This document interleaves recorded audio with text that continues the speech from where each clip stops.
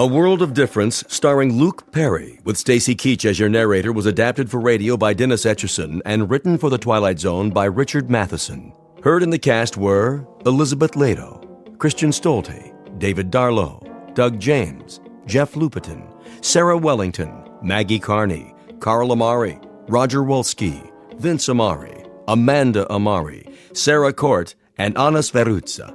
To learn more about the Twilight Zone radio dramas and to obtain audio cassettes and CDs of these programs, visit our website at twilightzoneradio.com.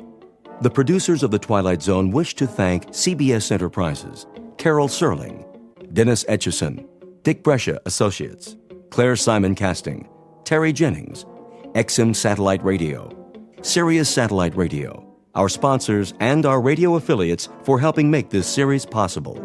This copyrighted radio series is produced and directed by Carl Amari and Roger Wolski for Falcon Picture Group. Doug James speaking.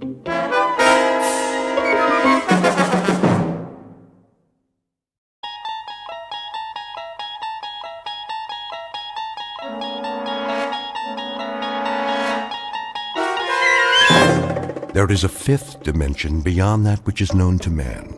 It is a dimension as vast as space and as timeless as infinity. It is the middle ground between light and shadow, and it lies between the pit of man's fears and the summit of his knowledge. This is the dimension of imagination. It is an area which we call the Twilight Zone.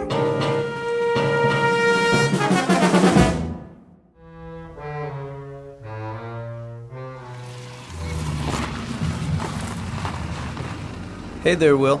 Morning, Mr. Reagan. Reagan? Yeah, that's a good one. Yeah, you want to open the gate? Yeah, I guess it is. A good one. Want to let me in on it?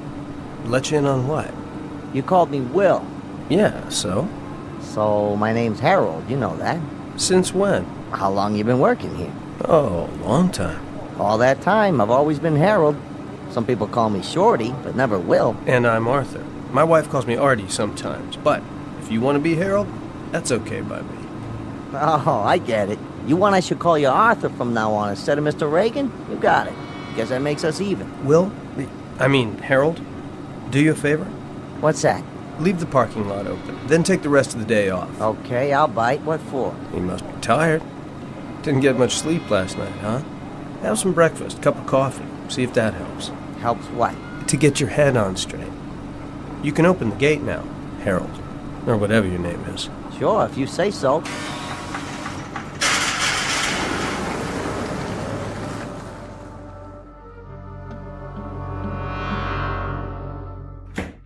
Morning, Sally. Oh, good morning, Mr. Curtis.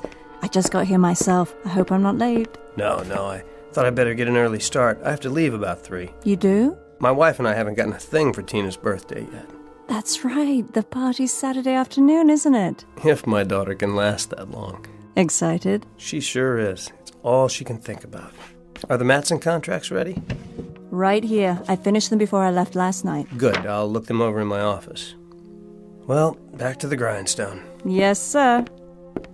Oh, I almost forgot. Would you call the airline for me? See if you can get those reservations changed from Monday to Saturday. Will do. Straining at the leash to get out of town? You bet. It's the first real vacation Marion and I have had in years. So I figure, why lose a whole weekend before starting out? I don't blame you. Saturday night, it's San Francisco. Here we come. Hold all calls for a few minutes, will you? I want to tell my wife. Certainly, sir. Hope her mother can take Tina after the party.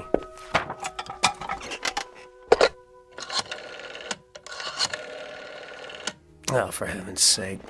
Sally! Sally! I can't get a dial tone! What's he doing? I don't know. This isn't in the script. Sally, I said... Who are you? What are all you people doing in... Cut! Where did Sally go? What happened to the wall and... I said cut. All right, everybody, take 5. Will somebody please tell me what is going on? Reality. The quality of being real or having an actual existence, a matter of interest to philosophers throughout the ages. The definition comes from the dictionary, and it directly concerns one Arthur Curtis, 36 years old and a successful businessman, or so he believes. Mr. Curtis is about to discover that the line between reality and unreality can be very thin indeed. In fact, under certain conditions, it may be less than thin. It may be invisible, at least in the Twilight Zone.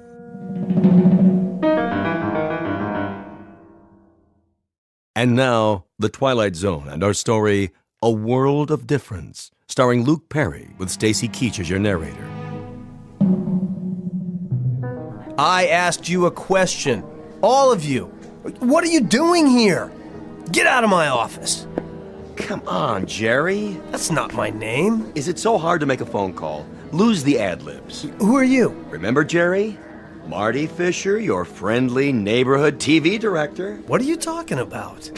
How soon they forget. Sally, what is all this? Something go wrong, Mr. Reagan? Why are you sitting there like that with your feet up? Take them off the desk at once. I thought we were on a break. We are. Why don't you go to your dressing room while I talk to Jerry? Sure, Marty. Call me when you're ready. Watch the cables, Miss Lawson. Of course I will, Kelly. You'd think I'd never been on a set before. What are all these lights for? I can hardly see. Pretty hard to shoot without him, Jerry. This isn't exactly verite. That camera, what's it for? Will somebody please tell me? I'm warning you, Jerry. Oh? And who do you think you are? That's funny. I was about to ask you the same thing. Why don't you wise up and cut the dramatics? Dramatics? They won't take much more of this. You're very close to the edge. The edge of what? I like that. You're really into it. What is it? The method? I don't think so. Not the method. Who'd you study with? Sandy Meisner? Right? No, wait a minute. Stella Adler. Well, I used to be at the Institute, too, and the first rule is don't break character. So, what do you say? Shall we take it again? I don't understand what you're saying. It's a gag, just a little gag. You know these New York actors. All right, get him some coffee. Kelly? Yeah? Coffee over here, please. Black. Coming right up. Okay, Jerry, let's forget about it. Get your scene done. The front office doesn't like it when they're over schedule. Over schedule? Not this show. Then let's try it again. Back to the set. Set? Listen, I went out on a limb for you. The whole agency did. What agency? Just do your lines. Are we ready here? We're ready. Now, Jerry. All right, one more time. You're going to call your wife, tell her to meet you at 3:15. How did you know that? Got all your lines down? Where's your script? What are you talking about? Easy, Jerry. Don't burn yourself out. Places, everyone. Break's over. Where am I? In your office. It's morning. You just got here. This can't be my office. It only looks like my office. The window isn't even real. What's he doing? The city outside. It's a painting. What is this, a joke? Jerry. What are you people watching me for? I don't know you. I don't know any of you. Don't let him get away. He's not going anywhere. He's not on his mark. Maybe you can shoot around him for a while. I don't want to shoot around him, Sam. We've got 7 pages to do before lunch. He'll come through, Marty. We never had any trouble with him before. What's he doing now? The scene, I told you. Get ready to follow him. Roll sound and action. Still dead. Cut! Where are you going, Jerry? Stop calling me that. It's not my name. Sure, if that's what you want. Is there another telephone in here? Sit down, Jerry. One that works? Jerry, if I have to phone Brinkley on this, you're dead. Do whatever you like. Just leave me alone. You don't look so good. How do you feel? I felt fine when I got here. Please sit down. What's that on your face? Sweat? Kelly! Yeah? Call for an ambulance and make it fast. Yes, sir. Shall I ask the front office to authorize it? Of course not. If they find out, there's no telling what they'd do. Suspend production, probably. Go on, go! Right away. Jerry, let's go to your dressing room. You can lie down. Where's the nearest telephone? Jerry, we're trying to help you. My name is Arthur Curtis. Take your hands off me. I'm getting out of here. Did you hear that? Arthur Curtis? Is this a real telephone? Looks like it. All right, everybody. 1 hour for lunch. Is it hooked up? Should be. The number. What's the number? Search me. Operator, number please. I don't know. I can't think. I'll connect you with information. Yes, please. Directory information. Hello. Would you give me the number of Arthur Curtis? 22437 Ventnor Road, Woodland Hills? Checking. On Ventnor. Ventner. I have no listing for a Curtis at that address. What? You must be mistaken. Jerry? Listen, it's my own home. I'm Arthur Curtis. I just can't remember the number at the moment. Will you... If it's an unlisted number... It's not an unlisted number. At least I don't think it is. Look, would you try again? I know there's a phone there. I'm sorry, sir. Jerry, put the phone down. You're wrong, operator. Connect me with your supervisor. Let's go to your dressing room. Listen, Give me the phone. what are you doing? You're not yourself. You're sick. Get your hands off me. I'm trying to help. Well, I don't need it. I'm getting out of here. Where are you going? Home. Jerry, somebody stop him.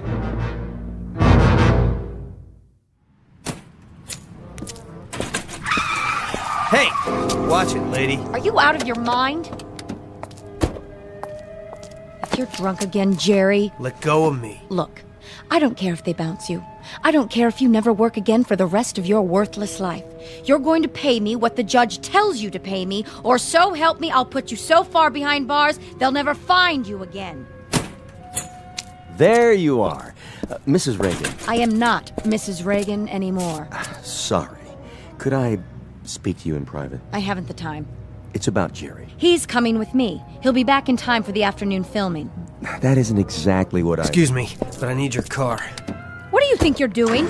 You're not driving. I've just called for an ambulance. Jerry's having a nervous breakdown. How convenient for him. Would you two get out of the way, please? I'm not joking, Mrs. Miss, from now on, If you won't move, slide over. I don't have time to argue. I said, Get in if you have to. I'm getting out of this place. you pig-headed. Better fasten your seatbelt. Slow down. Don't touch the wheel. I'll do more than touch it. I'm not going to let you crash this car. It's mine now. Get your hands off the brake. There. Now will you let me drive? I'm warning you. You're warning me? Give me those keys. Now. Stop! But please, whoever you are. I said I'll drive. If you want to kill yourself, you'll have to wait. First, I'm going to bleed you, Jerry. I'm going to bleed you dry. Every bank account, every residual. Now listen. I don't know who you think I am, but you're wrong. You're wrong. My name is Curtis. Arthur Curtis. And I don't have the slightest idea what you're talking about. Right now, I'm going to... Oh, cut the histrionics. If you think you can chisel your way out of pain with a cheap trick like this... I'm gonna turn the key again. And I'm driving to my home in Woodland Hills. Once we get there, you can have your car back. Do you understand? I told you to cut the act. No act. My name is Arthur Curtis. My wife's name is Marion. I have a daughter named Tina. And I live at 22437 Ventnor Road in Woodland Hills. I mean it, Jerry. My name is Arthur Curtis. My wife's name is... I said cut. Cut!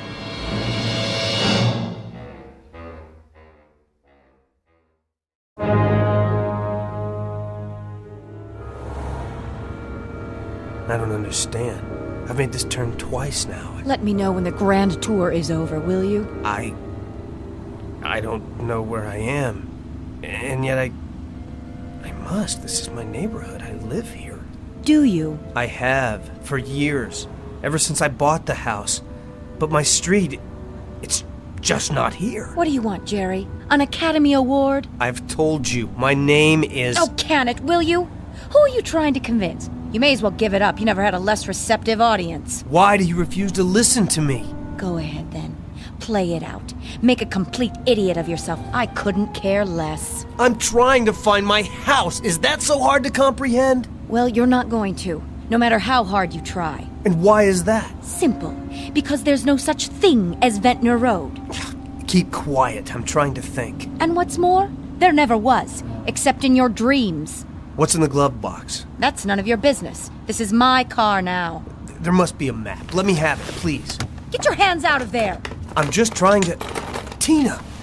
There she is! Who's Tina? My daughter! Another little secret you never told me about. When did that happen? See her? Skipping down the sidewalk? Oh, spare me. Hi, honey! Over here! It's Daddy! This is too much. You're going to get us both arrested. Tina, honey! Come here! I didn't have anything to do with this, remember that. Tina? Thank God. Leave me alone. But you're not Tina. Sorry, little girl, I thought... You scared me. You're a bad man. Get in. But that dress... I thought she was... I said get in. Or would you rather go to jail for attempted kidnapping? You should have let me drive in the first place. None of this would have happened.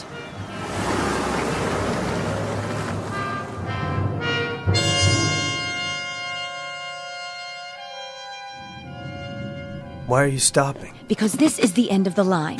Here? Oh, don't tell me you're going to play surprised. But I've never seen this house before. You just won't quit, will you? That's Brinkley's car out front. What does he want? Who's Brinkley? Pound of flesh, probably. Well, he'll have to wait his turn. Coming? I can't stay here. I have to go. I said I'd get you back for the afternoon shooting. I mean, home. You are home. Who's home? Move it, Buster. Or would you rather sit out here? Fine with me. Suit yourself, but I promise you you'll regret it. Where are we? Come on inside. Fix yourself a drink. A little hair of the dog? Maybe that'll do it.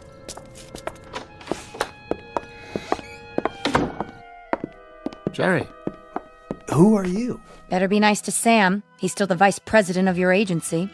Where have you been? I'm not sure. Did Sam call you? More than an hour ago. Said he'd left the studio, walked out. Stumbled is more like it. What's all this about? The studio? First things first, Jerry. Come into the study. Why? Nora, we need to do some damage control. We sure do.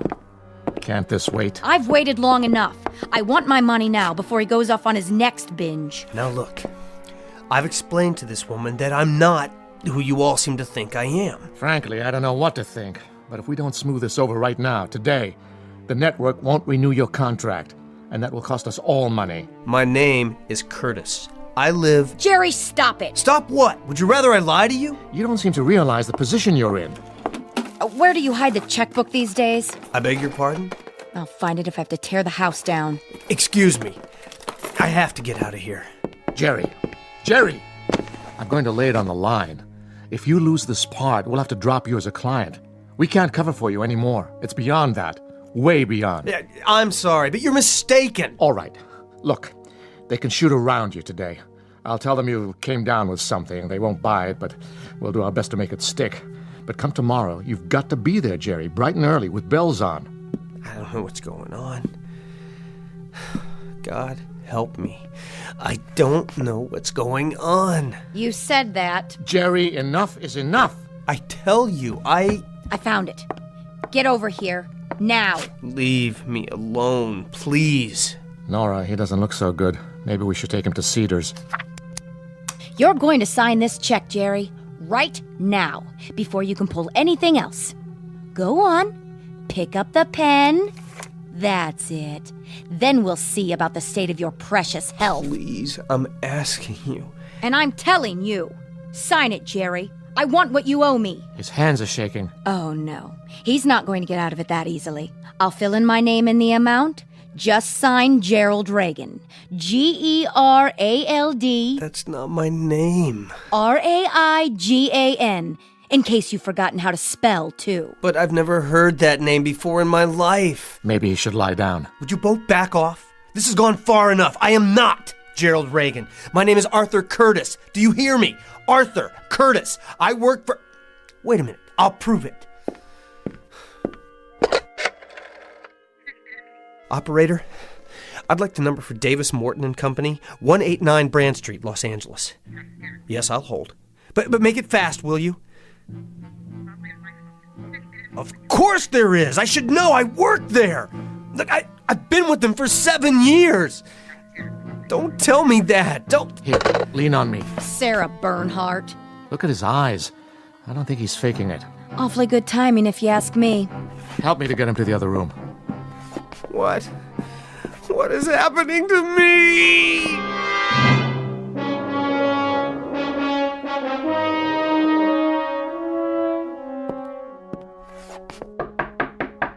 Jer?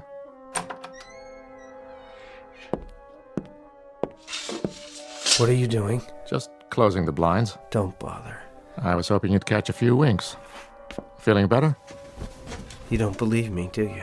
It doesn't matter what I believe. You've been overworked, trying to wrap the season. Must have been a terrible strain. The season. I take it that's supposed to mean something to me.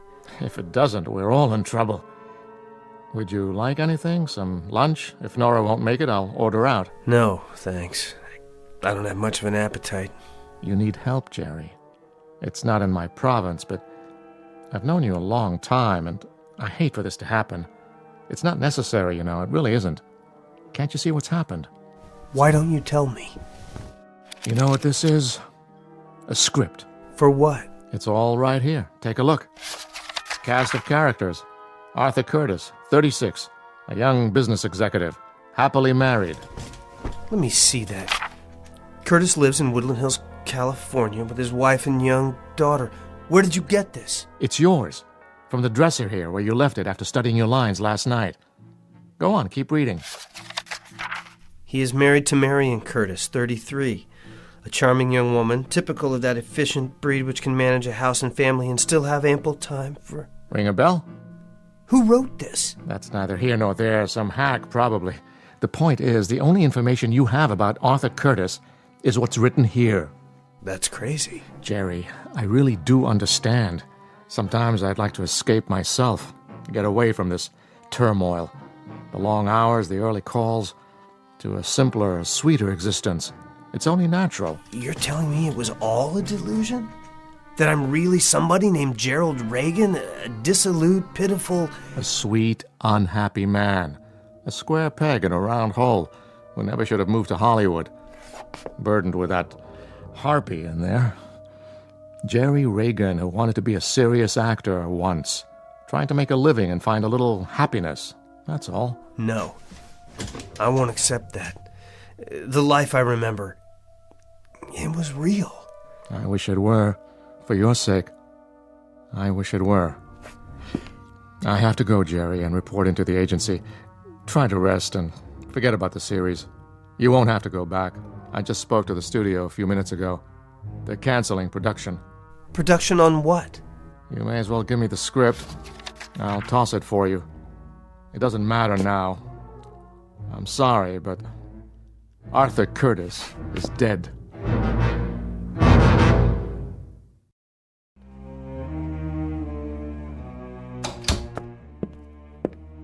Well, what's his story? I don't think it's a story. Not this time. All better? Or should I fix him some milk and cookies? He's had it. Withdrawn from the playing field. And I can't say I blame him. Go on, then. Get out of here. I'll whip him into shape. If he thinks a little breakdown is going to let him off the hook. Wait! Jerry!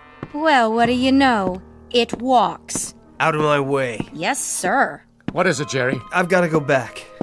I told you it's too late for that. It's finished. No, I've got to get back to my office. If you mean the set, they're probably tearing it down already. And as far as I'm concerned... But they mustn't. Don't you see?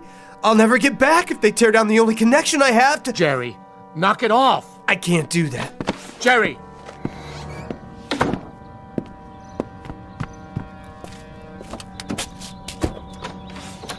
Careful, Jerry, that's my car!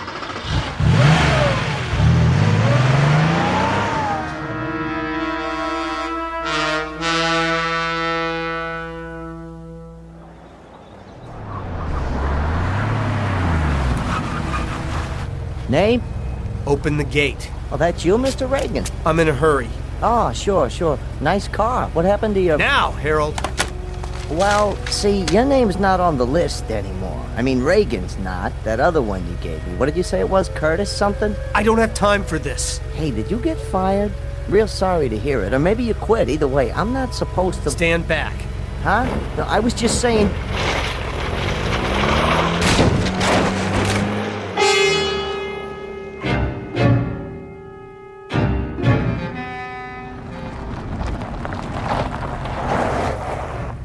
What in the... Hey! You can't do that! Put that down! What do you think you're doing? What'd you say? Watch your feet. That's my sofa! Yeah? Where are you taking it? Back to props. You can't. Yeah? I got a work order right here to strike the set. You mean my office? Which office? The low building with the rose bushes. 189. Nah, this is from stage 23. Which way is that? It's over there. Hang a right at the commissary.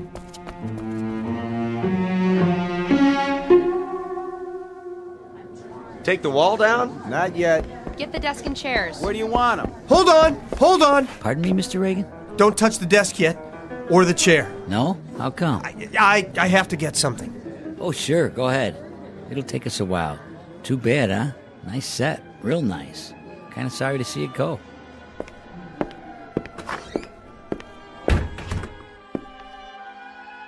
Sally? Are you still here? No matter. I don't know where to start. There must be a way. There has to be. Mr. Reagan? Who? It's Kelly. I thought I saw you come in. What happened to my books? Books? Oh, sent back to props by now. And my papers?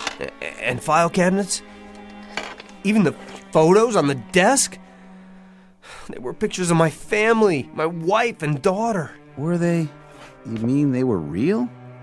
Give me a few minutes. Maybe I can track them down. Do they have to do this? I'm afraid so. The studio needs the space. A career. A whole life packed up while you're out and shipped off to God knows where. I had no idea. I thought it would last. Nothing lasts in this town. You know that.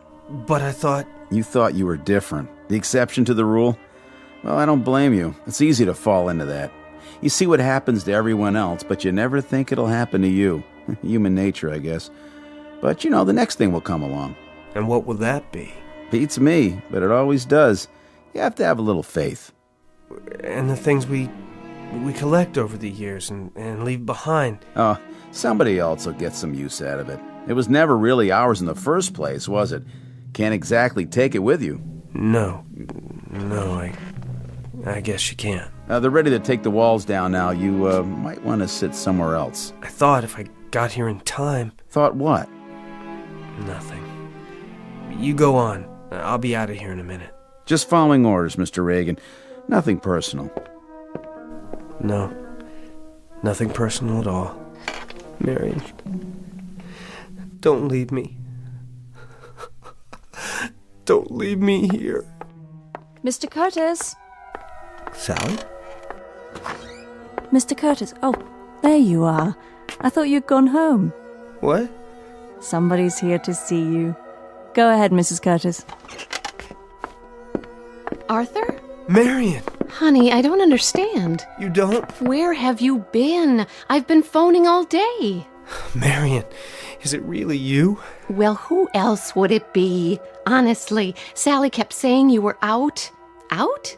What does that mean? She couldn't imagine where you'd gone. She didn't see you leave.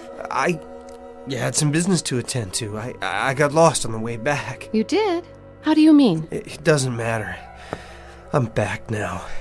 Oh, just let me sit down for a second. These new shoes are... Why, where's your sofa? I won't need it anymore.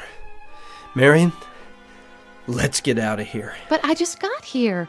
I didn't think you'd mind. I thought you might want to have dinner on the way home. That sounds wonderful. Oh, and I wanted to tell you, I got something for Tina's party. That doll she's so crazy about. Now, Marion, let's go right now. Artie, are you all right? Yes, I am now. You're looking a little tired. A hard day? Very. Where were you? It's a long story. Mr. Curtis. Sally? What is the matter with you, dear? You look as if you've seen a ghost. Leaving now? Did you make that call to the airlines? Yes, sir. They sent the tickets over this afternoon. I have them right here. Let me see. Plane tickets for our trip? Are they all right? Yes, they're perfect. Ready to strike the office. Get those lamps and tables out of there. Okay. Honey, you look so peculiar. Is something the matter? Can you hear that? Hear what? Over here, boys. Please, Marion, let's go on our vacation right away. Let's not wait. What is wrong with you? Nothing, sweetheart. Just let me hold you. I don't want to lose you. Not much chance of that. Oh, Artie, I've never seen you like this. We'll take Tina to your mother's and go right to the airport. But I'm not packed. We'll pick up what we need when we get there. Oh, Marion, it's very, very important. Well, if it matters that much to you, I suppose... Then let's go, now.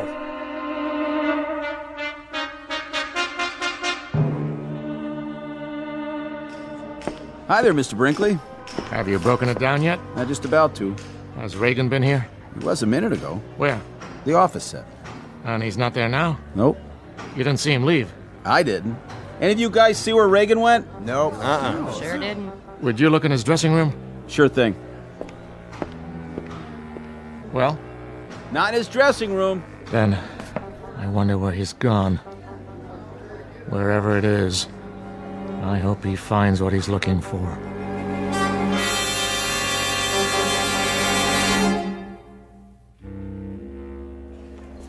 Flight 23 departing at Gate 5. Last call, Flight 23 to San Francisco.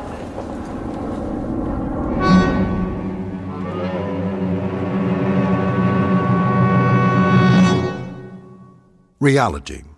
The quality of being real or having an actual experience. Words of definition from a book we call the dictionary. Words that fail to recognize man's gift for creating realities of his own. Realities perhaps beyond the measurement of science, and yet actual in their own right. Realities existing in that vast and timeless middle ground between light and shadow, the dimension of imagination, also known as the Twilight Zone. More from the Twilight Zone after this. You are about to enter another dimension, a dimension not only of sight and sound, but of mind, a journey into a wondrous land of imagination. Next stop, the Twilight Zone. Hi, this is Stacy Keach. I'd like to take a moment to tell you about our Twilight Zone website at twilightzoneradio.com. At twilightzoneradio.com, you'll find the latest information on these Twilight Zone radio dramas, including behind-the-scenes photographs, plus the newest product releases, trivia contests, ways to contact us, other Twilight Zone-related info and merchandise, plus links to other fascinating websites. So make your next stop twilightzoneradio.com. Visit twilightzoneradio.com to purchase these Twilight Zone radio dramas on cassette and CD, or call toll-free 1-866-989-ZONE. That's 1-866-989-9663.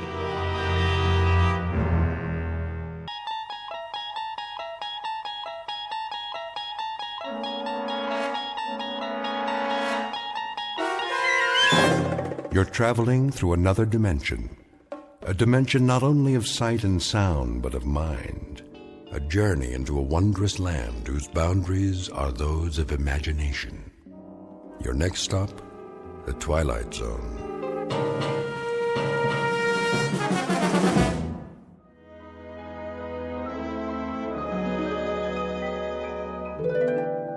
All right, ladies and gentlemen, let's begin with the field reports. Who wants to go first? I will, sir. Proceed. I don't want to spend all eternity on this.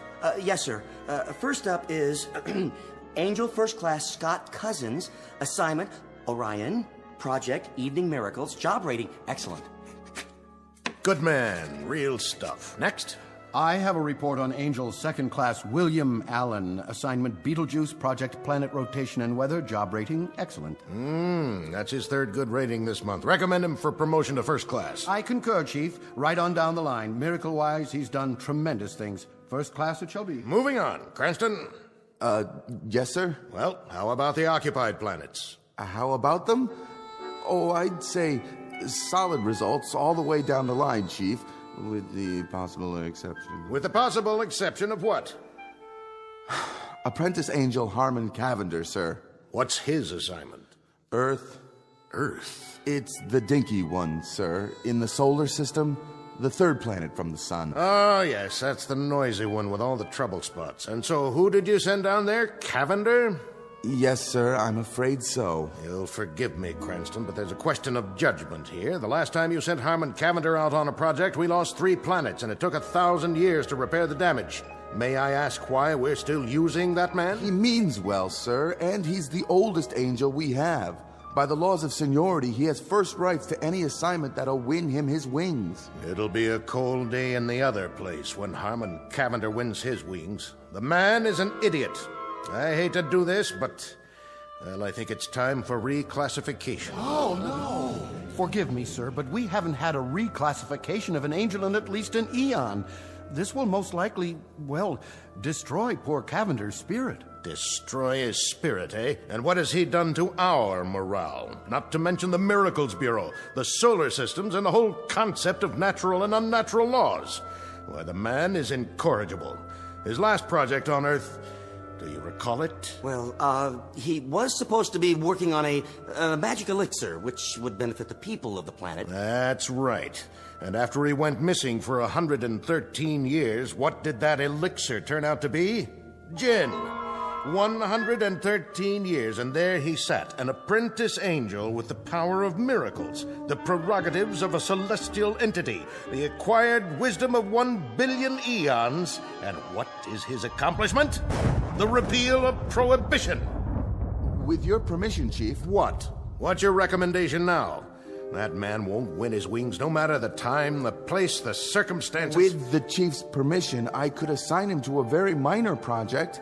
I mean, put him on an individual case, a relatively unimportant one. Like what? One of the Class D problems. You know, Chief, as we've done on occasion.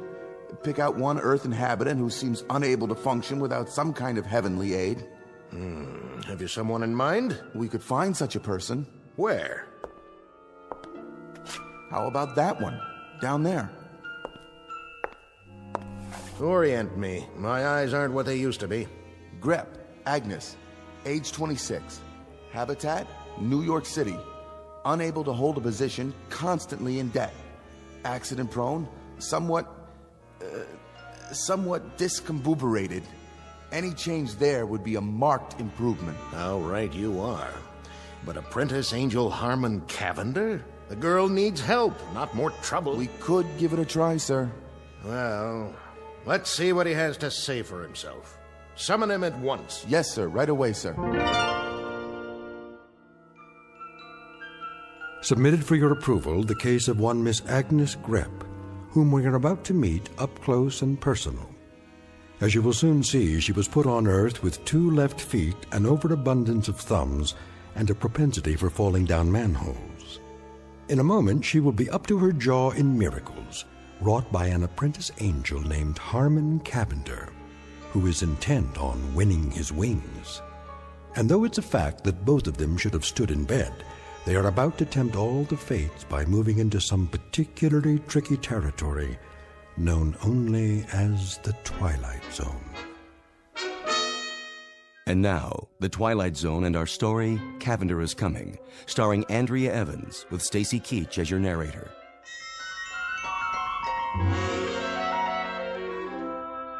Excuse me. Yes? Is this the 3rd Celestial Division? Yes, sir. Angel Placement Bureau? That's correct. Do you have an appointment?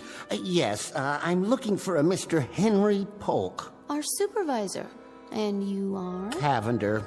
Harmon Cavender. Ah, yes. We've been expecting you. Go right in. Thank you.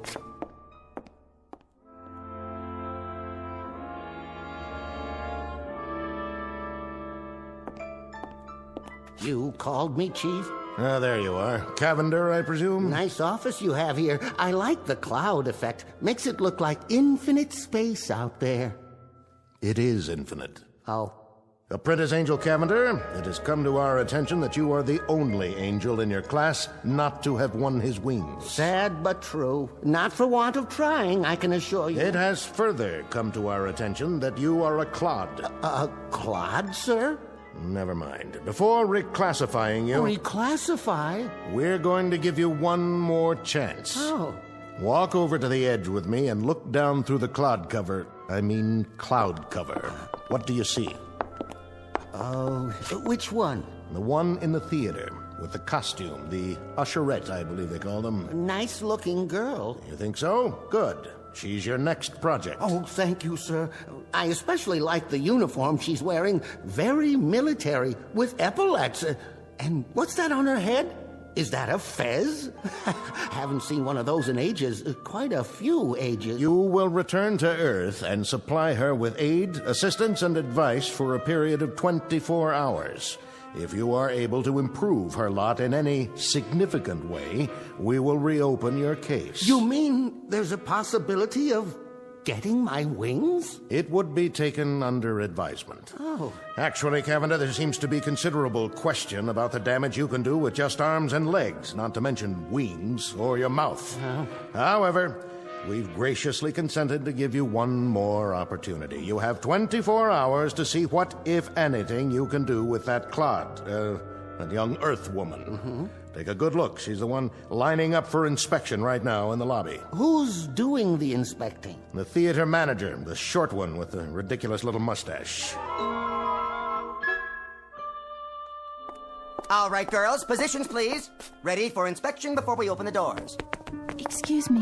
End of the line. Can I get in here? This is my position. Pardon me. Inspection. Left lapel wrinkled. Sorry, sir. Lipstick crooked. I'll fix it. And you. Yes, Mr. Stout? Stand up. No slumping. Eyes straight ahead.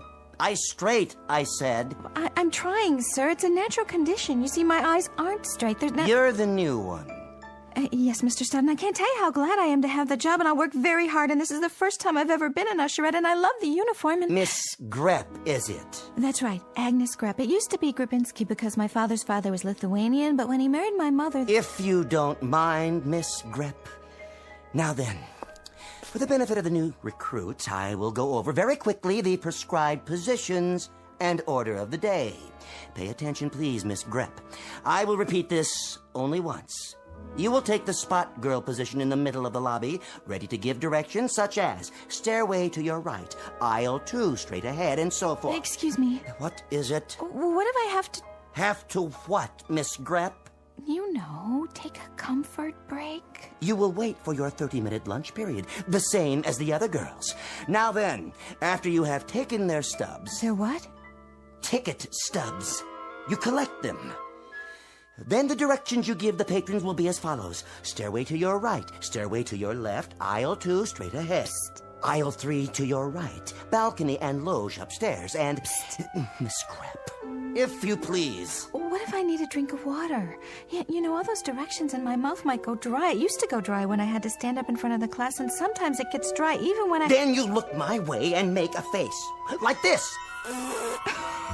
Mr. Stout, you look like a fish, doesn't he? Isn't it cute the way he does his mouth like that? The doors are opening for the first performance of the day. Take your positions. Hup, hup. Yes, sir. I'll work the candy counter, sir. I'm in the loges. Where's my flashlight? Spot. Miss Grepp, take your spot. Oh, don't worry about me, sir. I got it covered. Hello, dear. Hi. Can you tell us where to find the best seat? Give her your ticket first, Gertrude. Oh, yes, of course. Here you are, dear. About those seats. Immediate lodging. 3 aisles straight up. I mean, in the balcony. Pardon? Oh, and I think there's some candy to your right, popcorn, and... Oh, God knows what else. Pardon me? Must have water. That man, ask him, but please. Oh, Mr. Manager, I think your usher here is having a fit. Any aisle, any seated, I'll just go. What do we do with these tickets, Is there some problem? No problem. A regular fit. Fit?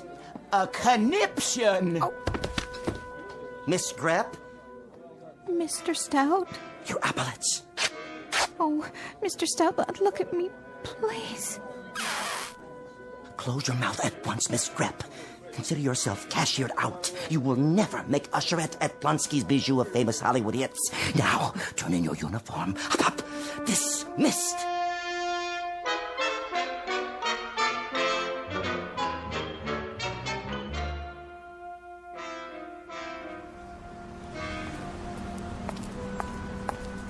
Oh, well, that's showbiz.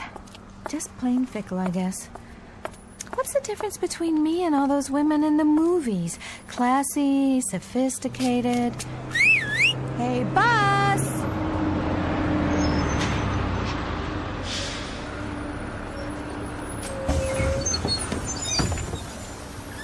You got a bus pass? Not as such. I wanted to get one, but then I thought if I did, I might lose it, and then I'd be out all that money, so I never got one, and now Put your quarters in the machine.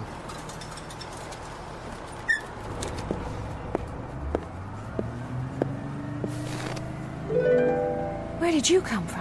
Don't panic, Miss Grep. Above all, don't panic.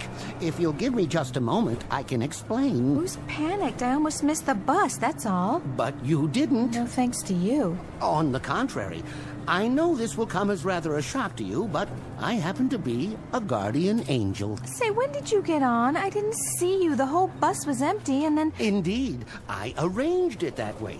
As I was saying... Did you pay? I don't have to pay. I'm an angel. Oh, yeah? Where are your wings, then? That's a long story. In point of fact, I've been given 24 hours to help you out in every way possible. This does not preclude the use of miracles. As I say, I know this is going to shock you, but I happen to be your angel. Mm-hmm. Don't worry about it. I daydream a lot myself. Last week, I daydreamed I was an astronaut. I made 111 orbits before Mr. Goldfarb fired me. Mr. Goldfarb? He ran the delicatessen where I was working.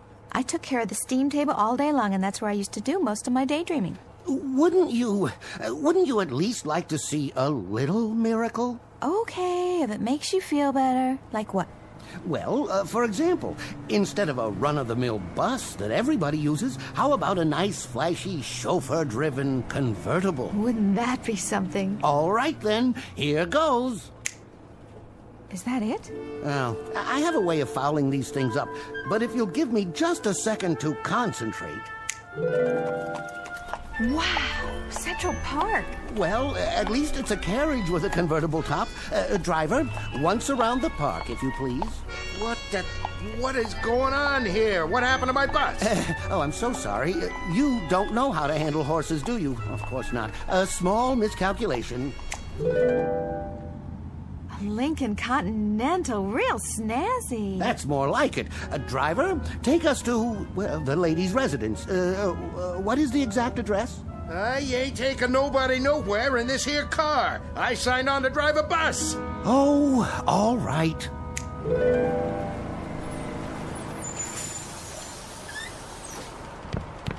From here on out, folks, you're on your own. When the supervisor comes to claim the bus, tell him I resigned. Well, Miss Grep, what have you got to say now? Excuse me? Well, where are you going? Where do you think? I'm going home. This is my stop. No, wait! Miss Grep, please, wait!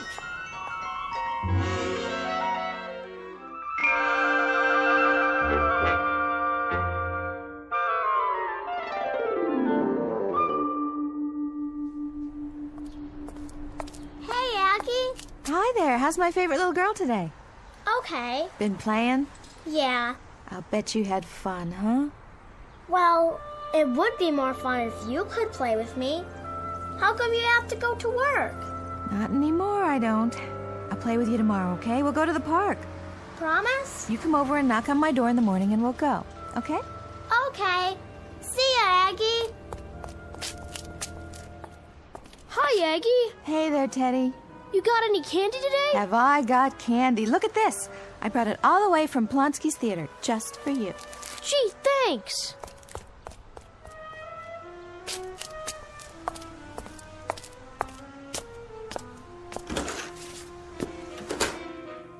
Aggie, can I ask you a question? Sure, Wanda. What is it? When you make potato pancakes, is it 3/4 of a cup of flour and a half an onion, or a half a cup of flour and 3/4 of an onion? I think it depends on how much you're making. I mean, if you make potato pancakes for 4, it's 1 cup of flour, or is it 1 onion? No, wait a minute. No, maybe it's 1 egg and half an onion. How's the job, Aggie? Hi, Joe. You mean, how was it? Oh, Aggie, you didn't go lose another one, did you? Yep, I went and lost another one, all on my own. Which one was this again? Plonsky's Bijou downtown. I flunked close order drill. Listen to me, don't you worry about it none. You'll get another job, but fast. Nice person like you. Aggie. Why, what's the matter, sweetie? I broke my cookie. Oh, sweet baby. Aunt Aggie has a cookie for you. Here. You like it, huh? Mm-hmm. Aunt Aggie's gotta go now, but I'll give you another cookie later. Would you like that? Be careful now. Don't drop it.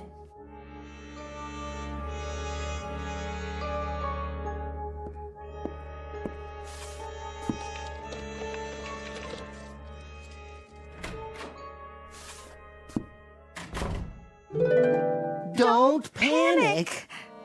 Oh, I know. Say, I thought I left you back there. Perish the thought. How did you get in my apartment? It was locked. As I told you, I'll be with you for 24 hours. 23 hours and 31 minutes, to be exact. Don't you ever give up? How could I? I'm here to change your life, Miss Grep. Interesting place you've got here. I like it. Oh, I do too. Particularly the stuffed animals and the Cupid dolls. Been collecting them for some time, haven't you? If you'll excuse me, I have got to take these shoes off. My feet are killing me. Let's get down to business, shall we? What kind of business? In a case like this, I usually examine the most pressing problems and then formulate a plan to alleviate them. Me too. Only whenever I make a plan, something always happens. You know, like a fly in the ointment. Is that an expression? Oh, my mother used to say that. Whenever my father made plans, like the time he went into business raising rock Cornish game hens, it was a great plan, let me tell you. I think the way to attack this employment problem of Would yours... you like something to drink? Oh, yes. That is, no, I really shouldn't. As I was saying... Tea or coffee? You look like a tea man to me. I think I've got some tea bags somewhere. Don't trouble yourself. How about a beer? Oh, no. No. Now, why don't we fix it so that you're independently wealthy and don't even need employment? Wine? What kind? I've got some sherry. I don't think so. Now, my dear young lady, we are discussing the alteration of your entire future. For the moment, we can dispense with the convivialities and proceed directly to... Yes? You wouldn't happen to have any gin, would you, by any chance? Just lying around, going to waste? Afraid not. Oh. Oh, but I could run down to Mrs. Riente's apartment. Her husband makes it. Well, sort of. You see, he starts with, what do you call it, neutral grain spirits, and then he adds these sloe gin berries and then... No, thank you. I've had that kind. Manufactured in a bathtub, as I recall. But back to business. First off, you can't live here. Why not? Something wrong with this place? Well, not at all, but it wouldn't fit in with your new lifestyle. I happen to know that there is a penthouse available right now at the Savoy Arms. Where's that? Park Avenue and 58th. A penthouse? And how would I pay for it on my salary, even if I had a salary? My dear, there are all sorts of ways. Hey, Buster, I am not that kind of girl. Dear lady, I have no doubt. But please try to grasp the situation. As of this moment, you are independently wealthy. Now, why would you say a thing like that? Watch this. Nothing up my sleeve. Where did that come from? Look closely. This is an absolutely genuine statement from the New York National Bank, savings account number 66103, in the name of Miss Agnes Grep. You think maybe there's another Agnes Grep? I seriously doubt it. The total balance in liquid assets is... but perhaps you should read the figure for yourself. I like to use odd numbers, by the way. An aesthetic preference on my part, more pleasing to the eye, don't you agree? I think you like to use too many zeros, too, don't you? Perhaps you should sit down. Now, on to social activities. I go bowling on Thursdays. Bowling schmoling. That's okay for pin setters, not for a Park Avenue debutante. Who's a debutante? Look around. I think you'll get my drift. If I do say so myself, I'm getting pretty good at this. Look at the way they're all dressed. Tuxes and evening gowns, and me with these ratty clothes. Oh, oops. There, I hope you like the color. A perfectly charming party, Agnes, my dear. And you, ravishing, absolutely ravishing. Thank you very much, I guess. Anthony Chumley builds and operates ocean liners. The young lady is Miss Darlene Carruthers Morgan Jones. Her father is president of the bank where your money is. My dear, you are exquisite, enchanting, delightful. Hey, don't wear out the hand, okay? I intend to notify the society editor at the Times that this was the high point of the season. Absolument, the peak. What an image you are. What a dream.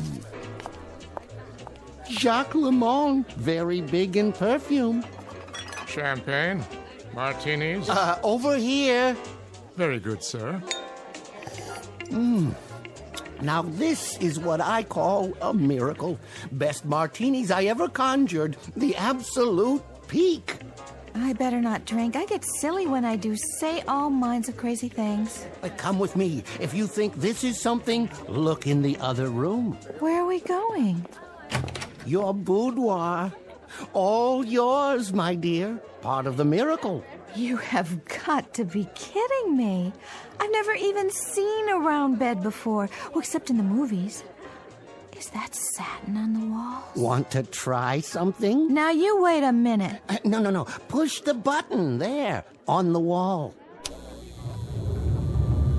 You mean there's a whole nother room full of clothes? That is your closet. No. It's bigger in my apartment. Oh, my darling Agnes, a perfectly stupendous party. I just told Wilfred that nobody in the world can throw a party like Agnes Grepp. You just ask him if I didn't say that. No one in the world, my dear. Wilfred, do you think you've had enough champagne? Wilfred, will you please not? Well? Well? It's a blast, isn't it? Yeah. Real crazy. Time to mingle with your constituents, Agnes. Go on, get out there. If you say so, Mr. Cavender. Guess I can give it a try. Oh, darling. Agnes, you simply must tell me who designed that dress. Come over here and meet my friends from the club.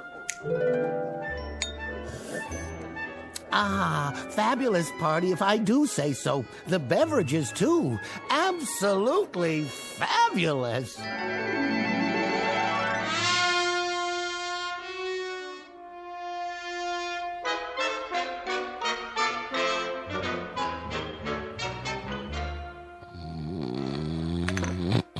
What?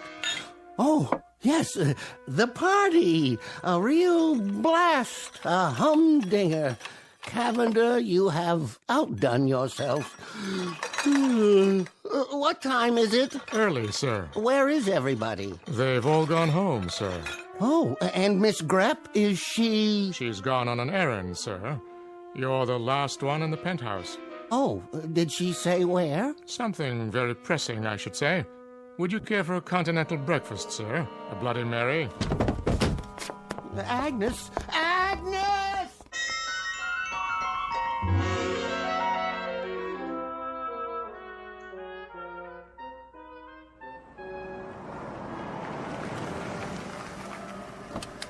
Wait here, driver. Yeah, miss. Are you sure? I'm sure. Can I help you? Hi, Wanda. Guess I was out pretty late last night. How are you this morning? Fine, miss. Anyone in particular you're looking for? Just my own bed, good old 13A. 13A's been rented. It has? To a nice couple. You a friend of theirs? Hi, Joe. Gonna get the morning paper, huh? Yeah, so? So I just thought I'd say hello. What's with the fur coat, sister? You slumming? Joe.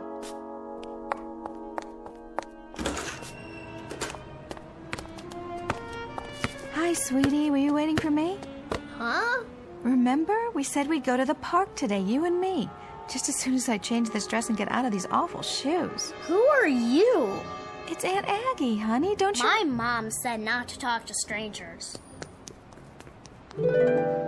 Oh, there you are. She doesn't know me. Of course not. And my apartment, it's been rented. Naturally. And my landlady didn't even recognize me. And you know what Joe, my neighbor, said? Miss Grepp, you can't have your cake and also eat it. That is, somebody's got to pay the fiddler, or something along those lines. What does that mean? Well, you know yourself. It's a kind of a give-and-take thing. Life, I mean. The whole philosophy of living. Well, what on earth did you expect? What do you want from me? Not much of anything, really. I didn't expect anything except... What? Friends, maybe. Excuse me. Hey, what do you say, Slugger? Aunt Aggie's back, and she got candy for you. She's got... What's that? That's not a candy bar. No, honey, it's not a candy bar. It's a bottle of perfume. Costs $100 an ounce. Big deal, huh? You know what? I wish it were a chocolate bar. Come on, Teddy, leave the lady alone. Come back up here. Mrs. Rienti? That's okay, it's me, Aggie. Come on back for your breakfast. I told you, don't bother the lady. Mrs. Rienti, it's Aggie. Don't let this sable coat throw you. Driver, take the lady back to the Savoy Arms. Yes, sir. No, not the Savoy Arms. How's that? No more Park Avenue and 58th. I don't want to go back there. I want to stay here. Why, I'll never win my wings now. I'll be drummed out. I'll be reclassified. Didn't we have a wonderful time? Don't you have everything you want? Mr. Cavender, you want to make me the happiest girl in the world? Then knock it off with the Park Avenue penthouse, the sable, the whole bit. I want it the way it was. The way it was? Unstable, unresolved, and unemployed? Disconnected, discombobulated, and behind in my rent. But that's for me. That and bowling, babysitting, and potato pancakes. How about it, Mr. Cavender? All right, Miss Grepp, but I think you're making an awful mistake. I tried. God knows I tried. Can you hear me up there? You can't take that away from me. What do you say, Egg?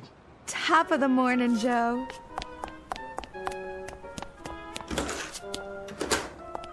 Aggie, on this potato pancake stuff, how many eggs? An even dozen, and I'll be down in a minute.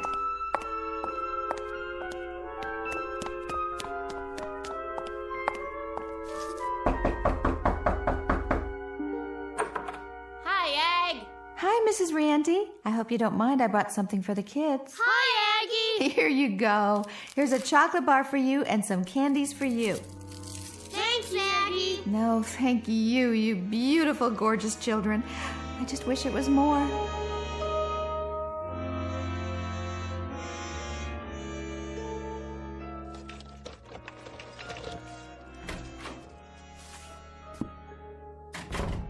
Mr. Cavender, can you hear me? Yes. Oh, I sure am glad you're here.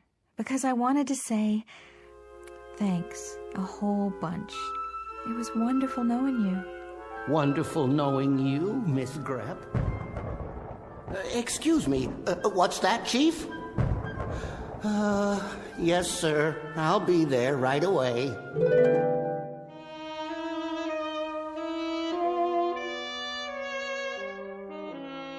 Cavender checking in, sir. I was just looking over the report we received on you. Conduct unbecoming an angel. Gin and tonic consumption. Gin fizz consumption. Gin on the rocks. Extra dry martinis. General inebriation. Need I go on? Cavender, you're a disgrace to the entire service. I'm sorry, sir. I truly am. I'm afraid you know what this means. Reclassification, sir. At least reclassification. I know it. I expected it. I hate to do this, Cavender. I really do. As a matter of fact, Hey, Chief, look at this. What?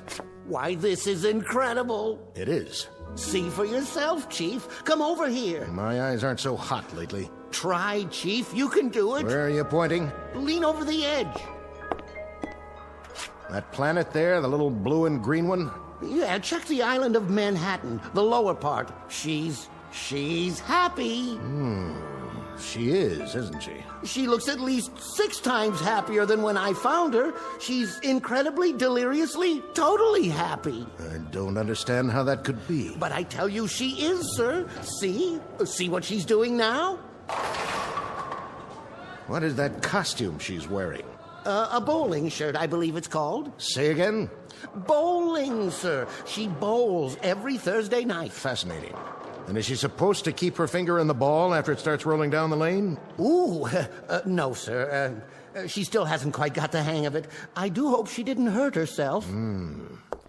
Well, Cavender, it seems I may have been premature in my judgment. Oh? After all, your assignment was to make her happy, and that's precisely the way she is now, so... Well, there seems to be very little left to do, except... Go on, sir. I'm all ears. I noticed. I think under the circumstances, Cavender, since you've done so very well with this subject... Yes? Well, it occurs to me that there are other deserving subjects down there who may require a little angelic assistance from time to time. Oh, definitely. No doubt. Each of them could be your personal project, so to speak. How would you like that? And... my wings, sir? We'll reopen that issue later on. But for the moment, we'll start a dossier on the people you'll be assigned to. In a strange way, I feel rather sorry for them. Cavender? Cavender, are you listening?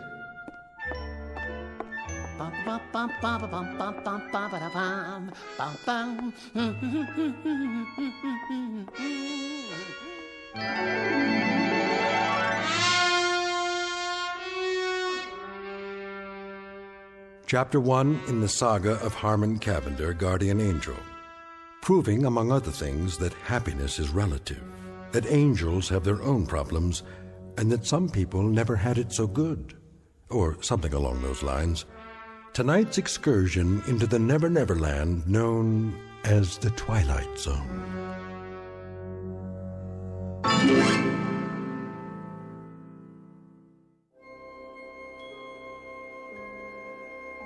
Hi, this is Carl Amari, producer of the Twilight Zone radio dramas. I'd like to take a moment to tell you about our official website at twilightzoneradio.com, where you'll get the latest news and information on these Twilight Zone radio dramas. Plus, at twilightzoneradio.com, you can digitally download 3 free episodes or any of our episodes for only $1.95 each. In this age of ever-changing technology, we've decided to make these episodes instantly available to you by making the Twilight Zone radio dramas a digital download-only series. This means that this series will no longer be offered on CD. The CD collections at our website are now being offered while supplies last at buy one, get one free. So be sure to get your favorites before they're sold out. Be sure to visit us often, and I'll see you in the zone.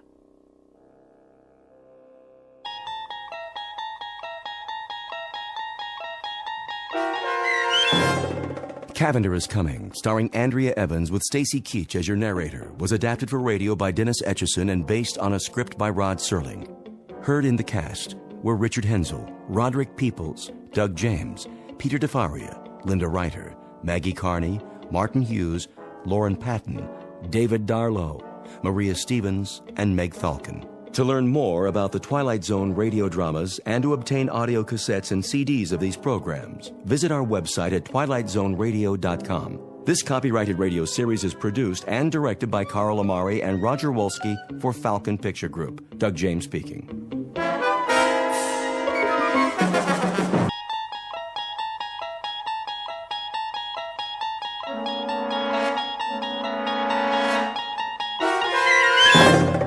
There is a 5th dimension beyond that which is known to man.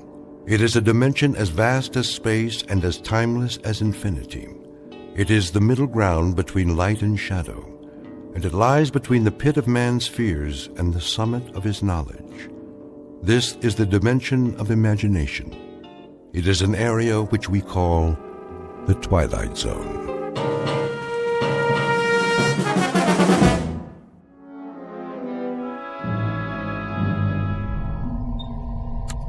T-1 minute. Count off. Pearson? Here, sir. Corey? Corey here, sir. Hudak? All strapped in, ready to go. Foster? Ready as I'll ever be, Captain. Nolan? Let's light the fuse and go. I second that motion, Captain. Take it easy, Pearson. This isn't a bottle rocket. We're gonna fly higher than anybody's ever flown before. Everyone clear on that? Clear, Captain. Loud and clear. Fire it up. Come on, I got a hot date. Let's get this show on the road. Something tells me we're gonna go on a long, long trip. Just do it. The suspense is killing me. Arrow 1. Come in, Arrow 1. This is Arrow 1. That you, Brandt? Affirmative, Captain Donlin. We read you loud and clear. Well, do we have a go? Weather's holding. Time for a system check. We already did that. Give it to us one more time. On your mark. Fuel supply. Fuel check. Computer presets. Computer check. Air supply and life support. Life support check. Flight plan trajectory. Flight plan check. Autopilot. Autopilot check. System coordinates. All systems check. Looking good, Captain. You've got to go. Crew, stand by. Hey, I changed my mind. I think my mother's calling me. I gotta go to the bathroom. Fire rockets. We have ignition. Cleared for takeoff, Arrow 1. Prepare for countdown. Ready for countdown. T-minus 15. Minus 14. Lock those seatbelts, boys. Hey, I forgot to bring my lunch. Where's my lucky rabbit's foot? Do they have TV in space? We're gonna miss a World Series. Minus 10. Take a deep breath, everybody. Minus 9. You want we should hyperventilate? Minus 8. Captain, I need a drink. Minus 7. No more chatter. Minus 6. Anybody bring a magazine? Minus 5. I gotta finish my crossword puzzle. Minus 4. Don't I get a last cigarette? Minus 3. Wait, I forgot to lock the door. Minus 2. Cut it, I said. Minus 1. Somebody tell my wife I love her. Aw, ain't that sweet? Blast off. Hang on. This is it.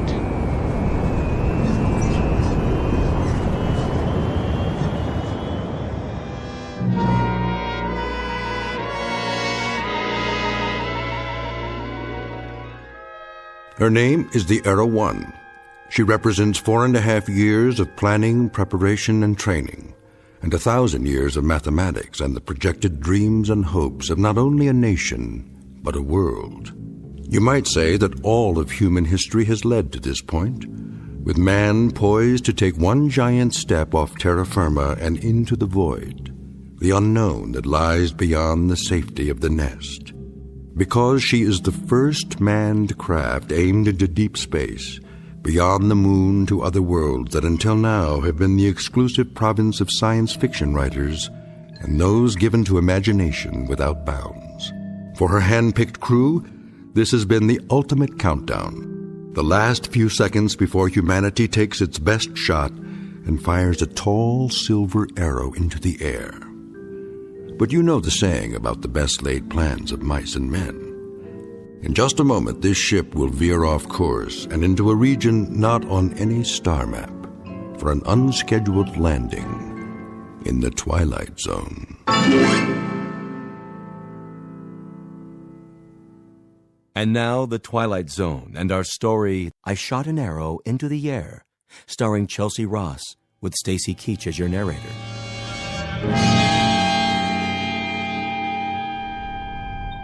All right, roll call. Sound off. Nolan here.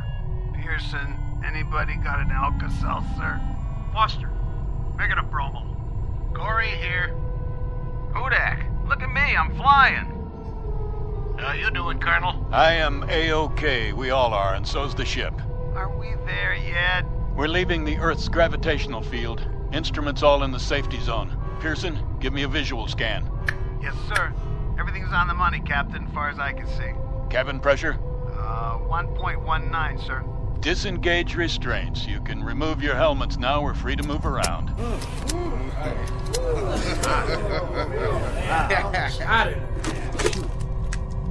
I feel more like I do now than I did when I got here. Nolan, switch on the view screen. There she is, Captain. Wow. Will you look at that? Is that talcum powder or stars? Never saw so many in my life. Quite a sight, huh? We're almost clear of the Earth's atmosphere. Where is the Earth, anyway? It's down there. Hey, question. Which way is up and which way is down? Watch the lower edge of the screen. It should come up any time now as our trajectory shifts. It'll be the blue one with clouds, about the size of a quarter from this far out, but we'll be able to see it. What are those blips? Where? The ones moving toward us. We've entered the asteroid belt. But don't worry, they're miles apart. The odds of hitting one are infinitesimal. Mission Control to Arrow 1. Come in, Arrow 1. Roger, Mission Control. It's a big high five, Captain. We've got you on the monitor, center screen, right on course. Just like a Sunday ride in the country.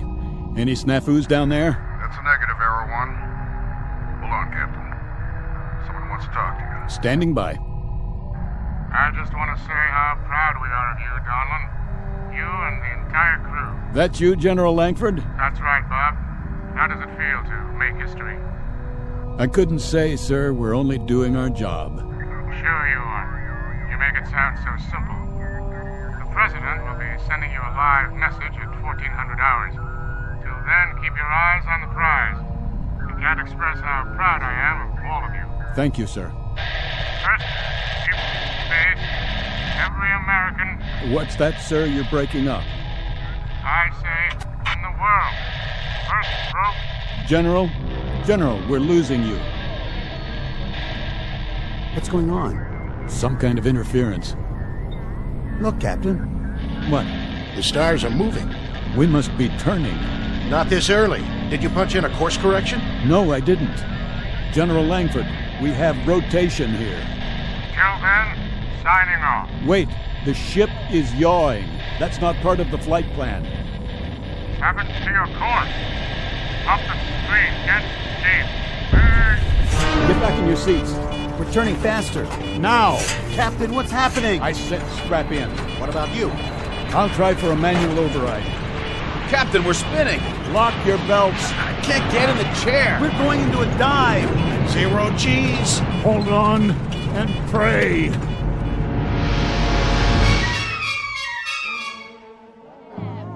Vector 19. Triangulate with Sydney, Australia, and South Africa. We have no signal. We've lost it. Well, what do you mean we've lost it? See for yourself, General. Good Lord, with 15 monitors going... We could have 15,000 monitors, but the situation would be the same. We've lost contact. Visual and radio? How is that possible? Don't ask me. She's off her vector path, clean off the radar screen. Just gone. Completely gone. When did you first lose contact? A few minutes ago. There was a short period of heavy interference. What kind of interference? Probably solar. Some kind of sunspot activity. We haven't been able to identify it yet. In any case, when it was over, the contact was broken. Couldn't a change in their course account for that? The course was preset. The captain wouldn't change it without notifying us. Bob Donlin's a solid officer. And even if he did change course, the automatic tracking system would have been activated. It would show up here on the board. So a ship with an 8-man crew just disappears like a puff of smoke. 1 minute she's there, the next minute she's gone. That's not the worst part. What do you mean? Until we regain contact, if we do, there's not a thing anybody can do for them. I shot an arrow into the air. It landed I know not where. What say, General? A nursery rhyme for the age of space. Gentlemen, wherever you are, may God help you. Contact the observatory. There's no readings. It's flat. She's gone.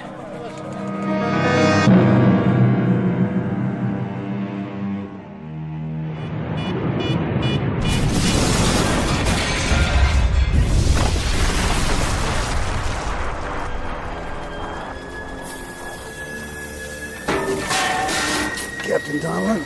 Go on, get out of here. I can't find my helmet. Forget your helmet. Go. My God, look at Grimes. Anderson. And Nolan. And Foster. Help me. It's Hudak. He's still alive. Here, take his legs. Now lift his head. What are you doing, Captain? Gotta drag the bodies out. But the fuel tanks are gonna blow. Hold on, we'll give you a hand. Somebody, please. Get him out, I said. That's an order.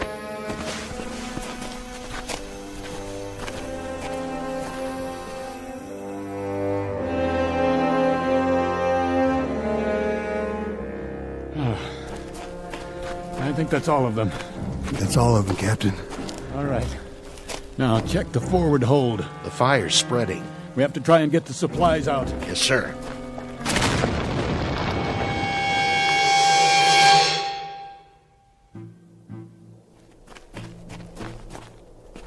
The others are all dead, sir. Except Hudak. How bad? He's still conscious. He keeps drifting in and out. We should have gotten the supplies out. We did the best we could. We should have done that first. We knew the ship might go up. So now, instead of food and water, we've got 4 dead men and another one dying. We didn't know they were dead, Corey. Well, knock it off, Pearson.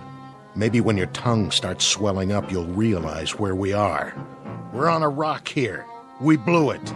We wasted all that time playing Undertaker instead of going in there and getting supplies. Let's cover them up. Pull something over their faces. Why bother? What's the point? You heard me. We'll take 15 or 20 minutes, and then we'll bury them. Yes, sir.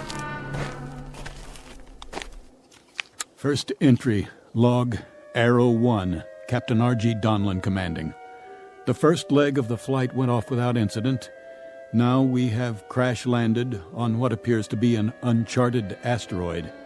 Cause of malfunction and ultimate crash, unknown.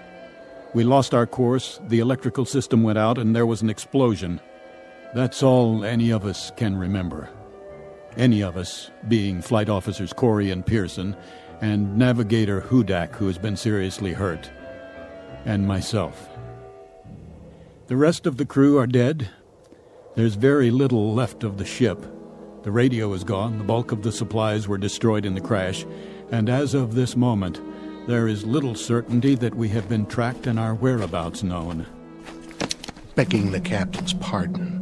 What do you think you're doing? This is no time to write your memoirs. Stand down. Listen to me, Corey.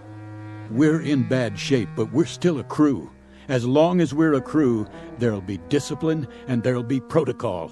And until I'm lying in a hole like the rest of those poor devils, we'll operate from the book. Got it? I got it. Now give me the recorder. Go over there by the rock and sit down. Continuing this log entry. Commander Donlin, it's hot, see? It's very hot. Thank you for the information, Corey. And that makes it hard to think. So if you're going to expend all that energy, use it to figure a way out of here. A way to get back home. A way to let them know where we are. Corey, you stay out of this. You heard him. Go over there and sit down. You've got a bad cut on your forehead. Make a bandage and tie something around it. Okay. Something's wrong with Corey, sir. The bump on his head or whatever it was, he's not acting right. He's not the one I'm worried about just now. Hudak? Hudak, can you hear me? Sir? How about some water? Water. Please, sir. Thank you. How much is there? 5-gallon can and whatever we've got on us. Then why waste it? He won't last through the day. You the consulting surgeon, Corey? I'm 1 man out of 3 who's going to need that water. And 5 gallons isn't going to last very long. If the situation were reversed, Corey, if that were you lying there, I'll give you good odds you wouldn't want to get written off, 5 gallons of water or no. He's going to die, Colonel. If he dies, Corey, but nobody gets behind to push. If he's thirsty, he gets water. If he's hot, we move him in the shade. And then if he goes, we'll give him a prayer or two. Right? If you say so. Pearson? Sir. There's a broken shovel near the packs. Let's dig the graves. I'll relieve you in 5 minutes, then Corey here will relieve me.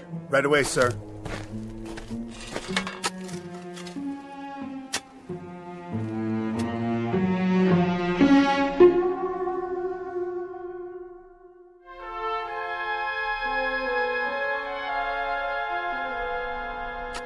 Captain?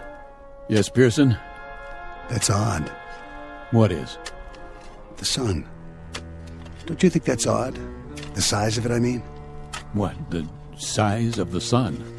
It's hardly any different than we knew it on Earth. Same kind of star and almost exactly the same distance.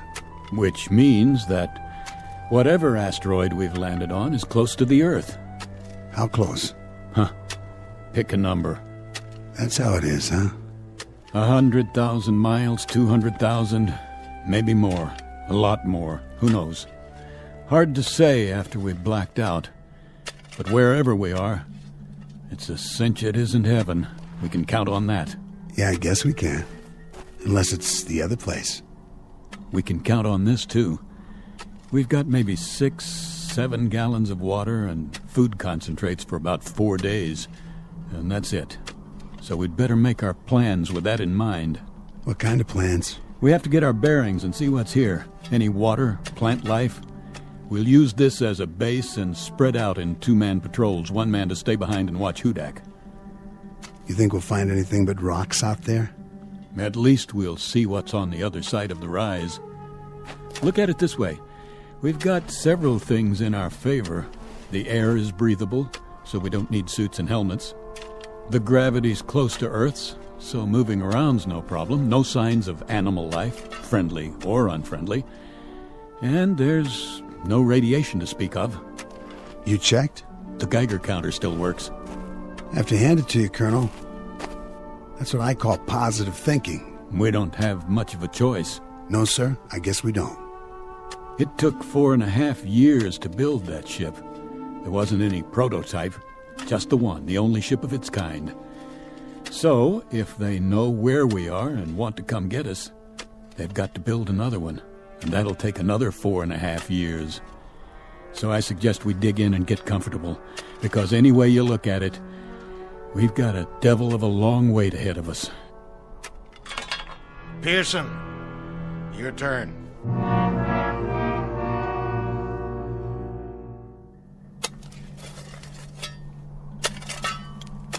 How's it going, Pearson?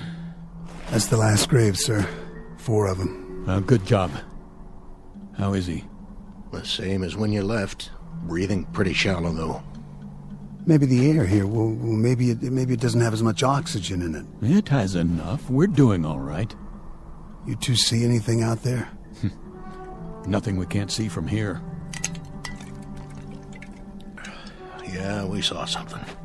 Sand and more sand. Rocks. And those scrubby hills over there. But not a single drop of water. This isn't an asteroid, it's an 8-ball. And hot, Pearson. Hot like nothing you've ever felt before. It'll be cooler at night, sir. I'll head south towards the mountains and take a look in that direction. If there is a night here. There has to be. The sun's moved down to the horizon. That you, Captain? Right here. What are you doing? Giving him his ration of water. Oh, no. Not this time. Corey, take your hand off my canteen. That's an order. Not this time, Colonel. What are you talking about? I want an even shake. I want a chance. You're alive, aren't you? That's a better shake than the men in those graves got. For now. But I want to stay alive. So don't give him any of my water. Your water? That's right. It's ours now. Stand down, Corey. You heard him. How are you doing, Hudak? Hot. So hot. Yeah. Here, take a sip of this. Let go of that. Get off me. I said leave it. Don't you ever raise your hand to me. I'm still the commanding officer here. Do you understand? Captain Donlan? What is it, Pearson? See for yourself, sir. I think he stopped breathing. You'll be pleased to hear, Corey, that he won't be drinking any more of your water. Pearson, get something to cover his face. Yes, sir. You died a long way from home, boy. A long, long way. Rest in peace. Wait till dark, and then we'll make some treks over the hills and down to the flats in all 4 directions. We better get to know it, because this is our home now, gentlemen. Such as it is. Corey, what are you doing? What does it look like? I'm taking his canteen off his belt. He can't use it. For the record, Corey, there's just 3 of us now. And the big problem is going to be staying alive. You hear me? The 3 of us! I'll carry the extra canteen. Something's wrong with you, Corey. I was gonna share it. Sure you were. Something's very wrong with you. Something happened to you when you hit your head in the crash. Okay, so you're not responsible for your actions anymore, but if I catch you filching just once, Corey... Let it go. This dirty little grave robbing... I said forget it. Yes, sir. Now, let's all find a place in the shade and sit tight. For how long? Till the sun goes down.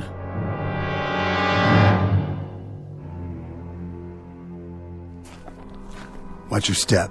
What's the difference? Can't see anything anyway. Use your flashlight. The batteries are going out. Turn it on and off in bursts. That way they'll last longer. No, this is nuts. We're killing ourselves. For what? You got a better idea? Sure. Pack it in right now and head back to camp. We're on recon, Corey. Captain's orders. Well, I gotta stop for a minute. Hey. Take it easy with that canteen. I'm thirsty. Well, so am I. Now listen to me.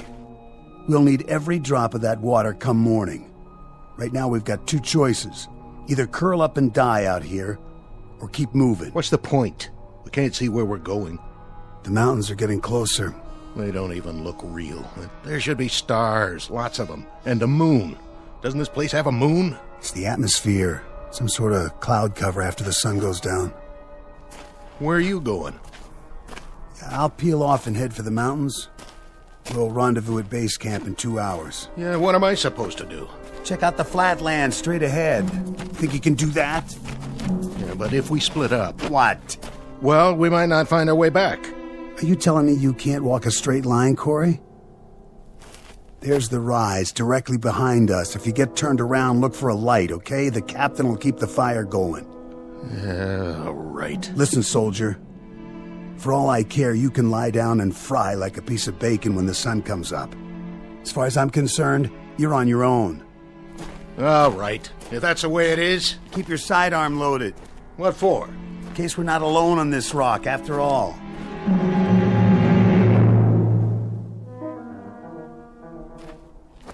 Corey?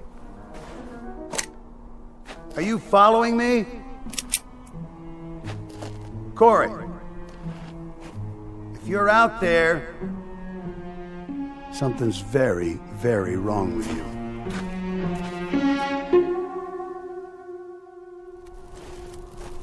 Pearson! Corey? Who's there? Identify yourself. What the...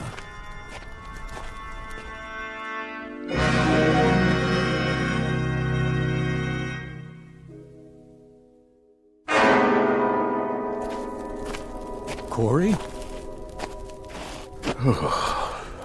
Hello, Captain. Well? I must have walked 12, 15 miles. Yes, and? Nothing. Not a thing. Sand flats. That's all there was. Just sand. One stretch after another. I thought I could get some kind of a fix from the stars, but it's overcast. I know. What about Pearson? What about him?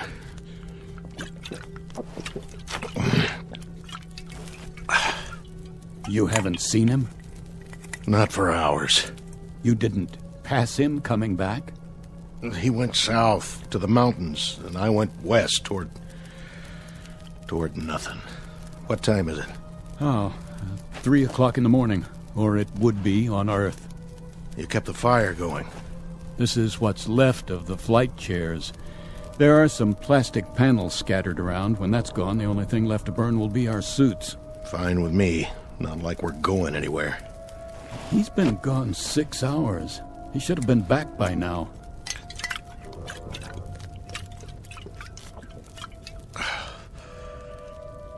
Corey? Yeah? You're sure you didn't see him or hear him? I already told you, Captain. We went in different directions. Was it hot out there, Corey? You know it. The sand doesn't cool off much at night. And that made you thirsty, didn't it? All the time. I guess I'm getting used to it.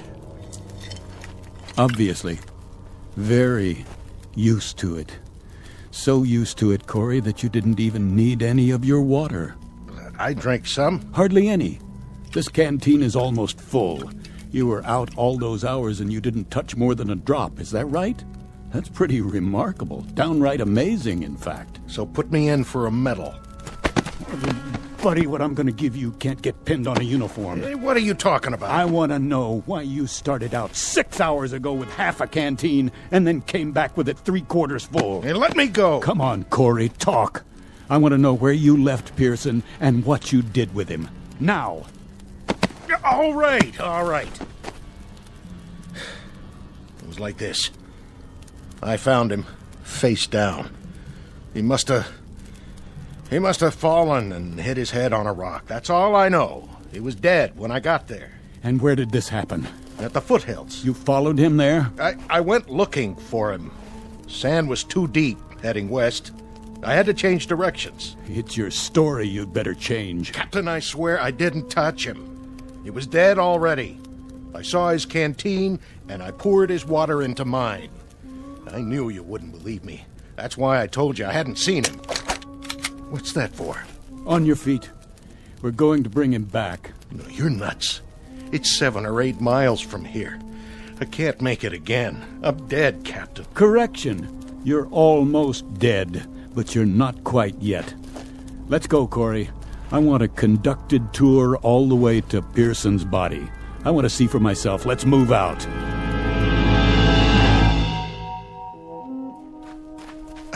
I don't see him. No, neither do I. But I'm sure this is the place. I'm sure this is where he was. But he's not here now, is he? Just these marks in the sand. Captain, look. He must have crawled away. I thought you said he was dead. I was wrong.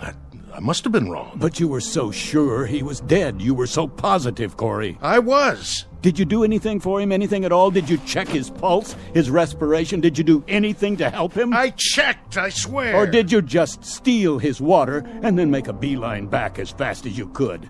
You must have been hit hard in the head, pal, real hard. It knocked more out than your senses. It turned you into an animal. Captain, please. I thought he was dead. I really did. But I was so thirsty. My tongue was swelling up. I swear on everything holy, my tongue was swelling up and I... Pearson! Pearson! It's Captain Donlan. Pearson, answer me! You can still see the tracks. It looks like he went that way. Pearson, I'm here. You're going to be all right, Pearson. I'm coming. Don't worry, Captain. I'm coming too.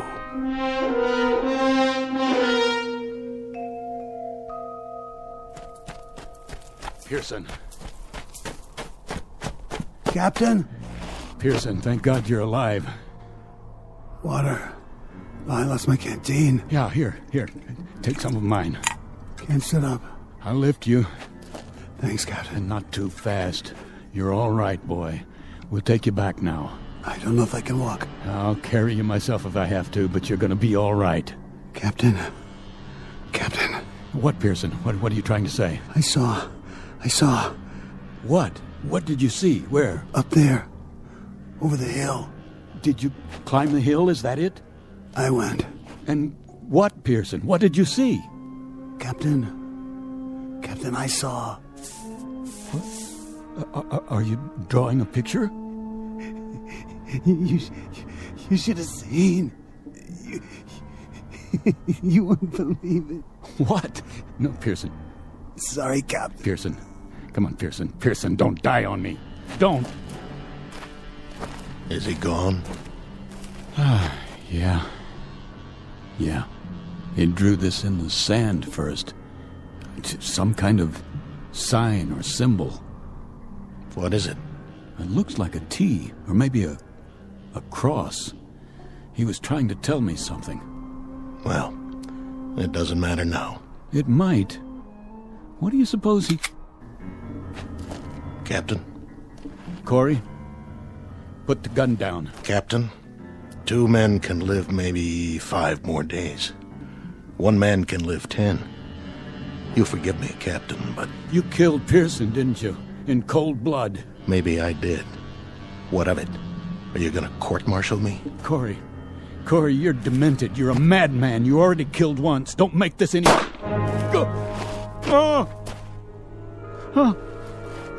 Corey, you murderer. Sorry, Captain. Real sorry. But in a situation like this, there's no choice.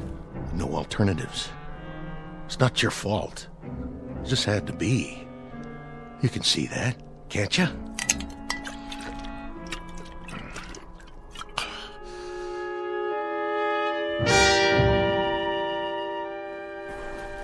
What? Morning. That blasted sun already. Gotta get a move on. Goodbye, Captain Donlin. Pearson. Now, what were you trying to say, Pearson? Lines in the sand. Something over the hill. Is that it? Well, I guess you got me thinking. I'll just have to check that one out one time.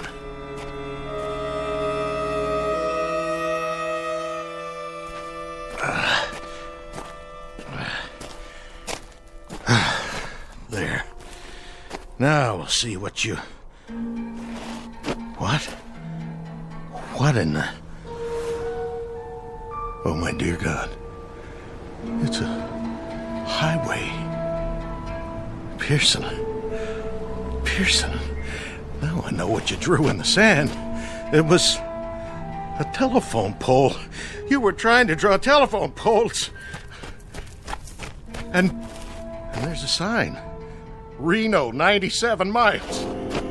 Captain Donlin, Pearson, all of them dead. Now I know what happened. I understand. We never left.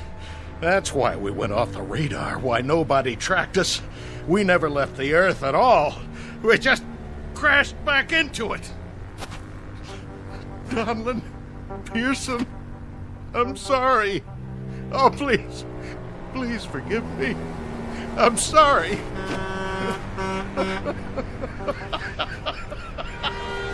Oh, stop! Please! Stop! Somebody! Anybody! Please! Stop!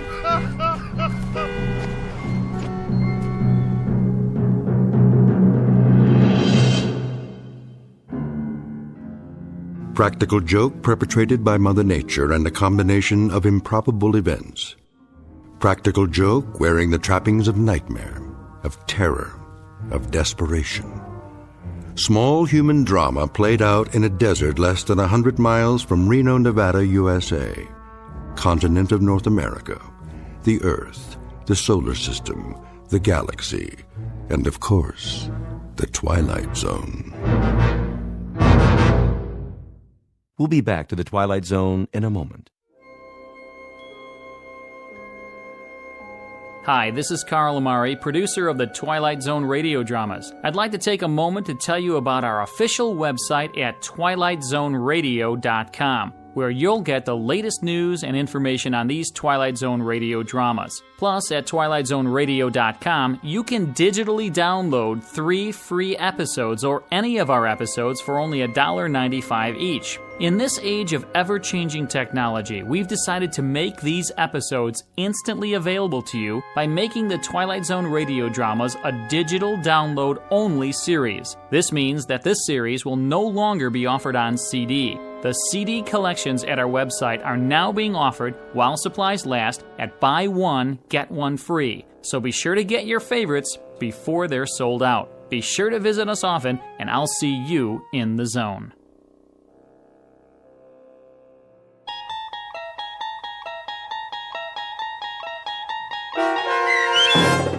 I Shot an Arrow into the Air, starring Chelsea Ross with Stacy Keach as your narrator, was adapted for radio by Dennis Etchison and based on a script by Rod Serling.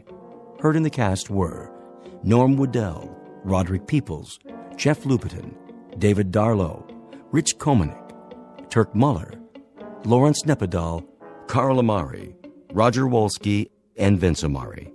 To learn more about the Twilight Zone radio dramas and to obtain audio cassettes and CDs of these programs, visit our website at twilightzoneradio.com. The producers of The Twilight Zone wish to thank CBS Enterprises, Carol Serling, Dennis Etchison, Dick Brescia Associates, Claire Simon Casting, Terry Jennings, XM Satellite Radio, Sirius Satellite Radio, our sponsors, and our radio affiliates for helping make this series possible. This copyrighted radio series is produced and directed by Carl Amari and Roger Wolski for Falcon Picture Group.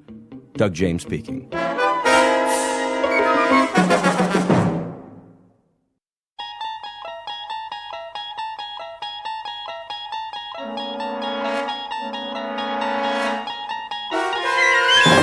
There is a fifth dimension beyond that which is known to man. It is a dimension as vast as space and as timeless as infinity. It is the middle ground between light and shadow, and it lies between the pit of man's fears and the summit of his knowledge. This is the dimension of imagination. It is an area which we call the Twilight Zone.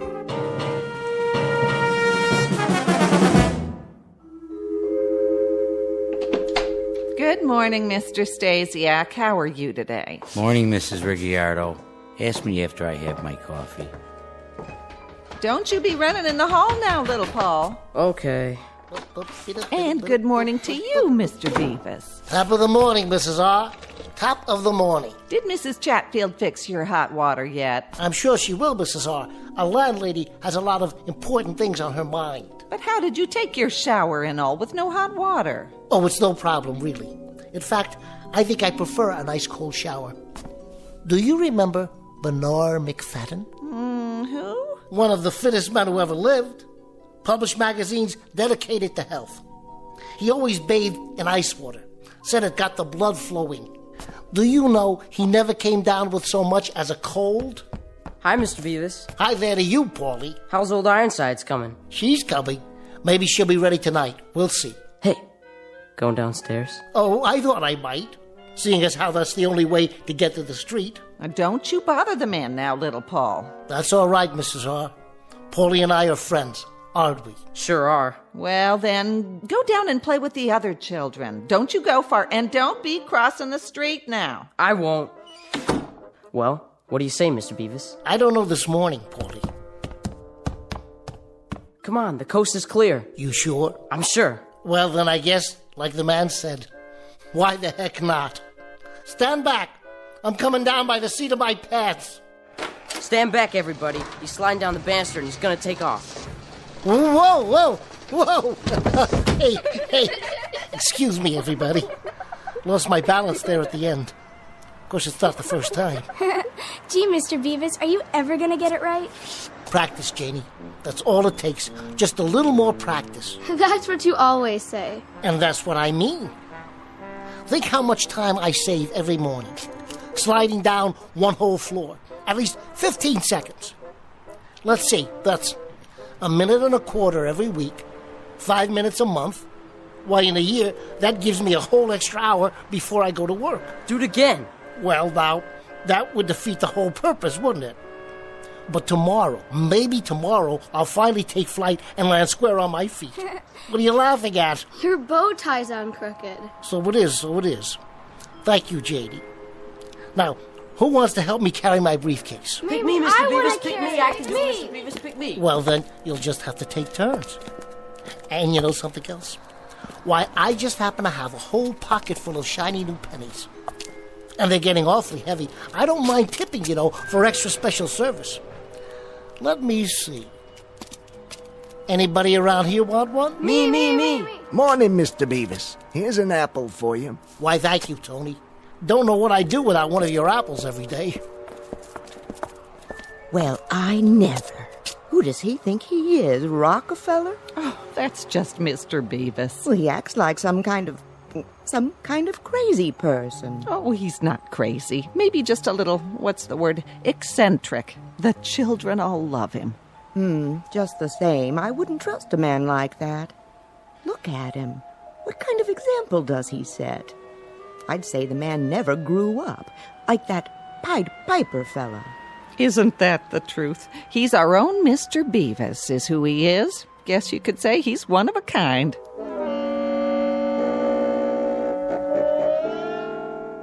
Species of the modern American male, or perhaps not so modern after all.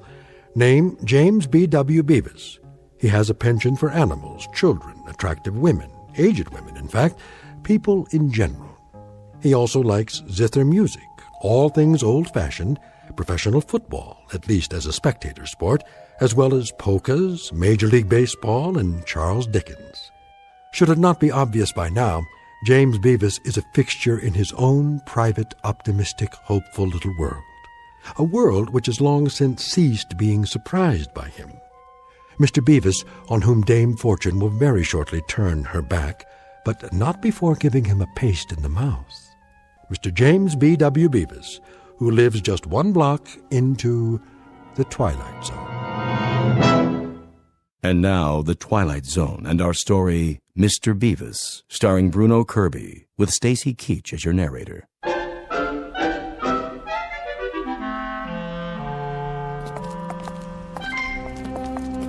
When you gonna get a new car, huh, Mr. Bevis? He don't want a new car. He likes this one. Sure do. This is a genuine antique. Original engine, factory paint job. The only thing I've ever changed is the tires. Funny how they still can't make tires that last as long as the car.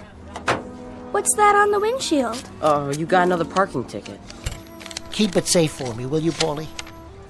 Put it in with the rest of the collection. Is it gonna start today, do you think? Cross your fingers it does. A bright new morning like this, we've always got hope, don't we?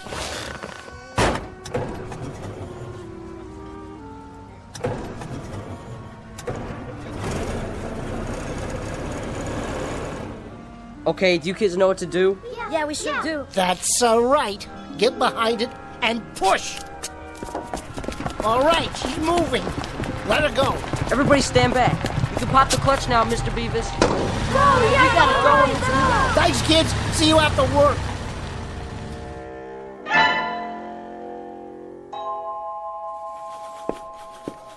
And whose desk is this? Mr. Bevis's, sir? Ah, I should have known. And where is our Mr. Bevis this morning? I'm sure I couldn't say, Mr. Peckinpah. Well, Margaret, when you do happen to see the gentleman who occupies this museum of junk, kindly tell him that I should like to see him personally. If and when he finally deigns to report for work, that is. Will you do that for me? Oh, yes, sir. I'll tell him. His desk sticks out like an infected thumb. Yes, sir. Amid this snowstorm of loose papers, I believe I make out a model ship, a gooseneck lamp, in the shape of an actual goose, mind you. Cute, isn't it? Cupid doll clock, nodding head dogs, toy kitten, yes, and unless I am mistaken, an actual stuffed ferret. I think it's a squirrel, sir. A veritable livestock exhibit. Perhaps I should rename this company Wild Kingdom.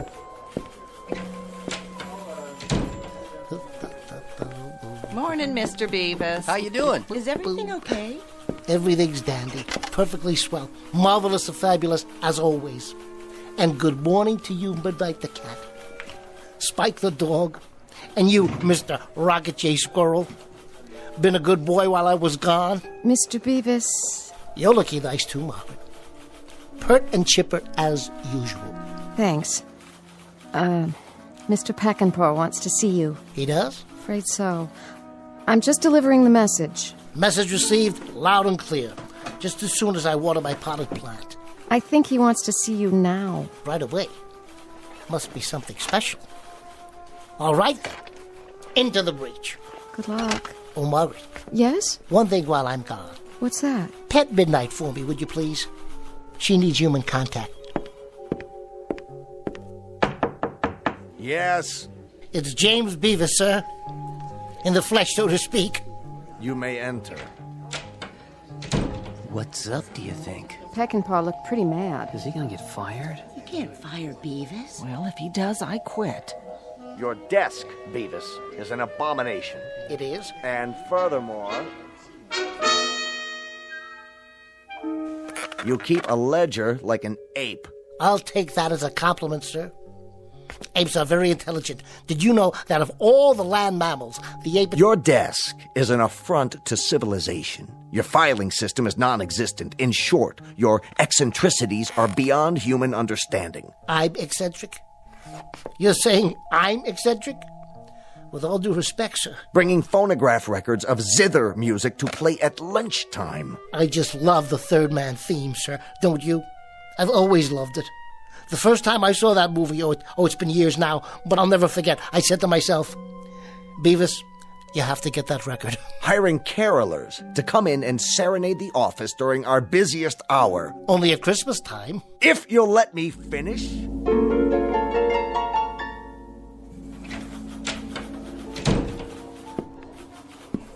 Was it the sack, Mr. Bevis? Yep. The old sackaroonie. Oh, I'm so sorry. This is the 6th job I've lost this year, Margaret. The best laid plans of mice and men, huh?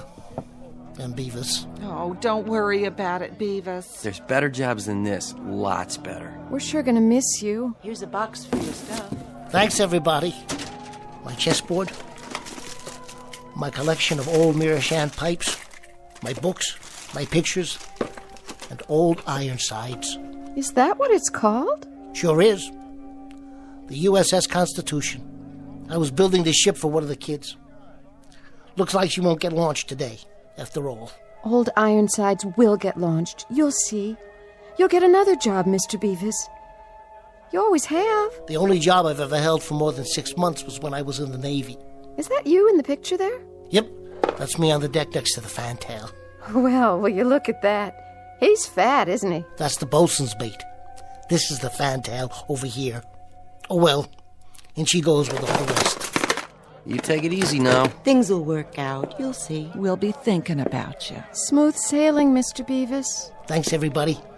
I'll drop you a postcard from my next port of call.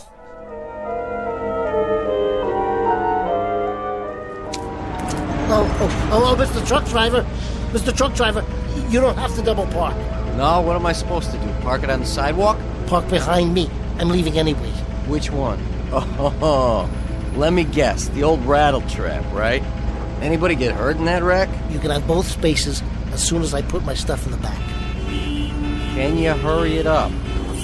Let me get the door open here. First, set the box down.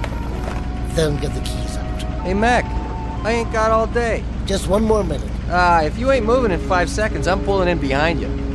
Be careful, would you please? This is an original Essex.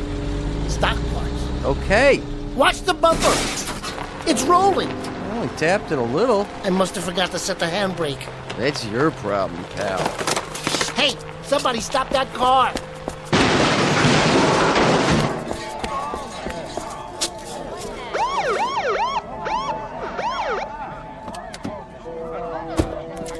Yours? Mine.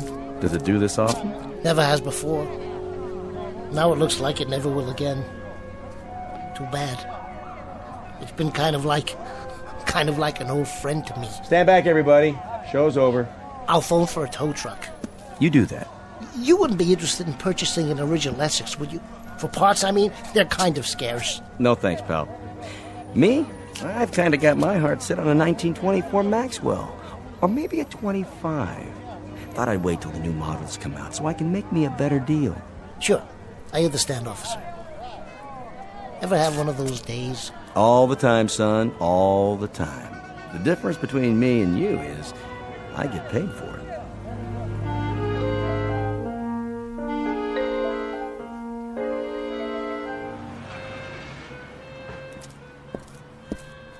Mr. Bevis? Where's your car? It's in the shop. Yeah? What you got in the box? This? I guess you might say the stuff dreams are made of, Tommy. Something along those lines, anyway. Hey, is that old Ironsides? Yep. She ran aground before she could get christened. That's okay, Mr. Bevis. You can fix it. You can fix anything. I'll try, Tommy.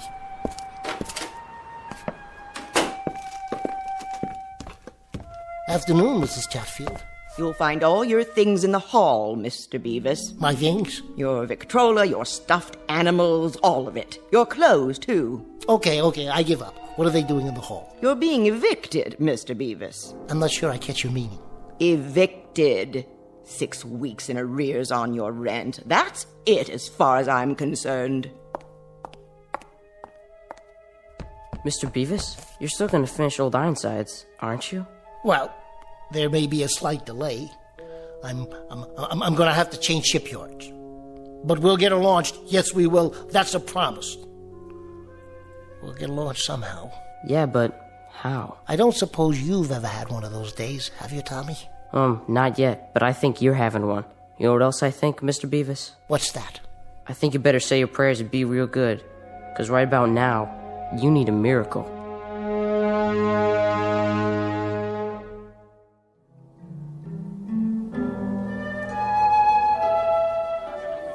Better make this one your last, don't you think, Mr. Bevis? All in good time, Joe. All in good time. I'll tell you when. I think you forgot to tell me that a couple of drinks ago. You're not going to be driving anywhere, are you now? Alas, I think not. Today I am, as they say, hoofing it. Once I am sufficiently fortified. There's that word again. Which word? You said you wanted something that'd fortify a man in his darkest hour, so I guess you must be feeling pretty fortified by now. Them are it, huh? Your fortifications? Those are. Are what? Those are it. You can't use them in a nominative case. No kidding. Live and learn. Yeah. Live and learn. Who's that? Who's who? The old gentleman in the blue suit. Where? Behind me. At the table. I can see him in the mirror. I don't see nobody. Right over... Wait a minute. Where'd he go? Search me. Perhaps you can explain to me, Pete, what you put in those drinks that made me see somebody in the mirror, but not in the booth. See who? Whom? Quite right, Mr. Bevis. Whom? Objective case. Wait a minute. Now, where are you hiding? Nowhere, Mr. Bevis. I'm right here. Hey, how'd you do that? An exceedingly simple trick. You've heard the saying, now you see it, now you don't. Care for a cigar? They're Cuban, you know. Nothing but the best where I come from. You might say we get them duty-free. No, thanks. How do you know my name? Oh, I could say I overheard it from the bartender or some such. But if the truth be told, we do have our ways. And who exactly might you be? Ah, yes, a name. For purposes of identification, you may call me J. Hardy Hempstead. Hey, Pete. Yeah? This is Mr. Hempstead. It is, huh? See what he wants, will you please? Sure, Mr. Bevis. And a happy, fortified Thanksgiving to you, too. Cheers, Mr. Hempstead. Cheers. Hold on. Wait till Pete brings you a drink. But I've already got one. Where? Why, right here. Oh. To better days. I'll drink to that. And what do you do, Mr. Hempstead? I'm your guardian angel. Wouldn't that be something? But I am. Well, I guess we're all our brother's keeper, in a manner of speaking. Not in a manner of speaking. In actual fact. Mr. Bevis, here's the way the cookie crumbles. Several hundred years ago, one of your ancestors performed an act of great courage. Part of his reward was to have a guardian angel assigned to one of his descendants in each generation. Current subject, Mr. James B. W. Bevis. That's you, I take it? Guilty as charged. Good. I have your family history right here. Oh, no. You're not selling one of those books about how to look up your family tree, are you? They always say I had a relative who came over on the Mayflower. Hear me out, if you would. Now, in the past few generations, Mr. Bevis, I've handled some extremely solid citizens amongst your progenitors. Handled? Taken care of. Good care, I might add. For example, there was Magellan Bevis, an intrepid explorer of the 16th century. This is a woodcut of the gentleman in question. Nice costume. Then Parnell Bevis, member of the British Parliament, who fought for Home Rule against insurmountable odds. And more recently, Gunner Lou Bevis, the first Marine to hit the beach at Nicaragua. That's Uncle Louis. Indeed. And your picture will fit right here on the next page. As of now, you too are being watched over by yours truly, J. Hardy Hempstead, your obedient servant. Watched over how? Aided by minor miracles from time to time as the need arises, given a small heavenly assist when the circumstances call for it. Well, you picked a good day for it. I know. Today you had a rather uncomfortable time of it. What started it all was being fired from your 11th job in 18 months. Mr. Peckinpah didn't care for zither music. I don't much blame him. But that's neither here nor there. It so happens that I can reconstitute the whole day for you and alter it so that the final upshot will be the opposite of what it has been. In other words, Mr. Bevis, let's go back to 9 a.m. this morning. We'll rewind and start all over again. You mean I can have the day to live over again, and it won't come out the same way? Definitely not the same. We merely alter some of the relevant aspects, and of necessity we must naturally perform a few alterations on your characteristics. For example, Mr. Bevis, your manner of dress. What's wrong with it? Are you serious about that sports coat? I like plaid. And that bow tie. Let's try something a little different. Brooks Brothers might make a better impression. How did you do that? Much better, don't you think? Nice business suit, conservative tie. I look like an undertaker. That may well be, but if you want the day to turn out differently, you have to be different. Shall we go, Mr. Bevis? There isn't much time. You're really terribly nice, Mr. Hempstead. Think nothing of it. To go to all this trouble, whoever you really are. I assure you this is neither personal nor sentimental, Mr. Bevis. It's merely my job. Now he's talking to himself. Looks happy, though. Maybe I better have a shot of what he's drinking.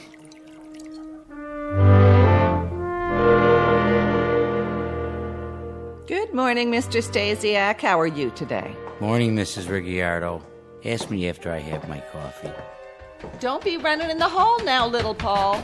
Okay. All right, here we are. Back where you started this morning. Yep, this is it. Everything's the same. First, I locked my apartment. Good morning, Mrs. R. Top of the morning. Hello. What's the matter with her? Why isn't she talking to me? Remember to keep your voice down. She can't see me. She can't? No one but you. Hi there, Paulie. Hi. Aren't you gonna ask me about old Ironsides? Don't worry, she's coming along. What's old Ironsides? Don't you bother the man now, little Paul. That's all right, Mrs. R. We're friends. Aren't we, Paulie? Aren't we?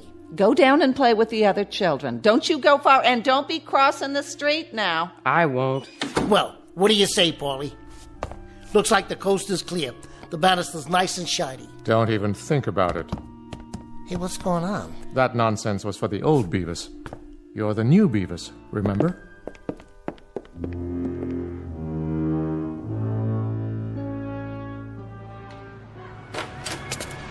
Morning, everybody. I don't know, Mr. Hempstead. Think about it. If I don't slide down the banister anymore, I'm losing a good 15 seconds. That's a minute and a quarter a week, 5 minutes a month. Straighten your tie. You're late. Who's going to carry my briefcase? You can do it. What about this pocket full of new pennies? Not in this suit. Morning, Tony. Where's my apple?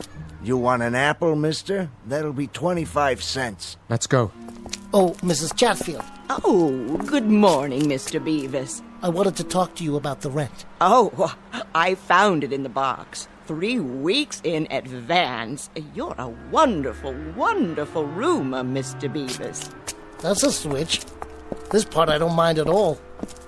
Only, where are the kids? They're busy playing, I presume, as children are wont to do. But who's going to help me push start my car? That won't be necessary. I don't even see my Essex. Oh, no. Did somebody tow it away? Correction. You don't own an Essex. This is your car. But this is a sports car. A little foreign sports car. Red's your favorite color, isn't it? Yes, but do you think it fits? With everything else, I mean? Mr. Bevis, live it up, will you? But have you ever driven an Essex? My dear sir, I have driven a chariot with 11 horses. I'm the guy responsible for Ben-Hur winning the race. That Essex went out with the old Bevis. You're a different person now. No more zither music. No more Christmas carolers in the office. Though the latter idiosyncrasy met with some approval from the organization. Now, here are your new car keys. Go ahead, give it a spin. Hey, Paulie, look at this.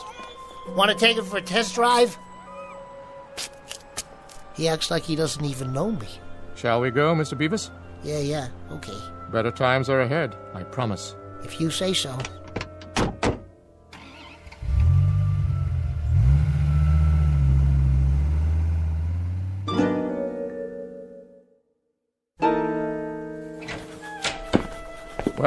Here we are, Mr. Bevis. Looks like the office is already humming. Where's my desk? Same place it's always been. Right over there. But it doesn't look the same. Somebody's already cleaned it out. No such thing. Your workday hasn't started yet. Look at the clock. You're not even late. It's only 8:58. Morning, everybody. Good morning, Mr. Bevis. Where's my gooseneck lamp? And the clock I won at the carnival? And midnight? And Rocky? Where's the ship I was building? I don't know what you're talking about. Good morning, Bevis. Good morning, sir. Friends and associates, a moment, please. Everyone, I should like you to hear a bit of good news. As of this day, Mr. James B.W. Bevis is being given a raise in salary 10% a week. May I add, Bevis, your work is admirable, and since you've been with us for 11 months now, I think a raise is very much in order. A raise, Mr. Peckinpah? Quite right, Bevis, quite right. Thank you, sir. Think nothing of it. The least we could do, considering. Mr. Peckinpah, sir. Yes, Bevis? What about the... Yes? The zither music and the Christmas carolers. The zither music? The Christmas carolers? I'm afraid I don't know what you're talking about. Mr. Bevis, you no longer have an interest in any of that nonsense. Oh. Oh, what? Nothing, sir. Very well, then. See you later, Bevis, and keep up the good work. Why, this desk looks absolutely nude. It doesn't look decent somehow. Margaret, where is old Ironsides?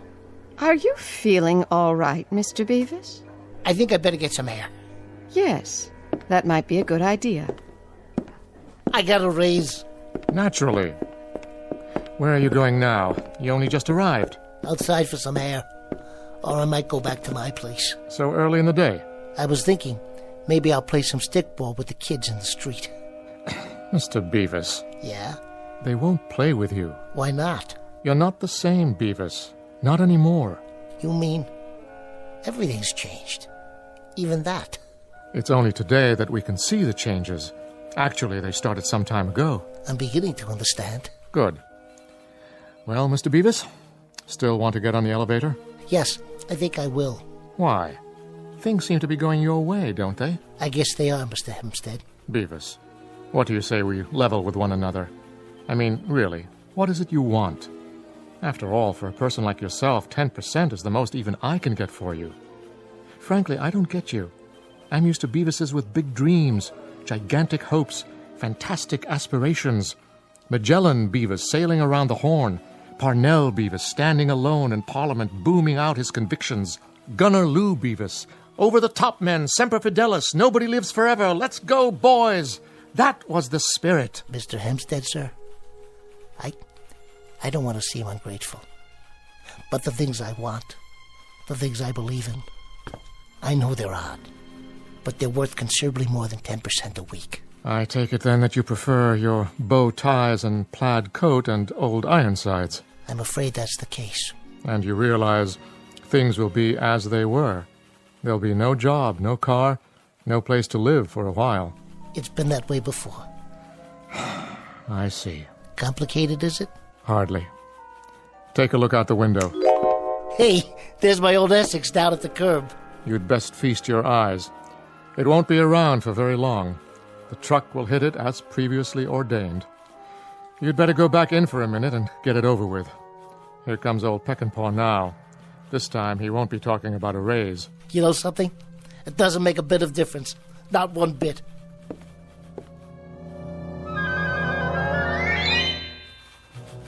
And whose desk is this? Mr. Bevis's, sir. And where is our Mr. Bevis this morning? I'm sure I couldn't say, Mr. Peckinpah. Well, Margaret, when you do happen to see the gentleman who occupies this museum of junk, kindly tell him that I should like to see him personally. If and when he finally deigns to report for work, that is. Once more into the breach.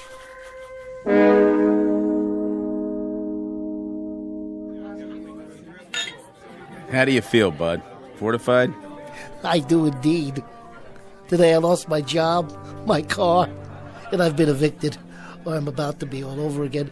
But you know, I love zither music and model ships. And if I can't bring kids into an office at Christmas time to sing carols, then what's the point of being alive? Beats me. Well, there really is no point. There is no point at all. I'm going to try and find a job, an apartment, and then I'm going to finish Old Ironsides for a little boy 8 years old with a dirty face who happens to love model ships just the same as I do.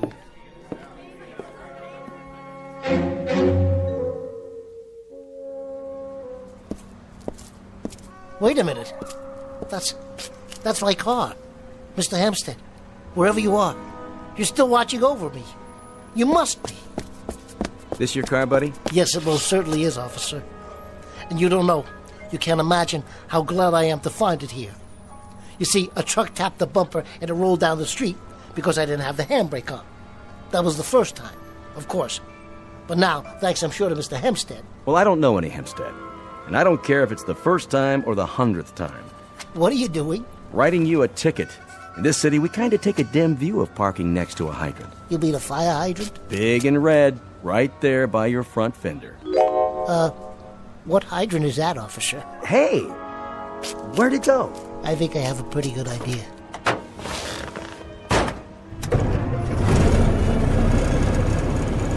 Still with me, Mr. Hempstead? Still with you, Mr. Bevis. Still with you.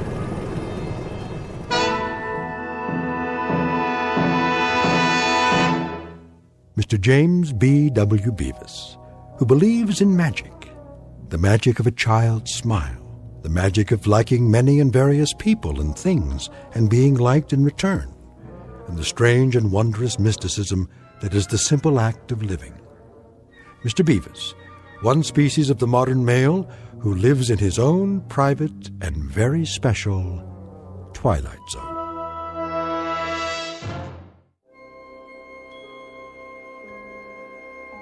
Hi, this is Carl Amari, producer of the Twilight Zone radio dramas. I'd like to take a moment to tell you about our official website at twilightzoneradio.com, where you'll get the latest news and information on these Twilight Zone radio dramas. Plus, at twilightzoneradio.com, you can digitally download 3 free episodes or any of our episodes for only $1.95 each. In this age of ever-changing technology, we've decided to make these episodes instantly available to you by making the Twilight Zone radio dramas a digital download-only series. This means that this series will no longer be offered on CD. The CD collections at our website are now being offered while supplies last at buy one, get one free. So be sure to get your favorites before they're sold out. Be sure to visit us often, and I'll see you in the zone.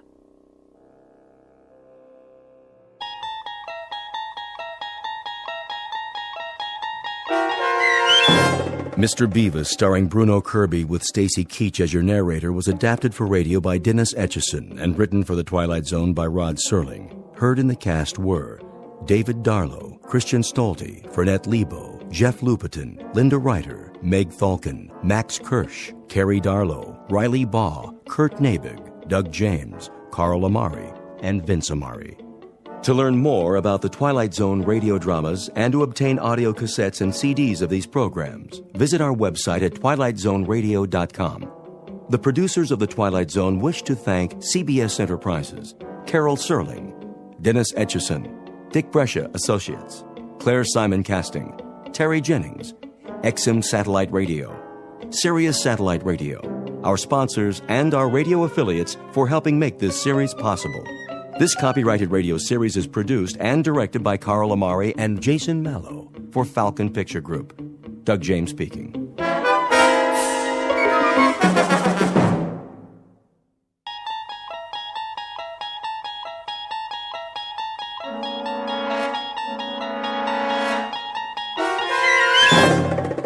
There is a fifth dimension beyond that which is known to man.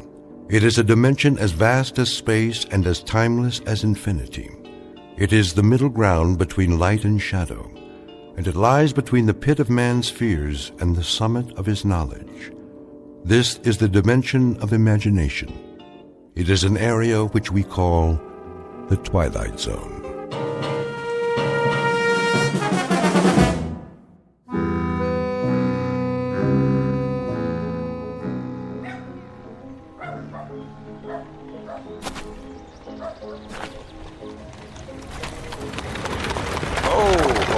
Now, what in the... Hey, Denton! Watch out for the traffic around here. That peddler's wagon like to run you down. You better keep your eyes open if you can. I'll try. Where you going, Denton? No place. That right. Let's see, to get yourself a haircut. Just let me pass. Or a shave, maybe. Yeah, that'd be a good idea, wouldn't it, boys? Please. Or a bath. Yeah, that's it. And some clothes that don't stink.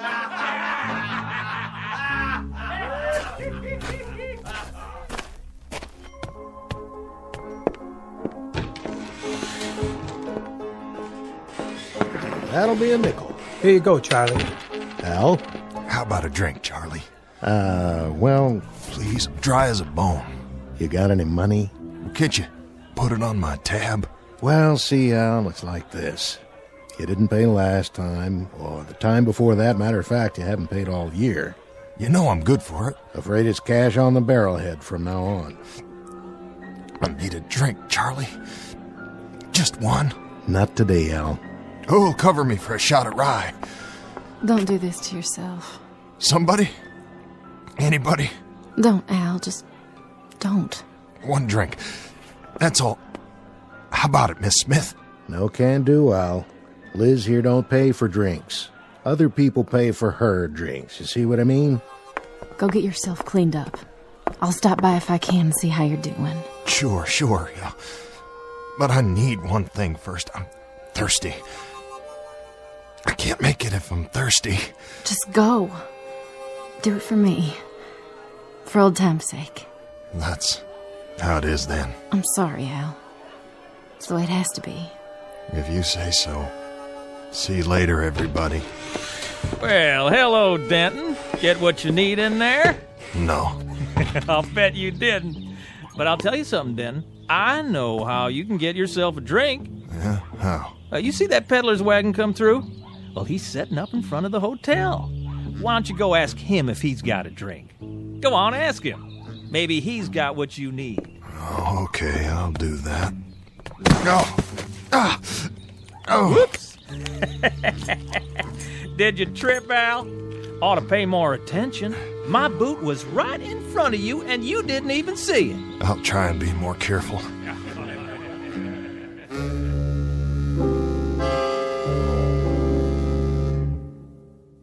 Portrait of a town drunk named Al Denton. This is a man who's begun his dying early, a long, agonizing route through a maze of bottles.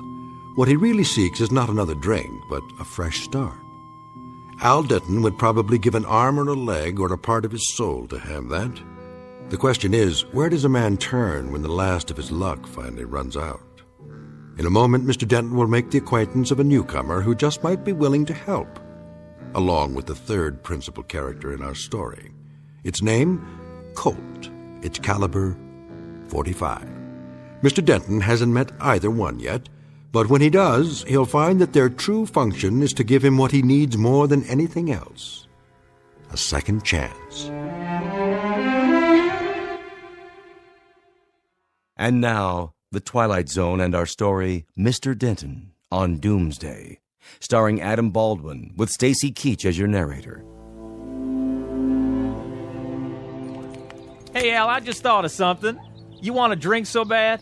Well, guess what? I got me a bottle here, and it's still half full. Be ashamed to let it go to waste. So why don't you use some to take a bath? That sting, Al? I'll bet it does. Come on, open your mouth. Somebody get him a bar of soap. You want some more?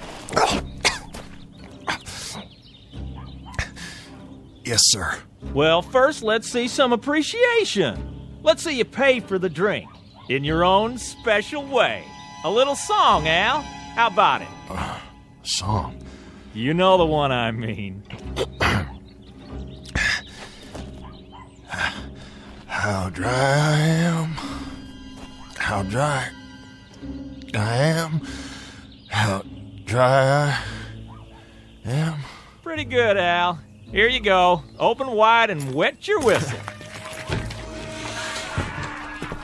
Charlie, can't you break that up? I don't like it any more than you do. The misery they give that guy. Well, what else can they do for a good time? We ain't never had a circus come through here. Please, Charlie. You want the rest of it, Al? Here you go, take the whole bottle.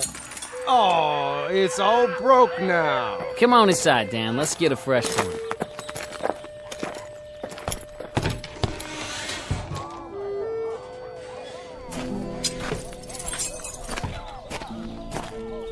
Please, Al, just leave it. There's nothing left.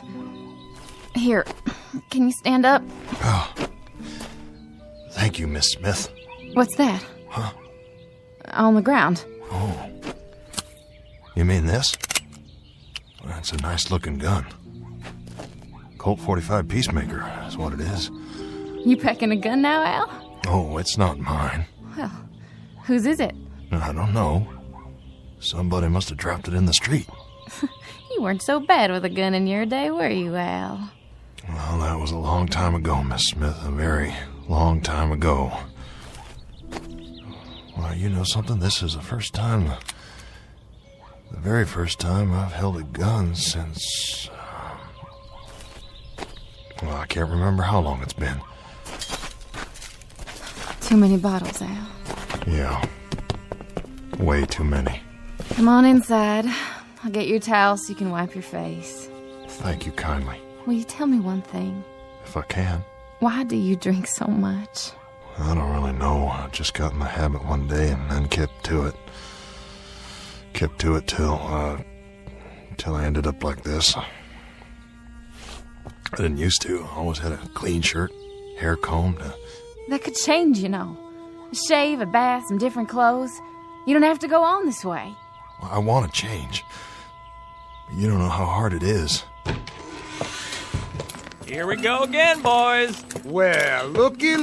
He's still here? Got a girl to help him. No more trouble, fellas. Let's hear our little songbird one more time. Charlie, will you give me a hand? Hold on. Didn't you hear what the man said? Hey, Denton, I got a new bottle here, and it has your name on it.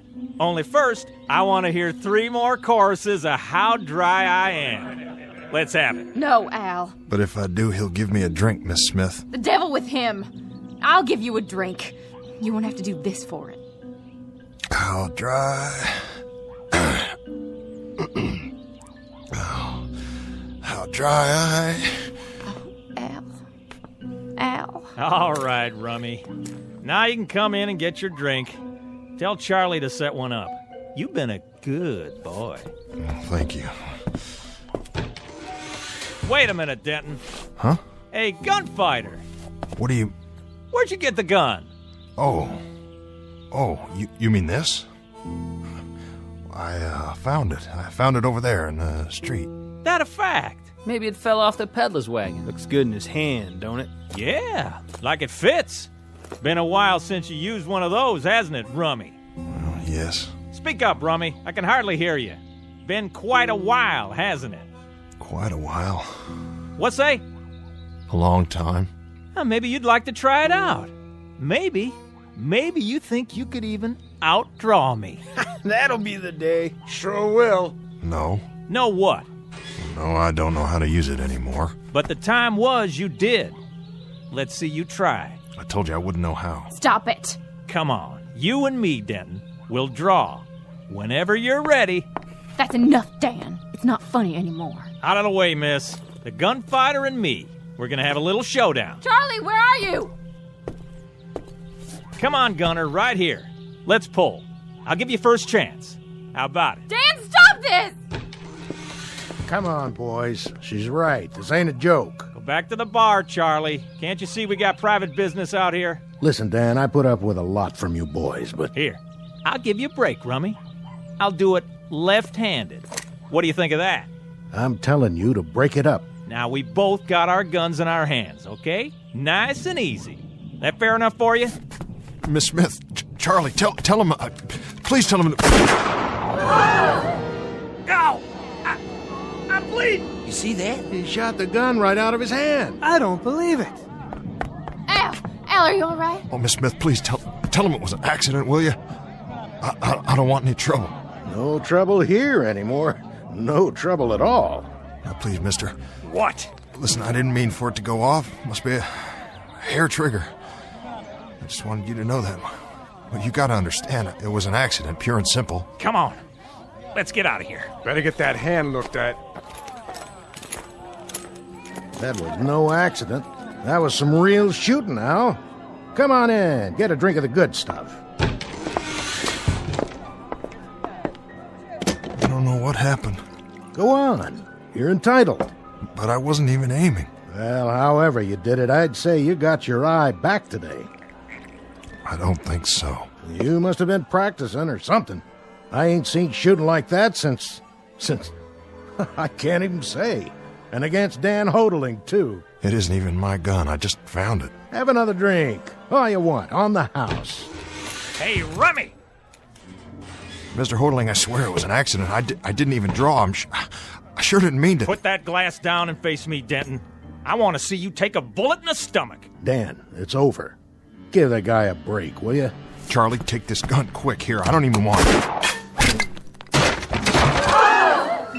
Did you see that? Shot the lamp off the ceiling without even looking. Fell right down on him. Knocked him out cold. I ain't never seen nothing like it. Well now, Al, I'd say you got your eye back all right, in spades. I wasn't even aiming. He don't need to. He shot over his shoulder. How'd you do that, Al?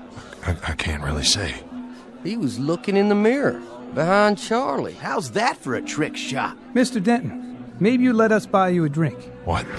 Take the bottle. What did you call me? I didn't mean no offense. No, I asked you what you called me. Nothing, Mr. Denton. I didn't call you anything. That's what you called me. Mr. Denton. You hear that, Charlie? He called me Mr. Go on, have all you want. No, thank you, Charlie. I've had enough. Al, are you all right? Oh, yep. I'm just fine. I think I'll go across the street and have a shave. Where's my gun? Leave it, Dan. Come on, let's go. Get away from me. Hey, Rummy! What did you say? Get that player piano going. Leave it be, son. I said start it up again. I want to hear some music with singing. What's the matter, boy? Too quiet for you? Well, let me give you a hand.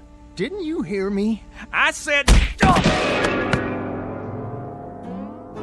You're the one that's going to be singing from now on.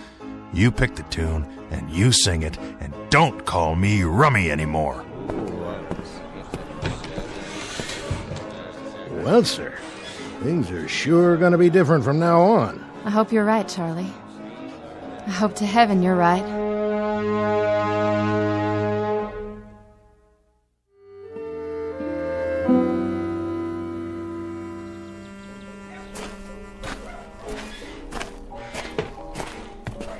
Al!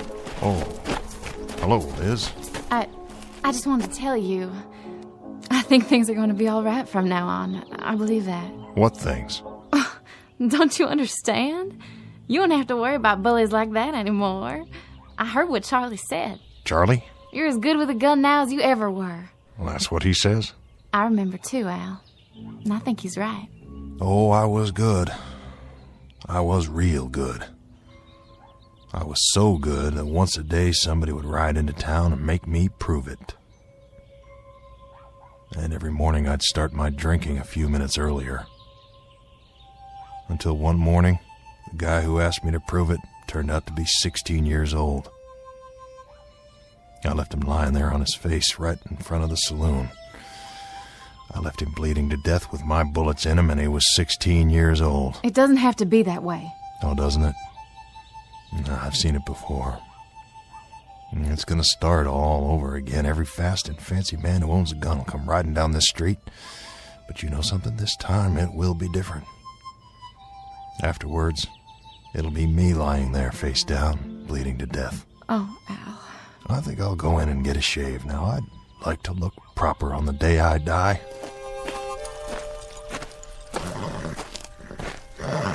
Afternoon, Mr. Denton. I don't want anything. How's that? You're a peddler, aren't you? I can't use anything you've got. Oh, yes, I'm a peddler. Pots and pans, utensils, herbs, medicines, liniments and tonics, men's, women's, children's clothing, farm implements and what have you. Little bit of everything, you might say. Well, nothing for me, thanks. No? Well, what I need, you don't have. Are you sure? I'm positive. Excuse my bad manners. Fate's the name. Huh? What? Henry J. Fate, like it says on the wagon. And you're Al Denton. How do you know that? I couldn't help but overhear. The trouble you had a little while ago? Hope it worked out. It did, for now. I knew it would. You knew? Oh, it always does, one way or another. The way it was supposed to all along. You see, I meet a lot of people. They all have different needs. I've learned to read them.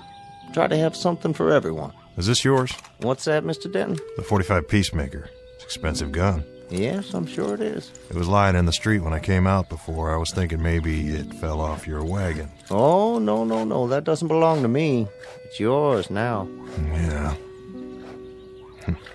I guess it is.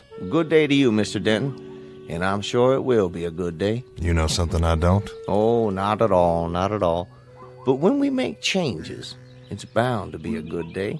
That's always how it seems to work out, don't you think? Sometimes, maybe. Good day to you.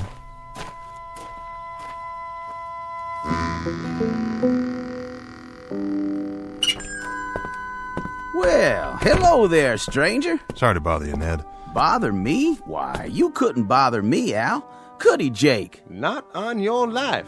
He's the man of the hour. Now, don't say that. Come on in. We were just talking about you. How we knew you way back when, though I'm the one who knew him the longest. Why, I knew him when he first rode into town. How many years ago was that, Al? Well, too many. So, what'll it be? Shave and haircut? I was thinking just a shave. If I could owe you, say, for a few hours... Nothing doing. It's on me. I'll, wait till you're finished. I'm done. Just slap a little of that bay rum on my face, Ned, and the chair's all yours. Here you go, Jake. Specialty of the house. 2 bits? 2 bits it is. And 1 for my friend Al Denton here. It's all the same to you. I'll pay my way from now on. Don't you worry about it. Why, it's all over town what you did to that no-account kid. We won't be seeing him for a while. You did us all a real service, I'd say. Now, why don't you just sit here in the chair, and I'll make a new man of you. That's very kind. Both of you. I won't forget it. Say, is that the gun? That's it. You want to take it out of your belt and set it down, Al? I can hold it for you. Oh, that's all right. Just the shave will be fine. And a haircut and a hot bath. Now, how would that feel? I got some water heating up in the back room. Then won't you be the man, all right?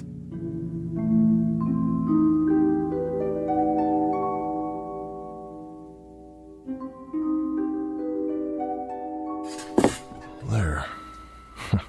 Clean boots. Now, who is that guy in the mirror? Why, Mr. Denton, I almost didn't know you. Good evening, sir. New shirt makes a big difference. Yeah? All right. Who in the... They said this was his room. Well, they did, huh? Who are you looking for? Tall man. Usually doesn't wear his gun. Has blonde hair. Like you. Oh?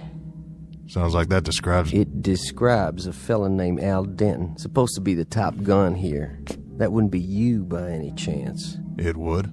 Then I got a message for you, Denton. Message from who? Pete Grant. You heard of him? Pete Grant. He's heard of you. Well, what's the message? It's real simple. You don't even have to write it down. Pete'll be in town tomorrow night, 10 o'clock. He'll meet you in the saloon. Well, for what? A drink? Not hardly. At 5 minutes after 10, one of you will walk out. I don't think it'll be you.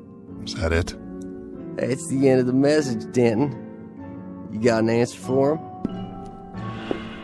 Well, look, you tell him. You tell him he doesn't even know me and there's no call to... Yeah? You tell him. Tell Mr. Grant I'll be here tomorrow night. I'll wait for his pleasure. That's just what it'll be. His pleasure. Ah, that didn't take long. Not much time at all. Just enough for one shave, a haircut, and a bath.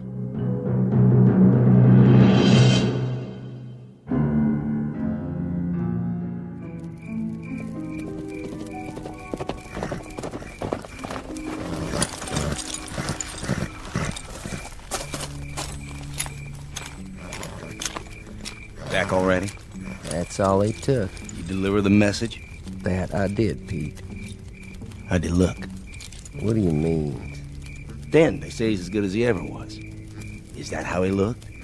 I don't really know. It was night and, No, it was not. It was an hour ago, you dumb, thick-headed steer chasing... Easy, Pete. You're all riled up. You got the nerves again.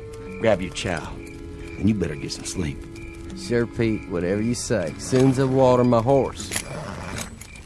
Fast he is, then. I bet he's got a case of the nerves, too. Nerves like a sickness. I'm glad I ain't him tonight.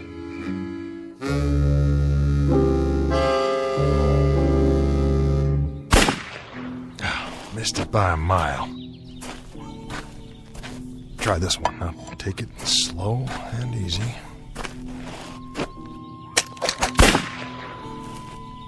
"10 feet off at least, if I could just stop my hand from shaking." Al, Oh, it's no good. you'll get it back. You just need to practice. Oh, it's too late for that. I should have known. It takes more than a shave and some new clothes. It takes more than a hot bath and a shine on my boots. That takes care of the outside, Miss Smith, not the inside. I don't believe that. You're sober now and your eyes are good. Yeah, well, look at my hand. It won't hold the gun steady, not long enough to get my aim. What are you doing? I want to get out while I still can. And go where? Away from here. Far away. Al, you can't run. Oh, no? Watch me. I gotta run before it's too late. Gotta run fast and run far. Al, come back.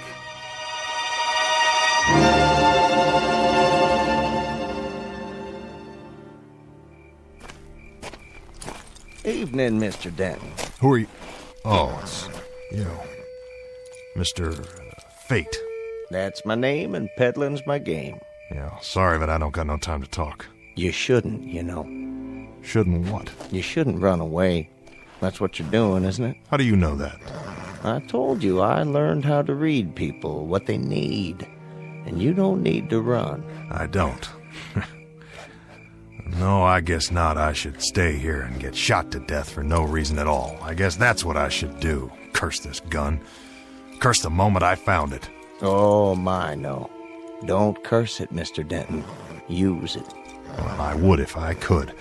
And now, if you'll excuse me, I've got some packing to do. Now, hold on. I think I might have what you need. There. Yes, indeed, Mr. Denton. I'd say this is exactly what you need.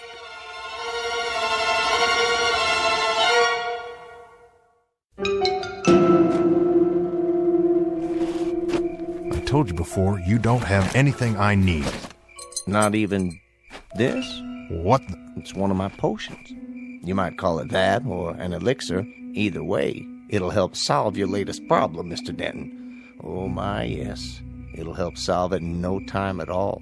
Snake oil, that's all you are, a snake oil salesman. I knew it when you rode in. Don't be too swift in your judgment. Allow me to explain. I call this my developer. How's that? More to the point, my fast gun developer. Very special formula. Now hear me out.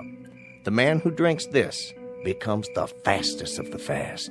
He'll be able to shoot a hole through a silver dollar in midair at 100 feet or better without even aiming. And best of all, it lasts for 10 full seconds, guaranteed. 10 seconds. And after that? After that, the user's on his own. 10 seconds, I could empty a gun in half the time, or I used to. Care to test it? Now? Go ahead. Feel free. Proof of the pudding, so to speak. What's in that bottle? An ounce of whiskey or sugar water? Nothing of the sort, I assure you. Taste it. Well, let me get this straight. You're telling me all I have to do is drink it? Mm-hmm. The developer will do the rest. It works almost instantly. And if it doesn't? Then what have you lost? A few seconds? A simple test, that's all I ask. Doesn't taste like much. Your time starts now. Remember, 10 seconds. There's your target. Where? The street lamp, down at the end of the street. See the flicker? Are you kidding? I couldn't hit that if I was standing right in front of it. Go ahead, Mr. Denton. Your time's almost up. Draw. 8, 9, 10. I don't believe it. There you go, Mr. Denton. Your time is gone. Now, the gun would probably be of no more use to you than a bottle would be to a bowl. What'd you put in that? Here's a fresh one. Drink it a few seconds after 10 tonight, just at the moment Mr. Grant walks into the saloon. You know about Grant? Oh, I'm afraid everybody knows. It's all over town. How much do I owe you? Oh, why, nothing. There's no charge for this. You might call it a service. That's what it is, a service of Henry J. Fate. Just so you remember at some future time, the night that Fate stepped in.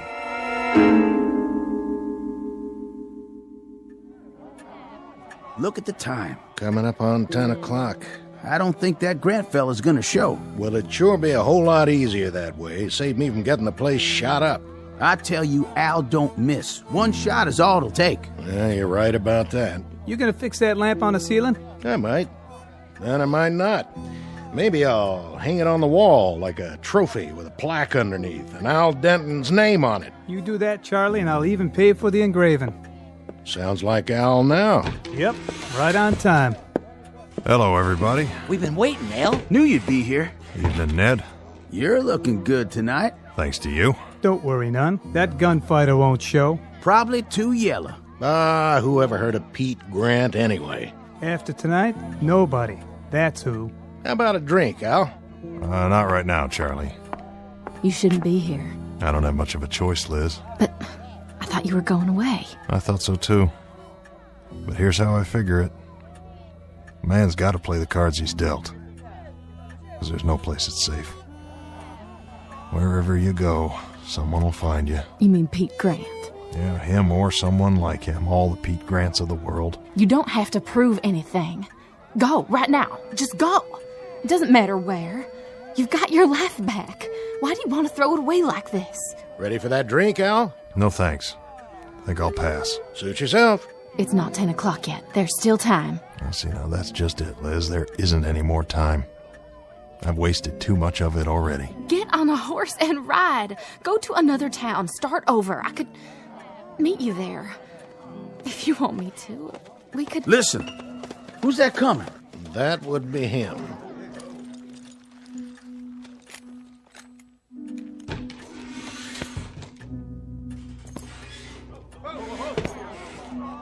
Liz, do one thing for me. What, Al? This little bottle, it's my medicine. What kind of medicine? Never mind.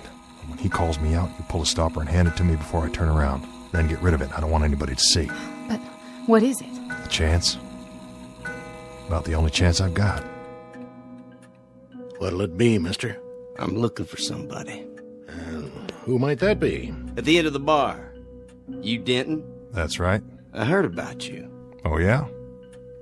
What did you hear? Heard tell you're supposed to be fast with a gun. Well, I'll tell you something, son. You got a good chance to find out. I aim to do that. Now, look, I got no quarrel with you. That's not all I heard. I heard you were a low-down, dirty coward. You shouldn't believe everything you hear. Turn around and step away from the bar. You sure there's no other way to settle this? I'm plenty sure. Well, all right, then, if that's your pleasure. Now, Liz. I'm ready. What's that young fella doing? Sneaking some kind of drink. Al, look! He has a medicine bottle, too, just like yours. Go ahead. Make your move. Al! I got you, Denton. And I got you. But that can't be. You're both right. You shot the guns clean out of each other's hands. This is a push, boys. No winner. Let it end here. Your hand! You won't be shooting anymore with that hand, Al. Not anymore. A couple of the fingers are gonna be stiff from now on. Yeah, I reckon they are. But that don't make any difference. You were fast. Fast on the draw. The way you stood up, that's something to tell your grandchildren about. And the way it looks now, you just might live to have some. Here, wrap this handkerchief around to stop the bleeding. I don't need your help. No, I guess you don't. Not now. You know, you won't understand this right away, son, but you just got a blessing. 2 fingers stiff like mine for good and all. That's what it is, a blessing. Took me a whole lot of years lying dead drunk in the street looking up at the sun before I learned it. You won't have to go through that. Get away from me.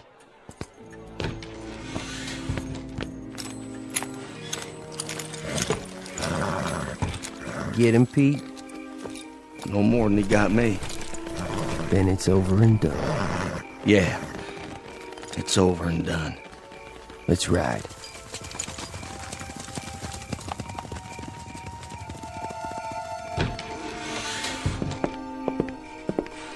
I'll walk you over to Doc's so you can get that hand looked at. Thanks, Liz. There's no need. It's gonna be fine. Just fine. Oh, horse. Time to move on.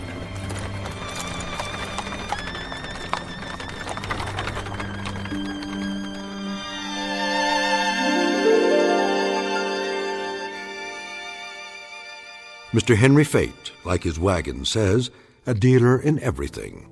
Utensils, pots and pans, liniments, and potions. A fanciful figure in a black frock coat, who also deals from time to time in second chances. And while there are some who say that he exists only in the dreams and imaginations of men, others say that he does exist because he must, even if it's only in the Twilight Zone. More from the Twilight Zone after this.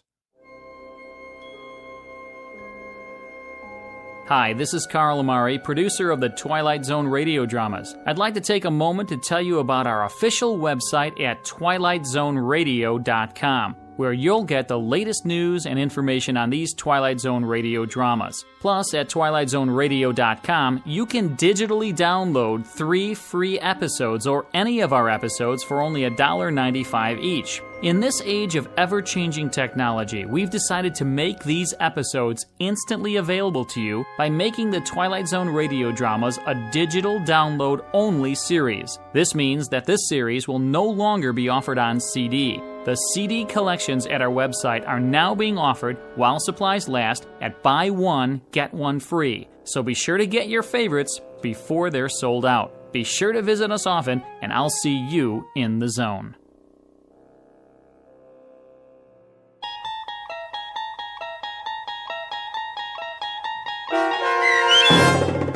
Mr. Denton on Doomsday, starring Adam Baldwin with Stacy Keach as your narrator, was adapted for radio by Dennis Etchison and based on a script by Rod Serling.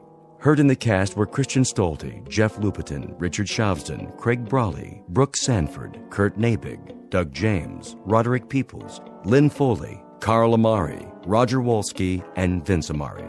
To learn more about the Twilight Zone radio dramas and to obtain audio cassettes and CDs of these programs, visit our website at twilightzoneradio.com. The producers of The Twilight Zone wish to thank CBS Enterprises, Carol Serling, Dennis Etchison, Dick Brescia Associates, Claire Simon Casting, Terry Jennings, XM Satellite Radio, Sirius Satellite Radio, our sponsors, and our radio affiliates for helping make this series possible. This copyrighted radio series is produced and directed by Carl Amari and Roger Wolski for Falcon Picture Group. Doug James speaking.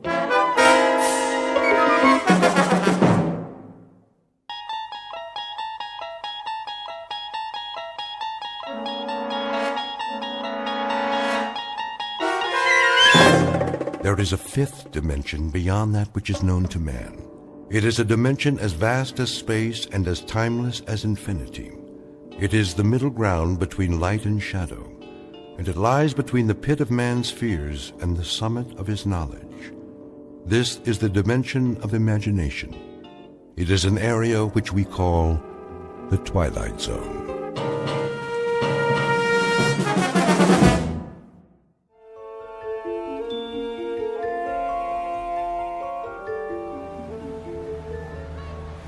You're gonna do good today, Lou. I can tell.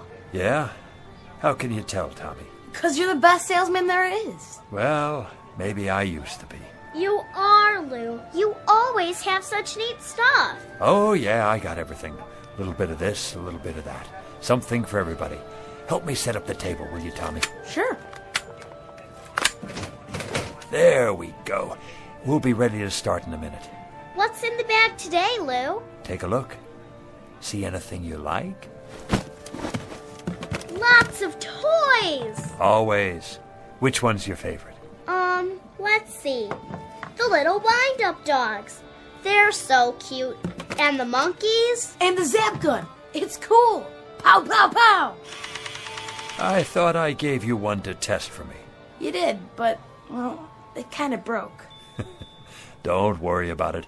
I'll give you another one later. How you doing today, Bookman? Oh, just fine, officer. Another day, another dollar. You know how it is. Gonna sit up right here in the corner? I thought I might, yes, if that's all right with you. Well, just don't block the sidewalk. People coming and going. I wouldn't think of it, officer. Or you'll have to move. You don't want a citation, do you? Oh, absolutely not. All these busy people can't hold up commerce. You know, Bookman, maybe you should find yourself another line of work. Streets are so busy these days. There ain't much room for a pitchman anymore. Isn't that the truth? You got a permit, don't you? Why, I'm sure I do. Now, where did I put it? Oh, yes, it's in my other jacket. Would you like me to go get it for you, officer? Just be sure you bring it next time. I will. Thank you, officer. Good day to you. Hey, honey, look at these cute stuffed animals. They are, aren't they? Absolutely adorable. Here, let me wind up one for you. How much? Only $7.98 in your choice of colors. Do you have any little ones at home, sir? Nope, no kids. Well, a niece or nephew, then. These make great birthday presents, stocking stuffers, a big hit at parties. Have you ever seen anything so delightful? Look at the way they move. It is cute, don't you think, Walter? Yeah, but they got them over at the Pick and Save for $3. Oh. Now, these aren't your ordinary toy animals. No, ma'am. They walk and talk and bark and jump a full 360 degrees in the air. Plus, you never have to feed them or take them to the vet. I call them the ideal pet. Go ahead, pick it up. Feel that fur, so soft and lifelike. Thank you anyway. They're on sale. Special July clearance. Everything's half off today. Gift items for the men, perfume for the ladies. How about a wristwatch? Did you see these genuine gold necklaces?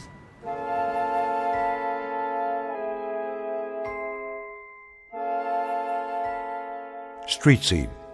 Summer. The present. Man on a sidewalk. Age 60-ish. Occupation pitchman. Name Lou Bookman. A regular fixture for the summer, the kind you pass by every day and don't pay much attention to anymore. A rather minor component to a hot July in the city. A nondescript, commonplace little man with a wrinkled suit, a pork pie hat, and a loud necktie that always seems to be coming loose at the collar. A man whose life is a treadmill built out of sidewalks and street corners everywhere. Lou Bookman, a walking rebuttal to the American dream, which states that success can be carved, gouged, or grubbed out of the landscape no matter where you are, whether it be log cabins or tenement buildings. Because Lou Bookman has not even a nodding acquaintance with success, and his dreams only extend from the curb to where the sidewalk ends. But in just a moment, Lou Bookman will have something to occupy his time which transcends both success and failure. He'll have to concern himself with survival.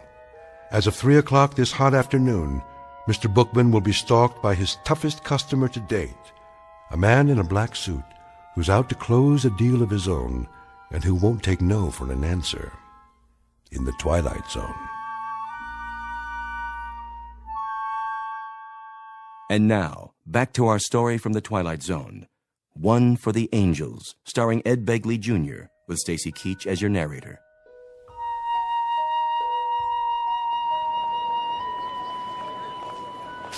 Sir, how about a nice new pen? Guaranteed to write upside down, underwater, in zero gravity. Ma'am, let me give you a free sample of my new perfume. It's called Scent of Mystery, and I promise it will bring you all the love and romance you ever dreamed of.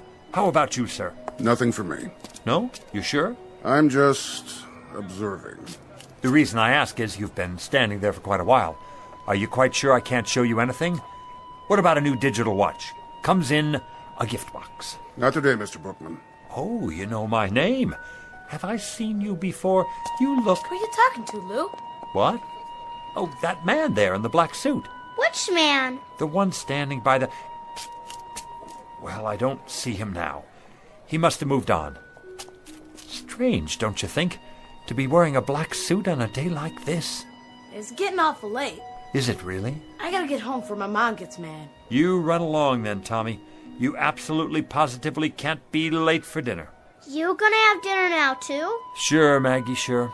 Guess it's about that time. What are you gonna have? Oh, a lovely repast, no doubt.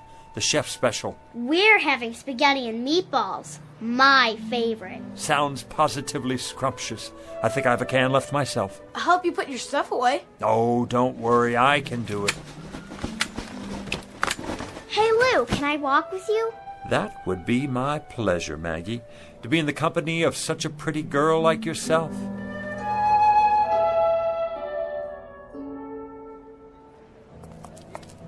Hey, Lou. Hey, it's Lou. What's going on, Lou? Hey, want to play with us, Mr. Bookman? Come on. I'd love to, children, but I must get home to my plants. Delicate creatures, you know. Your plants? My wisterias. They've been cooped up in this heat all day. Oh, so what? Show us some toys. And magic tricks. I don't have much magic left. And the zip gun. I want to see the fuzzy doggies. Carrie, is that a new bathing suit? Yeah. Well, don't you look nice? And Bobby, where have you been? I haven't seen you all week. I was sick. Then you shouldn't play in the water like that. I'm all better now. Let me feel your forehead. Why, what's this? A quarter stuck behind your ear. No wonder you were sick. Wow. Oh, me, come on. Me. Come on, me. I don't think anybody else has a temperature, but maybe you could test these. Let me see.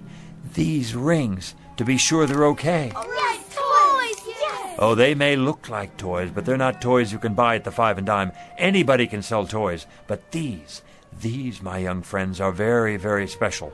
Did you know they're among the wonders of the world? Go ahead, Lou. Give them the pitch. Young ladies and gentlemen, the rings you now have on your fingers come from a remote corner of the Tibetan mountain country. Do you know where that is? No. Well, it's where the wisest people in the world live. The jewels are patterned, shaped, and forged by strange little men who work underground, far from the light of day. Some folks call them... the Moly Men. Right, Bobby, the Moly Men. They use magic words and incantations to produce what look like toys, but each and every one they make has extraordinary powers. What kind of powers? The power to keep a person young forever. Science can't explain it. Your teacher wouldn't believe it, your mother and father either, but it's true. And when the Moly Men are finished, they say the magic words. Mini tekel. Words that hold a strange power from another world, the power of the life force. Watch the jewel in the ring. When it changes color, something is about to happen. You'll get your wish. So remember, be careful what you wish for tonight, children, because it's absolutely, positively going to come true. You know what, Mr. Bookman? You're my best friend. No, he's not, Bobby. He's my best friend. See you later, children, for the Bookman ice cream cone and social hour after dinner. Same time, same place. Don't forget now. We won't. Come on, Lou. I gotta go home.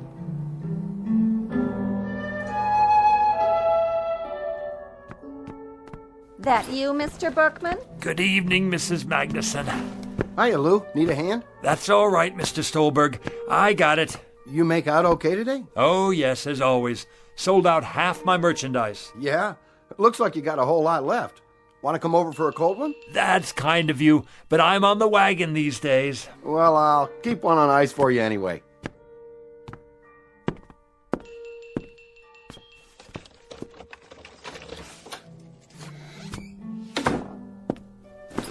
Hello, my beautiful wisterias, and how have all you been today?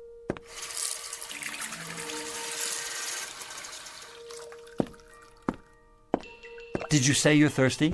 I'll bet you are. Here, have a drink of water on me. Not too much now. Mr. Bookman? Oh, you could give a man a heart attack sitting there like that. I didn't mean to startle you. Say, how did you get in my apartment? I let myself in. But you couldn't. I keep it locked. You are Louis J. Bookman, aren't you? That's right. Something I can show you? I don't think so. Something in, let me see, collar stays maybe, or neckties. You look like a man who needs a new tie, something brighter than the one you're wearing. Mr. Bookman, I'm not here to buy anything. Then what in the world do you want? Let's get down to business, shall we? Yes, here it is. Louis J. Bookman, age 69, right? 70 in September. Well, I must say you don't look it. Nice of you to say so, young man. I try to keep busy. Occupation pitchman, correct? Are you a census taker? If you are, let me sit down. I hope this doesn't take too long. Not exactly. Born in New York City? That's right. Father Jacob Bookman, Mother Flora. Father's place of birth, Detroit, Michigan. Mother's place of birth, Syracuse, New York. My, you have it all down in that book of yours, don't you? We have to keep these things efficient. Now, today is the 19th of July, and your departure is at midnight tonight. My departure? Excuse me. Go right ahead. Hi, Maggie, darling. My doggies broke, Lou. Let me see. Oh, here's your trouble right here. See this little cogwheel? You pushed down on the key when you were winding it. Can you fix it? I can try. Yeah! Oh, Lou, you're so smart. You can do anything. Hear that, mister? Mm-hmm. I'd introduce you to, but I don't know your name. No need. I think I got it now, Lou. Thanks. You're very welcome. Oh, this gentleman has come here to ask me a lot of questions. You're not the police, are you? Hardly. Oh, kind of gave me a turn. Huh?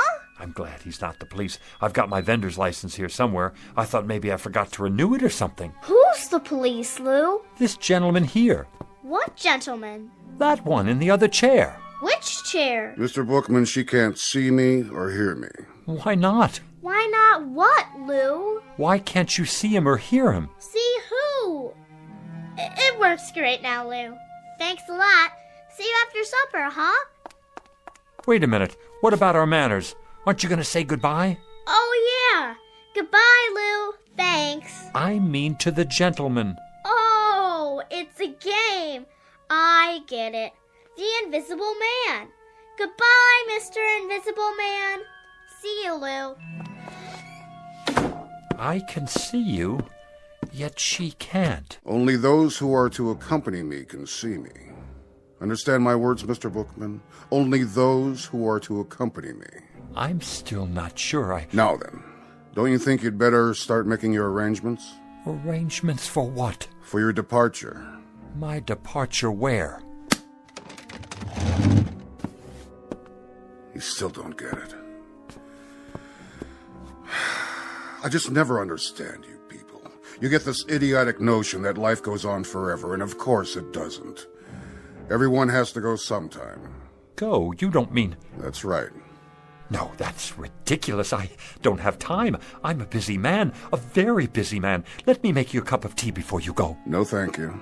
Take a look around. You can see how busy I am. My flowers, for example. I have a green thumb. Whatever I touch, well, it grows, if I do say so myself. I won second prize last year at the YMHA Flower Show. See the plaque on the wall? Wisteria, open class. Oh, nice. Nice? Is that all you can say? Look at them, will you? You've never seen flowers like these. And what I further don't understand is how little you appreciate the nature of your departure. I thought we were finished with that subject. Think of the poor souls who go in violent accidents.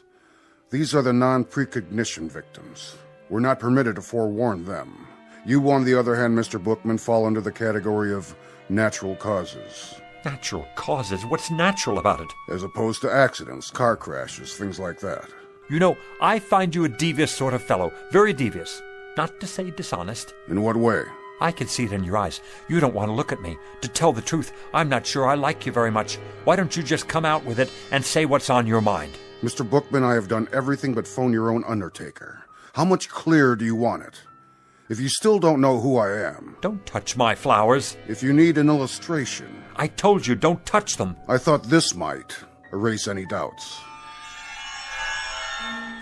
You touched one and it wilted and died right there on the spot. Sorry.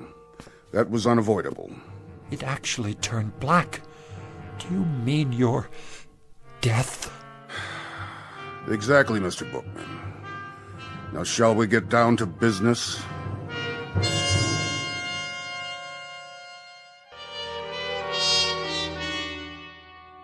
Time of departure is midnight tonight.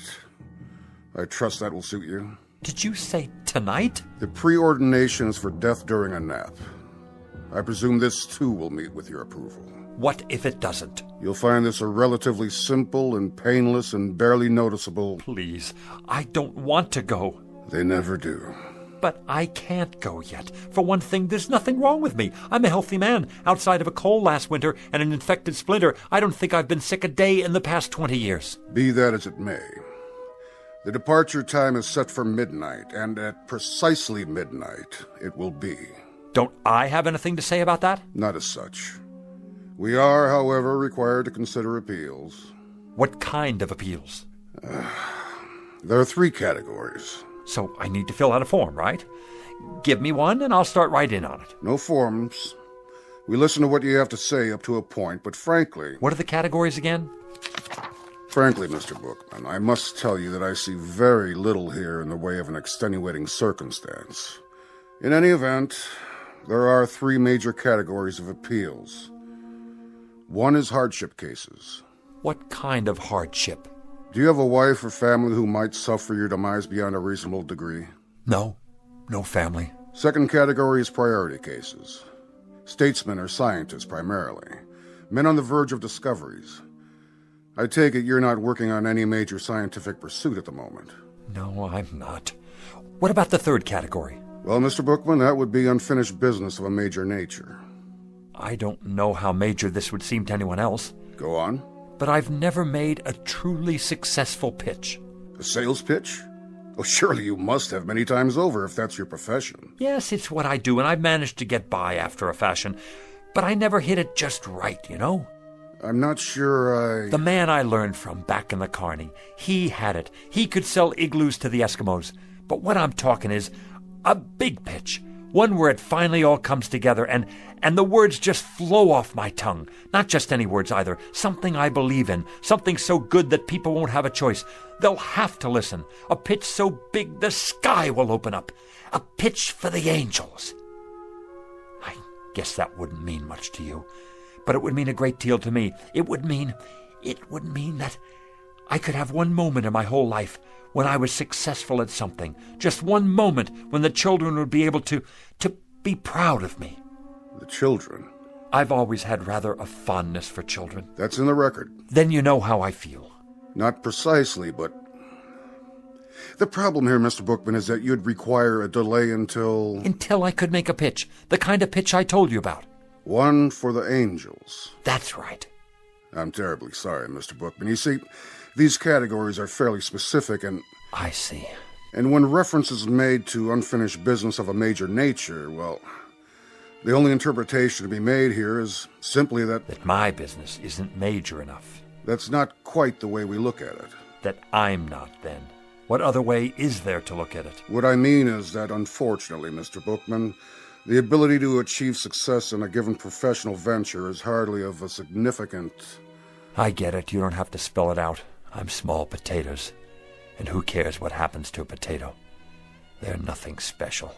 We try to approach each case on an individual basis. Only some are more individual than others. Oh, don't worry about it.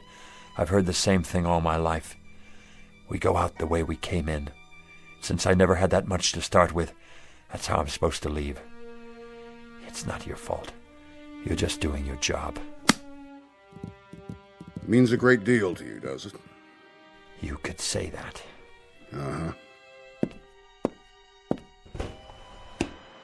It would be highly irregular. So's this whole thing, if you ask me. But under the circumstances, I believe we might... Yes? We might be able to grant you a one-time delay, Mr. Bookman. A conditional one, you understand. Until? What do you mean, until? Until you've made this pitch you're talking about. I can stay alive until then? That's the arrangement. I'll have to think of some way to write it up. You do that. As for me, I think it's a fine bargain. More than generous, frankly. It's been awfully nice talking to you, mister. I didn't get your name. About this pitch, Mr. Bookman. Yeah? When might we expect it? When? Soon. What does soon mean to you? That's hard to say. Gets into definitions, doesn't it? You have a dictionary with you? No, I didn't think so. But it's a pretty simple word when you get right down to it. Soon means in the near future, the very near future. Not right away, though. And after a while, it's all relative, isn't it? Soon compared to what? A week? A month? A whole life? Mr. Bookman. That's open to interpretation, you see. So my answer to you is maybe not this year, maybe not next year either, but soon. Mr. Bookman, I have a very odd feeling that you're taking advantage of us. Do you? Do you really? That's a pity. Because I am. Mr. Bookman. I just won't make any pictures at all. Didn't think of that, did you? As long as it's up to me, I won't even hardly open my mouth. I don't have to if I don't want to. That's the term, so you run along now. Think you'll get me, huh? Well, I have no intention of... Really, Mr. Bookman? How did you get back in here? I locked you out. This is much more serious than you imagine. I have to go now. I promised to meet the children. We have a kind of social club, you know. Ice cream and stories. Lots of stories. Right down there on the stoop. It's much more complex than you realize what you've just done, what you think you've done. See you sometime. I'll let you know when. Here we've gone out of our way to help you, and this is the way you repay us. Bye now. Mr. Bookman, it won't just end here, you understand. There'll be consequences. You'll see. FYI, that means for your information. You have made your bed, and you shall now sleep in it. You say I won't go until I make the pitch? Well, all right. You'll have to wait till I make the pitch. And young man, and this I can say to you without fear of contradiction, you have got a long wait. That may well be, Mr. Bookman. But since you won't come with me, we've been forced to select an alternative arrangement.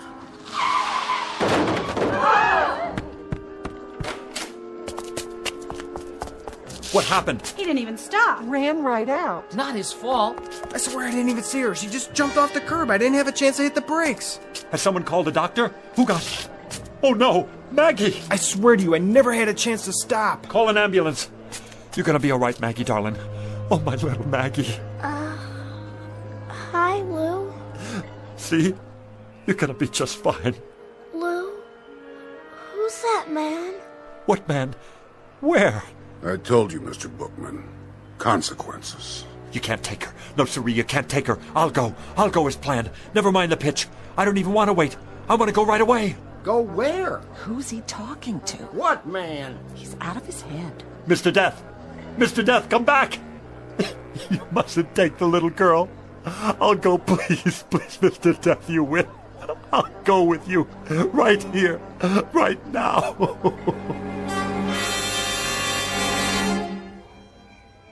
I wonder how she is. A little girl? Yeah, how is she? Poor Mrs. Polanski. Look, here comes the doctor. How is she, Doc? I don't know. What do you mean you don't know? She's a mighty sick little girl. Brave, too. Shouldn't she be in a hospital? That's just it. There's no particular trauma. In fact, there's hardly a mark on her, except where she fell and scraped her knee. Then what is it? Something's going on with her fighting spirit, as it were. That's not a medical term, of course. But I think we'll know in a few more hours. If she hasn't hit a crisis by then, I'll move her to a hospital bed. A few more hours? Around 12 o'clock. 12 midnight, you mean? I think by then we'll know. He won't get in. Who, Mr. Bookman? I'm gonna wait right here, so he can't get in.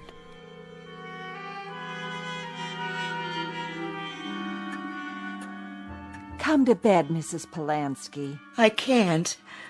I have to take care of my baby. There's nothing you can do. That's what the doctor said. She just needs rest. I can't sleep. How could I? Lou? Where are you, Lou?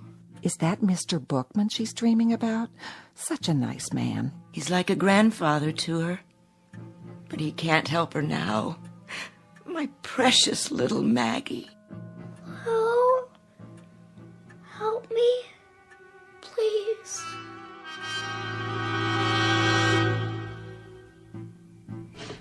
Come on in, Lou. It's late. I'm waiting for someone. No, you're not. You're worried about the kid. And I don't blame you. She's a swell little girl. But there's nothing to do now but wait. What time you have? 11:40. Everybody's gone to bed now. You better do the same. Not yet.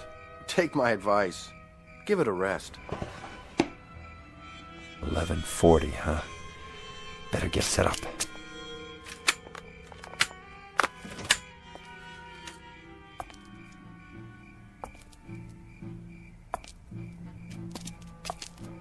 Who's there? Good evening, Mr. Bookman. Thought I'd see you again. You got business inside? I most certainly do. It's 11:45. In 15 minutes it will be midnight. The time of my appointment.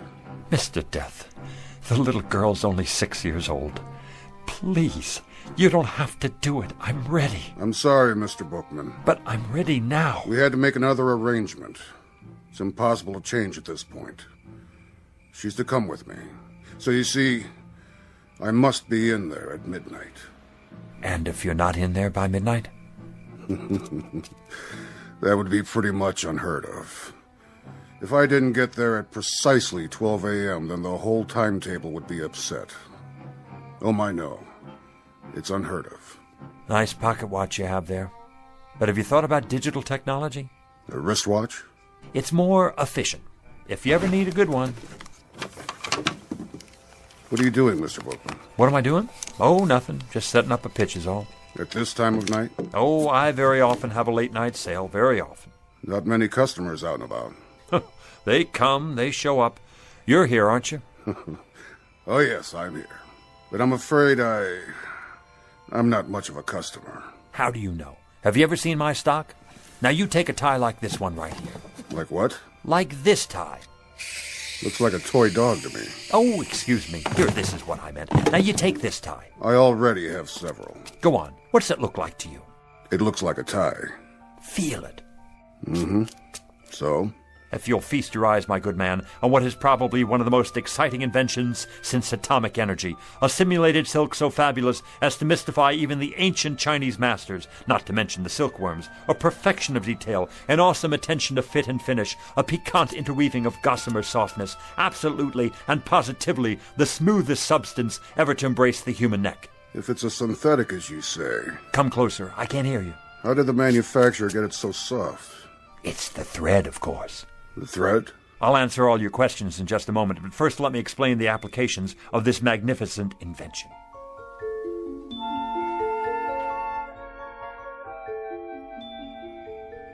Now witness a unique demonstration of tensile strength. Feel this, sir. Go ahead, take it between your fingers, like touching the thinnest spiderweb. Is it not? Like holding the air you breathe in the palm of your hand. Now give it a yank.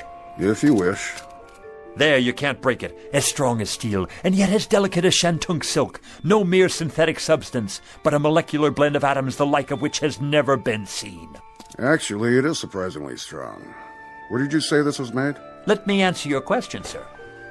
Hey, Lou, what you doing down there? Come on, you gotta see this. Yeah, no kidding. It's really something. Do you have a scarf made out of this stuff? Scarves, blouses, I've got them all on order. You can't hurry the process. Picture, if you will, 300 years of backbreaking research and development to produce the ultimate thread. The which than which there is no witcher. And what will you pay for this fabulous, I say fabulous, incredible and amazing achievement of the tailor's art? Softer than the feathers of an angel's wings. Expensive, no doubt.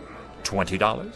Too rich for my blood. $10. $5. You might indeed pay that much and more. If you were to purchase this at a retail store, consider the markups, import fees, but this exquisite thread is not available in any store. How did you get it then?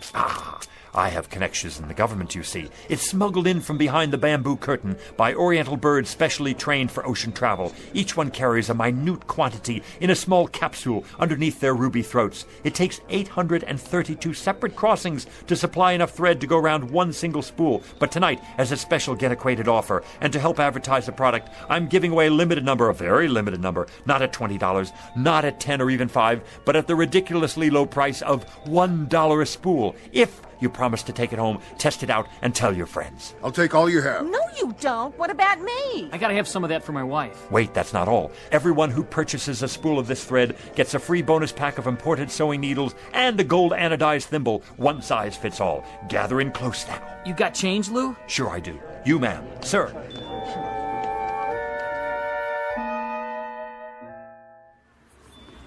Yarn, simulated cashmere socks, the most marvelous plastic shoelaces that never wear out, a genuine static electricity filter, fits any car radio.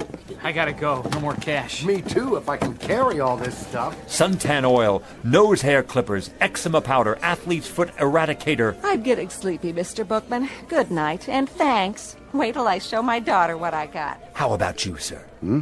I have so many things now. I don't know how I'm going to bring it all back. One last item, especially for you. The pièce de résistance. An item never before offered in this or any other country. I can't imagine what else you could possibly show me. One live, guaranteed, genuine human manservant. How's that? For what I ask of you, sir, you receive a willing, capable, worldly, highly sophisticated, wonderfully loyal right-hand man to be used in any capacity you see fit. Say again? I don't... Louis J. Bookman at your service. The last model of his kind. He comes to you with an absolute guarantee. All parts interchangeable. A certificate of extended warranty. Eats little, sleeps little, rests only a fraction of the time. And there he is at your elbow, ready to do your bidding, at your beck and call whenever needed. Mr. Bookman, you are a persuasive man. I challenge any other store, industry or wholesale house to even come close to matching what I offer you here. Because, my dear man, I am offering you...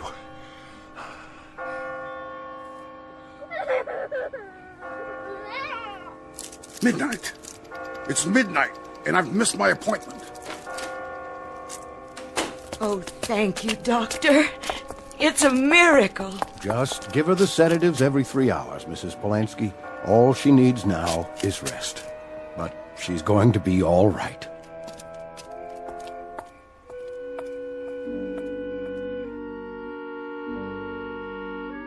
One minute past 12, Mr. Bookman, and you made me miss my appointment. Thank God. A most persuasive pitch, Mr. Bookman. An excellent pitch.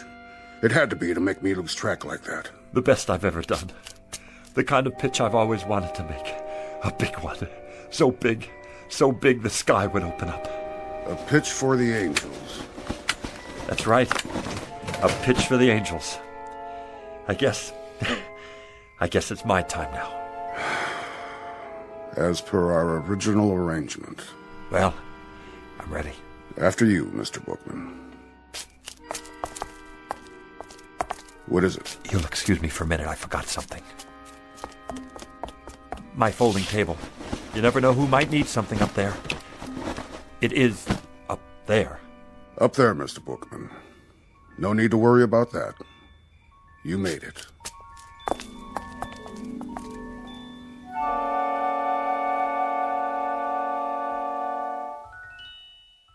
Louis J. Bookman, age 60-ish, formerly a fixture of the summer, a rather minor component to a hot July. But throughout his life, a man much loved by the children, and therefore a most important man. Couldn't happen, you say? Probably not in most places, but it did happen in the Twilight Zone.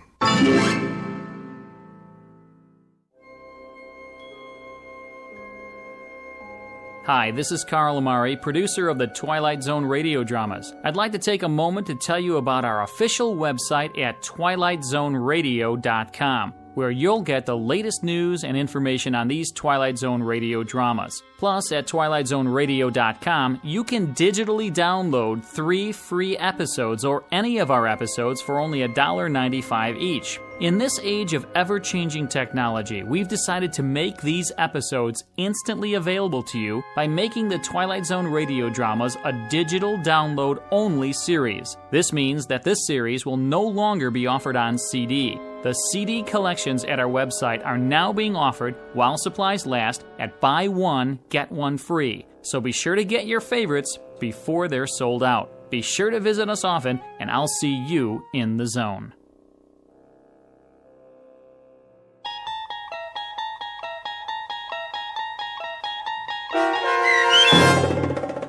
One for the Angels, starring Ed Begley Jr., with Stacy Keach as your narrator, was adapted for radio by Dennis Etchison and based on a script by Rod Serling.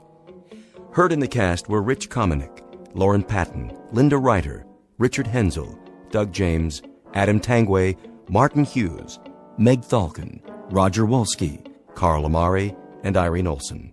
To learn more about the Twilight Zone radio dramas and to obtain audio cassettes and CDs of these programs, visit our website at twilightzoneradio.com. This copyrighted radio series is produced and directed by Carl Amari and Roger Wolski for Falcon Picture Group. Doug James speaking.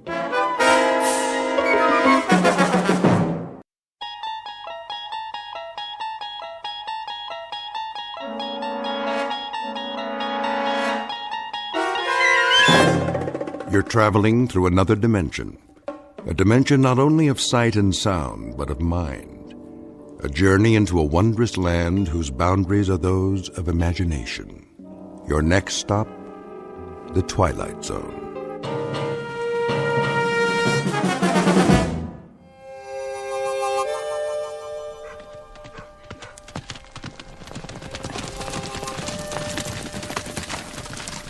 He ain't here yet. He will be.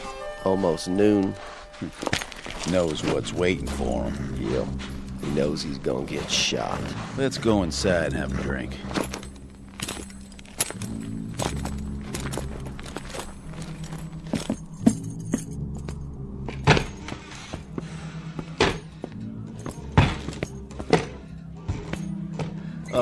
Hi there, fellas. No talk. Just pour. Sure. What'll it be? Right gut whiskey. You're coming right on. You seen McGrew? Marshall McGrew? That's the one. You friends of his? We got a meeting with him. You do? When? Well, let's see. Right about now. Unless he ain't gonna show. Oh, Marshall McGrew will show, all right. Always keeps his word. If Rance McGrew says he'll be here, then he'll be here. You can bet your bottom dollar on it. That right? In fact, here he is now. Where? Right outside, at the end of the street. Hear him coming? I don't see nothing. Oh, he's a-coming, for sure. Take a look. See that cloud of dust? That's him. Right on schedule. Cut! I'm here. What's everybody looking at? You're an hour and 15 minutes late, Rance. So shoot me. I'd like to. On film. We should have had everything in the can by now. Don't bug me, Si. You know what these big emotional scenes do to me. Now, don't get upset, Rance. We'll try to knock this one out before lunch. What do you say we get started, okay, baby? This is scene 71. You have your script with you? Positions, everybody. Quiet, people. Camera ready. This will be a take. Welcome to the American West, Hollywood style. Some 100-odd years ago, a motley collection of tough hombres gunned and galloped their way across the frontier, leaving behind them a raft of legends and legerdemains. But heroes or hambones, they were a rough and woolly breed of nail-eaters, who in matters of the gun were as efficient as they were dedicated. So it seems a reasonable conjecture that if there are any television sets up in cowboy heaven, and if these worthies could see with what careless abandon their names and exploits are bandied about today, they are very likely turning over in their graves. Or worse, busy getting out of them. Which gives you a clue as to the proceedings that will begin in just a moment. Enter one Rance McGrew, an overpaid sports car driving phony baloney who can't distinguish between a holster and a hoof-and-mouth disease. His claim to fame is that he dispatches these baddies, or actors bearing their names, in gunfights, where the fast draw is simply a matter of cutting and the outcome is a setup, complete with blank cartridges and staged blood.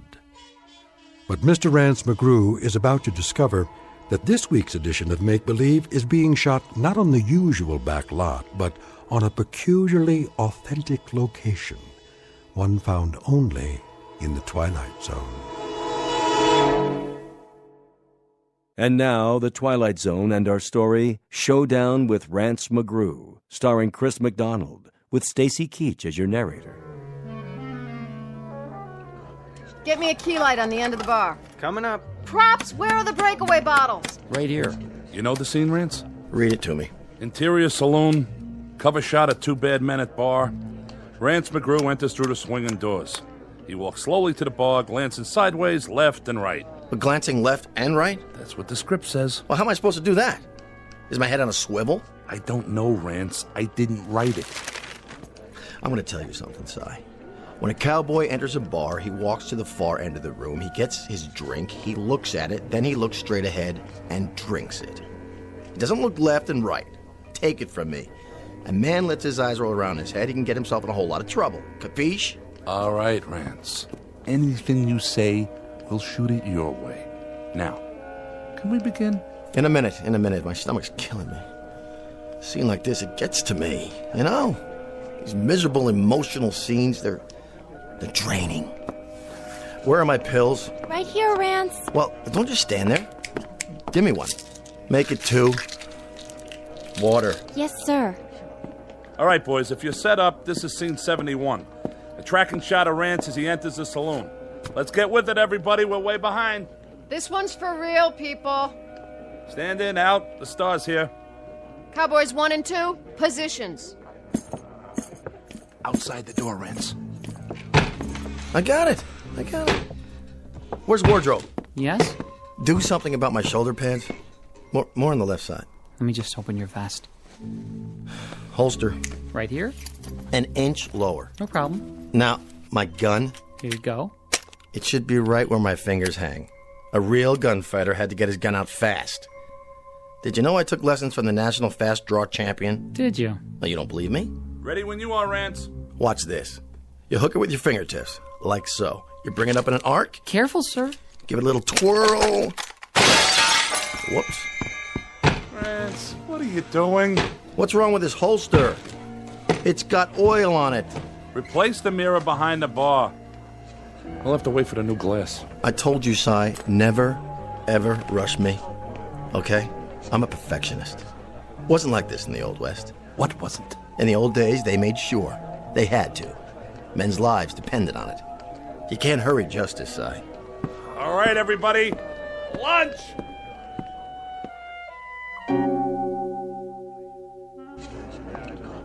Ready? Ready. Rolling. Rolling. Roll sound. Roll sound. And action. Cue Rance. Hello there, Marshal. Barkeep. What'll it be? Rot gut whiskey. Yes, sir. Give me the bottle. Sure, Marshal. Whatever you say. Cut! No, don't look at me. It wasn't my fault.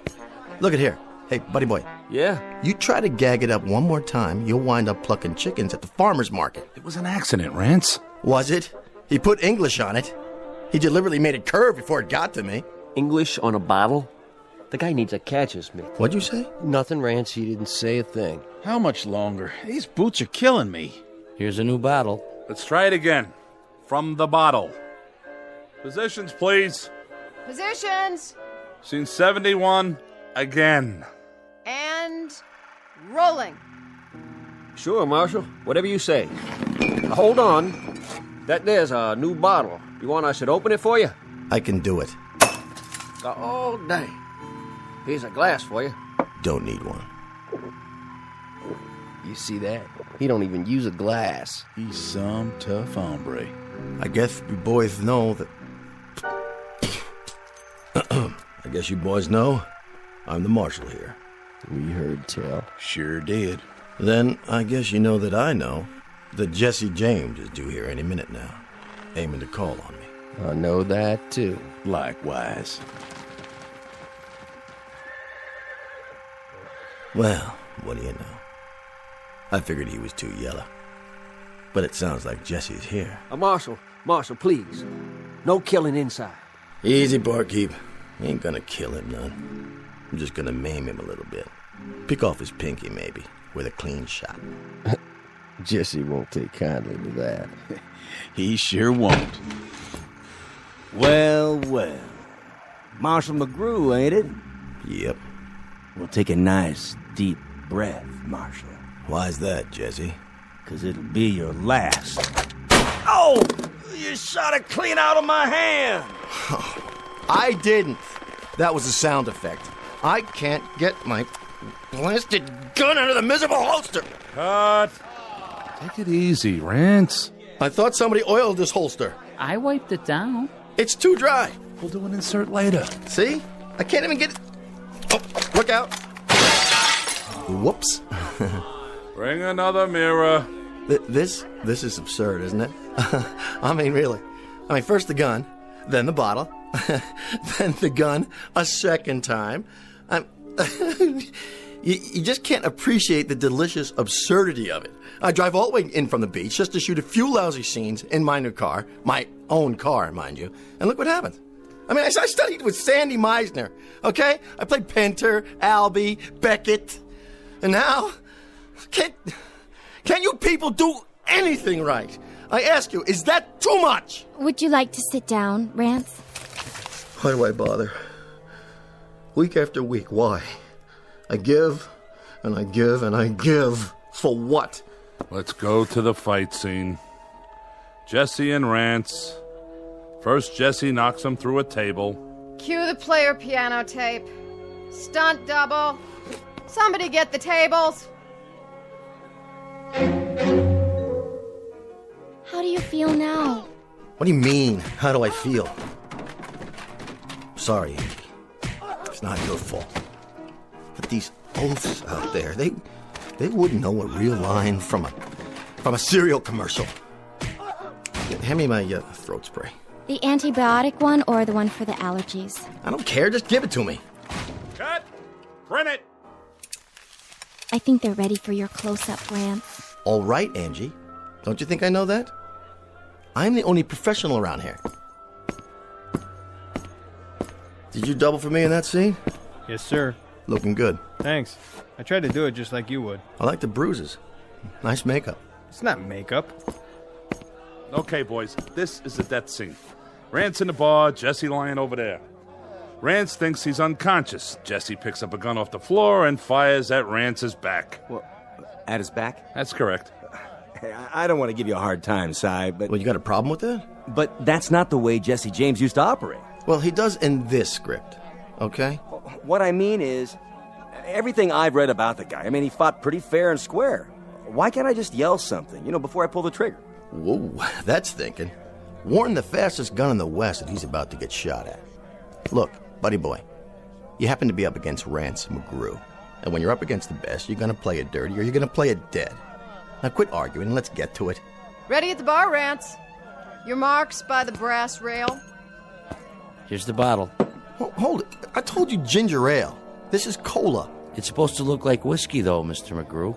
Si, will you either fire this clown or straighten him out? One or the other? Mr. McGrew wants ginger ale. Yes, sir, Mr. McGrew. Jesse, lie down on the X.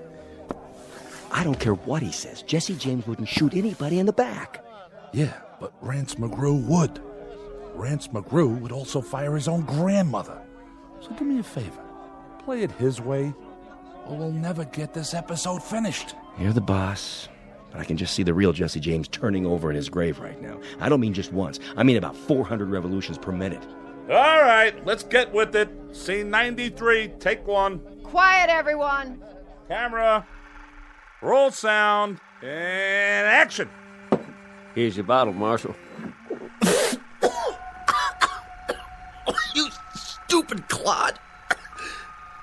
That's whiskey. That's real whiskey. It sure is. The best we got. Something wrong, Marshal? Well, this sure is. Wait a minute. Where's the camera? And the lights? Where are the lights? You there. Answer me. You talking to me? I think he's talking to you. Well, now, speak up, Marshal. I didn't hear you. You say something or not? You know exactly what I said. Don't play dumb. Will somebody please tell me what happened to the microphone and the wall? Where did this other wall come from? Where's the back of the set? Marshal, Jess is gunning for you. He's coming right now. Hey, Cementhead, he was already here in scene 73, okay? Boy, wait till my agent hears about this one. Let me out of here. This is degenerated into some third-rate, low-budget B picture. Can't say I didn't warn you. Wait. Who's this supposed to be? They call me Jesse. Jesse James. No, you're not. You're a different actor. What are you, a last-minute replacement? And where'd you get those clothes? Good lordy property. This man stinks. I'm the real Jesse James. Not that side of pork that's been play acting me. What do you think you're doing? Take your hands off. Sit down and put a cork in it. I'll ask the questions around here. Bartender. Yes, Mr. James. Bring me a bottle of rye.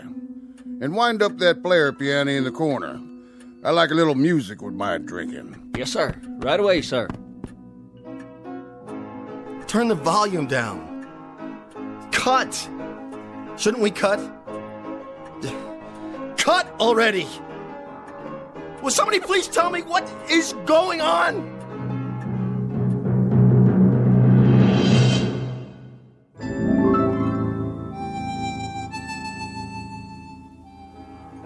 Don't you hear good, mister? No habla inglés. Sure you don't. Well, habla this. Sí. I'd be looking for the marshal. No es aquí? No. No, señor. Fellow named McGrew. Rance McGrew. So? You know him? Sí. He here?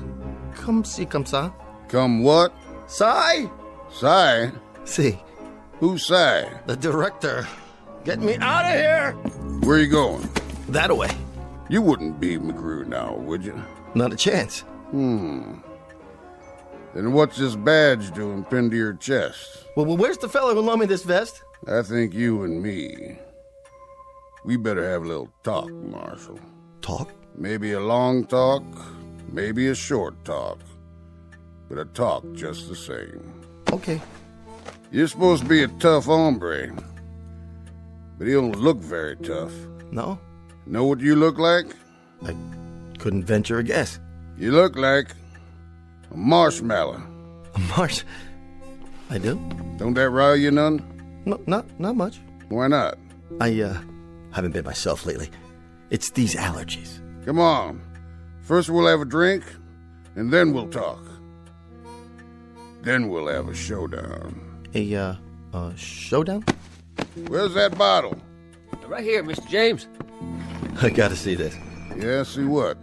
How you break the neck off without wrecking the whole bottle? Oh, that's just in the movies. Might get broken glass in it. Don't want to ruin good whiskey.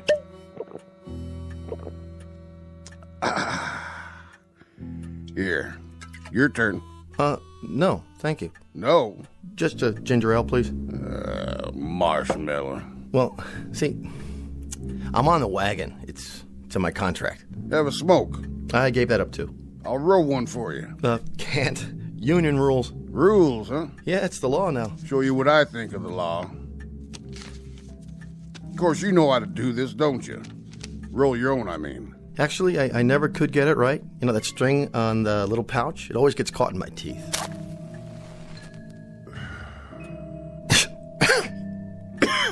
Would you mind not blowing smoke in my face? That rile you, does it? Not really. It's just that it's not good for my voice. Nothing riles you. You're just about the most even-tempered dude I ever did meet. However, I ain't got no more time to be sociable, Marshal. I'd say it's past time we came to a meeting of the minds. Duck and cover, boys. What's everybody hiding for? Think about it, Marshal. Why do you suppose? 'Cause the place is closing? That must be it. Yeah. Curfew time, huh? Well, I'll just mosey on home. Nice meeting you, Jesse. Mr. James. Whoa, just stop right there. You wasn't leaving, was you, Marshal? I mean, you wasn't just gonna up and walk out on me, was you? Me? No, I was just wondering whether it was gonna rain. You know, looks like it's not, though. No, not today. Have a seat. Okay. As long as this doesn't take too long, I got a meeting with my agent after we wrap. You know what I thought, Marshal?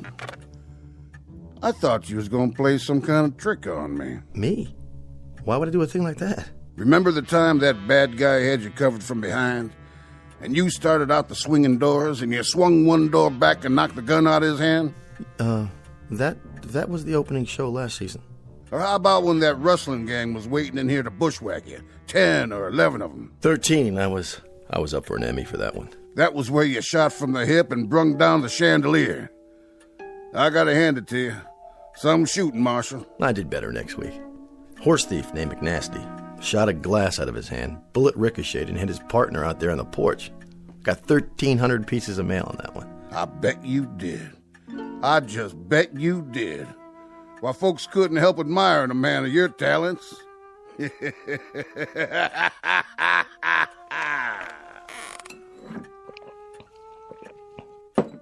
of it is, Marshal. Thing of it is, I don't reckon you ever fired a real gun in your life, did you? Well, not as such. Or hit a man in anger, or maybe even got hit in anger yourself. Tell me true, Marshal. You ever ride a horse? Oh, yeah, on occasion. A real horse? Well, see, I happen to be allergic.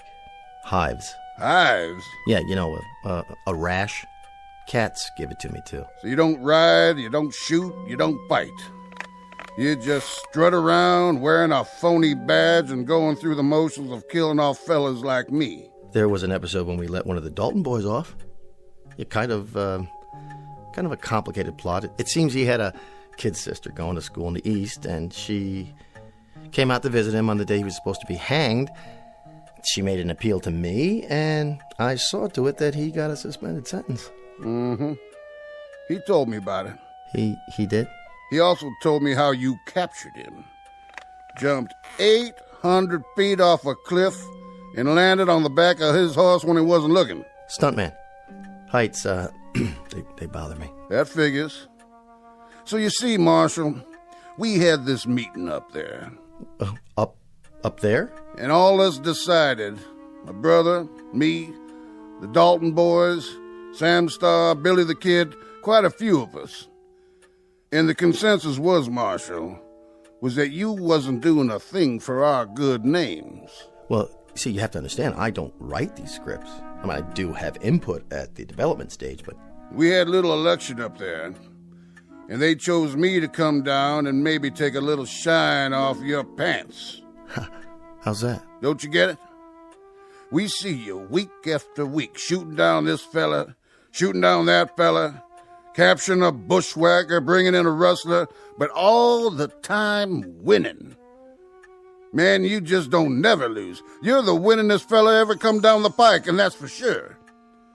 So me and my friends, well, we figured it was about time that maybe you should lose once. Well, that's not such a bad idea. I could take it up with the producer at our next meeting. I don't think there's time for that. I think that maybe if you're gonna lose, you're gonna have to lose right now. Now? But I'll tell you what I'm gonna do, Marshal. I'm gonna play it square with you. A whole lot squarer than you ever played it with us. Face to face, and no, what do you call them? Stuntman.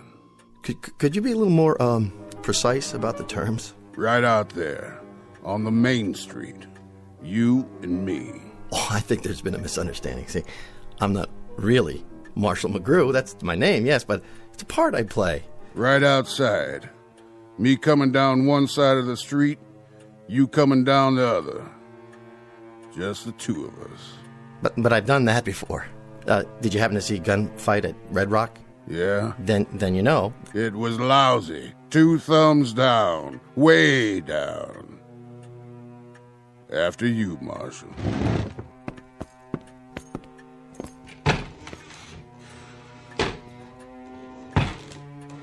You can come out now, boys. Looks like they ain't gonna shoot up the place after all. Drinks on the house.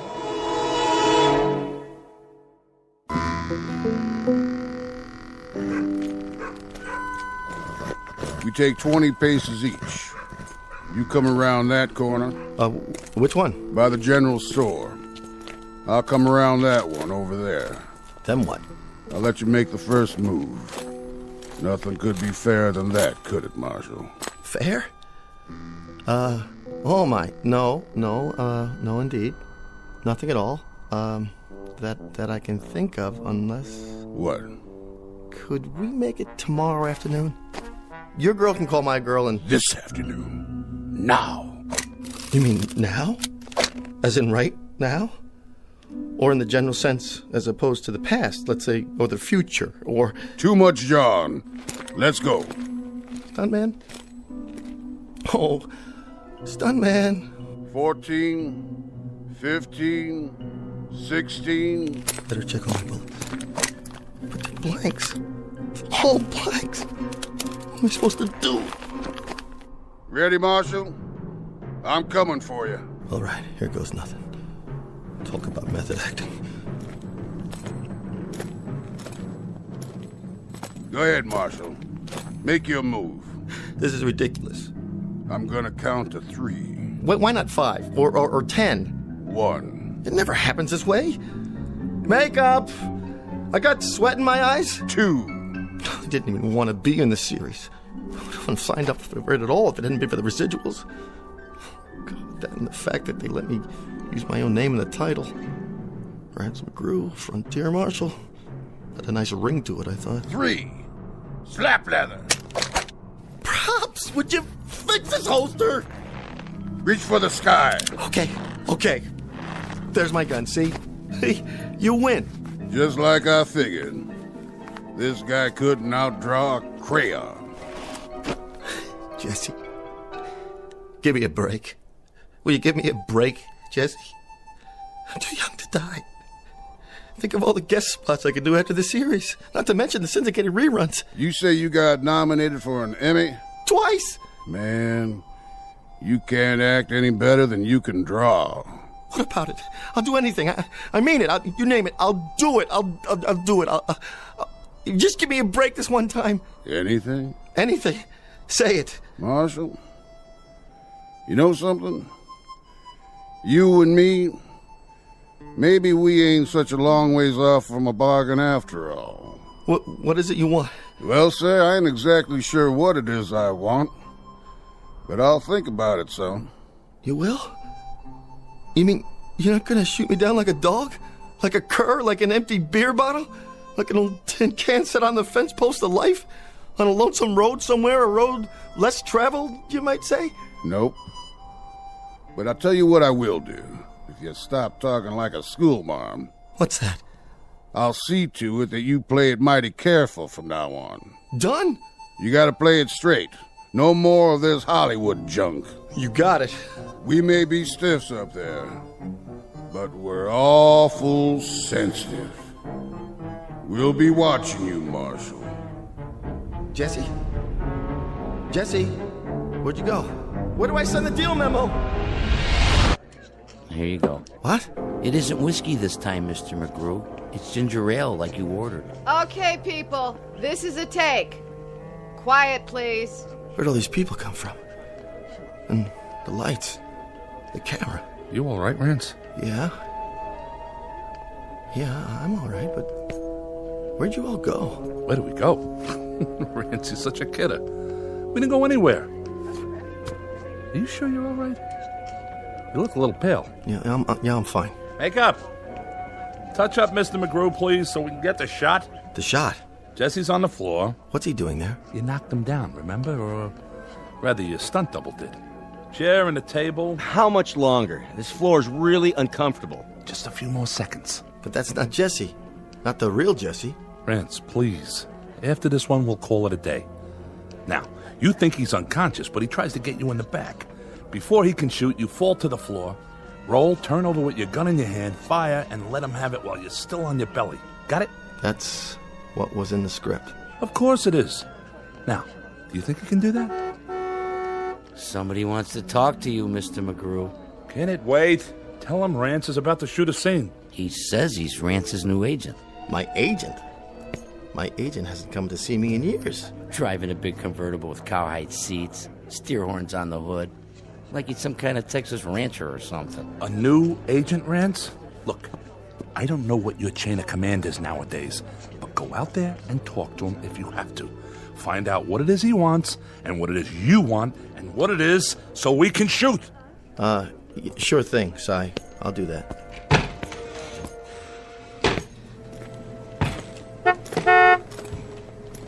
Howdy, Marshal. Jesse.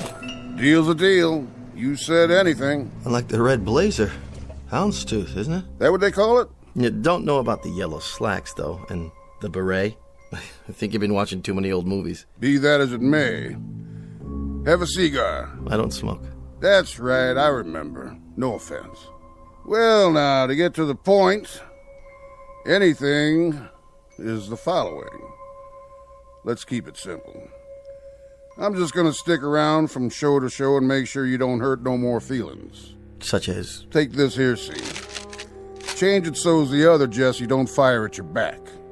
That would be real cowardly. Say he's lost a lot of blood and he's weak as a tea. But somewhere or the other he gets up on his feet. Then he knocks you through the window and makes his getaway. Got it? Knocks me through the window? Rance McGrew? Understood. Yes, sir. Understood.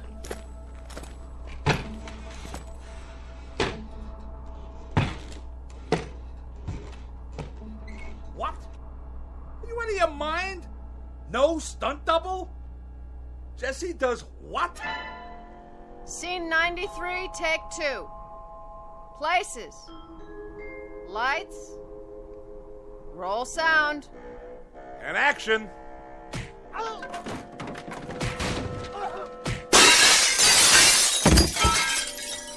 Cut! That was a good one. Yeah. Glad you liked it. Now I was reading next week's episode, Marshal. The one where you knock a gun out of Billy the Kid's hand from a 4th-story window a block away, using the base of a lamp. Well, the network wants to keep the gunplay down. Too much violence. No good? Piece of crap.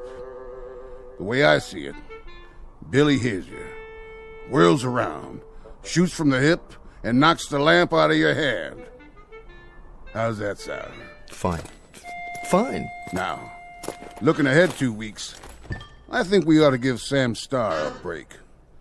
He's a nice fella. Awful good to his mother.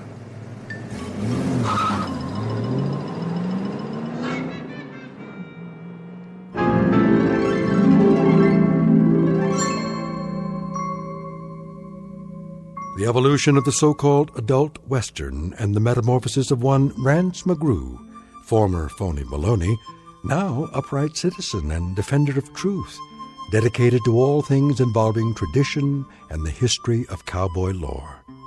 It's the way the cookie crumbles and the 6-gun shoots in the Twilight Zone.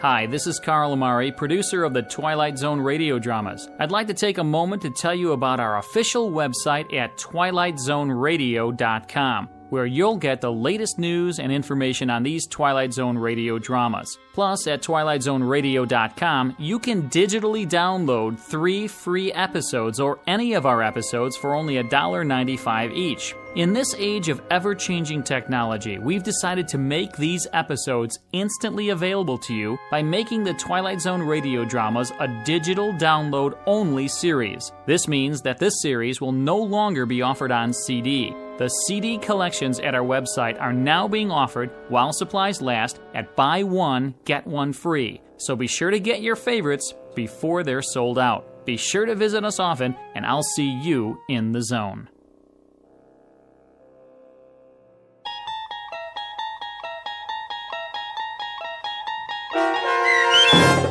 Showdown with Rance McGrew, starring Chris McDonald with Stacy Keach as your narrator, was adapted for radio by Dennis Etchison and written for The Twilight Zone by Rod Serling.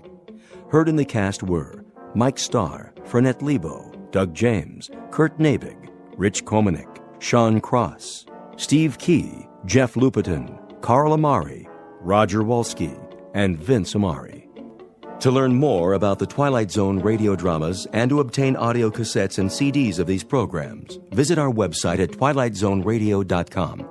The producers of The Twilight Zone wish to thank CBS Enterprises, Carol Serling, Dennis Etchison, Dick Brescia Associates, Claire Simon Casting, Terry Jennings, XM Satellite Radio, Sirius Satellite Radio, our sponsors, and our radio affiliates for helping make this series possible. This copyrighted radio series is produced and directed by Carl Amari and Jason Mallow for Falcon Picture Group. Doug James speaking.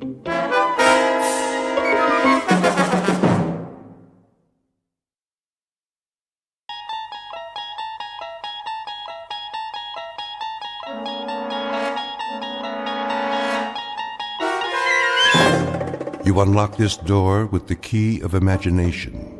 Beyond it is another dimension. A dimension of sound, a dimension of sight, a dimension of mind. You're moving into a land of both shadow and substance, of things and ideas. You've just crossed over into the Twilight Zone.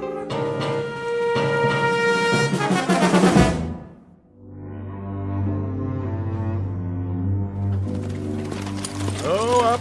There she is. TP. Right where the General said it'd be. Oh, we're too late. Well, I can see that. Campfire's smoking. We better check it out. Still warm. How long do you figure? 3, 4 hours at the most. Any idea how many? A lot of footprints all around.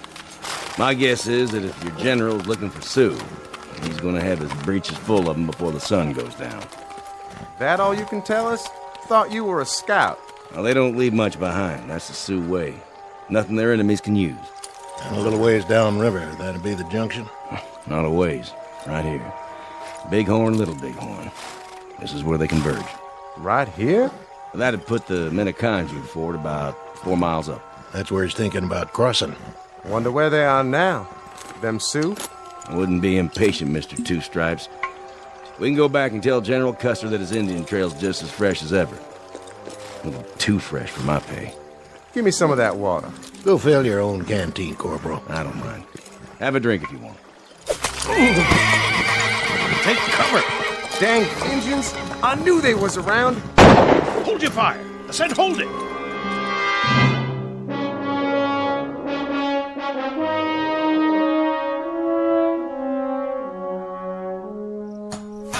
How's the drive chain, Langsford? Just a smidge more. There, I got her, Sarge. Good man, Corporal. Are we going back to camp now? That we are. The captain would be glad to hear that.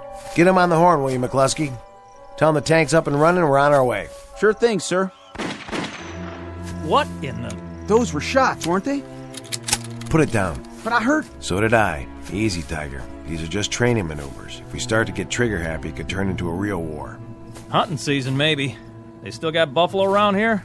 Hey, how about it, McCluskey? Want to go shoot some buffalo? Tastes just like chicken. Let's have a look. Nice and calm. If it's the red team, I'm giving up. They can tag me POW, and I'll just sit out the rest of these war games. Getting hot as an oven inside this tank. Why, I am surprised at you, McCluskey. The sergeant and me have had our eyes on you. You have? Sure, we were thinking of recommending you for OCS. Outside of the fact that you read a map upside down and you couldn't navigate a plow across a dance floor. Sounded like those shots came from the other side of the draw. Now, what was that? I know what it was. Somebody's playing games. That's right, they're funning us. Can't you take a joke, McCluskey? It was a signal.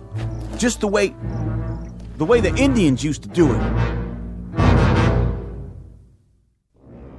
It's a hot June day in the present century. Or, if you prefer, another century altogether. Take your pick. The cast of characters in order of their appearance: a patrol of General Custer's cavalry and a patrol of modern-day National Guardsmen on training maneuvers. What neither group knows is that the past and present are about to collide head-on, as they are wont to do in a very special bivouac area known as the Twilight Zone.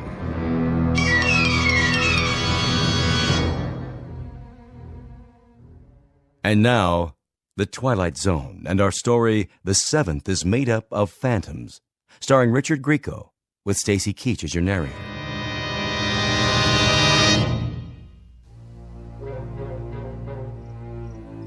Well, if you ask me, it could have been a bird or something.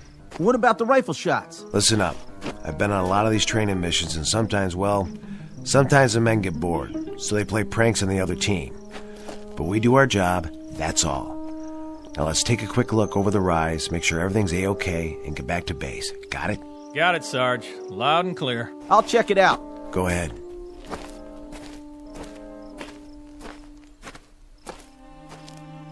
Well, how about that? What do you see, McCluskey? It's a wigwam. An honest-to-Pete wigwam. 1 million men in the National Guard, and it's just my luck to go riding around in a tank with the last of the red-hot Eagle Scouts. So it's a wigwam, McCluskey. What are you so happy about? Well, it's real interesting, don't you think? Authentic and everything. Well, why don't you take a look inside? Maybe there's a pretty little squaw in there waiting to be your fiancée.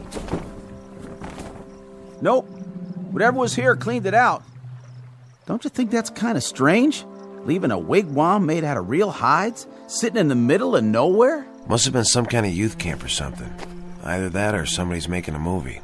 Out here, Sergeant? On Army training grounds? That's a point. They never get a permit. Too dangerous. Besides, we'd have been informed. Sure is interesting, though. Right there's a junction of the Bighorn and the Little Bighorn Rivers. Just a little ways from here is where Custer fought. Custer who? General Custer. Didn't you learn about it in school? This is where the 7th Cavalry fought the Sioux Indians. What do you got there? Looks like a canteen. Let me see that. Not one of ours. Yeah, maybe there's booze inside. Hey, where'd you get this? Right here on the ground. Says 7th Cavalry. Printed right on it. How do you figure, Sarge? Well, I figure it's in pretty good shape, considering it's been lying around here for 100 and some odd years. Must be a lot of ghosts running around a place like this. Ghosts? Either that or somebody planted it here. McCluskey's got one thing right, though. Somewhere along this river they fought quite a battle. George Custer and 200-odd men against a couple thousand Sioux. Custer's last stand. Didn't you ever hear of it, Langsford? I heard of it. Maybe next year a museum will send you guys out on an expedition and you can spend all your time picking up antiques. But right now, I thought we're supposed to be a motorized patrol on war games. Me, I'd like to be reconnoitering in some small dark bar right about now. Or maybe the YWCA. Or in a pinch, I'd settle for a... What was that? The wind. That's what it was. The wind. But the canteen and all. Don't you reckon we ought to go back and tell the command post? Don't you want to wait for the Union Cavalry, McCluskey? Now, what were you saying, Sarge? This is where they fought, huh? Round here? Someplace around here. When I was a kid, I read everything that was ever written about it. Custer and the 7th were the advance guard for a general named Terry. The last thing anybody ever heard from him was that he was dividing his regiment into 3 parties. He was going to surround what he figured was a small group of Indians. There was a captain named Denton with 3 troops. Went off to the south. Major Reno went to the other side of the creek to follow an Indian trail. Custer was the center column. He rode right into them and got slaughtered. 1876. That was the year. Right, 1876. Somebody planted this canteen for a gag, then. It's not old. It's practically new. See for yourself. The water's still fresh. This whole thing's a gag. Either that or... Come on, let's get out of here. I'm serious, you guys. Let's go back to the tank. Yeah, let's go.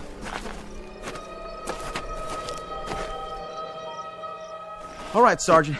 I'm asking you, what was that? The wind again? I don't know. Yeah, sure, that's what it was, the wind.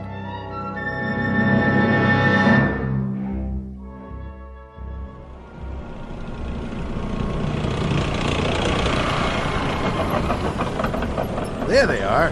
Finally. What'd they do, go fishing? They're working on their suntans.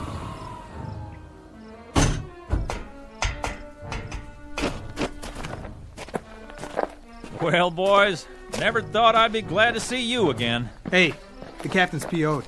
You better get in a 10 on the double. How come? I called in a position report. Yeah, but that was a while ago. Lieutenant, if you had seen what we saw... Can it, McCluskey. I'll give my report directly to the captain. Say, any of you good old boys got a cold one stashed around here?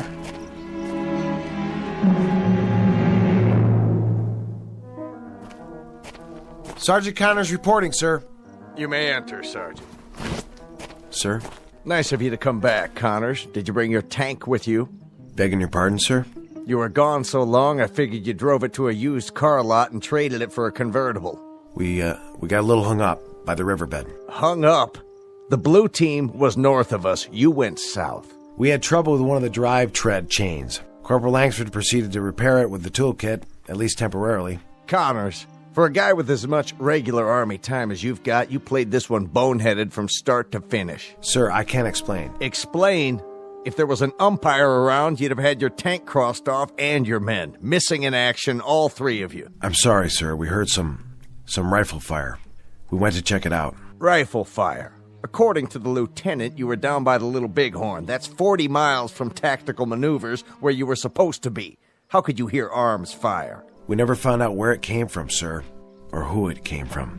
Oh, that's rich. What was it, the Russians or the Chinese? I'll tell you what I think. I think you guys must have had a bottle in that tank. Sir, I'm telling you. See this map?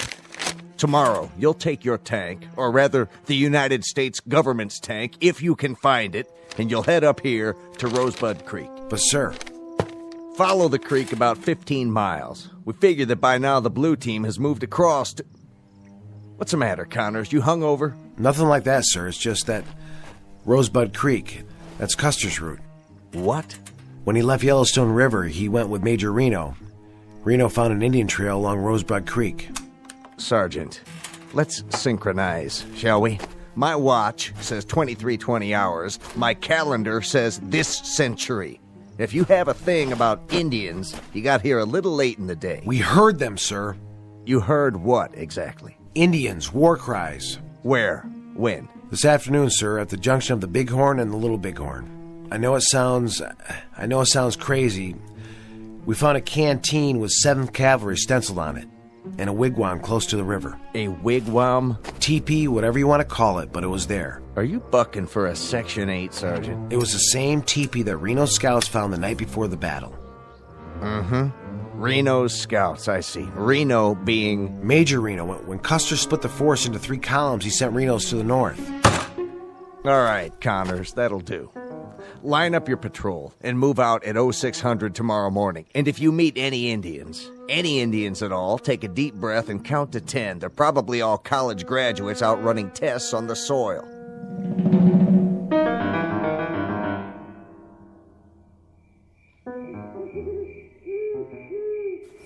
Sergeant?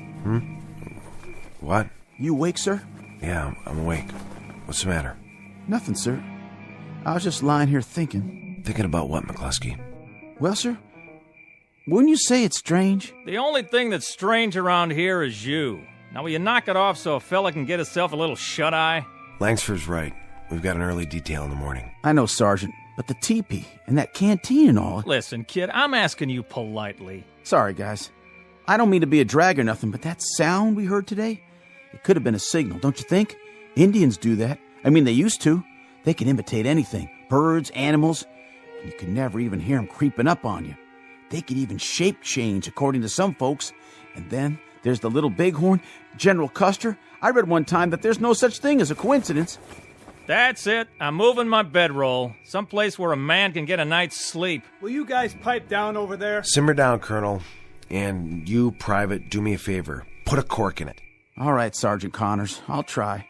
I just want to be responsible is all. It's like they said in training. If you see anything and don't report it... Shh. Hear that? Yes, sir. Night, sir. Good night.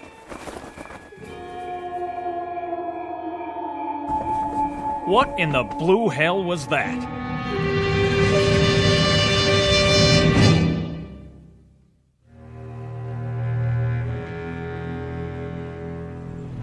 Where to now, sir? We follow this trail. How far? Till we get to frontier land? About 2-3 more miles. In other words, Reno's route. Exactly. We're making good time. We should get there at roughly the same hours. For Pete's sake, you still on that? Reno this and Benteen that, Custer something else. Haven't you guys had it? You talked about it all night long. Now me, I was dreaming about a cute little private in a miniskirt. See, I was the drill instructor and she had to give me 50 jumping jacks. Only she couldn't get it right. So I put my arms around her from behind, real official-like, just to show her how. Up, down, and I'm whispering in her ear the whole time, and she says to me, "Why, Sergeant," I was a sergeant in the dream, "why, I think I got it." So I start to say, "You've got what?" But before I can get it out, McCluskey here wakes me up because he thinks he hears another hootie owl. I swear, if this kid wrecks my training sleep one more time... Sergeant, look! Where? Over there, the top of the hill. I don't... The tall one, see? Smoke rising up in the sky, one puff at a time. Oh, no. I don't like the looks of that. I don't like it one bit. Hold up now. But, Corporal... Use your head, boy. That smoke's coming from an incinerator, or it's somebody cooking a cheeseburger. I don't think so. Or maybe it's a bunch of Girl Scouts who don't dig Smokey the Bear. But if you don't straighten up, I will... It figures. What does? It has to figure. Reno's scouts found the teepee the night before the battle. The following morning, the column saw smoke signals in the sky. That's right. You know your history. Look, you two history fans are really starting to bug me. And late that same morning, they got their first Indian. Oh, man. When the war party went by, one of the troopers shot the last rider. Come on, look, I like a good laugh, same as the next guy, but this is too much. This is really and truly too much. It was for the 7th Cavalry, too. Sure, next thing you'll be telling me is that up over the hill we're going to run into a war party of Sioux. And if that happens, Mrs. Langsford's little boy is going to report to sickbay and ask for a rubber room all for himself. Just remember, I can always make it a reservation for 3, if that's what you... We have to arm ourselves. Get back in the tank. What are you doing? There's nothing out there but a dust cloud. Yes, but what's behind the dust? You hear it? We're wasting time. You stupid moron kid, put that rifle down. What do you think you're shooting at? Langsford, McCluskey, watch out. Oh, my dear God. You saw it. We all saw it. Yeah, I sure did. A horse without a saddle, an Indian pinto, and no rider. That means I killed him. I killed him with my M1. Sergeant, I just fired blind toward that cloud of dust, but I didn't mean to... That's enough. What were you saying, Langsford? You want to make a speech now? You got something to say, do you? I got something to ask. Are we all out of our tree or what? I don't know for sure, but I've got an idea. We're listening. See that ravine down there? What about it? It's all part of it. Somehow, some way, we're riding the same trail that Custer did. Figure it out. There was a teepee. When did we find it? Yesterday afternoon. Just like the scouts did. There was the smoke signals, just like Reno's column saw the next morning. Then McCluskey got himself an Indian, just like the day of the battle. All right, let's say you're right. Let's say it's just like you say it is. We follow this trail just like they did. Yes, Corporal, we follow it. Well, what's the next thing that's supposed to happen? We wind up at a massacre. Hadn't we ought to go back to camp and warn them? Warn who? It's not our men who'll be under attack. It's Old Yellowhairs. Old Yellow? General George Armstrong Custer. And you mean to stop it? I don't see that we have much choice. Stop it or join it.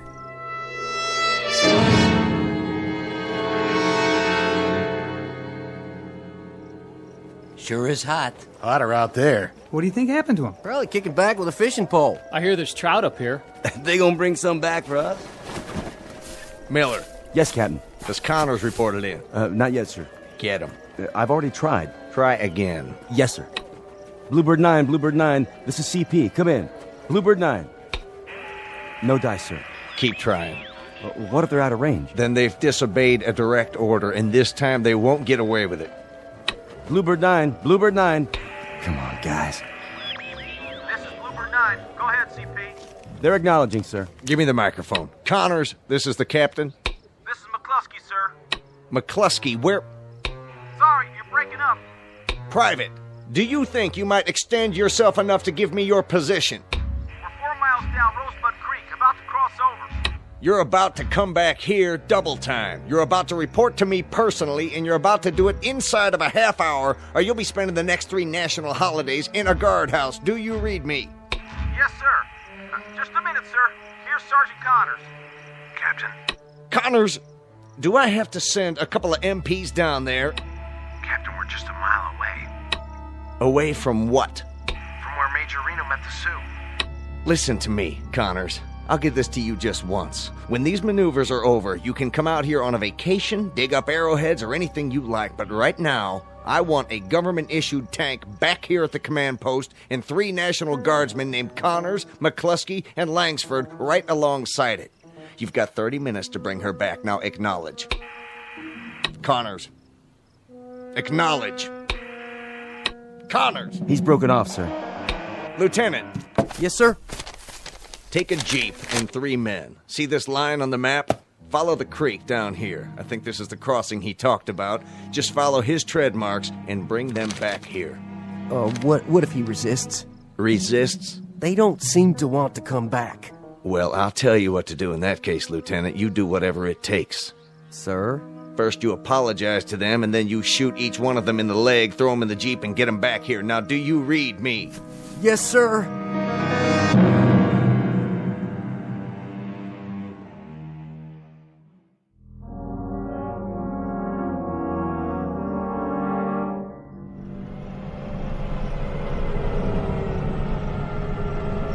Hold it!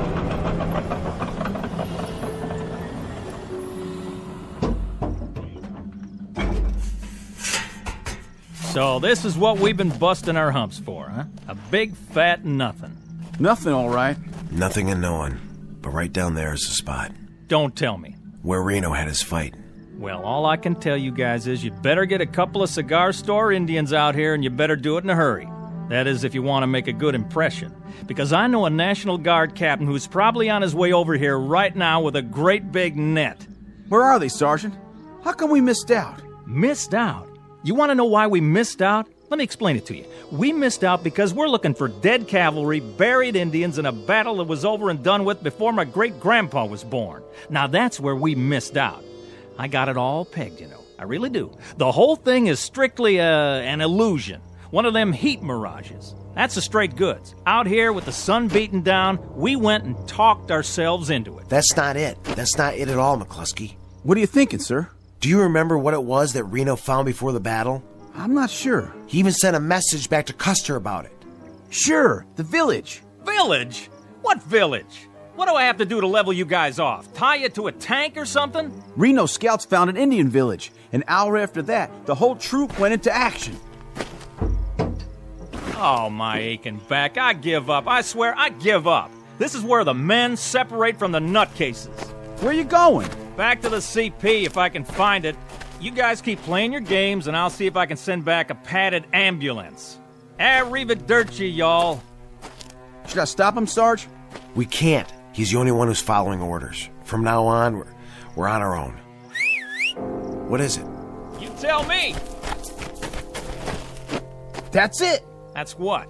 Would you mind telling me? The village. That's the village. 6 more of your funny little teepees. That's a mirage, isn't it, Langsford? Not really there? Man, don't ask me anything. Now you got me seeing it. Don't ask me nothing. Looks abandoned. I'll go down to scout it. An hour ago, if you'd said that, I'd have died laughing. And now? You got your rifle? Sure thing. Then be careful. Of course I will. Well, what happens now? You read all the books. What's the next thing? Beyond the village. That's where Benteen engages. What about Custer? He loses his right arm. As of the moment, Reno got cut off here. Custer's column was doomed. This is wild. I swear, this is off the scale. Now, how in the... Well, how in... I mean, it's like chasing somebody that ain't even there and trying to catch up. Well? Connors. Langsford. What'd you find? I'm not sure. But if it's a mirage, this one goes all the way. What's the matter with you? You all right? I just saw the granddaddy of all mirages. I mean the mother of all... Hey, fellas? You're white as a sheet. That's 'cause this one's sticking in my back. McCluskey! Get the medical kit. I'll try to cut the arrow out. Bluebird 9, this is CP. Come in. No good, Captain. Then they're refusing to answer. Either that or they've vanished off the face of the earth. Captain? You'd better have something to tell me. Yes, sir. For starters, that they're just a few hundred yards behind you, right? I wish I could say that. Then you better tell me something, Lieutenant, and fast, like the whereabouts of an M4 tank. We found the tank, sir. Is it operational? It appears to be. Where are the men? No sign of them. What? Only this note. Let me see that. Crossing Rosebud Creek, trying to reach the cavalry. Pray we're not too late. What's the meaning of this? I don't know, sir. We drove up and down the creek bank. Is that true? This is all you found? No sign of them? That's right, sir. What about you? There were tracks leading to the tank, but after that, it's hard to say. All I know is they weren't in it. And you, Private, I want you to consider your words very carefully. Yes, sir. The tank was empty. except for some of their gear. Well, what are the rest of you grunts standing around for? Anybody need a work detail this morning? How about a recon march with full packs? Just finishing up, sir. Come on, guys. What about their gear? Most of it was still there, except for the rifles and the sidearms. Great. That's just great. Now I've got 3 trigger-happy soldiers on the loose with live ammo. Captain, I know Connors. He is strictly by the book. Yes, but what book? Langsford's regular army, and McCluskey, well, he's a good kid, just wants to put in his time and get back home. If they've gone off on their own, there must be a reason. I don't get it. I swear I don't get it. What are they drinking out there? Or have they seen too many Western movies? Sir, about the note, what does he mean when he says cavalry? The 7th Cavalry. But what's the 7th Cavalry? A very hot outfit, headed up by a tiger named George Custer. Custer? Wasn't he... Don't ask me any more questions. I don't have the answers. But I'll tell you this. Those 3 guardsmen are going to go on active duty so fast it'll make their heads spin. If they ever get out of the stockade.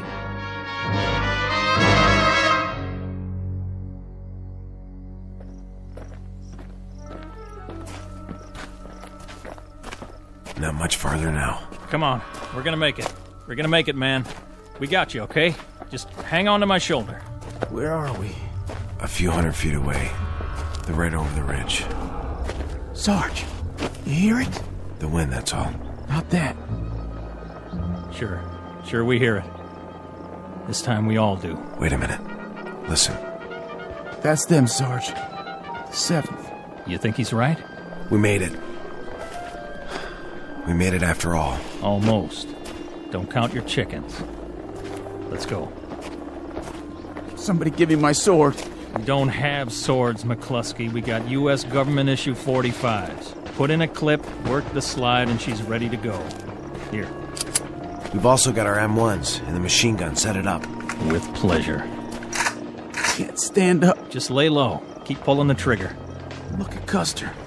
He's surrounded. Gotta get down there. Must be 1,000 Indians. More than that, Colonel. More than that. Well, shoot, I heard of worse odds than that. Haven't you, boys? Plus, we got our equalizers right here. We come all this way. What do you say, Sergeant?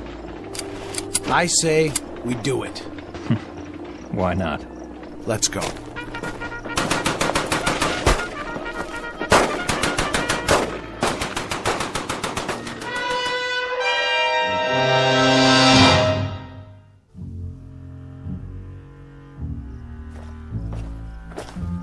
This is it, Captain. The last known location. What's that plaque for? Read it, Lieutenant. Custer Battlefield National Cemetery, honoring the memory of 261 men of the 7th Cavalry who lost their lives in battle. So this is the cavalry they were talking about. It was. It's a national shrine now. They made it. What's that, Captain? Nothing. No sign of them on either side of the creek, Captain. What about the tank? Up near the ridge where they left it. But no sign of the men, no sign at all. Keep looking. Yes, sir. Put them on report, Captain? Put them on report. Captain! What is it? A list of the men who died here, all the names engraved on the plaque. It looks like it's been here a long time, so then how? How what? I think you better take a look at this. Right here, in the middle of the list. William Connors, Michael McCluskey, Richard Langsford. Kind of a coincidence, don't you think? Quite a coincidence. But how? Pity they couldn't have brought up the tank. That would have helped the odds. Wonder if the drive chain failed again. Beg your pardon, sir? Nothing, Lieutenant. I didn't say a thing. Not a blessed thing.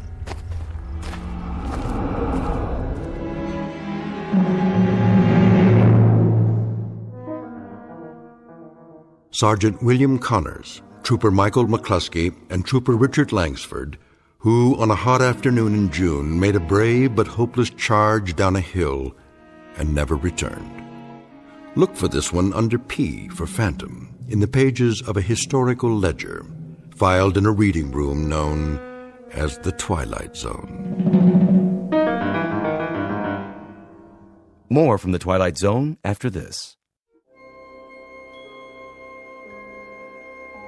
Hi, this is Carl Amari, producer of the Twilight Zone radio dramas. I'd like to take a moment to tell you about our official website at twilightzoneradio.com, where you'll get the latest news and information on these Twilight Zone radio dramas. Plus, at twilightzoneradio.com, you can digitally download 3 free episodes or any of our episodes for only $1.95 each. In this age of ever-changing technology, we've decided to make these episodes instantly available to you by making the Twilight Zone radio dramas a digital download-only series. This means that this series will no longer be offered on CD. The CD collections at our website are now being offered while supplies last at buy one, get one free. So be sure to get your favorites before they're sold out. Be sure to visit us often, and I'll see you in the zone.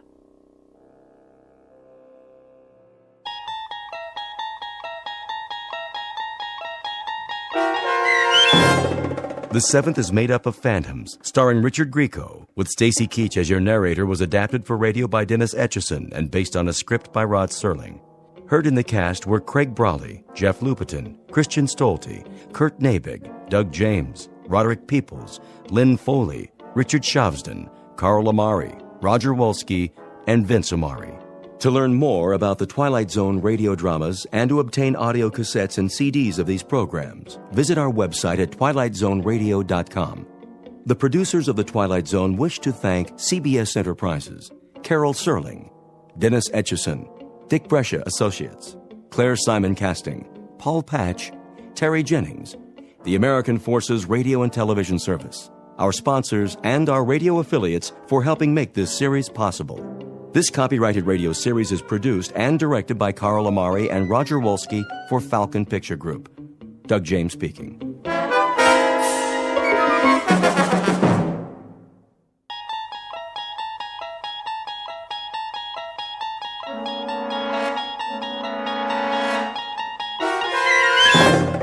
You're traveling through another dimension.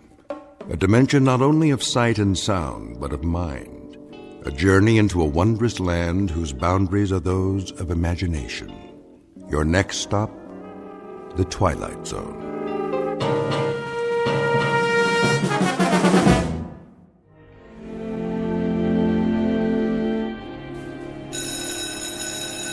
There's the bell.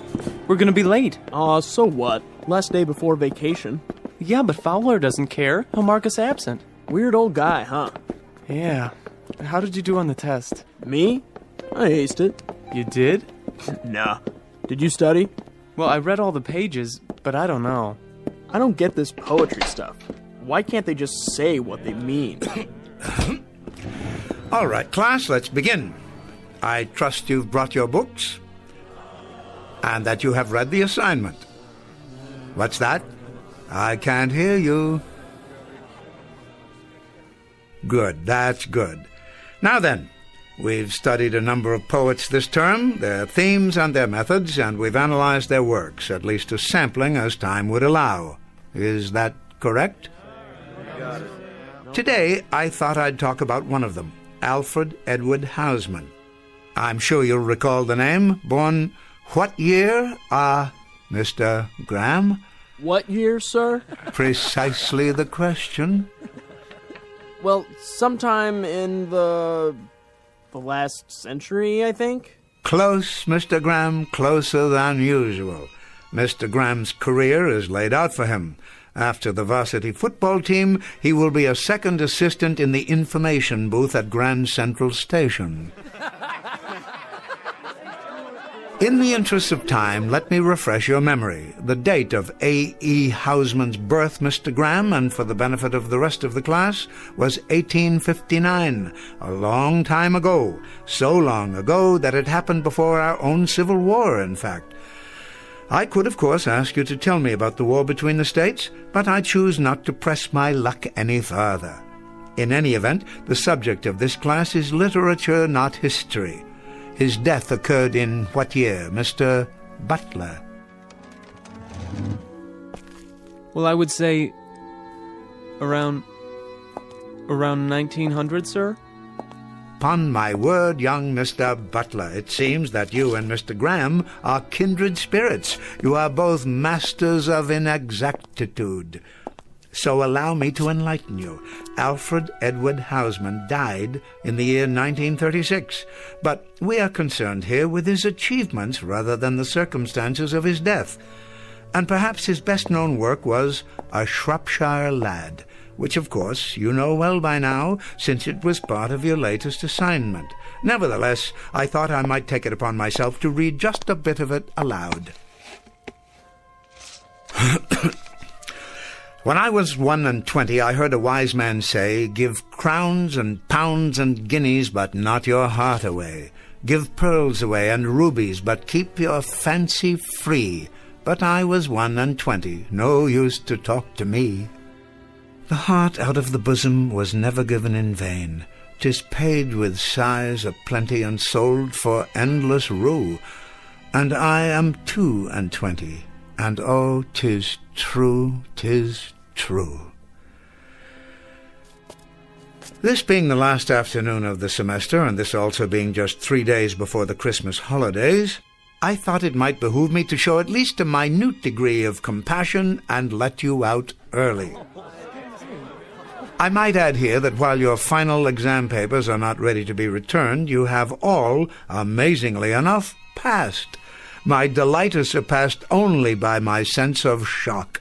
It is rare, young men, that in some 51 years of teaching I have ever encountered such a class of dunderheads. But nice dunderheads, and potentially fine young men who will no doubt make their marks. And leave their marks. God bless you all, and a Merry Christmas.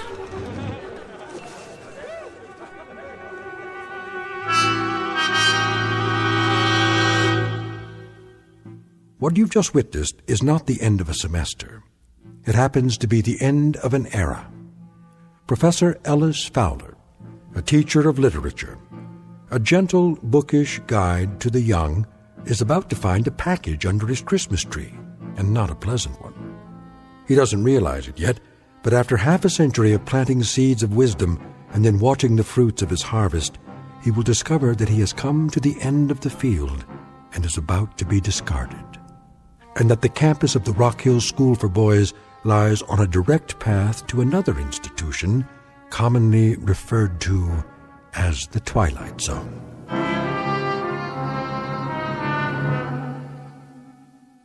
And now, The Twilight Zone, and our story, The Changing of the Guard, starring Orson Bean, with Stacy Keach as your narrator.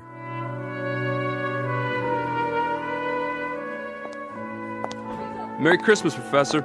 And the same to you. Thanks. Yes, of course. See you next year. Yes, indeed, yes. Is that you, Fowler? Oh, good afternoon, Headmaster. Good afternoon to you. I say, Fowler, could you step into my office for a moment? Yes, of course. It would be my pleasure. You received the midterm grades for my class, I take it? I did. Something else I can do for you? Some question, perhaps? Please, sit down. Be comfortable. Thank you, I will. You don't mind if I smoke, do you? By all means. I smoked a pipe for many years. I still love the fragrance of a good aromatic blend. Like spice on the air. Sometimes I think that's what I miss most, the aroma. It makes a room feel lived in. Quite right. At least for those who can tolerate tobacco these days. Of course, yes. Am I keeping you? What? No. There is going to be a broadcast of The Messiah at 5 o'clock. Is there? But I have plenty of time. It's a lovely piece, don't you think? It certainly is. Always very Yule-like. I agree. Well then, I suppose we should get to the matter at hand. Very well. This won't take long. Of course not.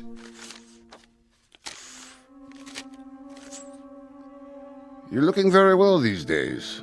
Thank you, sir. I had a bit of a head cold, but it seems to have passed. Happens every winter. And you? What? Oh, the flu bug seems to have passed me by. Knock wood. Well, that's something to be thankful for, isn't it? You didn't respond to the letter. I didn't? The one that the trustees sent you last week. Letter? I'm terribly sorry, Headmaster. It suddenly occurs to me that I haven't opened my mail the last few weeks. No? You know how it is. Final exams, grading, preparation for the holiday, that sort of thing. Though I am rather certain I know the contents of this particular letter. And, your reactions, Professor? Well, naturally, I'll go along. Well, I think that's very perspicacious of you, Professor. Then I'll tell the trustees that you received the communication and agreed to it. Now, as to your replacement... I told my housekeeper not a week ago that I should very likely teach in this place until I'm 100 years old. And with great pleasure, I might add. Professor... Did you know, 2 years ago, I actually taught the grandson of one of my earliest students. Can you imagine the satisfaction that gave me? A sense of, I don't know, not completion exactly, but accomplishment, perhaps, in some small measure. I venture to say that I'll live to teach a great-grandson one of these days. Please, if you'll... It was the Reynolds boy. You know him, I'm sure. His father was Damon Reynolds, and his grandfather, a regular rascal of a boy who persisted in calling me Weirdbeard. Didn't know I knew that's what he was calling me. A regular rascal of a boy went into the stock market, made himself a fortune, came back for his 20th reunion, shook my hand and actually said to me, "Professor Fowler, please forgive me for calling you Weirdbeard." Isn't that remarkable? Professor Fowler, you'll forgive me, sir, but I think you'd best read the communication that the trustees sent. Oh, indeed I will, though it's really an odd formality, this contract signing year after year. You can tell them for me, headmaster, old Fowler won't depart the ship. Oh, no, indeed. He'll stand at the wheel through fair weather and foul, and watch the crews come aboard and then depart, come aboard and depart, as they always have. Professor Fowler, please, hear me out. Yes, was there something else?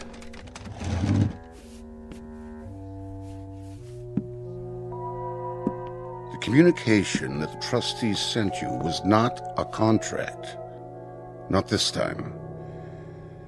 As a matter of fact, it was a notice of termination. What? You've been on the faculty here for over 50 years. 50 remarkable years, I might add. You passed the normal retirement age several years ago. So you see, we decided at our winter meeting that perhaps a somewhat younger man... You don't mean to say... If you could have been at the meeting, sir, you would have been very proud of the things said about you and your work. A teacher of incalculable value to all of us. But youth must be served. Changing of the guard, that sort of thing. I'm sure you can appreciate my position. Mr. Headmaster, am I to understand that my contract is not to be renewed? I'm discharged? Discharged? Please don't call it that. Retirement. And at half salary for the rest of your life. For the rest of my life? A chance to do the things you've waited for. Hobbies, writing, the opportunity to publish. Think of the books, the articles. Well, it most certainly proves one thing. Upon my word, it does. A man should read his mail. He most certainly should read his mail. Boys. Merry Christmas, Professor. What? Yes, thank you. Have a happy holidays, sir. Very kind of you, very, very kind indeed. And the very best to you boys, to both of you. See you after Christmas, sir. Mr. Halliday, Mr. McTavish, I wish you a safe journey and a happy reunion with your families, and I trust you will not eat too much turkey or too much stuffing. We'll try not to, sir. They're fine young men. Have a Merry Christmas, both of you. Have a... Excuse me, I must be going. What's the matter with old Weirdbeard? He was crying. Did you see that? No, not him. Yeah, he was. He was crying.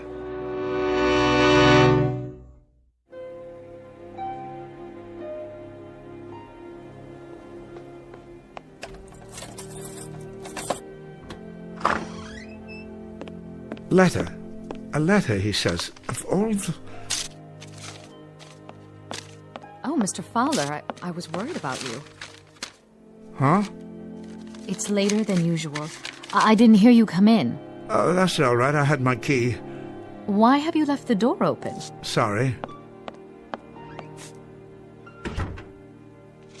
Everything all right, Mr. Fowler? Here it is. What, Mrs. Landers, am I all right? I guess that would depend upon the point of view, wouldn't it? If you're a trustee in this institution, anxious to inject new young blood into the faculty, I'm sure you'd think there was nothing wrong at all. What are you talking about? But if you're an old man who has spent the better part of his life inside those walls, those classrooms, then you might be forgiven a degree of consternation. As a matter of fact, everything is not all right. Everything happens to be very wrong. What is it, Professor? What's wrong? See for yourself. Here, I'll read it to you, and so forth, so on, so on. And since it is the policy of the school to ensure our students the most up-to-date educational methods, we think it advisable that you consider this retirement to be a mutually beneficial decision. Please understand the spirit in which this request is made, and understand further that your contributions to Rock Hill School for Boys are a matter of record, as is our appreciation. Oh, my word, Professor, that means... That means, Mrs. Landers, stripped of its sophistry, its subtlety, its effort to break the news gently in so many words, I've been given the sack. But there must be some mistake. None of my boys were here, were they?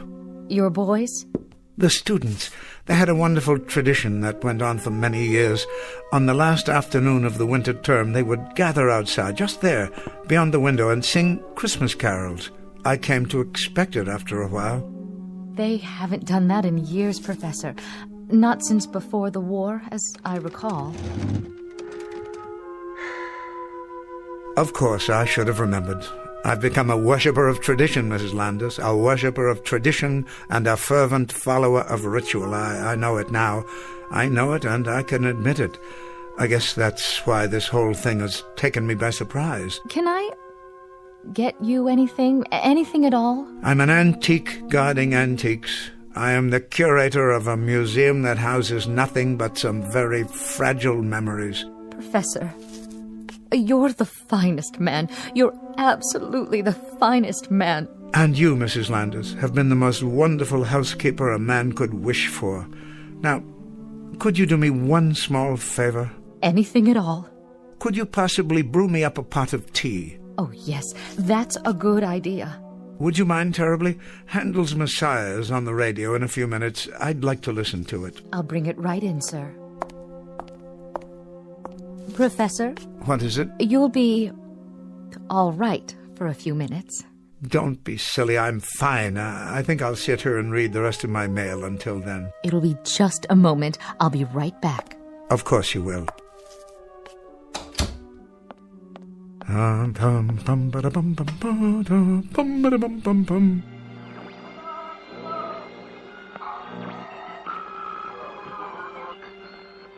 we're almost ready for our annual symphony broadcast of the air, bringing you these performances live and uninterrupted has become a tradition here in the country. Good. Another minute. I'll have an opportunity to prepare.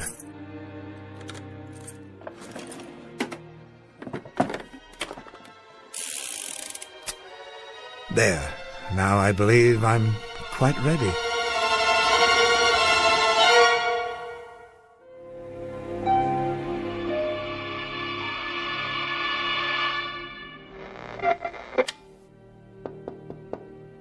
Yes, Mrs. Landers? Come in. Oh, I thought you were asleep, Professor. Not at all. I was listening to the performance. Magnificent, as always. Would you care for some more tea? Thank you, no. Well, I'll have dinner ready in a half hour. Why don't you take a little nap? I know I'm being very difficult, but could we put off dinner this evening? I haven't much of an appetite. You've got to eat something, Professor. Perhaps later. I could keep it warm for you. Why don't you rest for a while? Oh, I don't know that I feel like resting. Not just yet. As you wish. Do you happen to know... Yes, Professor? Where I've kept the yearbooks. The yearbooks? From the school? They haven't been packed away in the attic, have they? Why, no, I don't believe so. Check the corner bookcase. Yes, here they are. Oh, good. Did you want to see one in particular? No, it doesn't matter. So many years summarized here, encapsulated, as it were, as if these books were in some sense time machines. This volume, for instance, look at their faces. Timothy Arnold. Never thought that one would pass. Had an incorrigible habit of chewing bubble gum and popping it. Sounded like a small howitzer in the back of the room. Upon my word, it did. Why don't you sit down? No. And William Hood, Little Bill Hood, smallest boy ever to play varsity football here. Believe it or not, he had a penchant for the poems of Shelley. Did he? And Auntie Beechcroft. Now, there was a lad. There was a staunch lad, full of heart, that one. What a face. Was he the one? Yes, I recall now. His father sent me a letter. I wonder if I still have it. He was killed in Iwo Jima. Freckle-faced little fellow, always grinning. Never stopped grinning, most infectious. He'd walk into a classroom and you simply had to smile. Let me put it back for you. They come and go like ghosts. Faces, names, smiles, the funny things they did, or sad things, or silly ones, or noble ones. And I gave them nothing. Oh, Mr. Fowler. But it's true, don't you see? I gave them nothing at all to protect them from the world. I realize that now. Poetry that left their minds as soon as they left the school. Aged slogans and homilies that were already out of date when I repeated them. Quotations so dear to me that were meaningless to them. Surely not. I was a failure, Mrs. Landers. I was an old relic that walked from class to class, speaking by rote to unhearing ears, unwilling heads. I was a dismal, abject failure. I motivated no one. I left no imprint. Now, where do you suppose I got the idea that I was accomplishing anything? How could I have thought that? Oh, Mr. Fowler. I will take that nap now, and I hope I haven't inconvenienced you putting off our dinner like this. You haven't. You haven't done anything of the kind. I'll straighten up for you. Don't bother. There's nothing on my desk of any importance. Dear Mr. Fowler. Oh, of course I'll straighten up for you. The least I can do. It would be my pleasure. What's this? Bullets and an empty holster. Empty? Professor? Professor, are you in your room? Professor, are you out there? Where have you gone?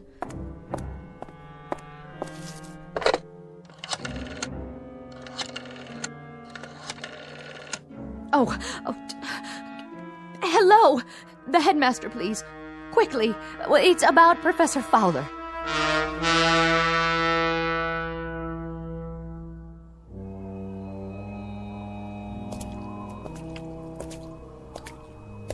Hello? Yes? Who's that? It's Alice Fowler. Hello, Tom. Oh, hello, Professor. Working late, are you? No, just out for a walk, and you should be home yourself, Tom. I will be soon enough. A few chores before I lock up for the holidays. Nothing too serious, I trust? Oh, the door to the main building. The latch is sprung so it won't lock. Can't leave it like that. I suppose not. Can you fix it? Strike plate needs tightening, that's all. I was on my way to get my tools. Well, you shouldn't have much to worry about here. The boys of Rock Hill are hardly vandals. No, but there's the matter of security. Files, records. The real treasures of this school are invisible to the eye. How do you mean? The minds that were formed here, for better or worse, the personalities that grew to maturity and then went out into the world. Well, you're one guy who had a lot to do with that. Precious little, I'm afraid, precious little. But even if the school made little impression on them, they surely left their impression on it. These walls could talk, huh, Professor? Yes, indeed, if these walls could talk. Getting pretty cold. Better button up that coat. Oh, I don't have far to go. Where you headed? To the statue in the courtyard. You can see it just ahead. Oh, yeah. You know, I always wondered who that guy was, anyway. Somebody famous, I bet. It's a bronze of Horace Mann, the educator. The old fellow looks rather foreboding, doesn't he? But, you know, when I first began here as an instructor, I liked to take my lunches in this courtyard, in his shadow, so to speak, as if in some way I might be inspired by him. At least, that was my thought. Well, Guess I better get those tools. Yes, of course. This is as far as I go. Take care of yourself, Professor. I will. And Tom? What? I just wanted to say... Yeah? To thank you for taking such good care of the grounds all these years, and for this conversation. I've enjoyed it. Me too, Professor. You take care now. Merry Christmas. Merry Christmas to you, too. Horace Mann, 1796, 1859. I was just wondering, Mr. Mann, I was wondering if you had any self-doubts. I'm sure not. All one had to do was read the inscription, "Be ashamed to die until you have won some victory for humanity." Well said. But, you see, Mr. Mann, I have won no victory at all. And now, sorry to say, I am ashamed to die. Class bells at this hour? Why would they ring now? There's no special assembly. There's nothing of the sort this evening.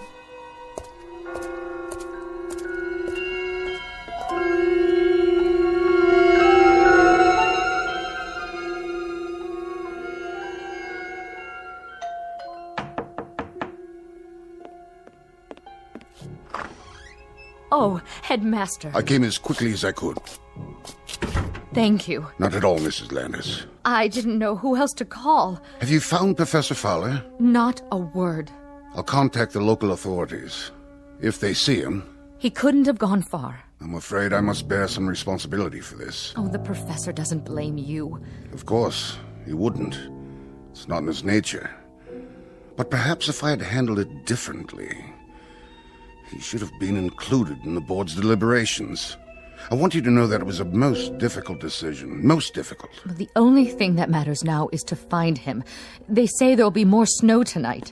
Can you think of where he might have gone? Into town, perhaps, to visit a friend? He doesn't go anywhere except the school. It's been his life. Then I'll alert campus security. Though it's unlikely he's there. Everything will be closed now for the holidays. There's something I haven't told you. Yes? He has a gun with him. What? An old army souvenir. It belonged to his father. It's gone from his desk drawer. And so are the bullets.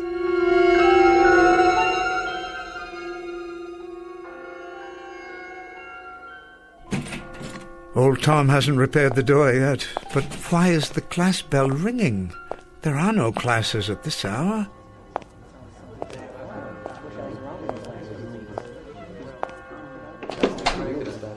What is the meaning of this? Come in, Professor. We've been waiting for you.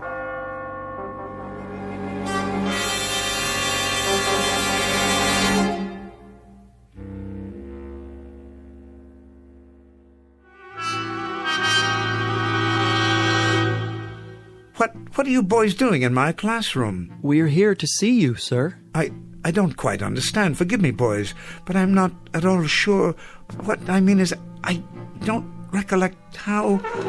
Artie Beechcroft, sir. Second form, class of 41.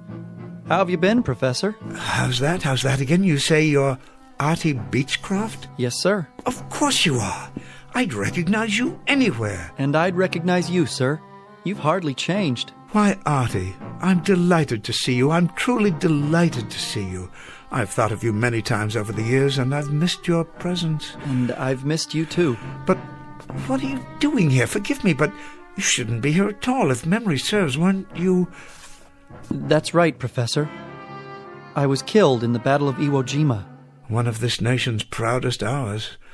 I wanted to show this to you. What do you have there? It's the Congressional Medal of Honor. Splendid. It was given to me posthumously, sir.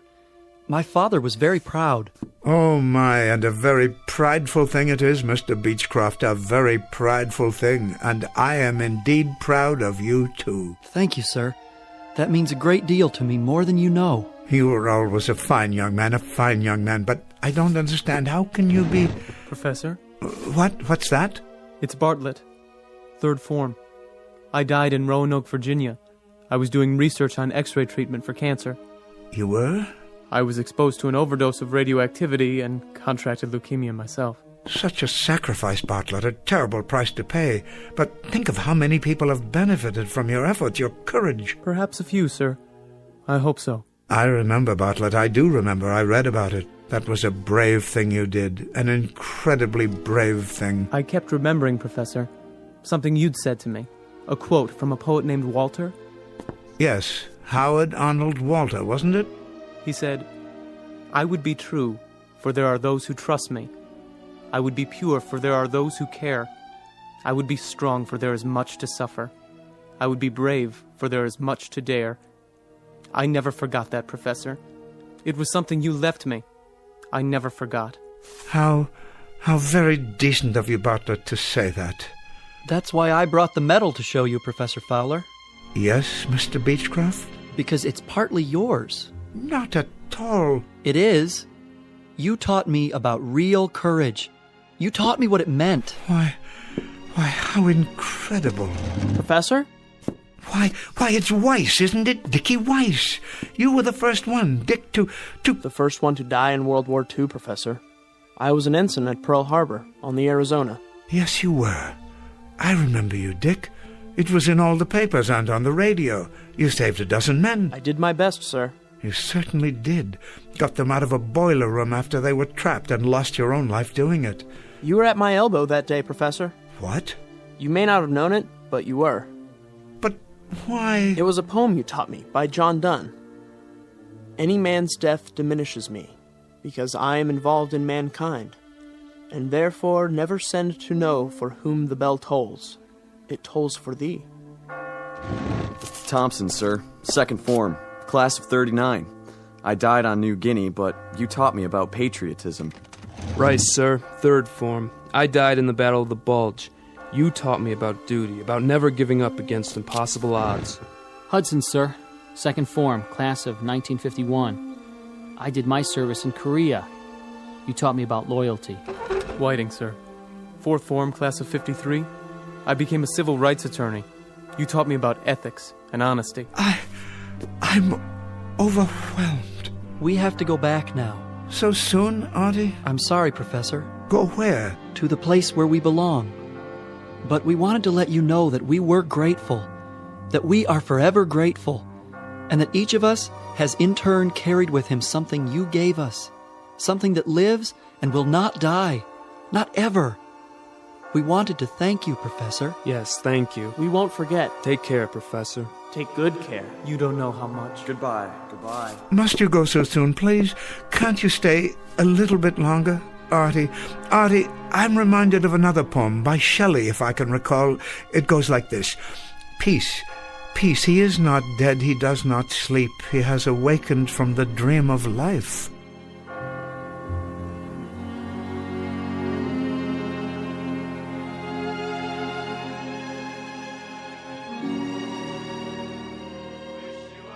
Yes, Headmaster, he's home now. I wanted to call and let you know. Yes, he's all right. Yes, he's just fine. Thank you. Sorry about the misunderstanding. Merry Christmas to you, too. Do you hear that, Mrs. Landers? The carolers came this year after all. And a lovely sound it is. Lovely and joyous. Thank you, boys. I enjoyed your performance very much indeed. Merry Christmas, Professor. A Merry Christmas to you. And a Merry Christmas to you, young man. A very Merry Christmas.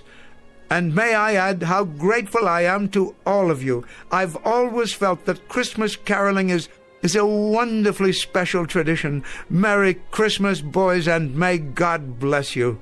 Such fine young men. That they are. They haven't come in such a long time. You know, Mrs. Landers, I've had a chance to consider. I think I will retire. I do believe I've taught all that I can teach. Oh, I'm sure that's not true. In any event, I wouldn't want the returns to diminish. Well then, if that's your decision, I think you've made the right one.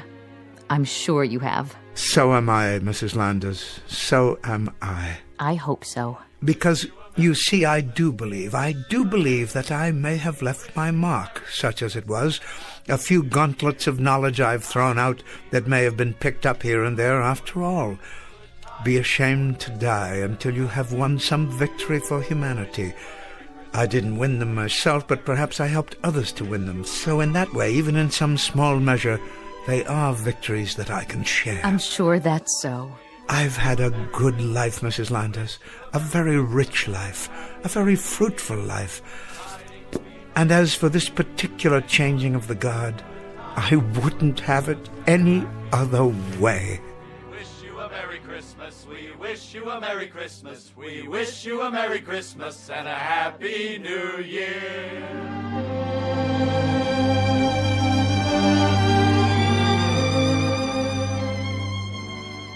Professor Ellis Fowler, teacher, who discovered, rather belatedly, something of his own value, that the quality of a man's life is not measured by his personal achievements, but rather in the effect he has on the lives he touches and the contribution he makes to humanity, one that lives on long after he reaches the end of his tenure. A very small scholastic lesson, but an exceedingly important one, from the campus of the Twilight Zone.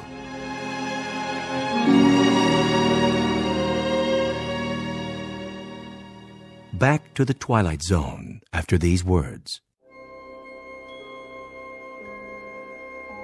Hi, this is Carl Amari, producer of the Twilight Zone radio dramas. I'd like to take a moment to tell you about our official website at twilightzoneradio.com, where you'll get the latest news and information on these Twilight Zone radio dramas. Plus, at twilightzoneradio.com, you can digitally download 3 free episodes or any of our episodes for only $1.95 each. In this age of ever-changing technology, we've decided to make these episodes instantly available to you by making the Twilight Zone radio dramas a digital download-only series. This means that this series will no longer be offered on CD. The CD collections at our website are now being offered, while supplies last, at buy one, get one free. So be sure to get your favorites before they're sold out. Be sure to visit us often, and I'll see you in the zone.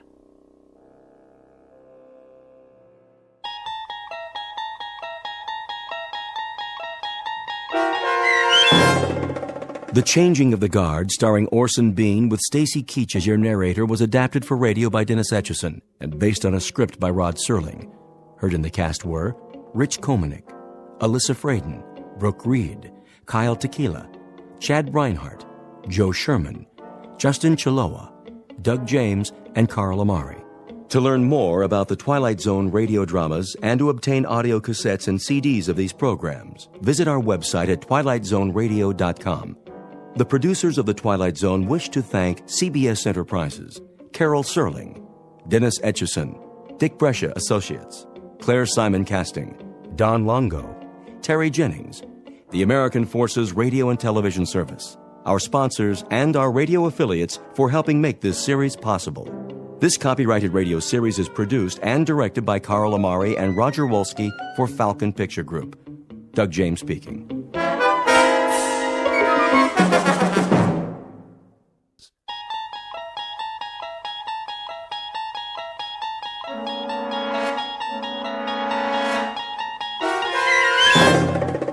You unlock this door with the key of imagination. Beyond it is another dimension, a dimension of sound, a dimension of sight, a dimension of mind. You're moving into a land of both shadow and substance, of things and ideas. You've just crossed over into the Twilight Zone.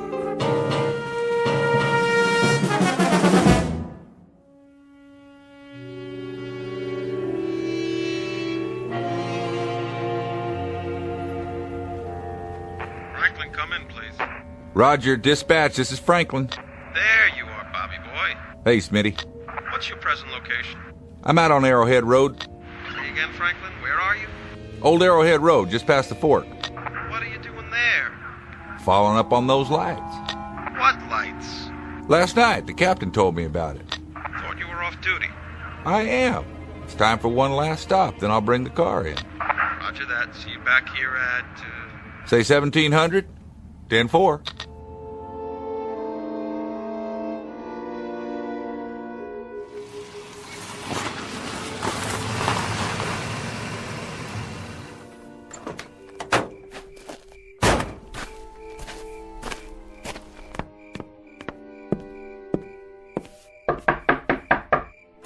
Yes? Miss Scott? That's right. I'm Trooper Franklin, Miss Scott. May I come in? Okay.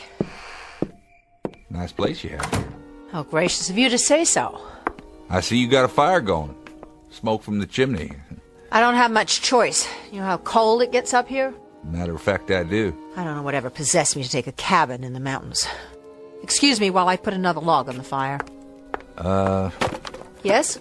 Were you in town this morning? Guilty as charged. It's an unhappy pilgrimage I'm forced to make once a week. Unfortunately, no one will deliver my supplies, so I have to go down and get them. Set for a few more days. Was there something else, Trooper Franklin?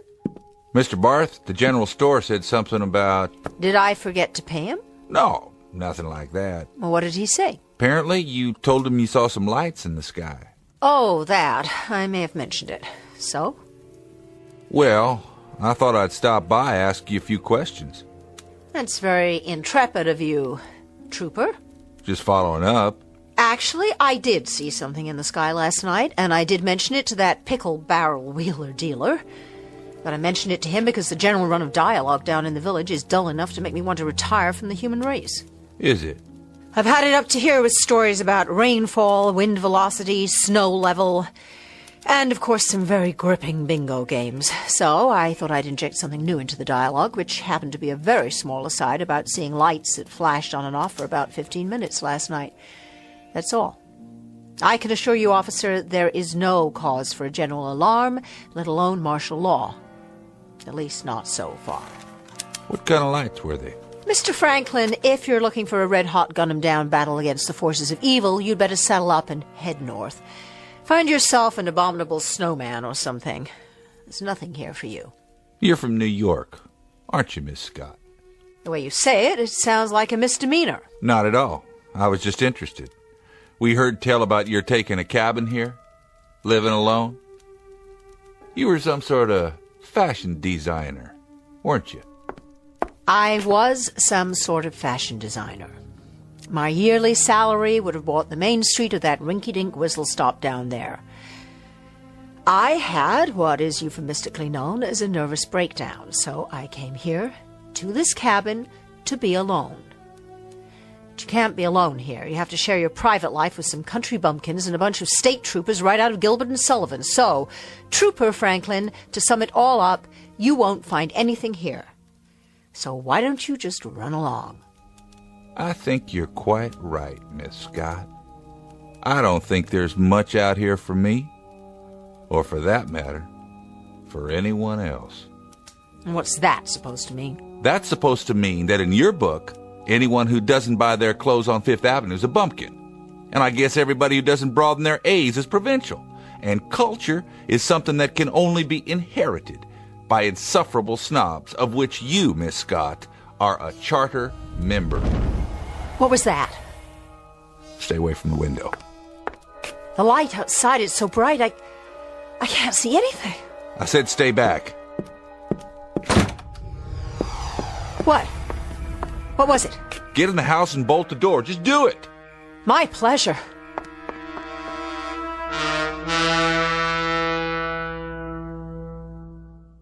The major ingredient of any recipe for fear is the unknown. And here are two characters about to partake of that particular meal. Miss Charlotte Scott, a fashion editor recovering from a nervous breakdown, and Mr. Robert Franklin, a state trooper, a gentleman of average imagination who up to now has dealt only in unimaginative realities. And the third member of the dinner party? The unknown that has just landed a few hundred yards away.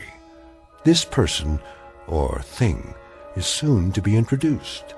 For this may be a mountain cabin near Lake Arrowhead, California, but it is also a clearing in that shadowy realm known as the Twilight Zone.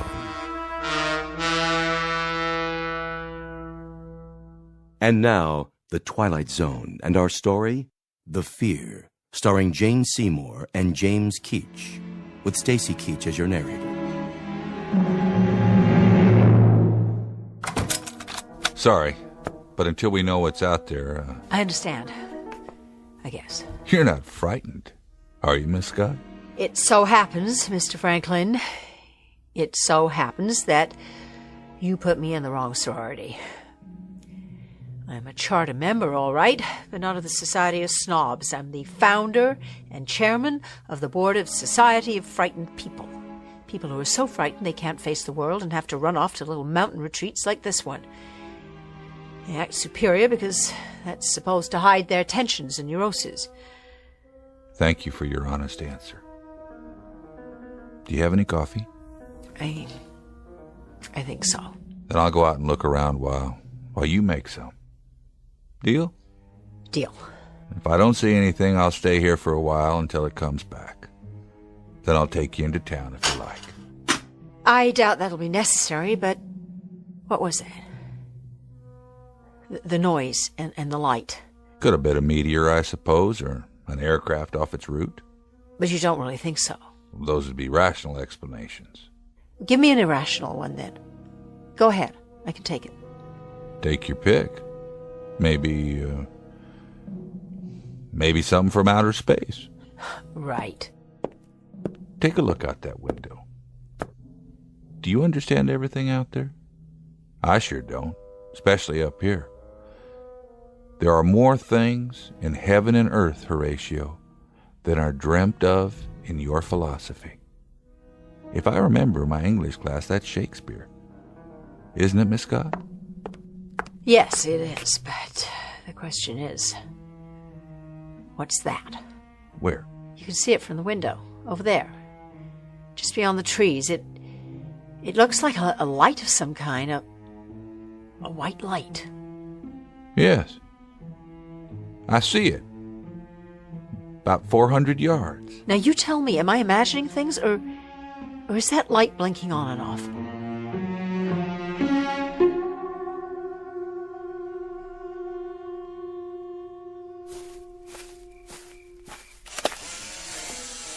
Mr. Franklin? I saw another flash. That was my camera. Well, did you find anything? Not much. What do you see? The top of that big tree?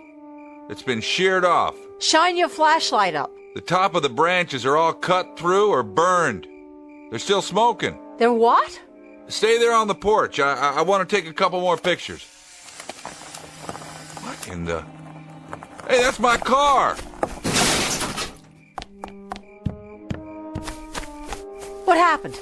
It just started moving and hit the trees. Did you ever hear of an emergency brake? Heard and used. The emergency brake was on, I swear. There are only two of us here, and neither of us was near that car. So, who pushed it? Maybe nobody. Maybe the brake just gave out. You believe that? For the moment, that's the only explanation I can come up with. What are you going to do? I'm going to try and push it down on all four wheels again. It's wedged in there between these two trees. I can't move it.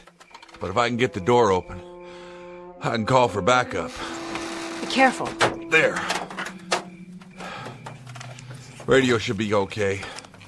Come on. Does it work? Dead. No power at all. You have a phone inside? Thank God, that's one sacrifice to privacy I didn't make. I've got a telephone and a pot of coffee. And at this moment, both are luxury items in my book. Sounds good to me. You didn't find anything, did you? I mean, the cause for that sound and the light? There was a light. It sure was. I saw it, too. I didn't find the cause, but I found some of the effects. The tops of the trees were all sheared off, cut right through, and they were... What? Still smoking, burned. Just as if some oversized acetylene torch had plowed right across them in a straight line. Well, what could have done that? Lightning? Except the sky is clear. Not a cloud. And no thunder. Go ahead. Phone's on the wall in the kitchen. After you. Better lock it. You just applied for membership, huh? In what? My club, for frightened people. Lady, I fought in the war, and I've been a cop for a while now. I'm not ashamed to say that I've racked up more scared hours than a rabbit. Thank you. For what? For an honest answer. It's just that I know a few things about fear. So do I. But this is a new one on me. It's all the same. I wouldn't say that. I don't know exactly how to explain this, but I finally figured it out. and it helped me get through a lot. If you can learn it, maybe it'll help you too. I'm all ears. Look, fear is fear. No matter when it happens, an instinct, a natural human function, like breathing. It's a warning, one of the signals we get from our nervous system in order to survive. But how we react to the fear when it comes, that's what counts. What are you saying? That there's a choice? Maybe there is for you. There's always a choice, no matter what. You can get the shakes and crawl under a bed if you want, or you can clench your fists and get on with your business, because staying scared, being so sick with worry you can't move, isn't going to change anything. It's how you handle the feeling, what you do with it. That's what makes the difference. That decides whether you survive or not. You see what I mean? You've thought a lot about this, I take it. I've had to. It's part of my job. Well, you handle it whatever way you want. Me? I think I feel more comfortable hiding under a bed. So you have a sense of humor after all? You thought I didn't? I wasn't sure. Maybe that's my defense. You got 2 beds? What? I might want to crawl under one myself. Your phone's dead. No, it's not. You don't trust anybody, do you? Once upon a time. Look where it got me.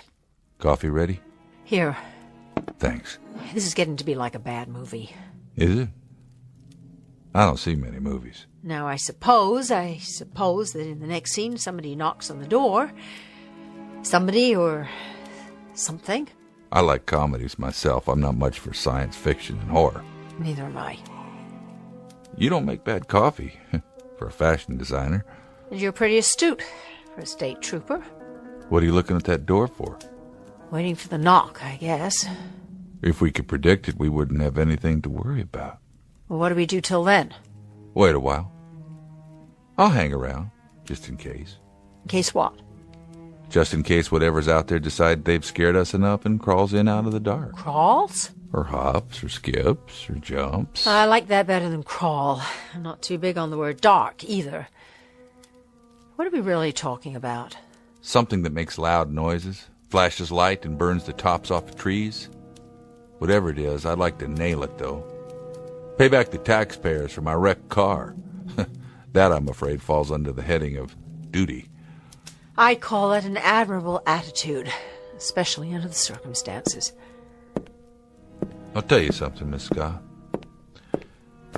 Despite all that you may have heard about officers of the law, we react like normal human beings. Roaring fire, mountain cabin, hot coffee. Not a bad life. If I live long enough to retire. What is it? Didn't you hear that? Where? Up there. It sounded like it was on the roof. Do you have an attic in this house? I don't think so. Is there a way I can get up on the roof? Not from inside. What are you doing? If we've got an intruder, it's time to put a stop to this. Please don't. I'm taking the flashlight. Leave the lights on and lock the door after me, and don't open it unless you hear my voice. No matter what. Do me a favor. Be careful. I'll do my best, miss. Just come back.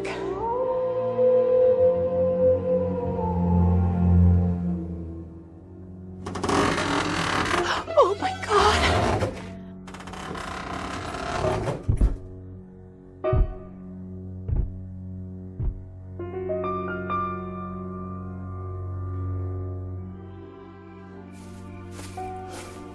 This doesn't make sense. No sense at all. It's me. Can you prove that? Trooper Franklin, Arrowhead PD, the gracious, astute guy with the camera. Did you see anything? Not on the roof. I couldn't have just imagined it. There was a sound up there. It was like footsteps or something. Nothing. No sign of footprints. Nothing at all. Not on the roof, anyway. Well? What did you see? What did you find? I climbed down and checked out the area. And? Maybe there's just a little too much imagination going around tonight. Maybe it's the darkness. Or the isolation up here, but But if anything was on the roof, I'm afraid it would have crushed this house flat. Why? Because this thing, or whatever it is, moved the car back to where it was. What? Sometime in the last few minutes. Lifted it up and set it down the same spot. Exactly. But that's impossible. It was stuck between two trees. I think I know how it happened. Well, will you just say it? Somebody carried it in his hand. That's not very funny. Take a look. These are the pictures I took out there. There's the hood of the car and the sides. What does it look like to you? What does what look like? There's the driver's door and the top. 3 different angles. You can see it in the flash. It stands out. Oh, I do see something, some kind of design. What? Take a good look.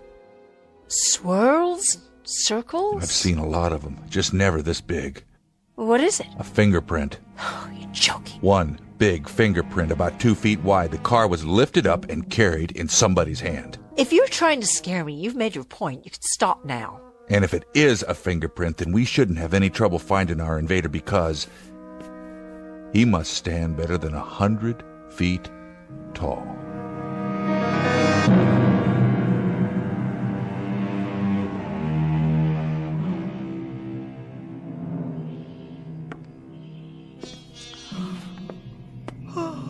What time is it? 6 o'clock. Did you get some sleep? An hour or two, on and off. How about you? About the same, I guess. Sorry about the sofa. Oh, that's all right. It was fine. Was the blanket enough? I kept the fire going. Oh, that was the last log. Don't worry about it. I didn't hear anything else. Me neither. How about some breakfast? Whatever you got. We'd better be ready to greet the morning and anything else that happens to be out there. What about the police department? The state troopers, or whatever they're called, won't they come looking for you? If they can figure out where I am. Did you tell them where you were going? I said I was going up Old Arrowhead Road, but that covers a lot of territory. I didn't say exactly where. Take my truck. Of course, I don't know what you're going to tell them once you get there. I got the pictures from last night. I guess it'll be safer in the daylight. At least we'll be able to see what's out there. I'd say we won't be able to miss it.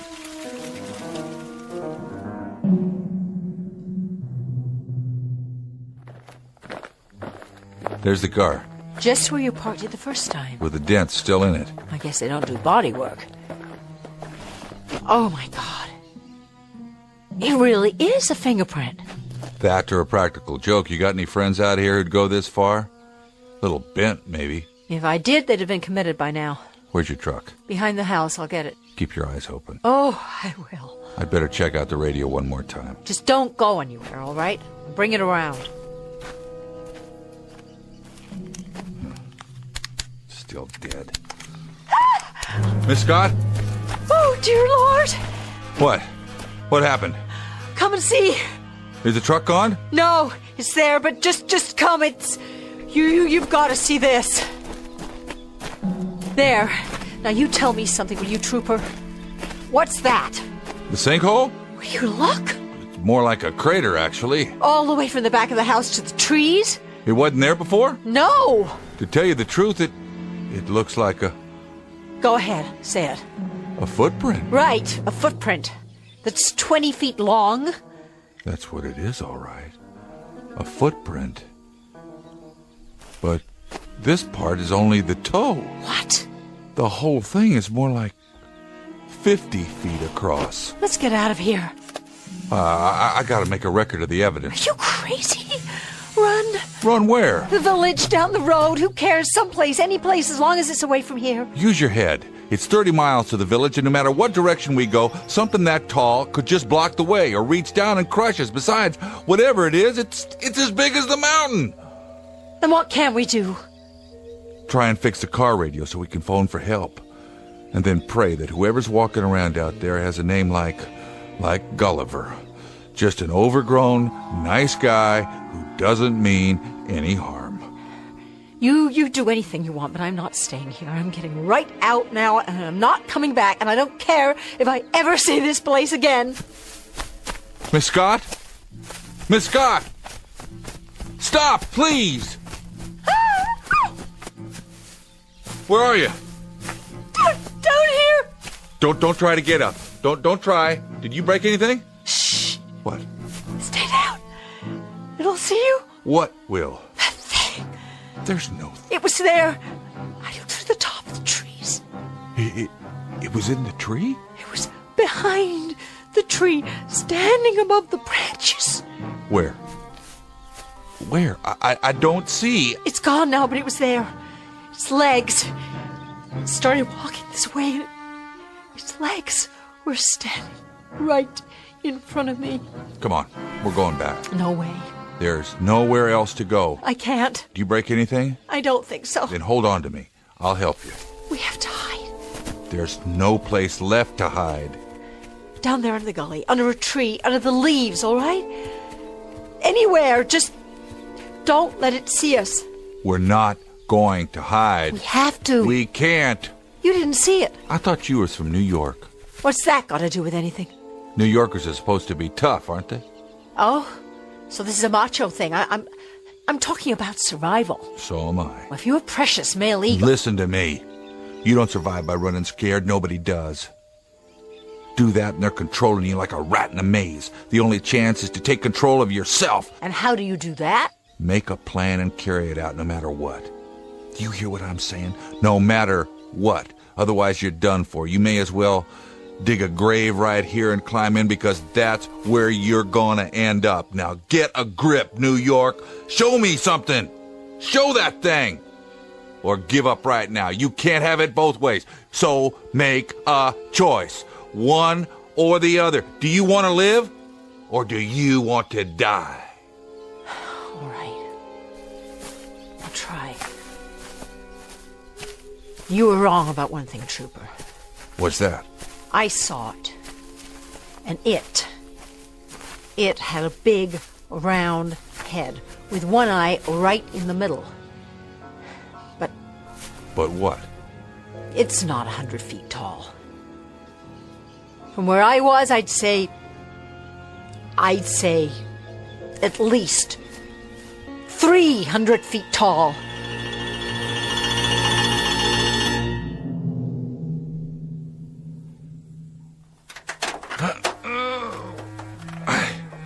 I can't quite get this door open. If I'm gonna fix the police radio, I need to get under the dashboard. I'll need the tools. I don't have much. Like what? Basics, hammers, some wrenches, screwdrivers, a pair of pliers, knives, and an axe for chopping wood. That'll do for starters. Bring me the axe. What for? I have to climb all the way in. The only way I can do that is to break the windshield. I'll bring you what I've got.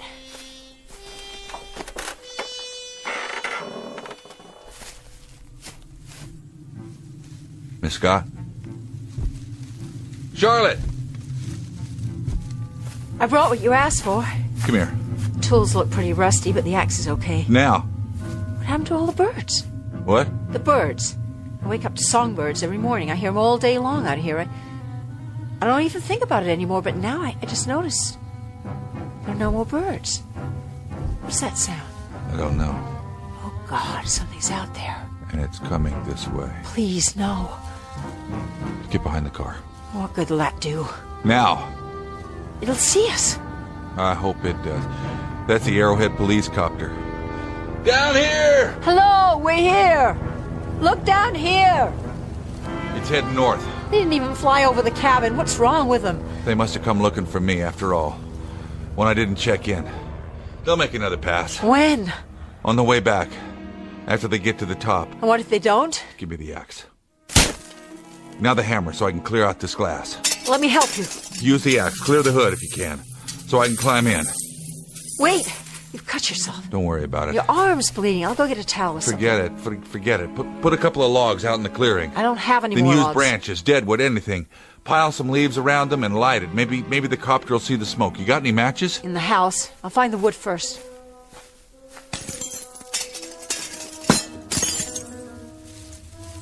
Miss Scott?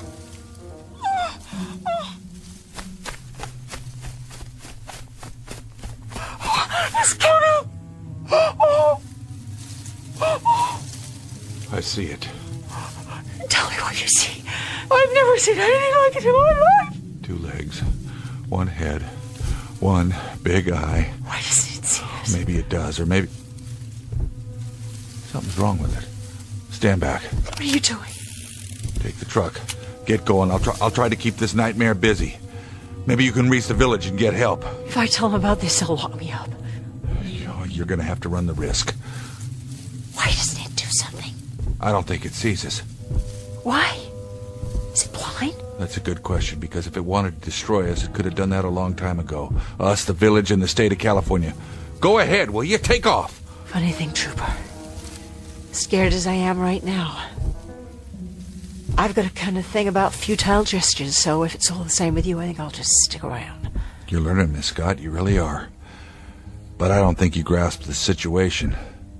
I've got to fight that with this 38 police special, like trying to bring down a bomber with a pea shooter. But right at the moment, I'm afraid it's all we got.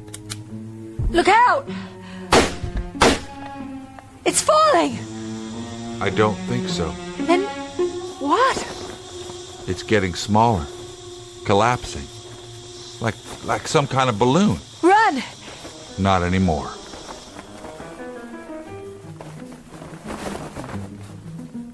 It's all it was. A balloon of some kind. As fantastic and unbelievable as that sounds, that's exactly what it was. The whole thing's made out of plastic. Mylar, I'd say. And a head with a face painted on it. That's all it is. A great big inflatable monster. Like in the Macy's Thanksgiving Day Parade, but who did this? Over there, on the ground. That's what did this. You mean that little toy? It's not a toy. Why, it looks like a model of a spaceship. Right. A flying saucer. A model? Take a look.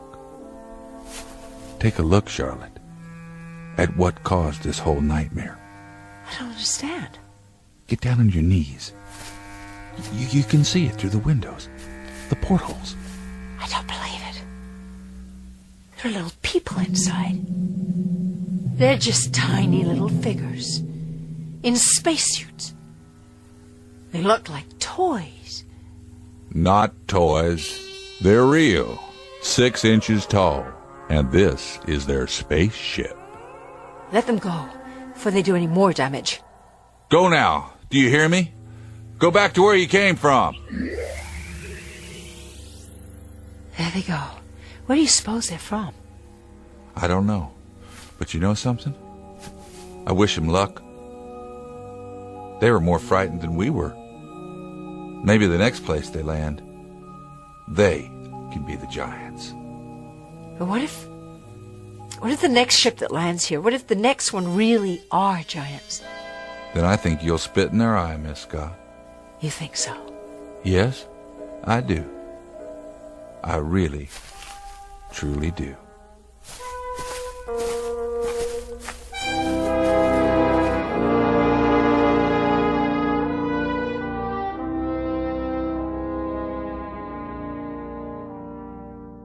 An experiment in fear, conducted by beings bent on exploring a planet called Earth.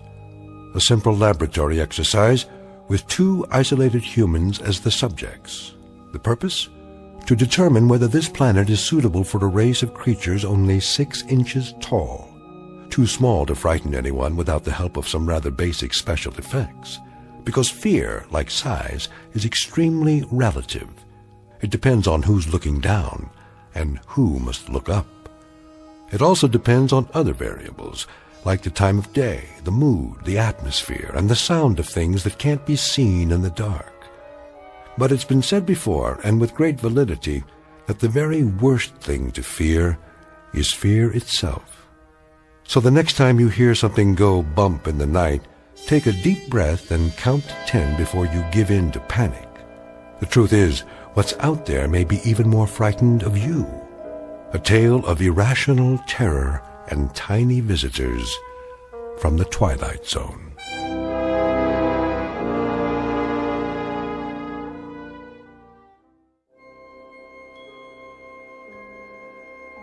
Hi, this is Carl Amari, producer of the Twilight Zone radio dramas. I'd like to take a moment to tell you about our official website at twilightzoneradio.com, where you'll get the latest news and information on these Twilight Zone radio dramas. Plus, at twilightzoneradio.com, you can digitally download 3 free episodes or any of our episodes for only $1.95 each. In this age of ever-changing technology, we've decided to make these episodes instantly available to you by making the Twilight Zone radio dramas a digital download-only series. This means that this series will no longer be offered on CD. The CD collections at our website are now being offered, while supplies last, at buy one, get one free. So be sure to get your favorites before they're sold out. Be sure to visit us often, and I'll see you in the zone.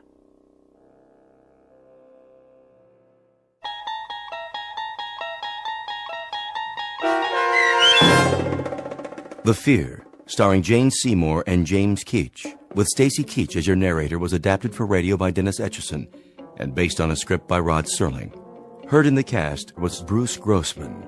To learn more about the Twilight Zone radio dramas and to obtain audio cassettes and CDs of these programs, visit our website at twilightzoneradio.com. This copyrighted radio series is produced and directed by Carl Amari and Roger Wolski for Falcon Picture Group. Doug James speaking.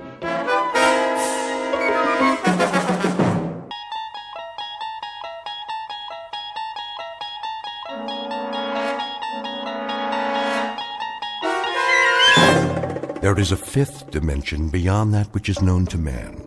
It is a dimension as vast as space and as timeless as infinity.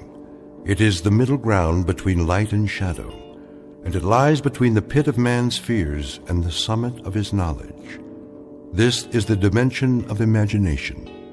It is an area which we call the Twilight Zone.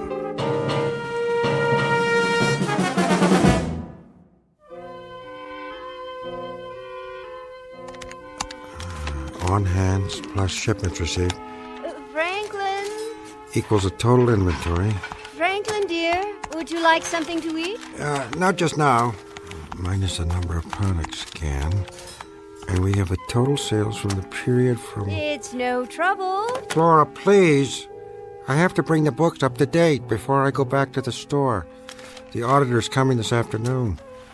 The period from the previous quarter through... But it's almost lunchtime. Take a break, Franklin. You know what they say, all work and no play. All right, make a sandwich if you want. Just let me finish this. I'll get it, dear. For the quarterly sales period ending... Yeah, for the quarterly sales period ending... Yes? Yes, this is Mrs. Gibbs. Do you want to talk to my... Oh, my. If it's for me, tell them I'm busy. Are you sure? Why, I can hardly believe it. When? You'll send all the information?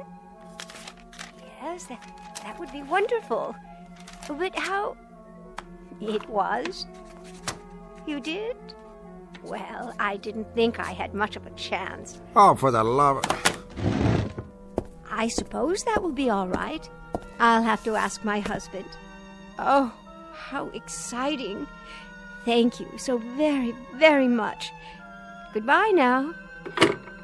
Ask me what? Franklin, you're not going to believe this. That was the salesman, wasn't it? No, Franklin. Well, not exactly. It was a sales representative. I'm going to report this to the phone company. They call at all hours, and the misguided believe that we can be talked into anything. What was it? Swampland in Florida? Gold and silver futures? A chance to get in on the ground floor. Franklin, sit down. What? I have something to tell you. Oh, no, you didn't. You filled out a coupon, and now some charming young pickpocket wants to stop by and show us a set of encyclopedias. Flora, I don't know how many times I've told you, those con artists have got one goal in mind, to relieve me of my wallet. Now, I've worked hard to save for our retirement. I'm not going to risk one penny of it to... Franklin, will you kindly be still? This isn't anything like that. I entered a contest. why I use New Season liquid soap for all our personal and impersonal cleansing needs. A contest? Don't you know that the odds are at least several million to... I do know, Franklin, but I couldn't resist. And this time... Considering how much postage stamps cost these days, you might promise me that from now on... But, Franklin, we've won. What are you saying? Won what? A vacation. Flora, listen to my words and try to understand. I have no room in my life for such nonsense. This vacation, as you call it, is simply a clever way to sell us a timeshare in some godforsaken, alligator-infested... 3 days and 2 nights, including hotel, meals, and plane fare. And the catch? Franklin, I'm trying to tell you, there is no catch. I did it for us. Do you know how long it's been since we've had a vacation? Let Sherwin watch the store for a few days. You'll see. This will do wonders for you. And what, pray tell, is the location of our dream come true? Are you ready? Franklin, we've won a vacation for 2 in the fun capital of the world, Las Vegas, Nevada. Flora, why do I bother? You haven't heard a word I've said.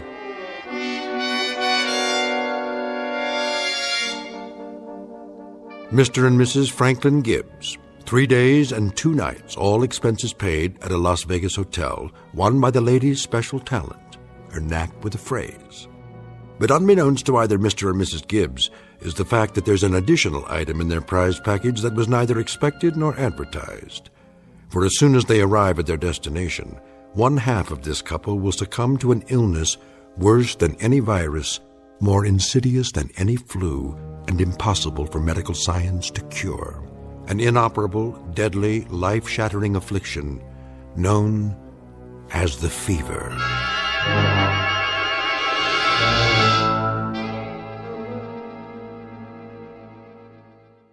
And now, The Twilight Zone and our story, The Fever, starring Stacy Keach and Kathy Garver.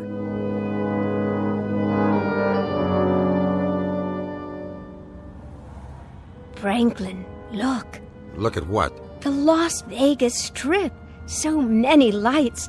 There must be millions, and all of them flashing on and off, even in broad daylight. Electricity is cheap here, Flora. Yes, it must be. As is everything else. They have a hydroelectric dam nearby, enough to light up the entire state, with no need for a sales tax to pay for it. As if the income from gambling wasn't enough. Oh, Driver? Yes, ma'am. May I ask you a question? Shoot. The people who come here, the tourists, such as my husband and myself, do any of them actually win? When they gamble, I mean? Flora. Sure, some of them. That's why they keep coming back. Ridiculous. The percentages always favor the house. If it were otherwise, none of these towers of Babel would exist. Of course, you don't have to gamble. This town has plenty to offer. All you can eat, fabulous entertainment. Your taste runs to half-naked showgirls. Franklin, please. Strictly class now, sir. There's something for everybody. Stage shows, magicians, even a circus with lions and tigers. Stuff for the whole family. I'm sure. This is the first time for you folks? Certainly is. We won a trip here as part of a contest we entered. As you entered, Flora. That's so. Well, yes. I've never won anything before in my life. Sweepstakes Central? I beg your pardon? Or the other one, what's it called? Publishers Cleaning House? We got a lot of prize winners here. You do? Flora, you're talking the young man's ear off. And you know something? They all have a great time. So, my advice to you is, live it up. You may as well if it's on the house, right? Yeah, it is. As long as people keep their wallets and their purses tightly closed. Remember that, Flora. I will, Franklin. Here we are, front of the hotel. Oh, my.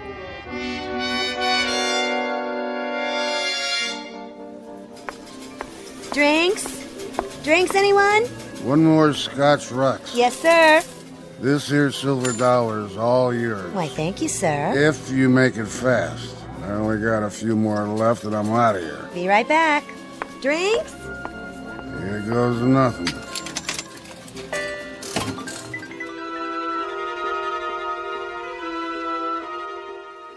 Joe? Yeah, boss? Get your camera ready, the couple over there. Which ones? The old guy with the pointed shoes and the part in his hair. Looks like the president of the Rotary Club. And his wife with the corsage. More contest winners, huh? You got it. Why I love something or other in 25 words or less. Couple of real charmers. The last of the big-time spenders. Come on.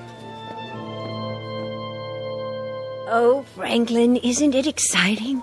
If you like Sodom and Gomorrah. Well, well, Mr. and Mrs. Gibbs. All checked in, I see? Oh, yes. Yes, we are. Is your room comfortable? It's lovely, Mr. Henson. Just lovely. You make us feel... well, you make us feel... important. You are important, Mrs. Gibbs. After all, it's not every day we welcome a celebrated contest winner. No? Just every other day. I've brought our hotel photographer so we can get a picture of you and Mr. Gibbs for your hometown paper. That's so considerate. Isn't it, Franklin? Positively magnanimous. Can you stand closer together? Move right in, Mr. Gibbs. That's it. How about this, Joe? Looks good to me. Go ahead and take it then. Watch out for the flash. This is so exciting. You said that, Flora. I see nothing but spots in front of my eyes. If there's anything else I can do... It's the Elgin Bugle, Mr. Henson. How's that? Our newspaper, the Elgin Bugle. Of course. We'll send a copy right out to them. Enjoy yourself, folks. There's such a flavor to this place. Don't you think so, Franklin? This is one flavor I can do without. You know I've never approved of gambling. But this is different. It is no more different than it is moral. Gambling is gambling. However, Flora, it's your vacation. You want it. In good conscience, I must repeat to you what I've been saying all along. It's a miserable, terrible waste of time, but it's what you wanted, so... Franklin, try to enjoy it, won't you? For me, we haven't had a vacation in such a long time. That's quite correct. And isn't it a shame that we have to spend it this way?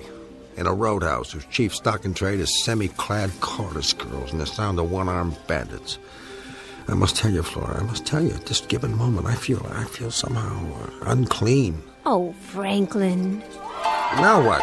Why, I don't know. I won! She did it! You sure did, Marge! Some sort of commotion. Wait here, Flora. The jackpot! I just knew! She had her lucky rabbit's foot. Well, it sure was! I gotta get one of those.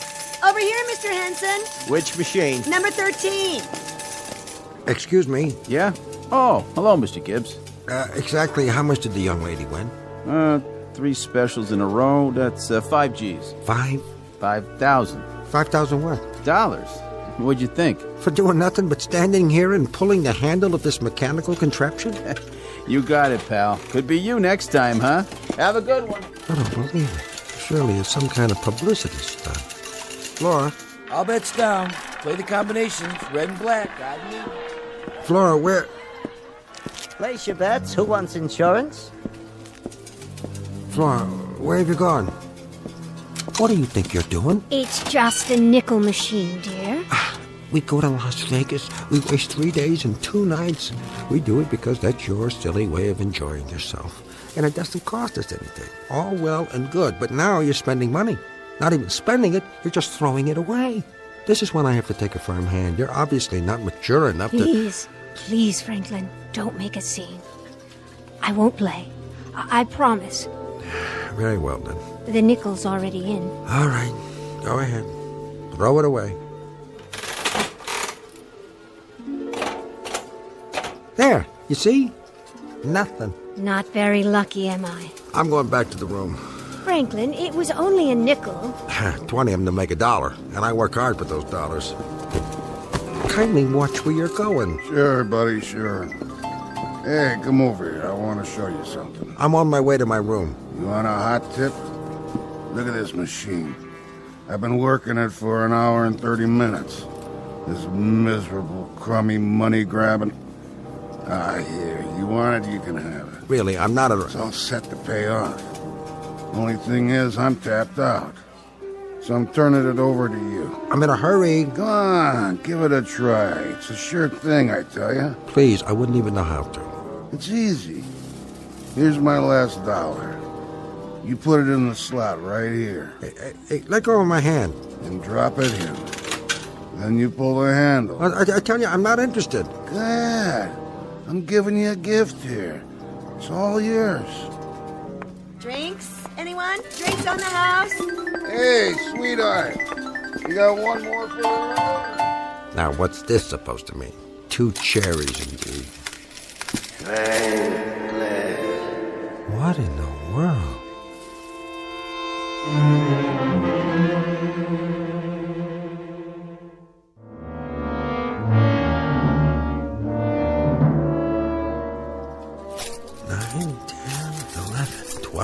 There you are, Franklin. Oh, my. You are lucky. Now, Flora, I want you to watch this. You're about to see the difference between a normal, mature, intelligent man and these wild idiots around here. Of course, dear. These baboons would throw it away. They'd compulsively put it right back into the machine, all of it. But not the Gibbses. No, we know the value of money. We're going to take these and put them safely in our room and go home with them. Come along, my dear. It's late afternoon already. I'd like to shave for dinner. Yes, dear. Yes, there's my machine. Your machine? Oh, hi there, buddy. I thought you were finished with it. I was, but I went and cashed the check. Gotta get my money back, right? Thanks for watching it for me. Let's go, Flo. Come on, baby. Yeah. Yeah! Franklin. Did you say something? What, dear? Just now. Did you call my name? Why, no, dear. That's odd. I thought I heard... Heard what? Oh, no, nothing, Flora. No, nothing at all. Come along.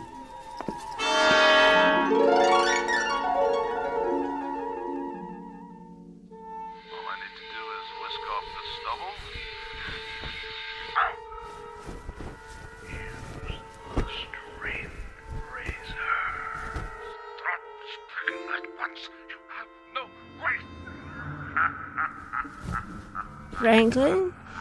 Are you still awake? Just watching a little mindless television, Flora, to calm my nerves.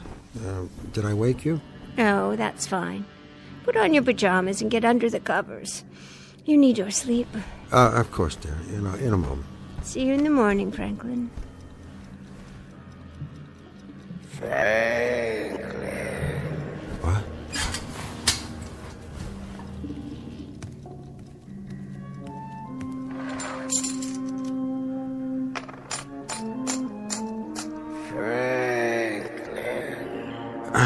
That's enough of that.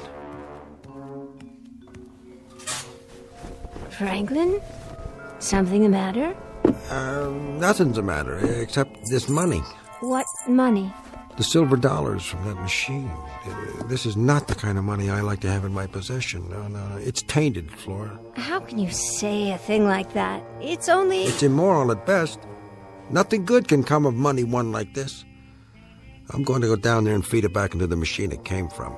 Get rid of it. Do you really think that's necessary? Of course I do. If there's one thing I know, Flora, it's morality. I will not have tainted money smelling up our pockets. I won't be long. You go back to sleep.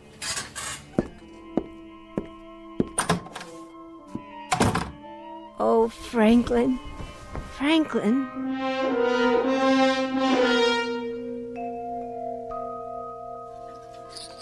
New shooter coming out. Line bets down. Hard ways. Any craps. Field bets. Come on, baby needs a new pair of shoes. Yo, Lev. Winner, winner. Pay the line. Front line winner. New bets down. 7 follows 11. Same shooter coming out. 7. Give me a 7. 7-7. Winner 7. Pay the dues. Collect the dough. Drink, sir? Oh, no, thank you. I'm just passing through. Do you know where the machines are? The machines? The ones that accept silver dollars? I seem to have gotten turned around. Oh, the slots. Right over there, sir. Past the Wheel of Fortune. You can't miss it. Oh, yes, of course. Sorry to trouble you. Same shooter coming out. Come on, one more time. Baby needs a new car. 8. 8's the point. Big and red. Get the odds down. Place bets. Hard ways. Place your bets, please. All numbers 0 and 00. Dealer busts. Dealer S23. Here we are. Silver dollar machine. It shouldn't take long.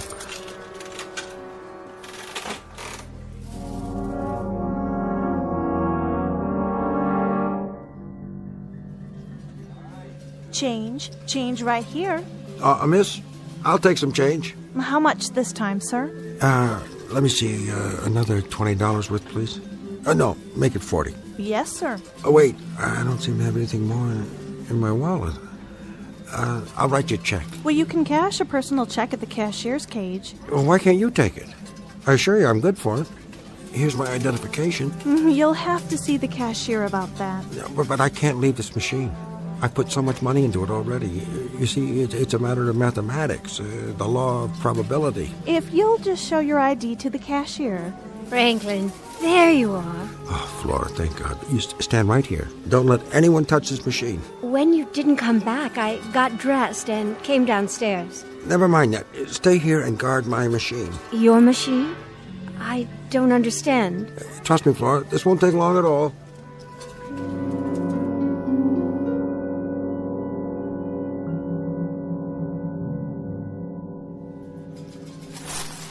There. This time I bought a larger amount. Should be more than enough. Franklin, that's the third time you've cashed a check. I know. Do you know what time it is? Doesn't matter. This will all be over in another minute or so. It's 12:05. After midnight, Franklin. You've spent a great deal of money already. I know that, too. Don't you think you ought to stop? How can I stop? As you say, I've lost a great deal of money. Temporarily invested is a better way to put it. I gotta win it back. But what if you don't? What if you don't win it back, Franklin? You've been standing here for more than 3 hours. I'm well aware of that, too. Darling, you know how awful you feel in the morning when you've been up too late at night? Flora, would you kindly shut your mouth? Can't stand a shrew. I'm sorry, Franklin. I'm only trying to... I know exactly what you're trying to do. I hate a woman who stands over my shoulder and sees to it that I have miserable luck. That's what you're doing to me now, Flora. You're giving me a wretched run of luck. Why don't you get out of here? Leave me alone. Please. People are listening. The devil with them. I'm not concerned with people or what they think. I'm only concerned with one thing, and that's how to restore our bank account. Or don't you think that matters? I do. I do. Then stand aside, woman. You're not going to stop me, are you? No. No, dear. What I'm concerned about right now is this machine. It's infernal, inhuman logic, the way it lets you win a little and then takes it all back. It teases you, Flora. It holds out promises. It wheedles and controls. It sucks you in, and then when it has you in its grip... But I will not give up. It thinks it can wear me down? Well, perhaps it can with the rest of these buffoons, but not Franklin Gibbs. No, sir. This is a battle of wills between man and machine, between the human and the inhuman, and the machine will not win. Oranges, lemons, pears, the occasional cherry, all wasted on me. I will not be fooled. I know how to calculate the true odds. As for this one-armed bandit, your time is near. After that, you'll be relegated to the junk heap where you belong.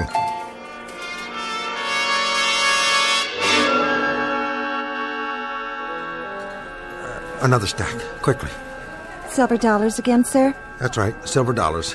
Certainly, sir. Only, Only what? Well, you've reached your limit. If you want to cash any more checks after this, you'll have to talk to the floor manager. That won't be necessary. It's a mathematical certainty. What do you make of that one, Julie? The old guy? Give him till dawn, maybe. It's already been 5 hours. He was here before you started. I believe it. Did you see his eyes? He's running on empty. Man, oh man. When those straight arrow types get hooked, they really get hooked. He tells me he's got it figured out mathematically. He's bound to hit the jackpot if he just keeps at it long enough. Poor old fella. Him and his wife. He should pack it in and go back home while he still has a home to go to.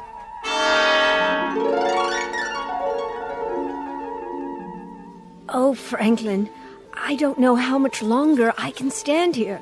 Then sit down on a stool, but stay close by. I want you to watch this, Flora. You're about to witness the last round in a battle between my will and this machine's. It's almost over. And when it is, only one of us will be left standing. This I swear.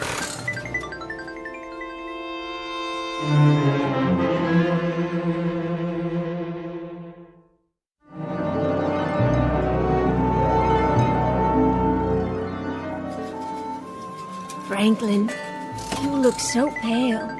Somebody give me a drink of water. Why don't you sit down? You see what the sign says? Special jackpot, $10,000. She's bound to come up. You just gotta stay with her long enough, that's all. Here's your water, sir. Oh, thank you. Can I get you folks anything else? The restaurant's serving breakfast. Nothing for me. On the house, steak and eggs, whatever you like. Take it easy, recharge the old batteries. What do you say, dear? You go ahead if you like. I'm gonna see this through. How's he holding up? He's still standing, but just barely. How about his credit line? Well, the check guarantee card says he's good for it. To tell you the truth, I don't mind taking the man's money, but if he stands there another hour, we may have to take it out of his estate.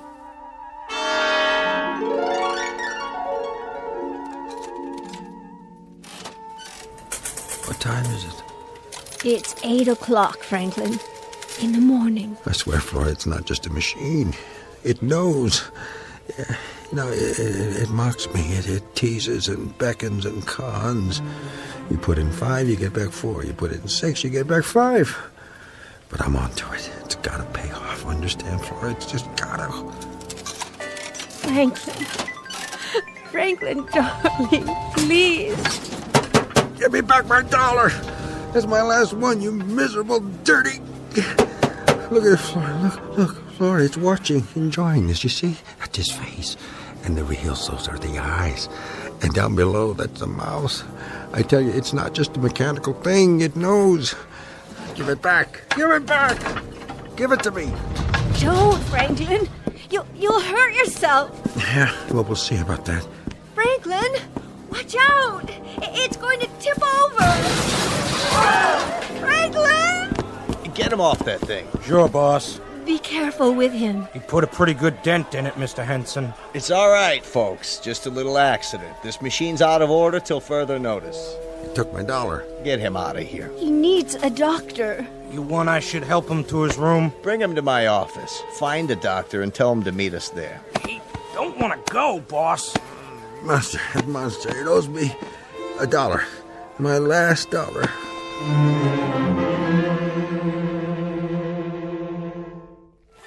His blood pressure's down. Are you sure? I've given him a sedative. What this man needs is rest. That's what he'll get, Doctor. Is it okay if we move him? I'll give him a few more minutes on the couch. Keep his feet elevated, then you can help him to his room. Will do. Yeah, well, it's not me you should be worried about. It's that infernal device out there. Oh, Franklin, don't talk that way. Maybe he should see a specialist. But you said his vital signs are normal. You said that, didn't you? I was thinking of, well, perhaps a psychiatric examination. Hogwash, there's nothing wrong with my mind. He's right. I've seen things in this casino. People lose track of time, forget to sleep. Well, then I suggest you let him do exactly that. Sleep. Sleep, yes. Yes, that's all he needs. Here are some pills to help him relax. Give him one along with a light meal and see that he drinks plenty of fluids. The most important thing for now is no more stress. Thanks for coming, Doctor. Here's my card, Mrs. Gibbs. If you have any more problems, anything at all, you give me a call. I will. Problems? What problems? All I need is for you to get that machine working again. Then you'll see. You'll all see. It's ready to pay off. Franklin, that's enough of that kind of talk. Listen, Mr. Gibbs, it's a game of chance, all right? Think of that slot machine as a random number generator. Sometimes your number comes up, sometimes it doesn't. That's why they call it gambling. If anyone could predict it, we couldn't stay in business. But look at it this way. You're here to have a good time. Please try to think of it that way. A great time on us. Your room's comped, so's your food. How about if I throw in a couple of show tickets? What kind of show? The French can, I presume? Franklin. I could even... Well, I guess I could extend your stay by another day. That way you'd have time to rest up and enjoy yourselves, the both of you. Yes. Oh, yes. You're very, very kind, Mr. Henson. Now, Franklin, as soon as you're ready, we'll go up on the elevator to our lovely room and have a real night's sleep. For as long as we like. Won't that be wonderful?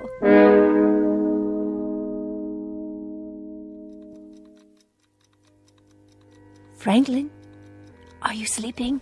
No, Flora. I'm not. Why don't you take another pill, darling? Not now. I'm thinking. Whatever about? That machine.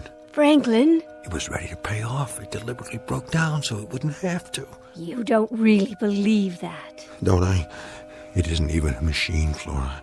It's an entity. It's a thing with its own mind, its own will. Please don't talk this way. I beg you. It deliberately broke down rather than return my money. Our money. That thing, that monster, that thief, the dirty, rotten thief. Stay in bed. The doctor told you. Took the last silver dollar. The one that was going to pay off. It swallowed it, and then it broke down on purpose. The thief took my last dollar. What are you doing? Get away from me. Franklin. Where? Franklin, no. It's outside the door. I can hear it. Franklin. No! Darling, what's the matter? Don't you hear it? No, I don't. I don't hear anything. Of course you do. You must. It's in the hall. I just saw it. It's out there. It followed me. Pack the suitcase. We must get out of here. Franklin. It's inside. Quickly. Stop it. Franklin. Help me. We gotta get away. The window. Yeah, the window. Franklin. No. Franklin. No.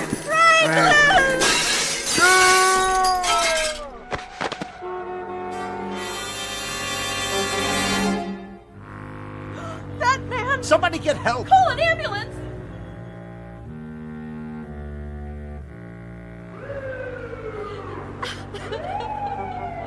That him? Gibbs, Franklin J., tourist. What happened? Jumped or fell. Hard to say. That's the wife over there, in the room when it happened. Some sort of seizure or something. Can we get a stretcher, Sheriff, and move him out of here? Right away, Mr. Henson.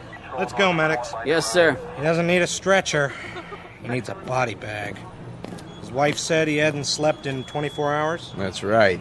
I've seen them get hooked before, but never like this. Okay, everybody, let's clear the area. Back to bed. Go on inside. Show's over. What's that? Looks like a silver dollar. Where did it come from? It fell. From up there. Right about the 13th floor. Yeah? But how? Don't worry about it. Like the man said, just get him out of here. Mr. Franklin Gibbs, visitor to Las Vegas, who lost his money, his reason, and finally his life, to an inanimate object variously described as a one-armed bandit, a slot machine, or, in Mr. Franklin Gibbs's words, a monster with a will all its own. For our purposes, we'll stick with the latter explanation, because after all, this is the Twilight Zone.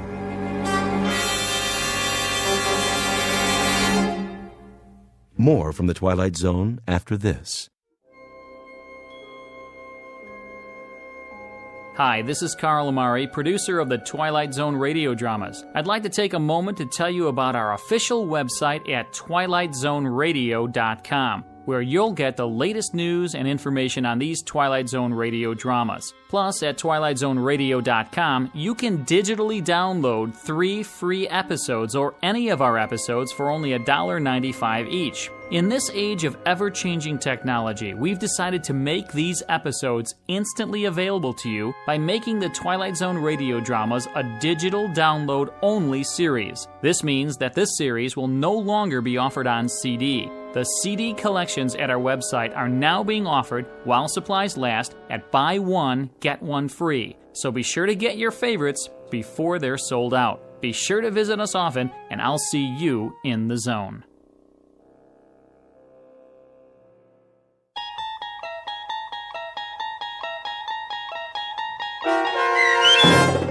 The Fever, starring Stacy Keach and Kathy Garver, with Stacy Keach as your narrator, was adapted for radio by Dennis Etchison and based on a script by Rod Serling.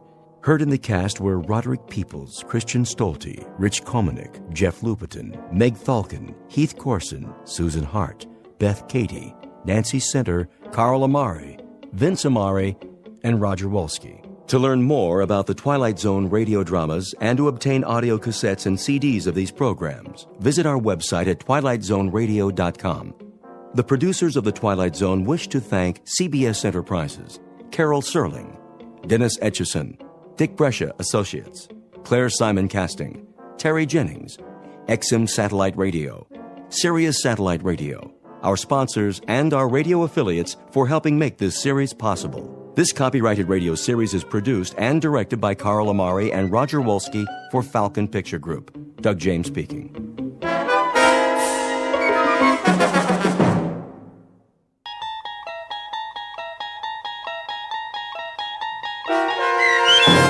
The Fugitive, starring Stan Freberg with Stacy Keach as your narrator, was adapted for radio by Dennis Etchison and written for The Twilight Zone by Charles Beaumont. Heard in the cast were Amanda Amari, Meg Thalkin, David Darlow, Jeff Lupetin, Doug James, Mike Castle, J. David Ruby, and Clint Todd. To learn more about the Twilight Zone radio dramas and to obtain audio cassettes and CDs of these programs, visit our website at twilightzoneradio.com.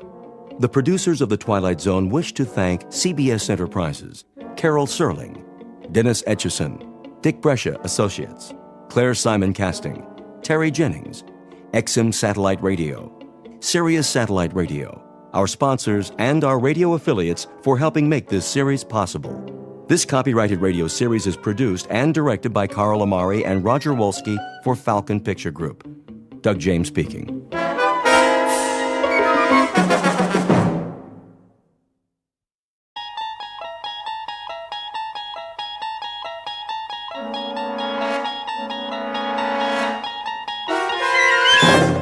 You're traveling through another dimension. A dimension not only of sight and sound, but of mind. A journey into a wondrous land whose boundaries are those of imagination. Your next stop, the Twilight Zone.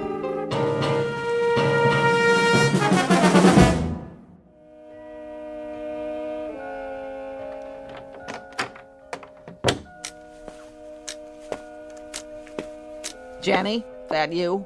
Yes, Aunt Agnes.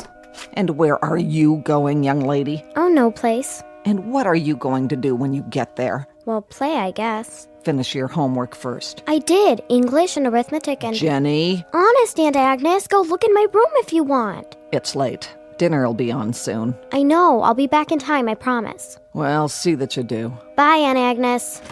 And Jenny? Yes? See that you're back before the store closes, in case I need anything. Yes, ma'am.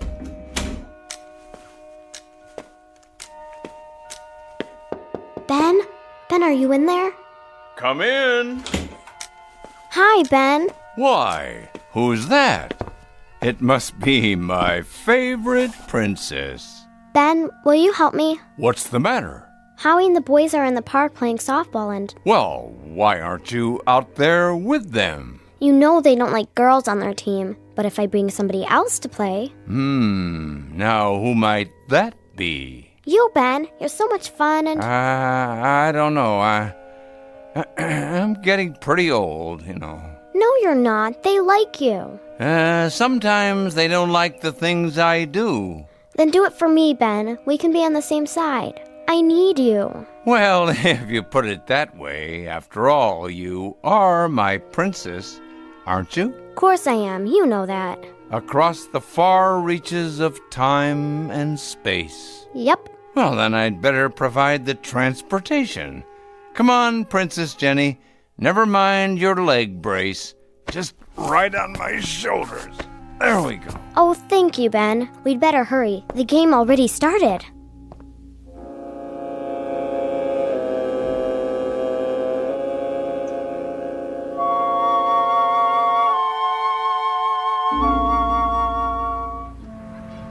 Next batter. Hey, batter. Go on, pitcher. Come on, throw the ball. Leave him alone. He's winding up. Rally. The pitcher's name is Sally. Go, pitcher. Strike 3. You're out. Hey, umpire. You're crazy. Yeah, that wasn't a strike. Sure was. Was not. I call him like I see him. Howie Gottlieb, you're never gonna get to heaven. That was a ball and you know it. Was not. Was too. How about it, Ben? You saw it. Now, Jenny, Howie's the umpire. Hear that? Who's up next? You are. What? You guys are playing me and Ben. If nobody wants to be on our team, we don't care, do we, Ben? I'd better warm up. I'm pretty old to be playing softball. Where's the, bat? Right here. Go on, Ben. You can do it. Well, if you think I can, Jenny, then I'll give it a try. Spread out, everybody. Let's play ball. All right, pitcher, come on, strike him out. Hey, batter. Here it comes. Swing, Ben. Whoa! He creamed it. Where'd it go? I can't even see it anymore. Home run. No fair, you said you wouldn't use magic anymore. Did I? I don't remember saying that. Yeah, that's cheating. Who cheated? Nobody cheated. What do you think?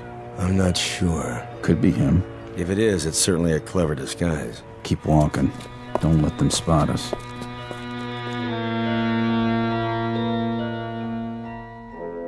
It's been said that science fiction and fantasy are two different things. Science fiction, the improbable made possible. Fantasy, the impossible made probable. What would you have if you put the two together? Well, chances are you'd have a story about an old man named Ben who knows some tricks most people don't know, and an 11-year-old girl named Jenny who walks with a brace on one leg and who loves her friend Ben very much. What happens next? We'd hate to spoil it for you. Better stick around because they've already begun their journey together into the Twilight Zone.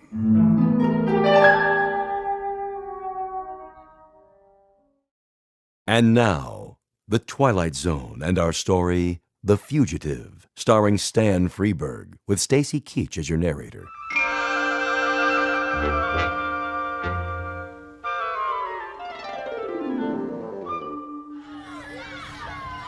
Come on, let's stop arguing and play. With what? We don't have a ball anymore. He knocked it out of the park, remember?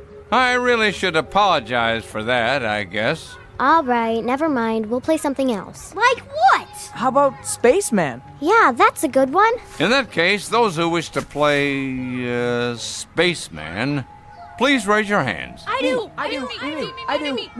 That's it then. We'll play Spaceman. Jenny, you be the Martian. No, not this time. It's your turn. I know, but gee, Ben, I'm not as good as you are. Oh, I wouldn't say that. It's true. I can't turn into things the way you can. Yeah. Come on, Ben. Be a good guy. Jenny's too slow. Very well.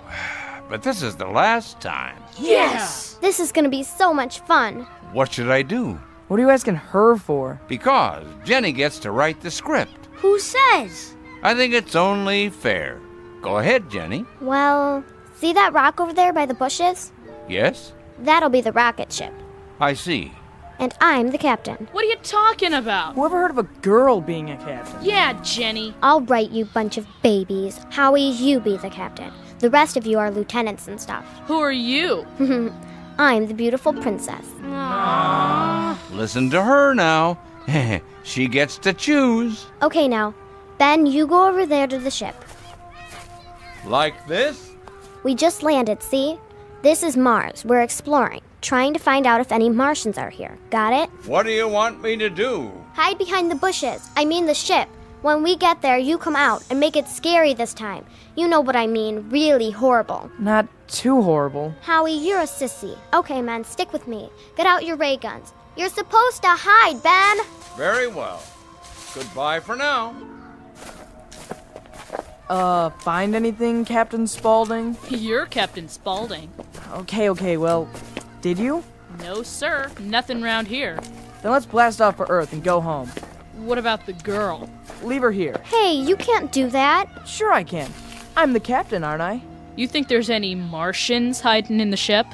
No way. It's sealed. Better check it out. Go on. You go. You're the captain. Are you too chicken, Howie? I'm not chicken. Then go. I'm going.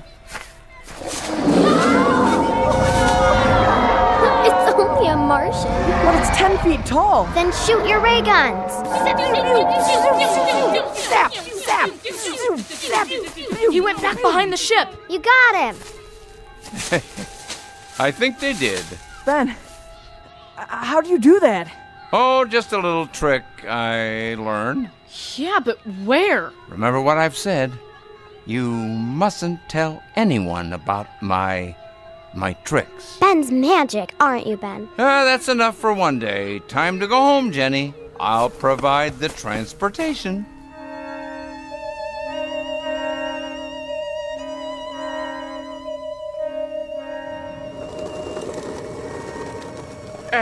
Here we are, my lady.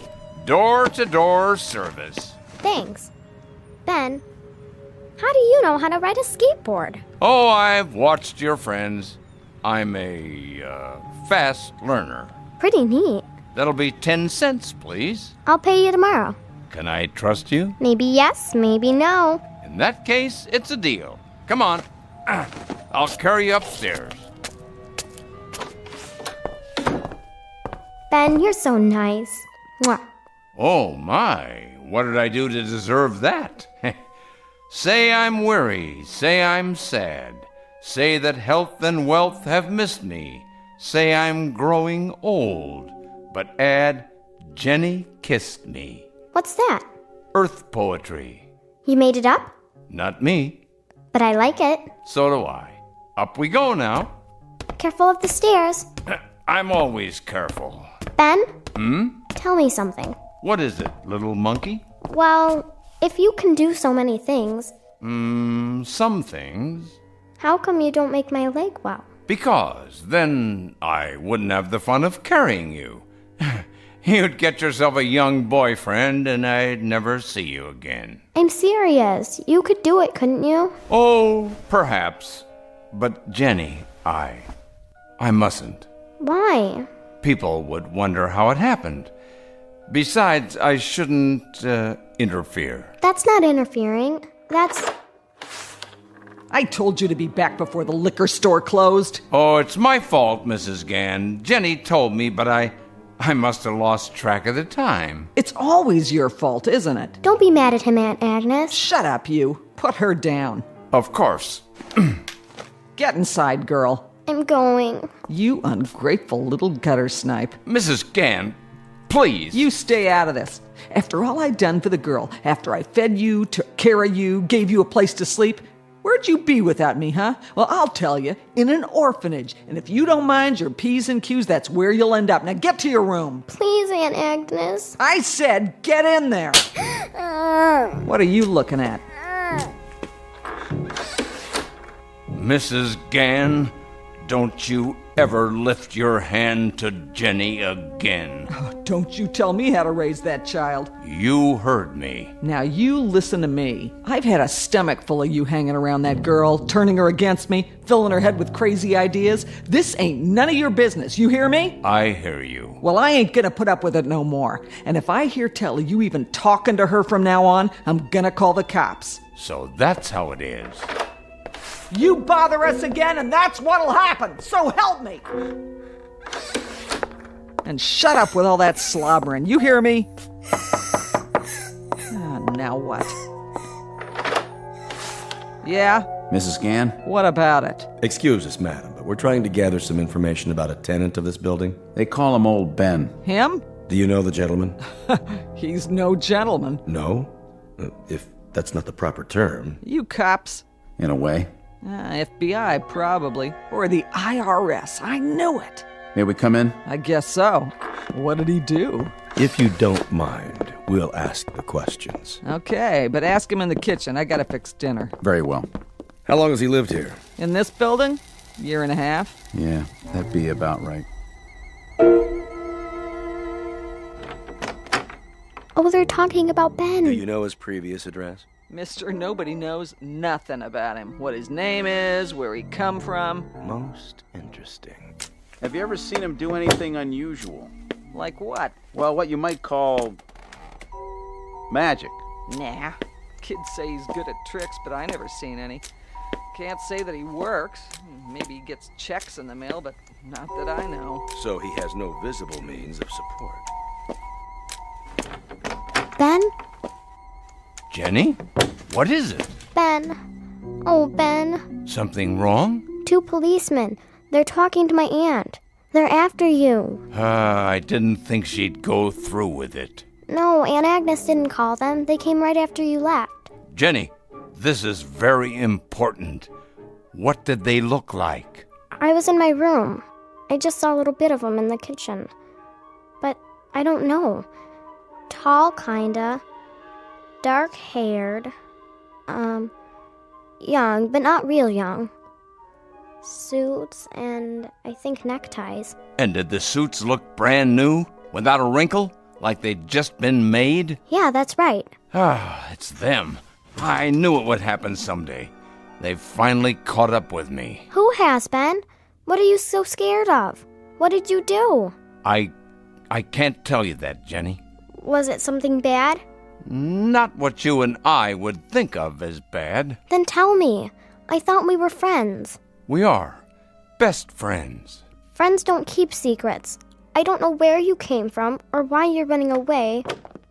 I'm sorry, little monkey. It doesn't matter now anyhow. They're here. It's too late. No, it isn't. I know a swell hiding place. They'll never find you. They'll...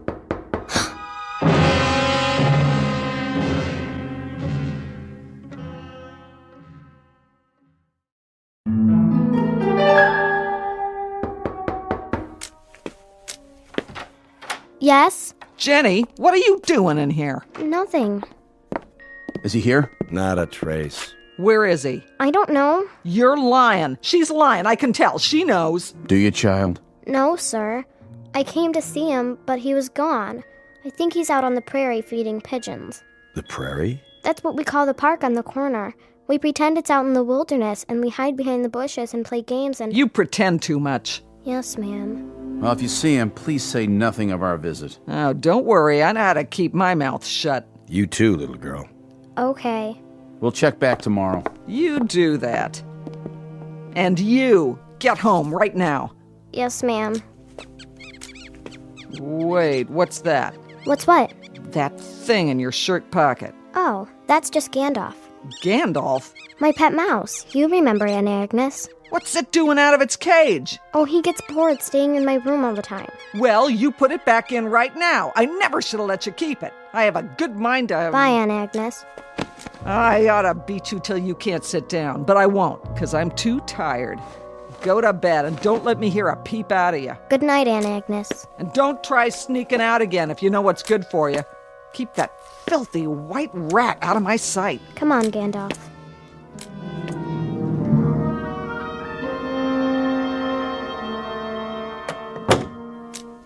Hi, Gandalf. How are you, boy? Guess what? I brought you a new twin brother to play with. You weren't really going to put me in the cage with Gandalf, were you? Nah, I knew you were going to change back. We sure fooled them, didn't we, Ben? Whoever they are. For the moment, but they'll be back. And sooner or later, they'll catch on. I think it's so neat the way you do that. One thing I don't get, though. How do you make the clothes change, too, when you turn into something else? Not very difficult. It's all matter. One molecular structure is much like another, isn't it? I guess. Speaking of changing clothes, Jenny, you'd better start wearing a dress instead of those jeans, don't you think? At least some of the time, or your aunt will have a fit. I don't care. Let her. Now, that isn't very respectful, is it? You must remember she's a very nervous person. She isn't wholly responsible for her behavior. Well, if she's not, who is? I don't have an answer for that. In any case, try to forgive her, if you can find it in your heart. After all, she's only human. All right, but what about you? What are you gonna do? Oh, the best I can, I reckon. I'm serious. So am I. That's all any of us can do. Even you? Even me. Beyond that... Ben? Yes? How come those men are after you? It's a long story. You can tell me. You'll still be my best friend no matter what. Are you a criminal? In a way, yes. Yes, I suppose I am. What'd you do? Rob a bank? Oh, nothing like that. Did you kill somebody? Heavens, no. Then you must be a communist. No, little monkey, not a communist, and not a terrorist either. I'm not an enemy of anyone. At least, not anyone I can think of. Then what? Shh. What's the matter? Those two men, they may still be close by. I heard him leave. I'd better go to the window and check the street, just to be sure. See anything? Huh, it's just as I thought. They're downstairs on the other side of the street. What are they doing? Watching the building, waiting for me to come out. Oh, Ben. Don't you worry now, I'll think of something. Listen, Ben, I have an idea. Why don't you fool them again? And how do you propose doing that? Easy. Turn into something. I doubt it would work a second time. Sure it would. Something really little like a spider or a cockroach. They'd never find you then. I'm afraid they would. But how? Those boys have ways. They're pretty clever. You see, Jenny, they know my real form. They can tell when I'm in the vicinity. I'm talking about my true shape, the way I really look. Isn't this the way you really look? Oh, no. Have I ever seen you the way you really look? Nope. Not even when you turn into a Martian with all those eyes? Definitely not. Then you must be really icky. I wouldn't say that, exactly. You'd be surprised. There are certain adult females who have found me quite attractive.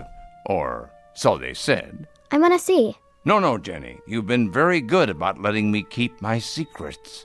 Can't you even tell me just one? Well, all right. Just one. I suppose it wouldn't do any harm. You see, I'm not from around here. That's okay. I'm not either. We moved here from... What I mean is, I'm not actually a resident of this world. Huh? I come from another planet. I knew it. Which one? Mars? No, one much farther away. You've never heard of it. Anyway, Jenny, you see, those men out there, they've come a long way. They're trying to catch me so they can take me back. Because of what you did? Mm-hmm. And I don't want to go back. I've grown to like it here. But they've located me, so now the only thing I can do is find another world to hide in. Another world? One as far away from here as possible. That's my only chance. You mean you're just gonna go away? I don't want to, little monkey, but I have no choice. But Ben, you're the only friend I have. Look at me, Jenny. Please? That's it. Before I go, there is one thing I want to do. A last good deed. I'd have done it long before this, but it would have shown them where I was. Now, that doesn't matter anymore. What do you mean? Take that thing off your leg. My brace? Go on. You won't need it anymore. But... Trust me. Okay. Now hold very still. What's that? Just something I carry with me from the other place. The secret of my magic.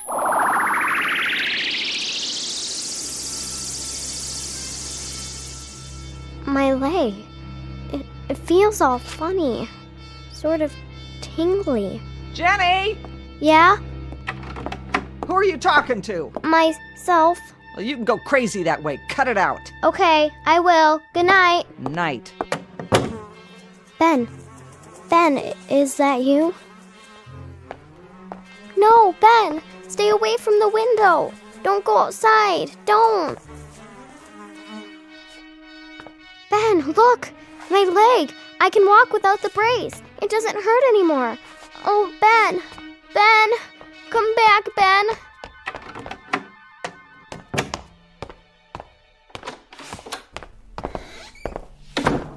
There's the girl. Where's she going? Hold on.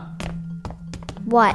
Going out at this time of night? It's past your bedtime. Excuse me. Well, look at that. Jenny, how can you walk without your leg brace now? Something happened? Something we should know about? Get out of my way. Where is he, Jenny? Where's Ben? I don't know. And if I did, I wouldn't tell you. You made him go away. You made him leave me. I hate you. We've got to stop her. No, don't use it. You mustn't. It's the only way. Now you've done it. Quickly, we've got to get out of here. He's somewhere outside. I'm sure of it. Jenny? Jenny, where are you? Jenny! What are you doing down there on the floor? Oh, must have fallen. Are you hurt? Jenny, answer me!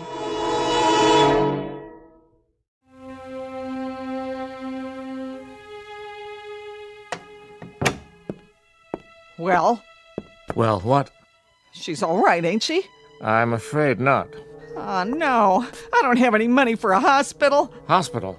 I don't know why she'd want to do a stupid thing like that anyway. What are you talking about?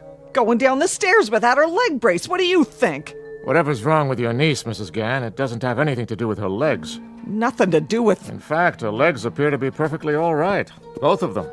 Then what? However, the girl does seem to be in a rather serious condition. How serious? Well, she doesn't have a fever. In fact, I can't find any organic cause. But if her pulse continues to weaken... What's the matter with her? Whatever it is, it's beyond my knowledge. It may well be more than medical science can understand. The only thing we can do now is wait. I've left the window partially open so the room won't be quite so stuffy. If she doesn't show signs of improvement during the next hour, perhaps you should call the hospital. They can run some tests, though I can't imagine what they'll find. Oh, no. Jenny, I made a promise to your mother, but I don't know what to do.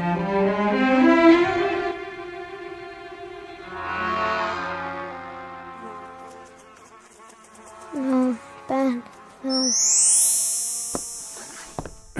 Hello, little monkey. Ben, I thought you went away.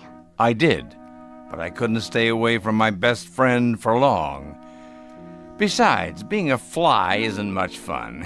Wings and all, not to mention they're colorblind. Even my glasses wouldn't have helped. Bleh. Now you're back in bed, I see. Oh, Ben. What seems to be the matter? I don't know. I saw those two policemen. They're not policemen. Not exactly. What did they do? I tried to get away, but one of them took something out of his pocket, like that magic thing you carry. What? They used the molecular ray on you? That's going too far. They told me to stop, and then I fell down.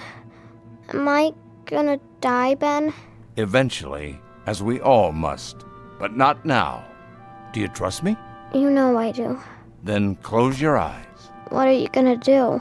Something to make you well again. The way you fixed my leg? That's right. Just lie still. Ben, I feel funny.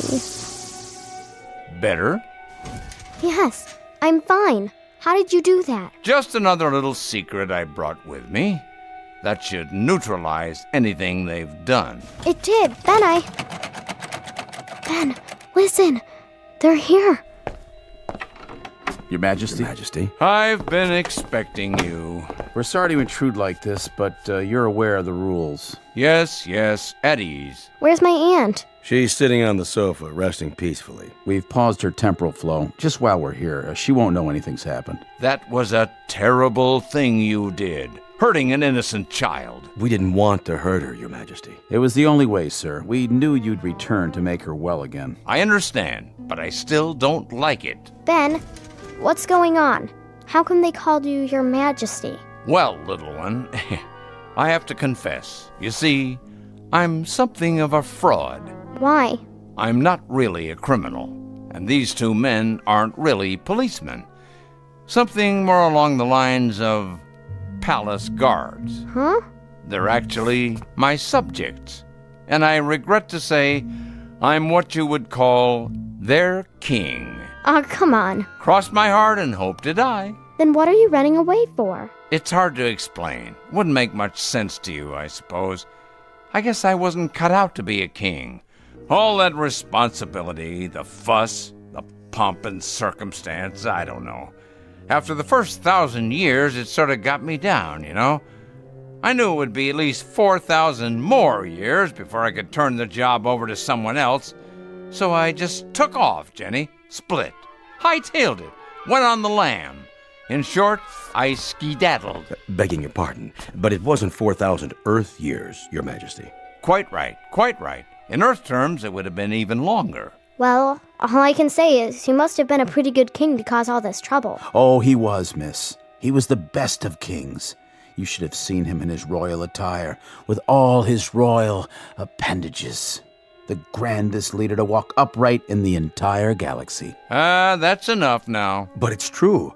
You can have your Venusian vegetables, your Syrian slime molds, your strutting bivalves from Betelgeuse. When Exolotl went walking, or should I say perambulating, it was like a third sun shining down from the heavens. Tut-tut, gentlemen. Is that who you really are, King Ixolotl? Oh, what's in the name? So, you see, miss, that's why we want him back. His subjects have been pining for him ever since. Life has been listless. An endless succession of moon phases. There is no joy in Ixolotlville. In other words, we're as fond of him as you are. We need him. But you can't have him. Not much to be done about it now, Jenny. They've found me out. I was on a sort of vacation, but all that's over now. The royal transporter is waiting, sir. In that case, gentlemen. But Your Majesty, you can't go away with them. I need you here. I hope you'll remember me, Jenny. I know I'll remember you. Wait, you said I was your princess, didn't you? Yes. Well, prove it. Take me with you. That would be out of the question. Absolutely. She does have a point, you know. It's hard being a king. The first one they look for and the last they want to meet. It's a chancy job, and it makes a life form watchful and a little lonely. The council would never permit it. My appointees all. Sir, you know the rules. I should. I made them. Please, Ben, please. If only there were some way. Ben? Come here. I have to tell you something in private. Your Majesty, there's simply no more time. Gentlemen, one last request. I want a minute alone with Jenny. But, sir... I promise by our fathers that I won't run away or try to escape. You give your royal word. Precisely. What do you think? I don't see how we can refuse. Very well. 1 minute, Your Majesty. Earth time. 1 minute it is. Excuse us while we sit down next to you, Mrs. Gant. We won't be long. She can't hear you. As far as she's concerned, we're not here at all. Frozen in time, as it were. What's that bottle in her hand? It's called beer, an intoxicating beverage based on the fermentation of single-celled life forms. I should take it out of her hand, in case she drops it. No. I think she's meant to have one at all times. Some sort of self-medication for behavioral control. Oh. Remember to start the temporal flow again when we leave. Of course. What's going to happen when we get back? Oh, a parade, I imagine. All the riffraff slithering along the grand crater. Quite a sight. We'll be celebrities. Quite. Don't forget to have your antennae washed and set. What are they talking about in there? Privileged communication. I suppose. Oh, to have blue blood in our veins, eh? Green. Right. Time? Time.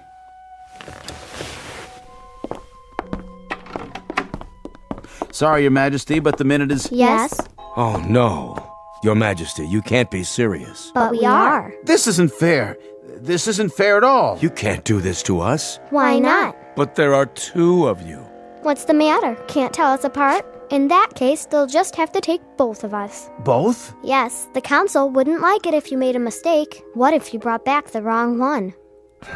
Well, I hope the council will understand our dilemma and make certain allowances. Perhaps they will. Shall we go? We'll have to send in Agnes a postcard. Yeah, postmarked Deep Space, with a picture of Ben the way he really looks. She won't believe how handsome he is. Indeed. No, Aunt Agnes won't believe it, because she has more temper than imagination, more suspicion than understanding, and no patience for either science fiction or fantasy. But eventually it may occur to her that one day, on another planet, in the far reaches of space, her niece will grow up to be not only a princess, but an honest-to-goodness queen. Said coronation to take place somewhere in the Twilight Zone.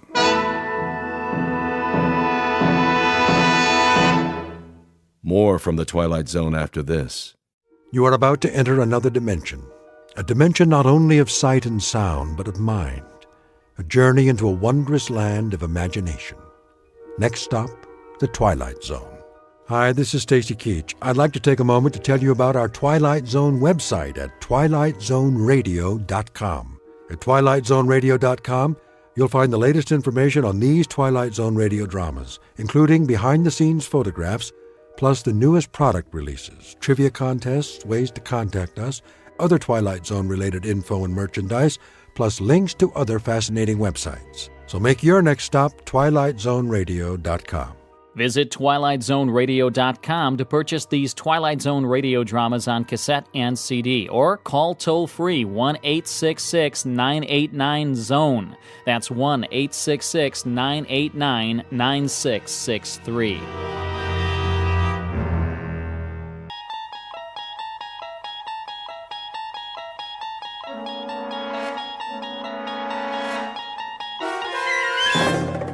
You unlock this door with the key of imagination. Beyond it is another dimension. A dimension of sound, a dimension of sight, a dimension of mind. You're moving into a land of both shadow and substance, of things and ideas. You've just crossed over into the Twilight Zone.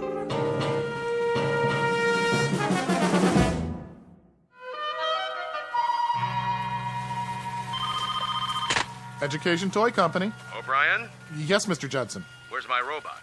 Your robot, sir? The Space Invader robot for the Christmas catalog? I was just going over the blueprints. Well, I need it. Yes, sir. How does it look? The blueprints or the prototype? Both. All finished, are they? Oh, yes, definitely. It walks, it talks, it shoots death rays just like Mr. Ford said it would. Then bring them to my office by the end of the day. We need to start production. No problem, sir.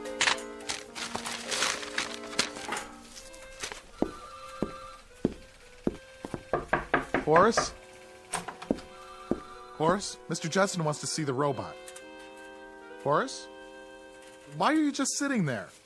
Didn't you hear what I said? I'm not just sitting here. I'm waiting. For what? For a showdown. Look out! What? Go for your gun, partner. Gotcha! Horace, why'd you do that? Do what? With the cap pistol. Scared the pants off you, right? Come on, Horace. You pull that almost every day. Boy, when I was a kid, I always had a cap pistol. Everybody on my block had one. Do you remember cowboy movies? Weren't they the best?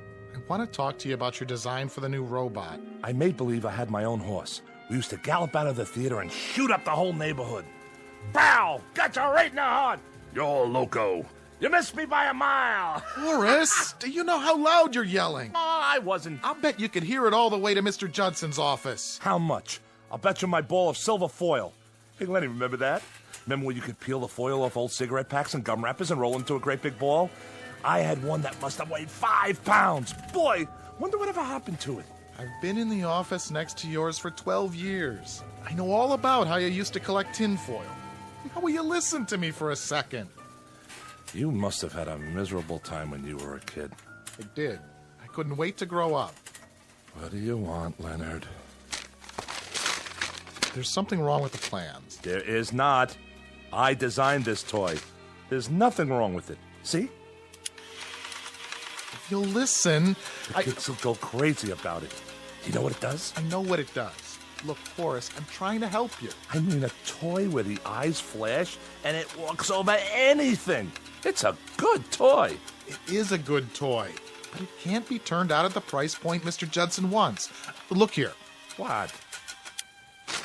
When he sees the plans, he's going to blow his stack. It's got too many parts. You think so? I know so. Well, I don't. Horace, all you have to do is work it over. How's Betty? What? Betty. Your wife. Remember her? What has Betty got to do with it? We're talking about your work. Is that all you ever think about? Horace. Thanks. I'll look it over. Horace. All right. You do that. By this afternoon, okay? Sure, Lenny, sure. A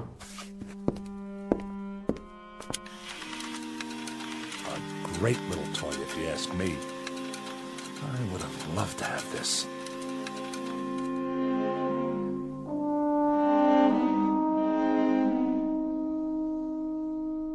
Meet Horace Maxwell Ford, age 38 but already growing a bit paunchy. He's a man whose clothes never quite seem to fit and whose shirt is forever coming untucked from his trousers. His socks are usually down around his ankles, his horn-rimmed glasses are always about to fall off his face, and he can't keep his hair combed at all. A mild man, an apologetic man, except when talking about his favorite subject, his beloved childhood memories. He's the type who quite naturally becomes the butt of endless jokes, at least when the jokers don't feel instinctively sorry for him. But were they wise enough, they would notice that there is a tragic quality about him as well. In just a moment, Horace Ford will come to understand what's tragic is not the fact that he's an inadequate man, but really an inadequate grown-up boy, a life-changing discovery, and one that could happen only in the Twilight Zone. And now the Twilight Zone and our story, The Incredible World of Horace Ford, starring Mike Starr, with Stacy Keach as your narrator. Leonard? Laura, come in. What's the matter? Here. I don't want Horace to see this. It's his birthday present. Len, would you take it with you so he doesn't see it lying around? Check. I'll bring it along Friday night. Thanks. So how are you? Oh, I'm exhausted. It is not easy to shop for that man. What'd you get him? A smoking jacket. I guess that means he's growing up. Betty and I got him a new gold chain for that pocket watch of his. Oh, and we got him a yo-yo, too, as a gag. Oh, that'll probably be his favorite present. You mind if I sit down? My feet are killing me. Please. So, the surprise party's all set for Friday? All set. What's the plan? Well, everybody's coming over to the place at 8. Horace thinks the two of us are going to a movie. I'll make him answer the door and sing happy birthday or something. He'll go right through the floor. Probably. Oh, what time is it? Late. Is he busy? Yeah. Well, I think he's worked late enough. Ford? Oh. Hi, Mr. Judson. What are you doing at the window? Nothing. Just thinking. Thinking? About what? I don't know. Toys? Whose toys? You don't seem to have done much thinking about ours. Look at this. I'm getting him out of there. Good night, Len. Laura.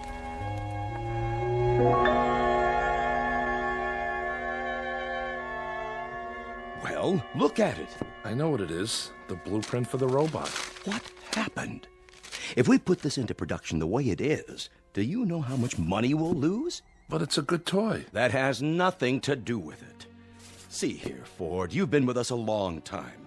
You must know that we're in business to make a profit. This design just isn't cost-effective. I want it simplified. What do you want to simplify? For one thing, the eyes don't have to flash on and off. Sure they do. You want to ruin it? The flashing eyes? That's the beauty part. It's terrific. You could play for hours with a toy like that. Why are you raising your voice? I'm not.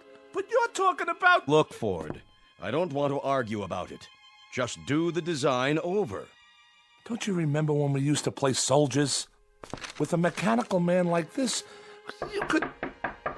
Oh, is this the office? Oh, there you are, Horace. Laura? Mr. Judson, you remember my wife? Mr. Judson. Oh, how nice to see you. A pleasure. Remember, Ford, I'll need it first thing in the morning, no later. Yes, sir. Good evening. Hello, Laura. Aren't you surprised that I'm here? Yes, I am. What time is it? Well, why don't you check your watch? Almost 6. Oh, that late? I've been shopping all afternoon, and I'm absolutely done in. Well, how about taking me home? Okay. And here's your briefcase. I'm just going to fall into bed tonight, literally fall into bed. That's all right. I have some homework. Oh, no, not again. Now, what is it this time? The robot. He's trying to ruin it. Oh, I'm sure Mr. Judson's only trying to... I'm telling you, he is. That toy has no meaning unless the eyes light up.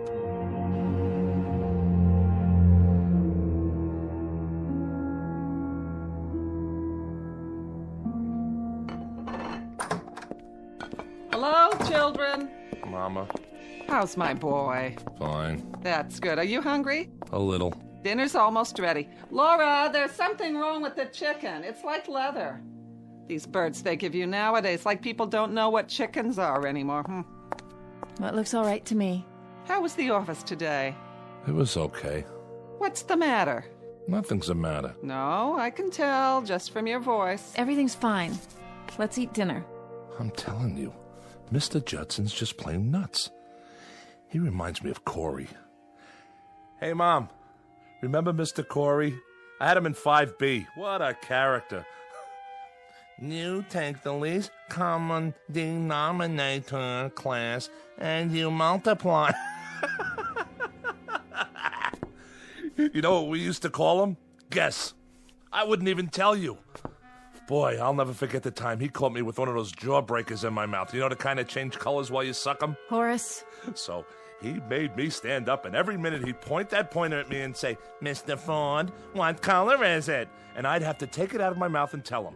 I swear, I thought Hermie Brandt would bust a gut trying not to laugh. Horace. Hermie Brandt. The greatest stickball player in the whole world. One time during a fire drill. Let's have dinner. What great times. I was 10. Horace, why don't you stop it? Nobody cares about when you were 10 anymore. I care. You're almost 38. So? So you don't act 38 sometimes. So what? So that's what I mean. So what? What kind of answer is so what? Laura. I'm telling you, this chicken's dry, no matter how much I basted it. Why do you have to keep talking about when you were a kid? People get tired of it. Oh, be quiet for once, will you? Horace. Let him go.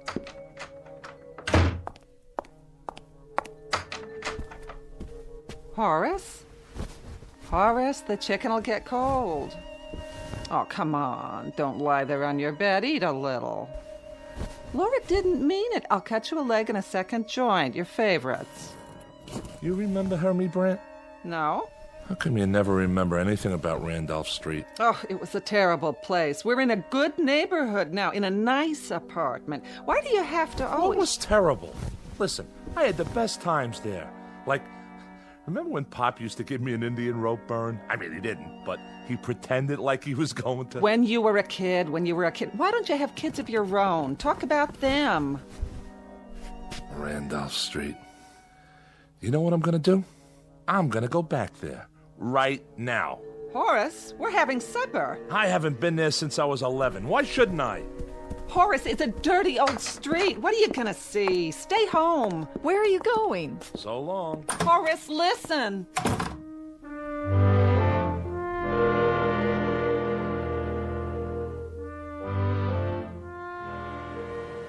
Will you look at all this? Frank on a roll, 3 cents. No thanks. Oh, excuse me, young folks. Bread and butter. Hey, watch where you going, huh? Sorry. Hey, give me my ball. What? Oh, sure. Davy, you come home or you're gonna get smacked. Ring Alivio, caught. Ringalivio? My gosh, this late at night? What time is it? Bins, I yelled bins. Did not. I didn't hear him. Me neither. I did too. What do you want from me? Wait. Boys. Don't I know you? Hurry up, Hermie. Hey, Hermie Brandt, come on. All right already, I'm coming. Hermie? Did he say Hermie?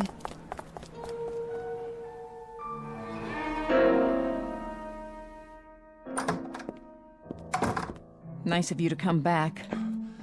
Laura? You could have told me where you were going. Laura, I was down on Randolph Street.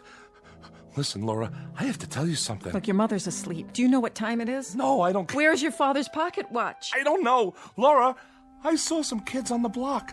Little kids. Maybe 10 or 11 years old. Laura, they were the kids I played with when I was 10. The same kids. You're perspiring. You're not listening to me. I heard you. I think you're catching a cold or something. Wipe the sweat off your face.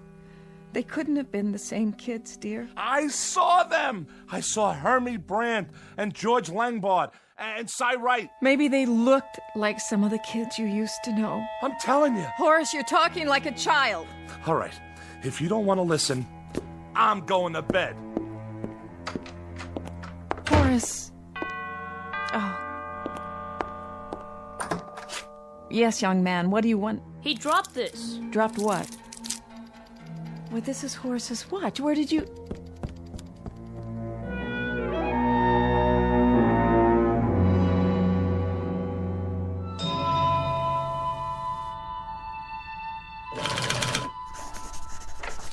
Mail, Mr. Ford. Oh, hi, Freddie. Just leave it over there. Ringolevio. God. What'd you say, Mr. Ford? Ringolevio. What'd you think I said? You never heard of that? No, sir. Did you ever play Salugi? I don't think so. 1, 2, 3, 4, 5, 6, 7, 8, 9, 10, red light.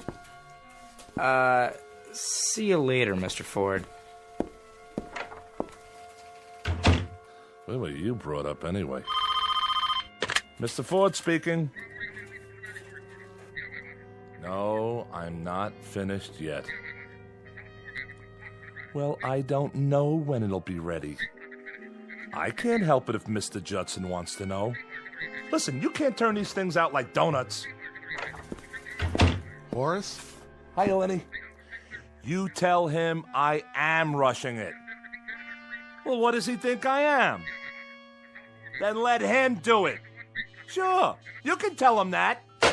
Judson's office. What does he want from me? They want to get that toy into production for Christmas. He's got 6 more months. Take it easy, Horace.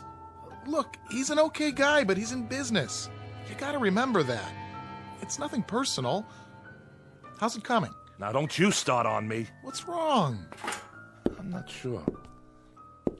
I saw a kid last night. But were you ever on Randolph Street? I don't think so. Why? Randolph was my old street when I was a kid. He wore the same kind of clothes we used to wear, this kid I saw. Same shirt, same pants, same shoes. Kids don't dress that way anymore. So, you're not going to believe this, but I was walking on the street, and all of a sudden, I hear a kid yell, "Ringolevio!" That's a game we used to play. You know how it made me feel hearing that? I was a very good Ringolevio player. You have to be fast, and you need a lot of stamina. Boy, the running you have to do. First, we choose up sides. 1 potato, 2 potato, 3 potato, 4. Remember that? Then one side has to hide. Once I was hiding behind the grocery in the back where they keep all the cartons and all. Horace. So, I fell asleep back there. When I woke up, I took one look at my Mickey Mouse watch, and Mickey Mouse watch? My God, I haven't thought of that in 20 years. Remember when you had a Mickey Mouse watch? What a big deal that was? Anyway, I was telling you about last night. I was on Randolph Street for the first time. Look, Horace, I've got some work on my desk. I only wanted to tell you. I just stopped in to say hello. See you at lunch. Of course, we never had toys like this back then. Ford? Oh, Mr. Judson. I didn't see you there. I want to ask you something. What was the point of shouting at my secretary over the telephone? She was shouting at me! Aren't you happy with your job here? Yes, but... Look, Horace, you're a first-rate designer. You have value to this company, and for our good as well as yours, I don't want to see it dissipated. You've been behaving peculiarly. Is there something wrong, maybe at home? Excuse me, Mr. Judson. I'm trying to finish this redesign. And I'm not speaking just to hear the sound of my own voice. Do you understand what I'm saying? Perhaps I shouldn't have bothered.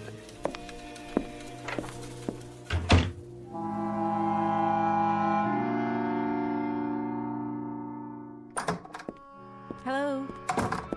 Sorry I'm late. Subway was tied up for about 20 minutes.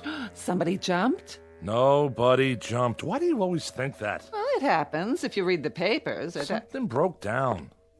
You can't kiss your mother hello anymore? Hi, Mama. I'll see how the dinner's coming. Tired? Yeah. I was thinking, there's a double bill at the Regent. 2 pictures you've been wanting to see. Going Let's just... back there tonight. Where? Randolph Street. What for? I want to see those kids again. But why? Because I want to. It's important. Important? Veal cutlets and succotash. It's canned, but you can hardly tell it from fresh. Let's sit down. Help yourself to the meat, Horace. If it's overcooked a little, blame it on the subway. Are you sure nobody jumped? Please, he said no. What's so great about disasters? What? I remember when we lived on the block. Every time there was an accident or something, you were always right there. Horace. Well, it's true. What about the time Harvey Bender got his arm caught in a fire hydrant? Harvey Bender? Who's Harvey Bender? If that wasn't the dopiest thing. What's he talking about? The hottest day of the summer, he picks to clog up the hydrant. We all figured they were going to have to bust it open to get his arm out. What do you mean you don't remember Harvey? We were playing marbles, on the manhole cover.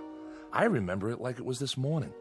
I got this big fat Puri, and I'm belting them out, cleaning up, when all of a sudden this nut says, "Let's turn on the hydrant."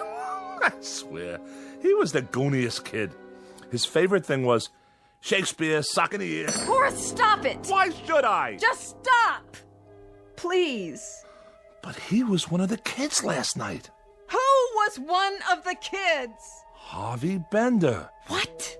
I saw him last night. Don't you know that's impossible? I know what I see. He was 10 years old when you were 10 years old. He's as old as you are now. I'm telling you, I saw him. And George Langbart and Cy Wright. They're still kids. He's got a fever, I can tell. I have not got a fever. Mother, be quiet. Horace, sit down. Feel his head. Leave me alone. Listen, darling.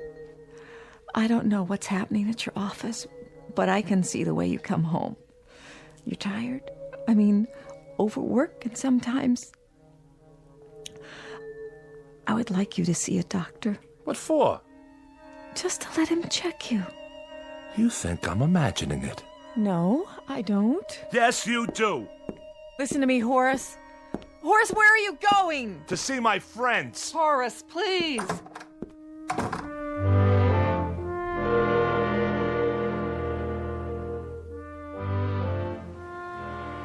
Will you look at all this? Frank on a roll, 3 cents. No, thanks. Oh, excuse me, young folks. Bread and butter. Hey, watch where you going, huh? Sorry. Hey, give me my ball. What? Oh, sure. Davy, you come home or you're gonna get smacked. Ring Alivio, caught. Ring Alivio. My gosh, this late at night? What time is it? Bins, I yelled bins. Did not. I didn't hear him. Me neither. I did too. What do you want from me? Wait, boys. Don't I know you? Hurry up, Hermie. Hey, Hermie Brant, come on. All right already, I'm coming. Hermie? Wait!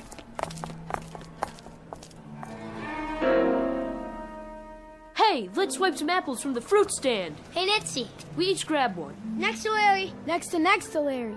Okay, I'll go first. Boys, please.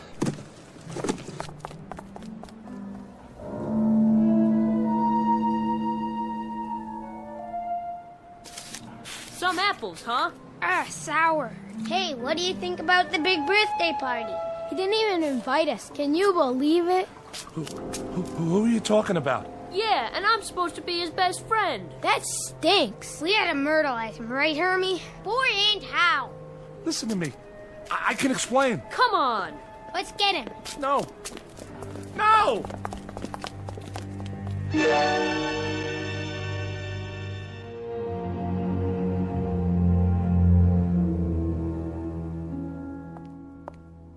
Do you think I got enough ice cream? Huh? There's 1 quart of chocolate, 1 vanilla, and 1 butter pecan. Where should I put the cake so Horace won't see it? I don't know, in the kitchen. Where is he? What time is it? 20 to 8. I'm getting worried. He should have been home an hour ago. Oh, he probably just got stuck at the office. I'm gonna call. Horace, you're so late. I didn't know what time it was. Something's wrong with your watch? I lost it again. But how? Hello, dear.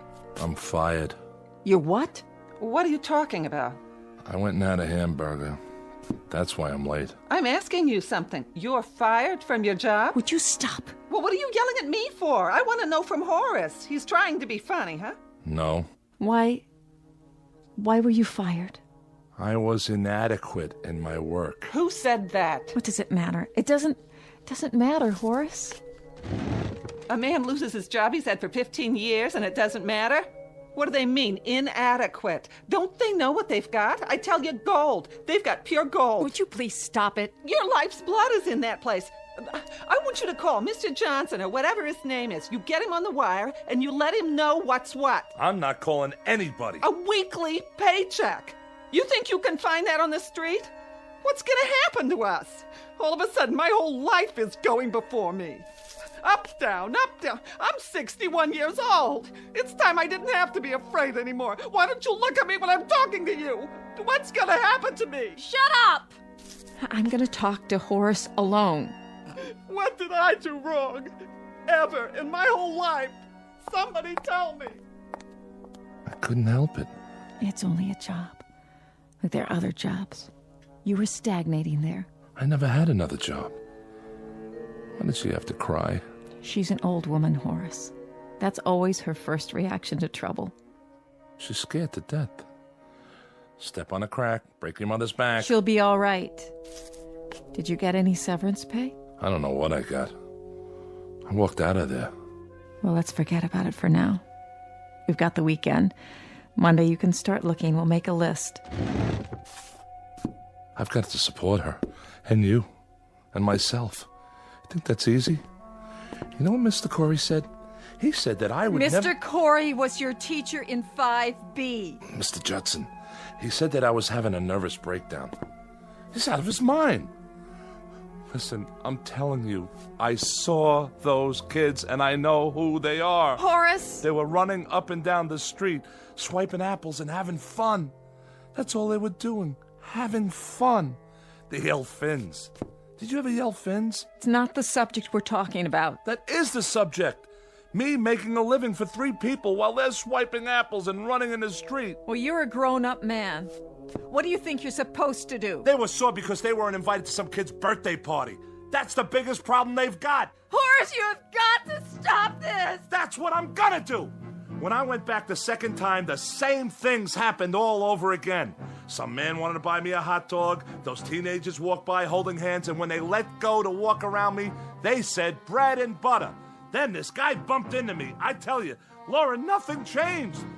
It's some kind of a pattern, and I'm in it. I'm in it. God, Horace, stop. I'm going to call a doctor. Well, whatever it is, I'm going to find out. I have to. Horace, where are you going? You can't go out now. You can't. What's wrong with him? Laura, tell me. I don't know. What is the name of a doctor? Tell me the name of the doctor. What are you doing? Who are you calling? For heaven's sakes, I have to know what's going on here. Horace. Surprise! Hey, where's the birthday boy? Laura, what's wrong? Maybe we'd better go. No, please come in. He'll be back.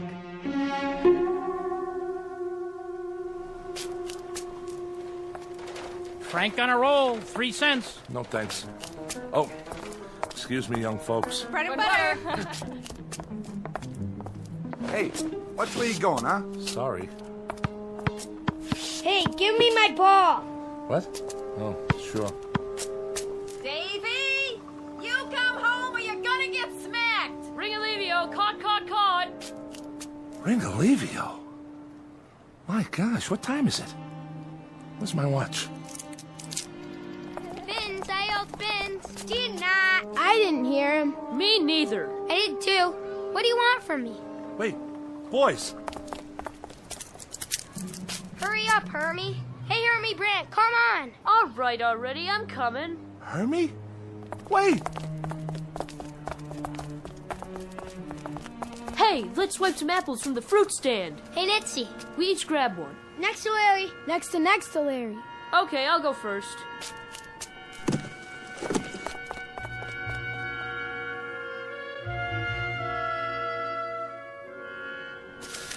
Some apples, huh? Sour. Hey, what do you think about the big birthday party? He didn't even invite us. Can you believe it? Who are you talking about? Yeah, and I'm supposed to be his best friend. That stinks. We had to myrtleize him, right, Hermie? Boy, and how? Listen to me. I can explain. Come on. Let's get him. No. No!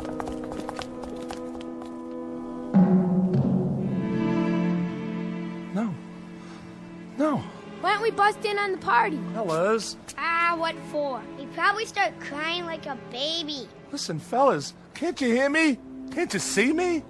I gotta tell you something. Step on a line and you bust your father's spine. Cut it out. You've got to listen to me. So are we going to the party? What do we do when we get there? Who cares? They probably got ice cream. Who needs ice cream? It's better than standing around here. Please, look at me. I'm standing right here. Hermie, are you my buddy? Fellas, please. I gotta tell you something. I know I got some apologizing to do. Georgie, Cy, come on. What are you giving me the treatment for? Will you listen? I couldn't help it. Hermie, I'm your best friend. You have to give me a chance. Well, if it ain't little Horace Maxwell Ford. The birthday boy. Why didn't you invite us to your party? We're gonna myrtleize you. No, please. Please, don't. Don't. Laura, honey, I'm sorry about his job, but he'll have another one in no time. He's a wonderful designer. Thank you for saying that. Oh, this party will perk him up. Best thing in the world for him right now. We even got him a yo-yo. The kind that lights up. I know. All right, everybody. Ready? Somebody get the lights. Laura? Don't make a sound till I open the door. Come in, darling. He dropped this. What? Where did you get that? Oh, Laura. Laura, what's happening? He dropped this. What does that mean? It looks like a Mickey Mouse watch. That's exactly what it is. Horace? Horace, where are you? Horace? Somebody. Horace, is that you? Laura? I'm here. It's all right, Horace, I'm here. Laura, help me up. Of course. Don't ask me what happened. I won't. Because I really don't. Oh, your face. You're all cut up. It doesn't matter. Where are my glasses? Here. At least they're not broken. Can we go home now? That's a good idea. A very good idea. I have no idea what happened, Laura. But for 1 minute, 1 second, I don't know. I saw things that made some of the memories I had a lie. Because when I was a kid, a lot of it was an ugly, sad nightmare. And I saw that. I know what it was. I remember it now. All of it. I don't know what happened either, Horace. But I think we all do that. We remember what was good and we black out what was bad. Maybe if we didn't, we couldn't live at all. Come on, let's go home. Wait. What's this? It looks like your father's watch. Yeah. I must have dropped it. Come on, Horace. There's a party waiting. A party? It was a surprise. Everybody's there. Lenny? Yes, and Betty. They got you something. Well, I'm not supposed to tell you, but I think...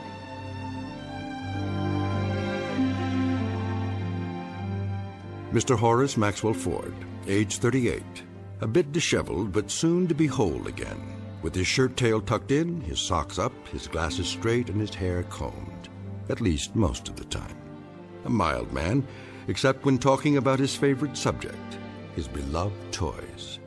The ones he builds because he never had them as a child. Don't feel sorry for him. He's just begun to understand that he's really a very adequate man. All grown up and not the awkward boy he used to be. A life-changing discovery, and one that could happen only in the Twilight Zone.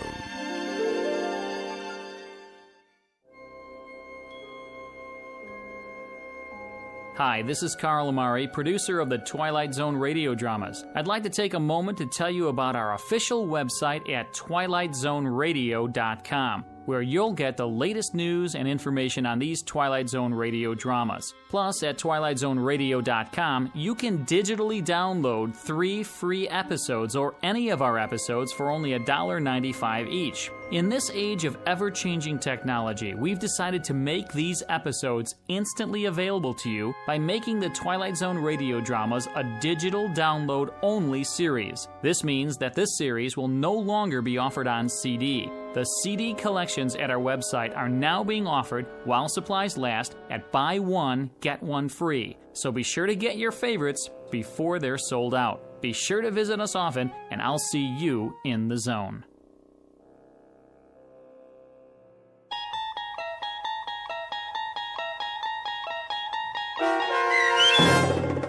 The Incredible World of Horace Ford, starring Mike Starr with Stacy Keach as your narrator, was adapted for radio by Dennis Etchison and based on a script by Reginald Rose. Heard in the cast were Taylor Miller, Meg Thalken, Doug James, Carl Van Sickle, Adam Blaine, John Starr, Bill, Charlie, Alex, and Henry Kummerer, Martin Hughes, Bob Blaine, and Adam Tangway. To learn more about the Twilight Zone radio dramas and to obtain audio cassettes and CDs of these programs, visit our website at twilightzoneradio.com. This copyrighted radio series is produced and directed by Carl Amari and Roger Wolski for Falcon Picture Group. Doug James speaking.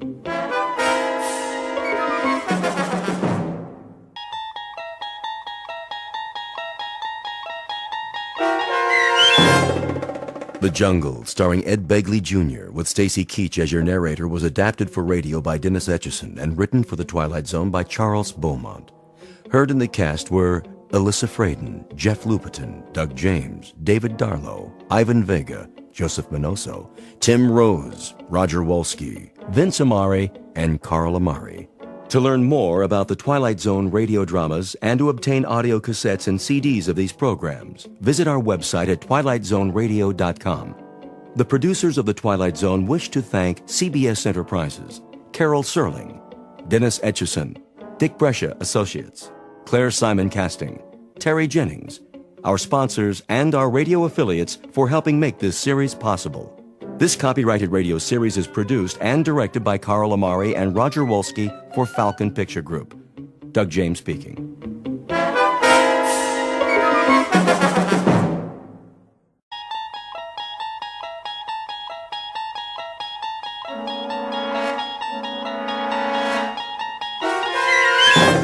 You're traveling through another dimension.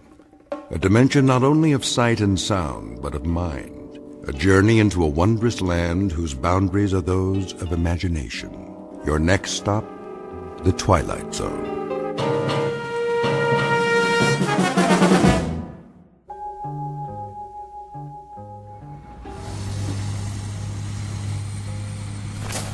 This is where the hotel will be built. But I thought this is sacred ground. It was.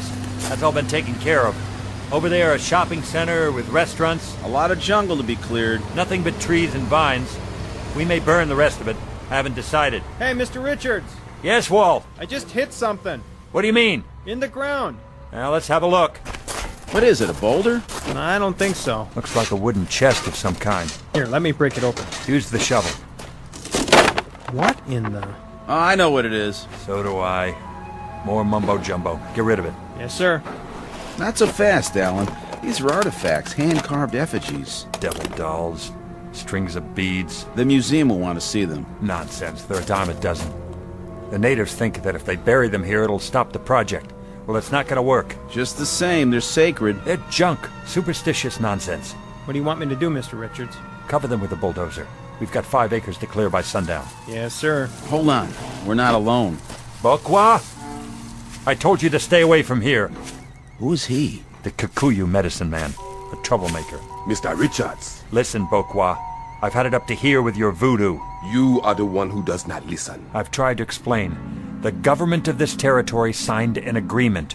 Your tribe will be relocated. Too late. You have killed us. We haven't killed anyone. You have everything you asked for. Fertile land, goats, chickens. Our land is here. It was. By next year, 5,000 people will live in Mbara. There'll be new roads from the airfield. They'll bring money, old man. Money for everyone. For your tribe. If your people come here, they will know what it is to die.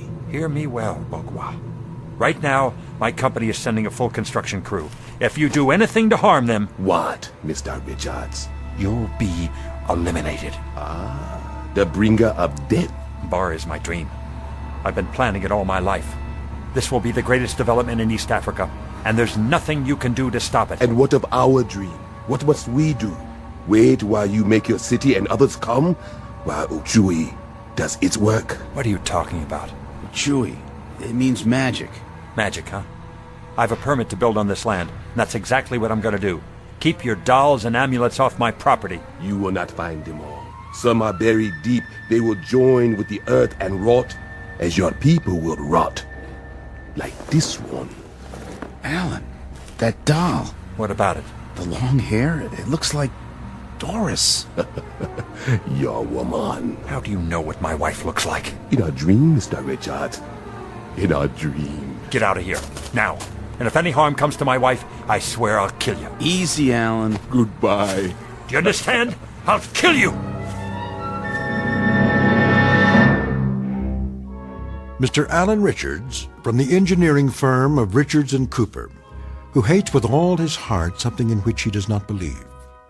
Add a few buried dolls, strands of human hair, a handful of glass beads and native charms, and you have the ingredients of fear, the kind of fear that quickly turns to terror. Soon, Mr. Richards will make the long journey back to civilization and a high-rise apartment building in New York City. But his trip has just begun.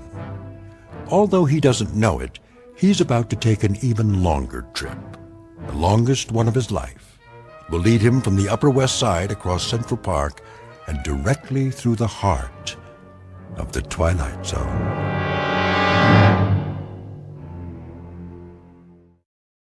And now, The Twilight Zone and our story, The Jungle, starring Ed Begley Jr., with Stacy Keach as your narrator.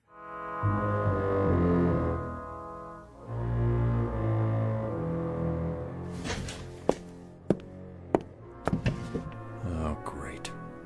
Doris? Yes, dear.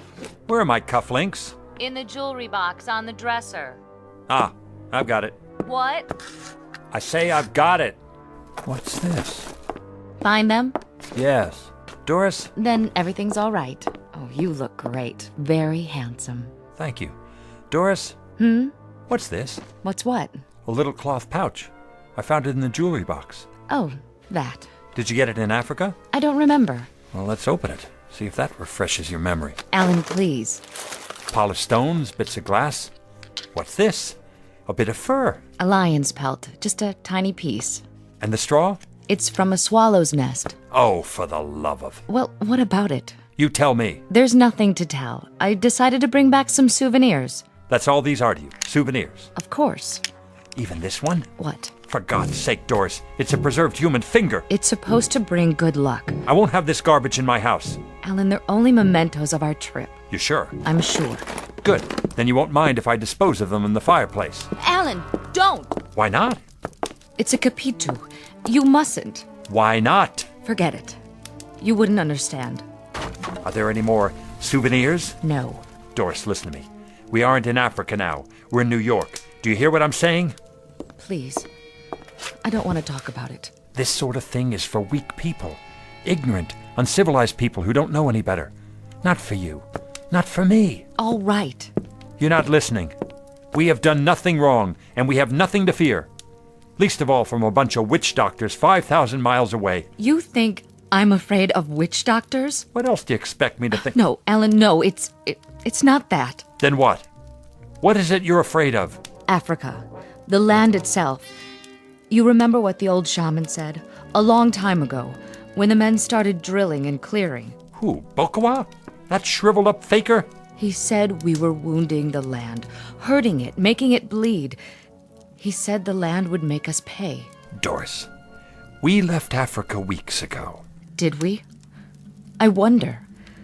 Sometimes at night, I feel it all around me, closing in, like a great dark animal. Alan, please. Tell them not to build there. Tell them it won't work, please. There's still time. You can stop them. Is that it? Do you have to go? You're welcome to go with me. There's a dinner before the meeting with International Development. Do you good to get out. I don't feel well. Then call a doctor, and don't put any more logs on the fire. This place is hot as a compost heap. I need it this way. I'm cold all the time. I'll try to be back early. You'll never be back. What? Alan, do you hear it? I hear a lot of gibberish. Alan, don't go. Good night. Don't. I'm begging you. Good Lord. What is it? See for yourself. It appears to be the carcass of a dead animal of some kind. It's a goat. The throat has been slashed, as if by some kind of claws. Blood all over the hall carpet. Call security. I knew it. Knew what? The shaman was right. Someone's playing a joke on us. A horrible, tasteless joke. How did it get up here? How could it? It's 7 floors to the street. There's a guard in the lobby. Pass keys. Oh, Alan. Alan. Now do you believe?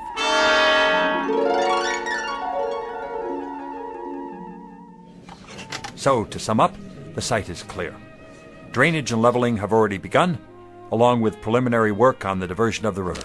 Then it's behind schedule. Not seriously. What about the cost? We'll have to add an estimated 3 to 6 months for completion, but the cost shouldn't vary by more than a few $100,000, at most. You recommend that we dispatch a full crew, Richards? Yes, sir. That's exactly what I recommend. And your partner, Mr. Cooper. What do you say? I concur, Mr. Templeton. In short, we've done what we said we'd do. Allowing for delay because of weather. We're on track. Mission accomplished, or very nearly. Hear, hear. Well done, gentlemen. A few questions first, if you don't mind. Certainly. Of course, sir. I'm sure you've considered this aspect carefully, but for my own curiosity, what about the native population? What about them, sir? Environmental impact, relocation, that sort of thing. How are they reacting? To be perfectly frank, not as well as I'd hoped, but better than I'd feared. The Kikuyus have a violent tradition, Mr. Templeton. They resent the loss of their village. They resent the project, even though they're going to benefit from it eventually. Point of fact, they resent us. But I doubt that they'll cause any serious trouble, except for Ukawi. What? Magic, a kind of witchcraft. You see, a number of the shamans have decided to put a curse on everyone connected with this enterprise, effective upon the decision to go ahead with the project, that is. What sort of curse, Richards? The evil eye. The usual. Slow and painful death. I assure you, gentlemen, there isn't anything the least bit funny about Ukawi. You're not serious? I am, because I've seen it work. I've seen healthy men sicken and die within 10 minutes of the time set by the witch doctors who curse them. Of course, not in this case. Well, then where? Well, I included a section about it in our background report, but for our men, there have been only the normal intestinal infections, that sort of thing. Then why bring it up? Healthy men and women who weren't touched or poisoned or harmed in any way, who just died. I'll leave copies of our report for everyone. Then, you mean to say you believe in it? No, Mr. Sinclair. But they did, and their belief made it real. An important distinction. I simply can't imagine that anyone in this day and age would go in for magic. Oh, you can't? Well, as it happens, Mr. Sinclair, several million people go in for magic. And they're not all in Africa either. Some of them are right here in this room. Come now, Richards. Don't talk rubbish. We better be going now. What's that on your keychain, Mr. Sinclair? Why, On the table with your keys. A rabbit's foot, isn't it? Yes, but I don't see... Why do you carry it? My daughter gave it to me. Now, see here. Is it for luck?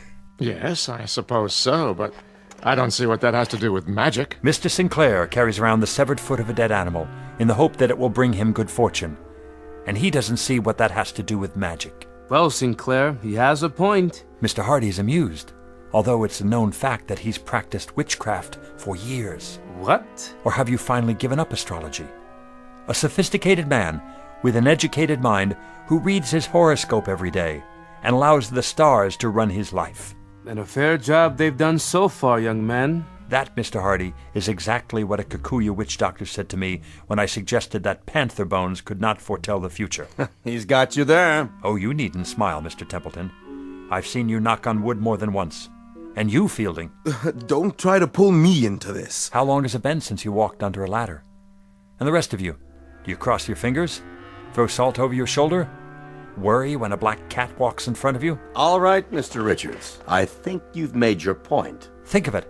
A multi-billion-dollar corporation run by witches and warlocks in a 40-story building that doesn't even have a 13th floor. Mr. Richards. Sorry.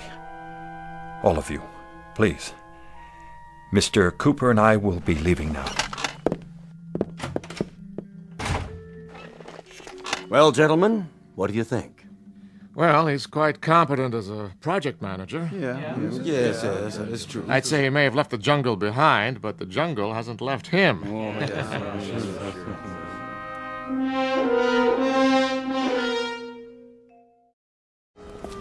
Well, I guess I blew it. Not necessarily. Oh, come on, Chad. Oh, I'm serious. They're not about to cancel the project at this point. They can't with the figures we gave them. I wish I hadn't shot off my mouth like that. All right, I'll bite. Why did you? That's just it. I don't know.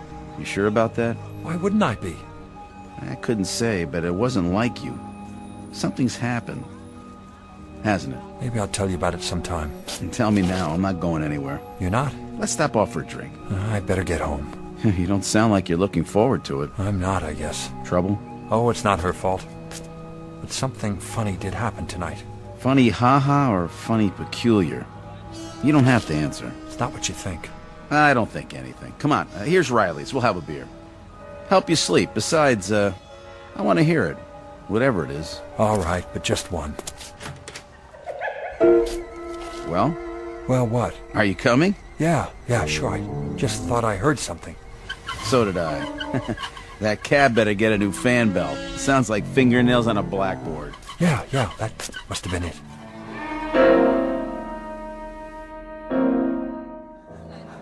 Here you go.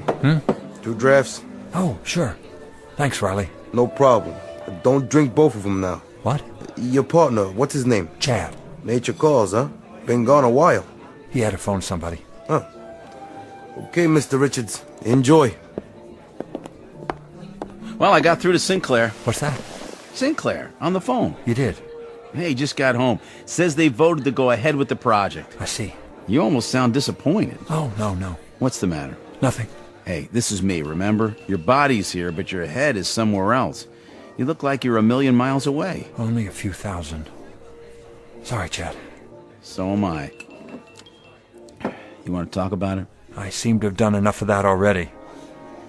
So I'm surprised the project's still on after my outburst. You've been under a lot of pressure. They understand. I wish I did. What happened anyway? It's hard to explain. It's about Doris, isn't it? Why do you say that? Well, I talked to her yesterday when you were out. You did? She sounded bad. She hasn't been feeling well. When did it start? About 3 months ago in Africa. At least that's when I first noticed it. I guess it's time to define it. I don't know if I can. She found a swallow's nest outside our tent one morning. Usual Mganga sign. I didn't think anything about it then. That afternoon I had an accident in the Land Rover. Nothing serious, but that's all it was. An accident. Only she didn't think so. Right. And then there wasn't any such thing as an accident, as far as she was concerned. Every time I ran a fever or stubbed my toe, it had to be magic. Witchcraft. Like the crew, the skin infection. What do they call it? Jungle rot. A tropical infection, that was all. But not according to Doris. All that mumbo-jumbo got to her. I thought it would wear off by the time we got back, but it didn't. She actually believed in those little dolls, with the pieces of hair, the fingernail clippings. But you didn't. Of course not. What happened to change your mind? Tonight, before I left for the meeting. Chad, tell me something. If you wanted to get a hold of a dead goat... A what? On short notice, in New York City, where would you go? To a psychiatrist. I'm serious. So am I. You want a dead goat? No. Then what? Never mind. It isn't important. I'd say it is. A question like that, out of left field? Let it go, I said. Take it easy, buddy. We're only talking here. Strictly theoretical, I'm sure. Drop it. Hey, careful! Sorry. It's all right. It's only beer. I'll get some napkins. Here's my handkerchief. What's this? I don't know. Yes, you do. It looks like a tooth of some kind. It's a capitu, a protective amulet. And you've been carrying it around in your pocket. It was Doris's idea. A lion's tooth. I guess that means I'm protected from lions. In the city? Lions? Oh, yeah. Well, you have to admit it's kept them away so far. I'm sure that's the way Doris looks at it. Why lions in particular? Because they symbolize the country. And the whole country's out to get you? Not just a few witch doctors? Close. You see, Doris isn't afraid of the witch doctors. She's got it all worked out in her mind. She thinks Africa itself is out to get us. The entire Dark Continent, because of a little development work. They told us that the country was a living thing. That when I sank the drills and diverted the river, I wounded the land. And that the land would hunt me down. Or its spirit would. Unless I turned in a negative report and kept the others away. Then maybe I'd be forgiven. I was right there beside you over there. But I was in charge. The head criminal, so to speak. And you've been carrying that on your shoulders all this time. Oh, I didn't take it seriously. Even if I am the responsible party. What are you going to do? About Doris? I don't know. She's sick, isn't she? With delusions. You must realize that. Of course, but so are half the people in this city. Maybe more. The president of International Development carries a rabbit's foot. My wife carries a little bag full of nail clippings and amulets. And I've got a lion's tooth in my pocket. It's all the same thing. All the same rotten disease, eating away the strength, the will, the very soul. Hey! What? Alan, I'd take it easy if I were you. A person doesn't get this steamed up over something if he doesn't believe in it. What are you getting at? Nothing, just a piece of friendly advice. Germs aren't the only thing that's catching. Depression, obsession, they can rub off on you too if you let them. Come on, drink up. I'll get us 2 more. What time is it? Doris will be worried. I'll call her. Sounds like a plan. Hey, Riley? Yeah, Mr. Cooper. Another round over here, please. You got it. I'll be right back.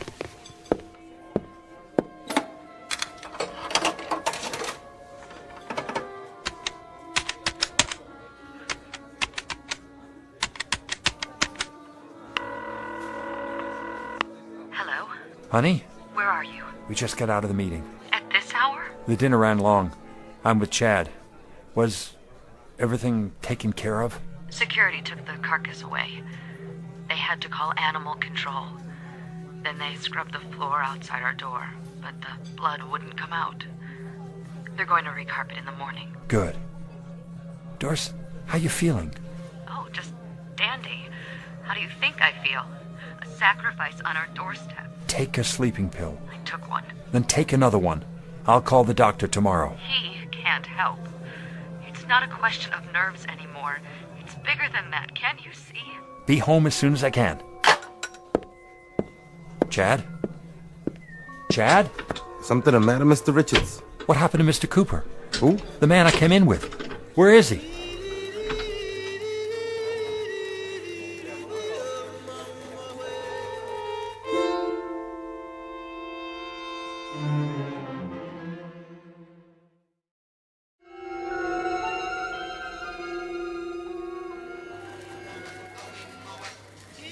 Where did he go? Mr. Cooper? Right over there in the corner. Oh, here he comes. I didn't see you. For a minute there. I thought I put a quarter in the jukebox for you. Very funny. Like it? Lay off. I thought you had a sense of humor. You don't know what you're dealing with here. Then why don't you explain it to me? I've done that. Oh, come on, Alan. All I've heard about is voodoo and witchcraft and magic. I don't know what. Doris is depressed. You are too. You should both be going to a shrink if that's all it is. Look, we've got a lot riding on this contract. Everything, in fact. If you can't handle it, take some time off. Get your head together. I can handle it. I'm not so sure you could. Yeah, right. Closing time, fellas. Last call. Let's get out of here. That late already? That late. Thanks, Riley. Don't mention it. See you again. Count on it. Come on. I feel like I'm forgetting something. Yeah, you forgot to go to bed. You okay to drive? I'm fine. Look, if Doris gives you any trouble, blame me. I'll back you up. Sure. Now, give her a few more weeks in the big city. She'll come around. And when she does, you'll snap out of it, too. I hope so. As for yourself, get some sleep before the sun comes up. Make a new man of you. Ever watched the sunrise in Africa? Yeah? So? The sky is like a bowl of ink. Then all of a sudden somebody pours a little milk into it, right at the horizon. It begins to spread and you can see for miles. Every detail. Trees, rocks, and any animals that might be in there. Waiting. But just before that, black as the space under the bed when you turn the lights out. Alan, old buddy. Hey, you ought to be a poet instead of an engineer. You got your keys? Got 'em. Okay, then. My car's across the street. Say goodnight, Alan. Good night, Alan. Look, I'll call you in the morning. And drive carefully now. Don't let the pussycats bite. You too.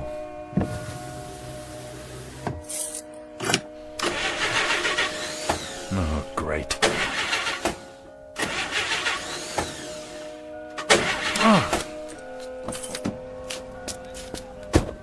Chad? The lion's tooth. Hey, Riley, open up. It's Alan Richards. I left something on the table. Riley! My car won't start. At least call me a cab, will ya?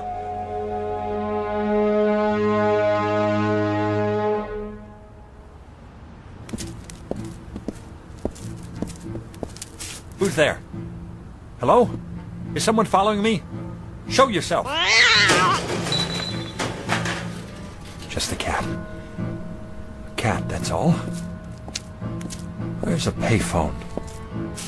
There. Knew I'd find one.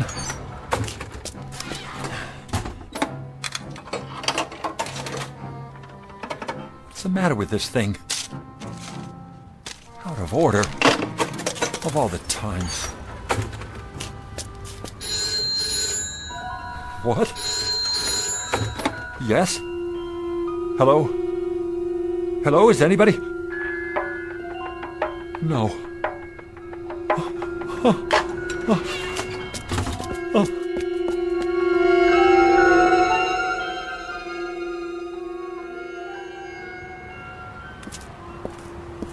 Hey, cab! Over here! It's okay. Nothing to worry about. Just keep walking. All the way home. Have to get across the park first. That's all. No big deal. Hold on.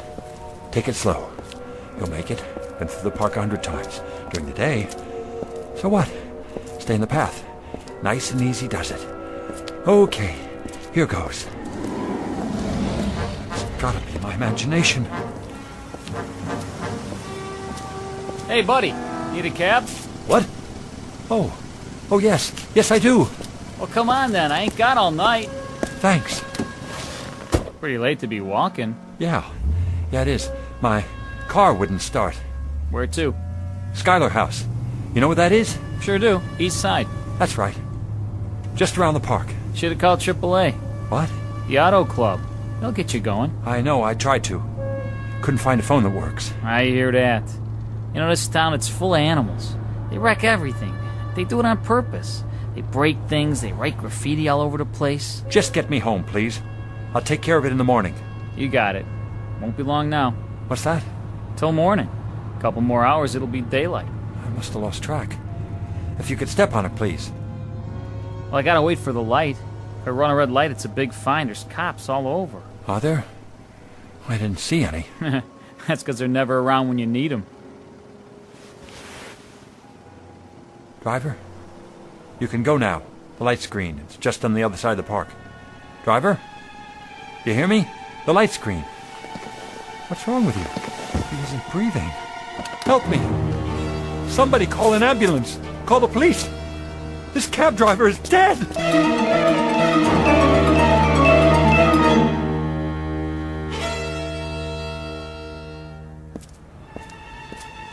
Not far now. Across the park. Just let me catch my breath.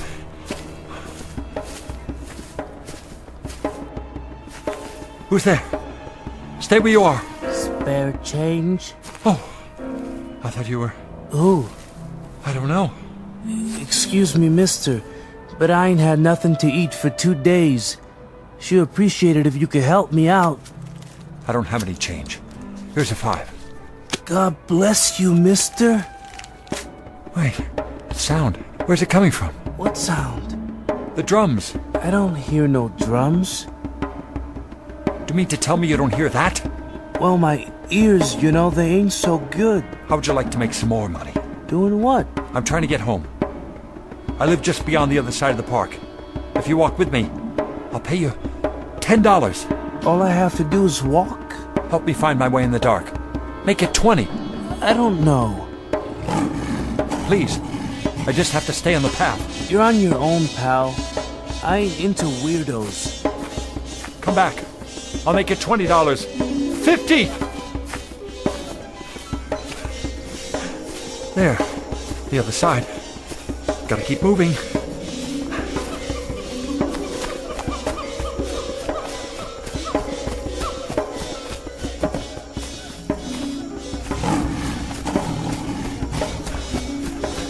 The street lamp. I can see the building. Help! Help!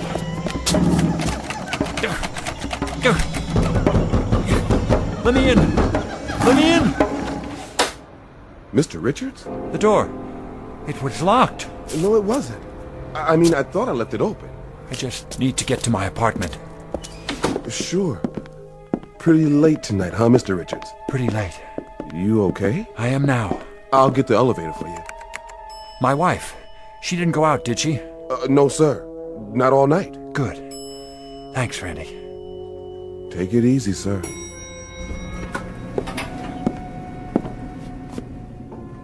Don't know what's wrong with me. So tired. Need to sleep.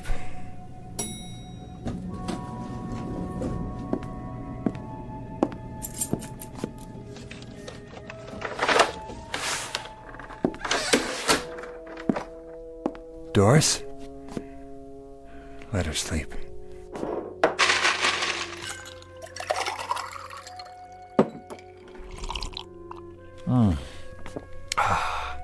That's better.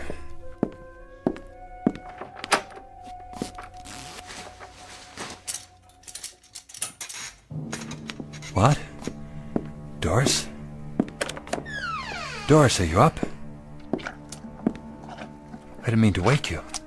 Do you mind if I turn on the bedroom light? Just for a moment? What's wrong with the bed?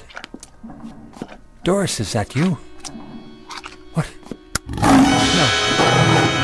Get back. Get... Ah!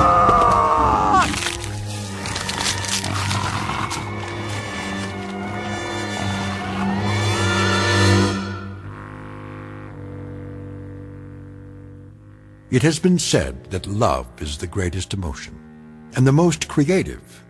But hate, if it is strong enough, can create as well, and destroy. Alan Richards had only a moment to understand this, a brief flash of insight. But it came too late, for someone who, like most of us, has never seen a lion feeding. Unfortunately, to his great sorrow, it's a warning he will not be able to pass on to anyone else, either in or out of the Twilight Zone. We'll return to the Twilight Zone in just a moment. You are about to enter another dimension, a dimension not only of sight and sound, but of mind, a journey into a wondrous land of imagination. Next stop, the Twilight Zone. Hi, this is Stacy Keach. I'd like to take a moment to tell you about our Twilight Zone website at twilightzoneradio.com. At twilightzoneradio.com, you'll find the latest information on these Twilight Zone radio dramas, including behind-the-scenes photographs, plus the newest product releases, trivia contests, ways to contact us, other Twilight Zone-related info and merchandise, plus links to other fascinating websites. So make your next stop twilightzoneradio.com. Visit twilightzoneradio.com to purchase these Twilight Zone radio dramas on cassette and CD, or call toll-free 1-866-989-ZONE. That's 1-866-989-9663.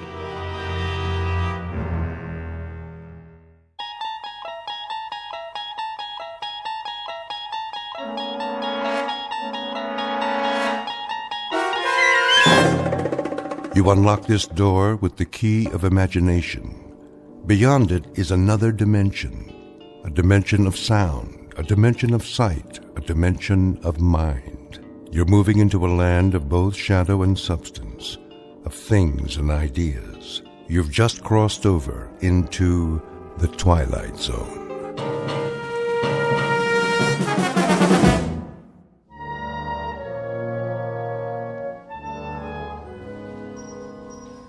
Attention shoppers, Mason's department store will close in 10 minutes. This is your last chance for all red tag items. 10 more minutes. Here you are, ma'am. Thank you. Who's next? Just these things, please. One child's bathrobe, pajamas, and a pair of slippers. Will that be all? Yes, thank you. And how would you like to pay? How much does it come to? With tax, your total is $57.63. Oh, is that the sale price? Let me see. Children's wear. Yes, that department's on markdown.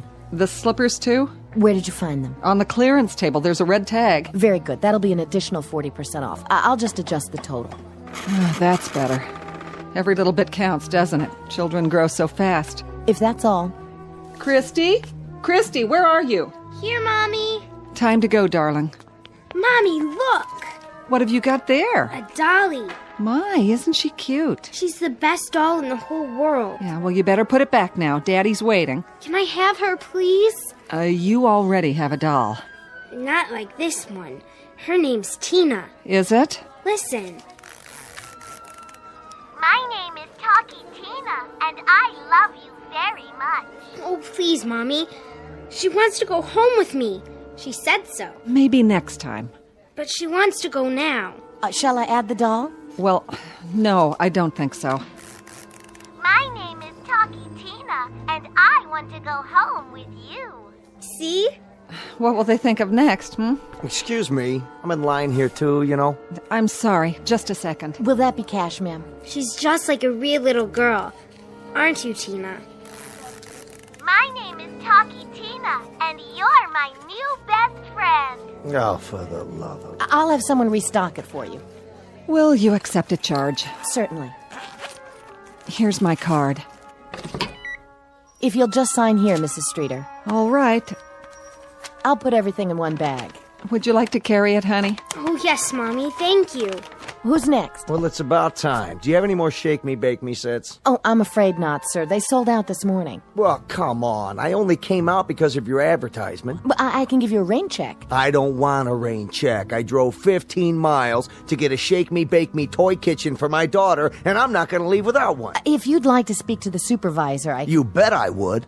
I can't believe this. Come along, honey. We're holding up the line. My name is Talkie Tina, and we're going to be very, very happy. We will, I promise. Yeah, as long as your daddy doesn't find out. Come on, Tina. We're going home.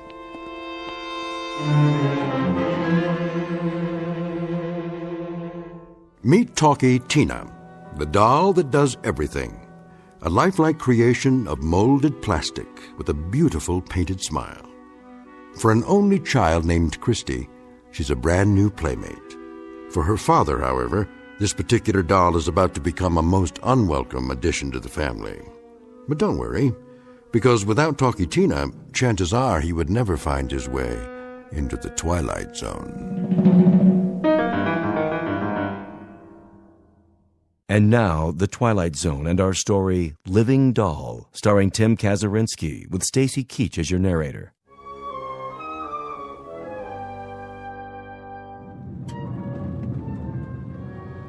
This is where we live, Tina. See? Put her back in the bag with your other things. But Tina wants to see her new house. Just until we get inside. Okay. Come on, Tina. Honey? Yes, Mommy? Why don't you run upstairs with your doll? That way she can see your room. Can't Tina meet Daddy first? No, not yet. He's very busy today, remember? Okay.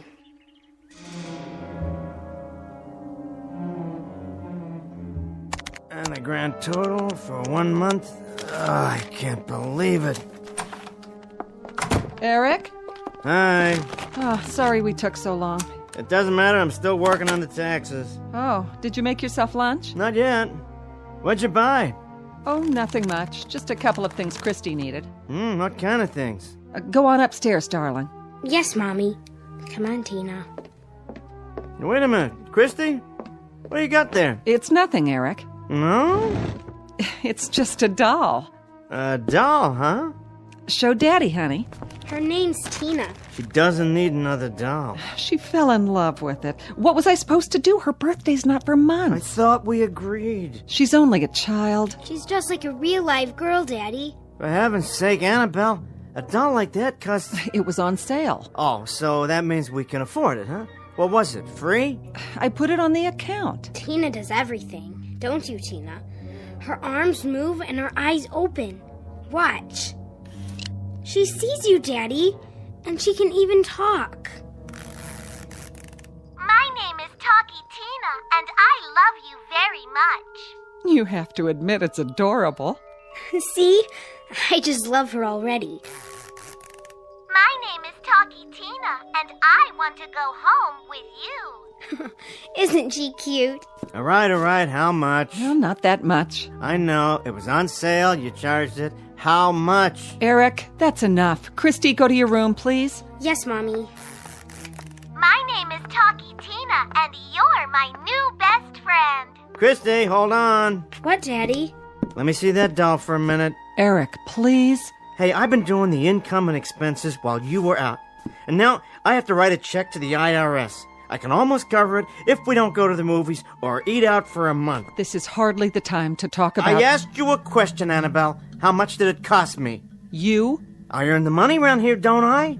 I don't think it's the price of the doll that's upsetting you. Here it comes. Here what comes? Some more of that Freudian gibberish you've been getting from her doctor. It is not Dr. Lubin's fault that she feels rejected.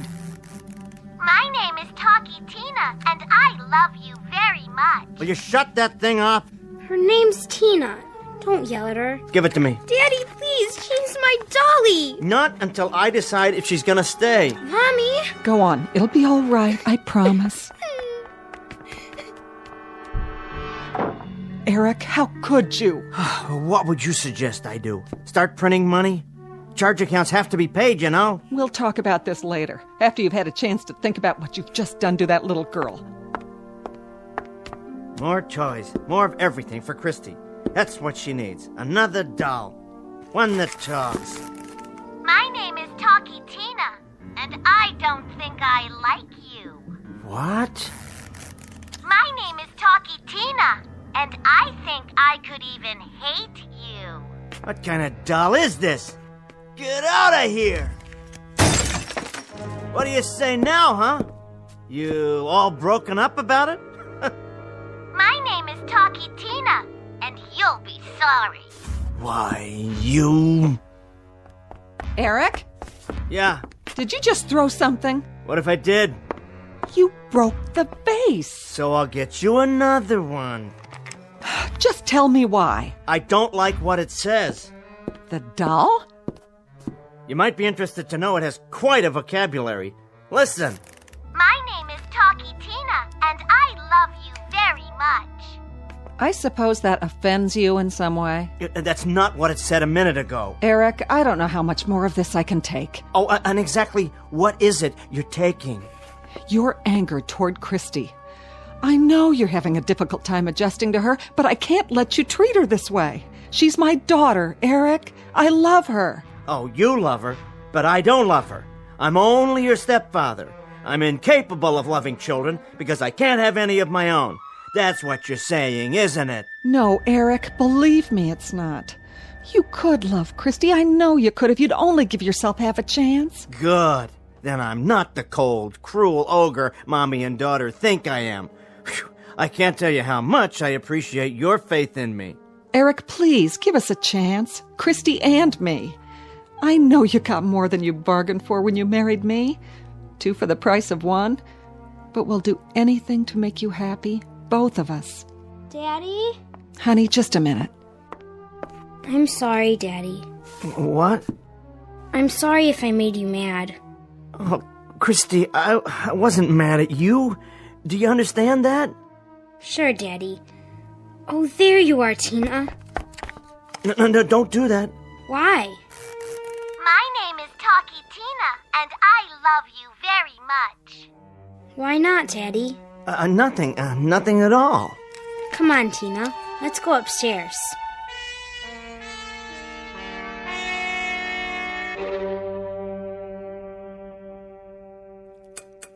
Almost finished, Christy? Almost, Mommy. We are. Aren't we, Tina? Eat your vegetables so we can have dessert. What kind? Tina wants to know what kind of dessert. Oh, your favorite, banana cream pie. Be a good girl, Tina, and eat your supper. Eat your own supper, Christy. I am, Daddy.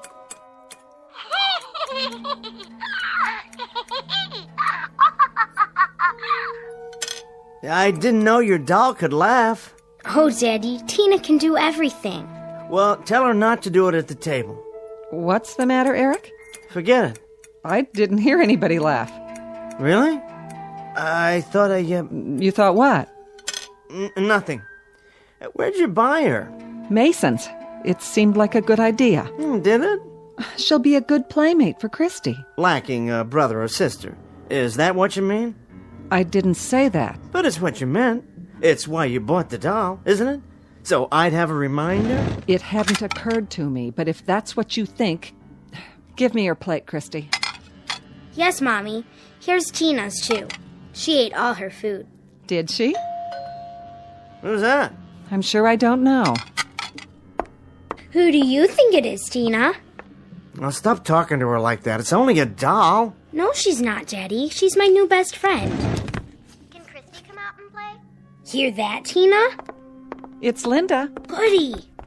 Don't you want your dessert first? Later, Mommy. Can I take Tina?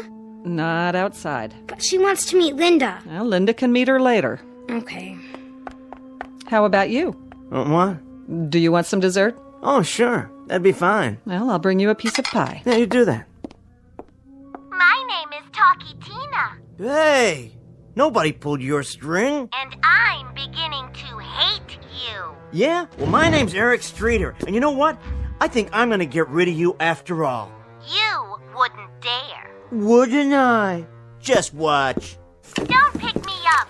This is my chair. No, it's not. It's Christy's high chair. Or it was until she grew out of it. But you'll never grow because you're just a piece of plastic. Got that?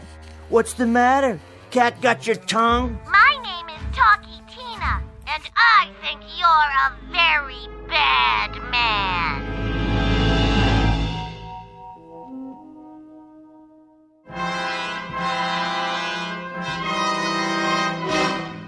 My name is Talkie Tina, and I think... Shut up, you little wretch. Here's your pie. Thanks. What are you doing? Just seeing how it works. I thought you didn't like it. I don't, but it's pretty clever for a toy. Is there any coffee? Yeah, in the kitchen. I'll get it. You're nothing, understand?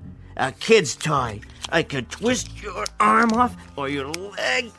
Ow! Don't tell me you have feelings, too. Doesn't everything? Oh, I see. Then I could hurt you. Not really. We'll see about that. But I could hurt you. Tell me another one. Threats from a doll. Who were you talking to? Who do you think? Eric, please be careful with Christy's doll. Here, you can have it. I don't want it. I only meant... It means a lot to her. The game's over. Game? Oh, come on now. How dense do you think I am? I wish I knew what you were talking about. Some invention, this thing. I guess I haven't kept up with the times. They must be doing great things with technology now. I didn't know they were putting walkie-talkies in dolls. Walkie-talkies? Voice chips, whatever they are. But there's hardly any technology to it. You've seen these before. Just a string that goes into the back of the doll, you pull it, and it plays a little record inside. Come off it, Annabelle. Didn't you think I'd catch on? Catch on to what? Well, all that stuff about hating me, and the last bit about feelings. Doesn't everything? That was a nice touch. You should be a regular ventriloquist. Really, Eric, I don't know what... Linda wants to see Tina. Can I? Can she, please? All right, dear. My name is Talkie Tina, and I love you very much. I told you. She's so sweet. You can both play with Tina tomorrow after school, if Linda would like to come over. Oh, yes, Mrs. Streeter. That would be so neat. Oh, come on, Linda. It's the ice cream man. That doll is sweet, all right, especially with a speaker inside. What is it, one of those little transistor receivers? Think whatever you want, but it isn't true. It doesn't matter what I think. It's what I hear that counts. I have ears. I'm not stupid, you know. I didn't say you are. You don't have to. Nobody's playing tricks on you. Go ahead. Keep it up. I know you got a microphone around here somewhere. You and Christy are getting even with me. Isn't that right? That's ridiculous, Eric, and you know it. Is it? I noticed the doll never talks when you're in the room. Of course it does. It just did. Yeah, the pre-recorded line, sure, but not what it says to me. You're really serious. Sure I am. So tell me, how do you do it? There's nothing to tell. All right? Don't tell me. Keep your secret. Play your little games. But I promise you one thing. Keep this up, and you'll be sorry.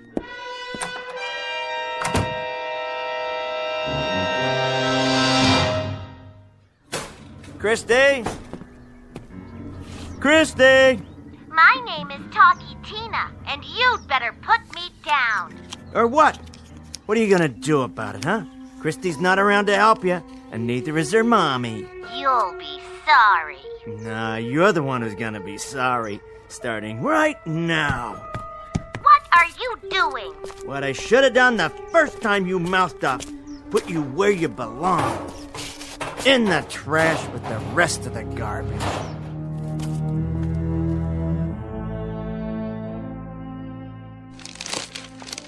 Where's Tina? I wouldn't know. You had her, Daddy. Go ask your mother. She's already asked me. And what did you tell her?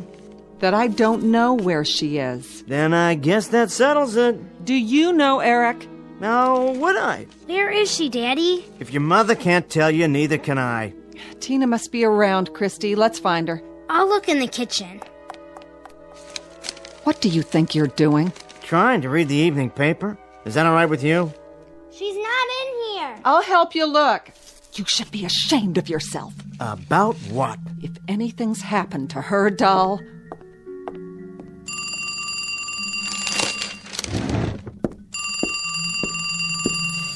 Hello?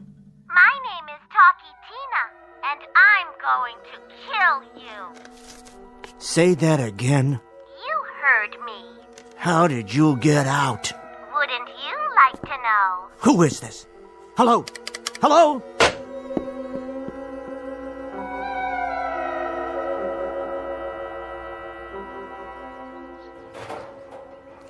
Not there. Then where?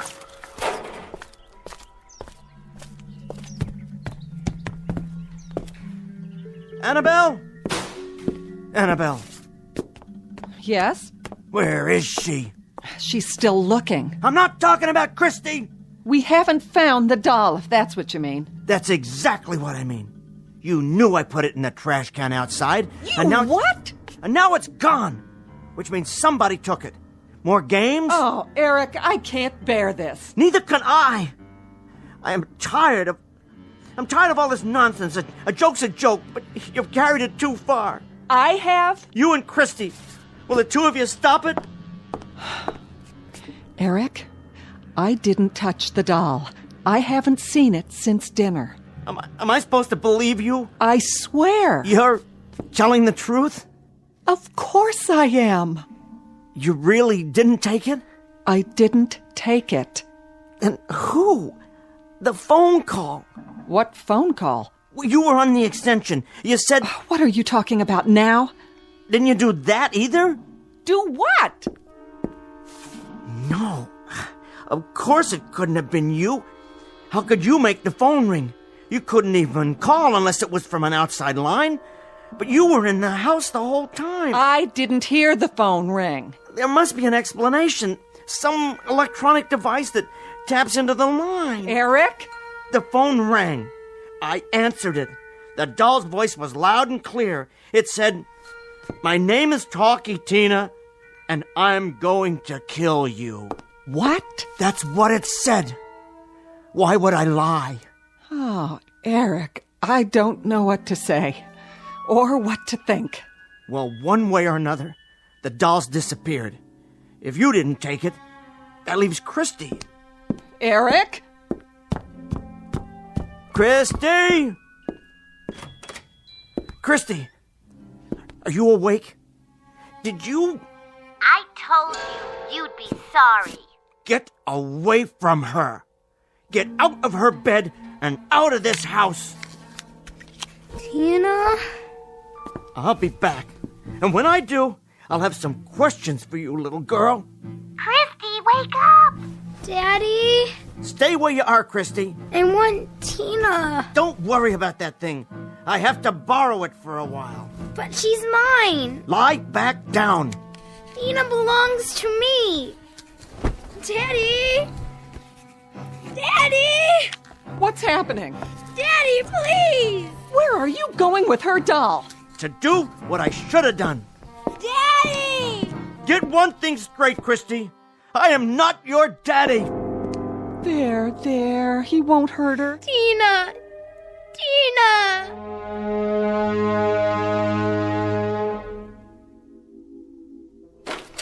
Know where you are now, baby doll? Where? Take a look around. If those eyes of yours can even see. Welcome to my workroom. You don't scare me. This is a garage. Right? And this is my workbench. And these are my tools. What kind of tools? Well, let's see what we have here. Know what this is, dollface? A vice. That's what. What are you going to do? What does it look like? I'm gonna put your cute little head in it and crack you open like a ripe tomato. You can try. We'll see about that. You'd better stop. Yeah? Or what? Get ready to die. Don't say I didn't warn you. You're the one who's going to die.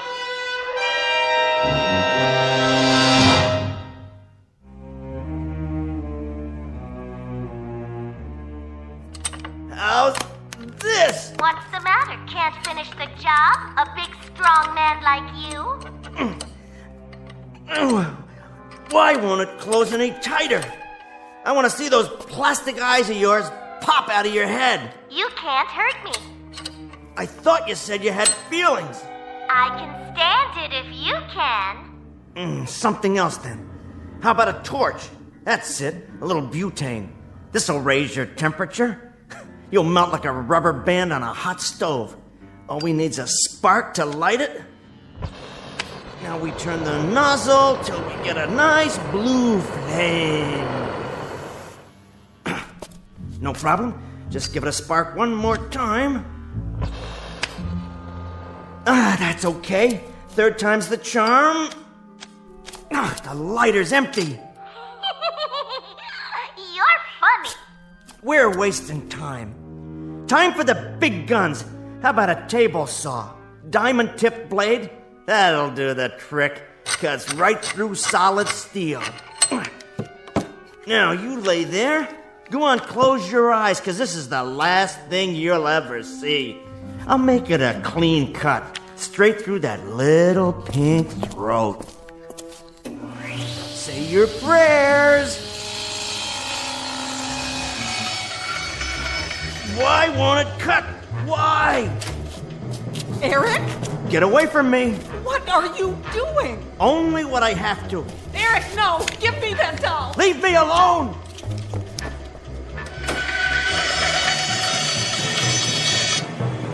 So I can't cut you, but you're still done for. You don't stand a chance. Now what, you funny man? Try this on for size. I got a burlap bag somewhere and some rope. Yes! You know what people do with kittens, don't you? Well, let me show you. Say they don't want them around anymore, because they're always in the way. They put them in a sack and they tie it up real tight. Lots of rope, and they make a knot that nobody can untie. There. Then they cut the rope with a pocket knife, and they take the sack outside and put it in a trash can. Only this time, they put a cinder block on top of the lid to make sure it stays put. Now let me see you get out of that.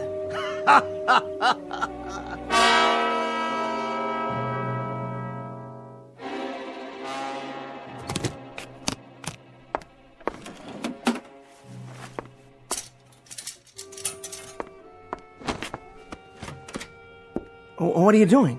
What does it look like? You're packing your suitcase. But why? Are you joking? No, I'm not joking. I'm asking you a simple question. I think I deserve an answer. Think about it, Eric. How could I go on living with you after what you've done? Well, I had to. Had to? You had to show your hatred for me and for Christy? It's over with. Things will be better now. You'll see. Oh, will they? Listen, Annabelle, that doll... What about that doll, Eric? It's a toy, nothing more. One that means a great deal to her. And you've destroyed it. That was a hateful thing to do. She'll never forgive you, and neither will I. The doll talked to me. It said things that no toy would say. Don't you see? I had to get rid of it. Yeah, I see a great many things now. You've become a stranger to me. A sick, neurotic stranger. You're full of blind, unreasonable hate. Hate? But I did it for us.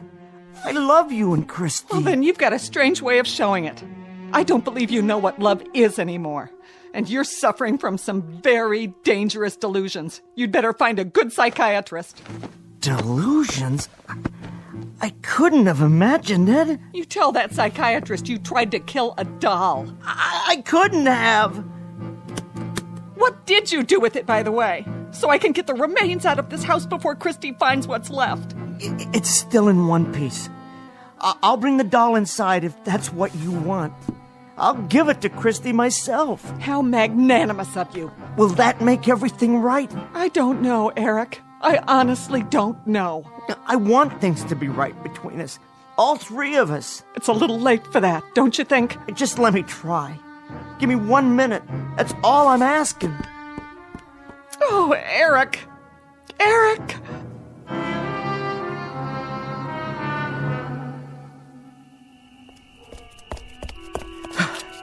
There. The trash can. Cinder block on top. Same as I left it. No problem. Cut the rope off. Oh, thank God. Good as new. My name is Talkie Tina, and I don't forgive you. Shut up. Shut up. Just until we get inside.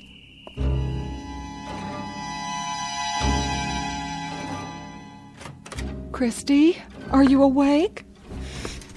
Yes. Oh, Christy, honey, listen to me. Where's my dolly? Daddy's bringing her. You'll see. He was mean to her. Oh, honey, he couldn't help it. Sometimes Daddy gets mad. It's not your fault. Why doesn't he like her? He's got a lot on his mind.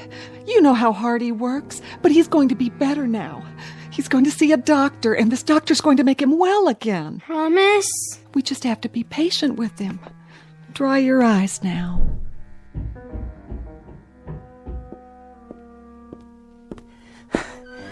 Christy, look what I've got. Tina! Did you miss her? Well, now she can sleep with you, right next to your pillow, all night long. Is that okay? Oh, Tina! Tina! Thank you, Eric. Satisfied? We'll talk about it in the morning. But I did what you wanted. In the morning.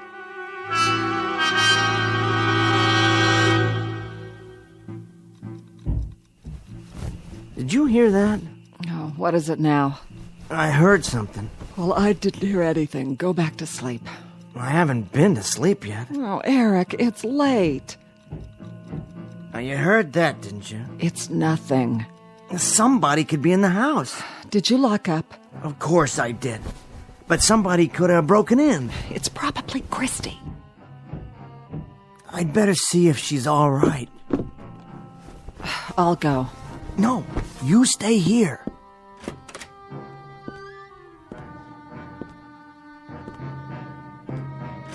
Christy? Christy? Oh, you're okay. Good, that's good. But where's your doll? Tina. Where is it? What? Who's there? Somebody's downstairs. I'm calling the police. Do you hear me? Eric? Shh. Stay there. I'm going downstairs to check it out. What is it? I'm not sure. If I don't come right back, call the police. Maybe I left the door to the garage unlocked. Yeah, that's it. Don't turn on the lights yet.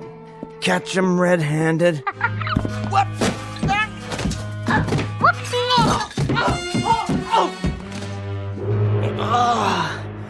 You. Hello. What are you? Eric! Oh, don't try to move. It was the doll. The doll. I tell you, get it out. Lie still. I'll call the doctor. Out of the house. It's too late for me. My neck's broken. You have to promise to get rid of it now. Eric!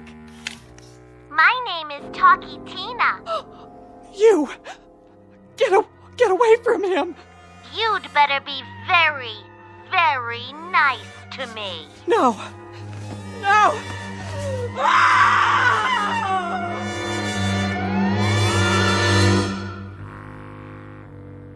Of course, we all know that dolls can't talk. Not really. Nor can they lie in wait and trip a man on a dark stairway, because that would be murder. And that's one thing no doll can do. That is, unless her name is Tina, and she happens to have been manufactured in the Twilight Zone.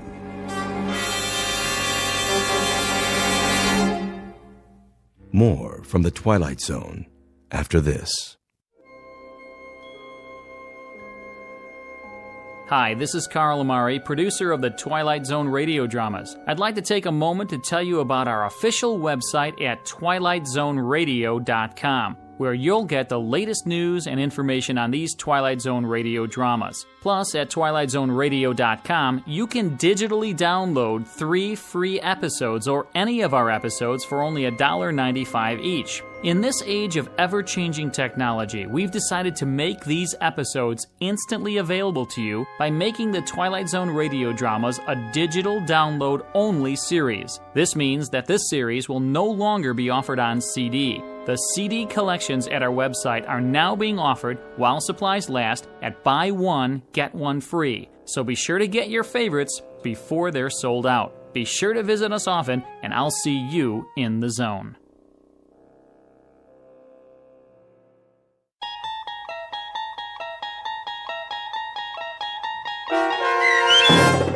Living Doll, starring Tim Kazurinsky with Stacy Keach as your narrator, was adapted for radio by Dennis Etchison and based on a script by Jerry Saul.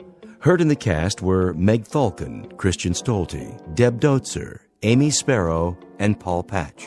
To learn more about the Twilight Zone radio dramas and to obtain audio cassettes and CDs of these programs, visit our website at twilightzoneradio.com.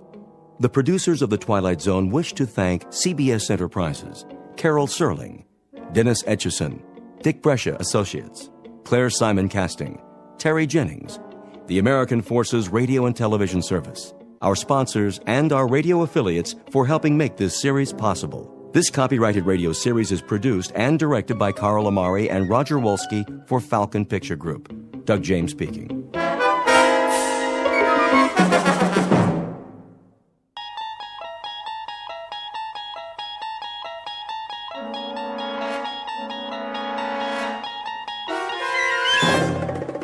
There is a fifth dimension beyond that which is known to man. It is a dimension as vast as space and as timeless as infinity. It is the middle ground between light and shadow, between science and superstition. It lies between the pit of man's fears and the summit of his knowledge. This is the dimension of imagination. It is an area which we call the Twilight Zone.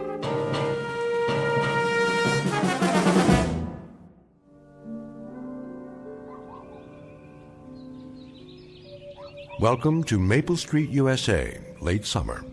A safe, tree-lined world away from the big city. A nice, old-fashioned place to raise a family.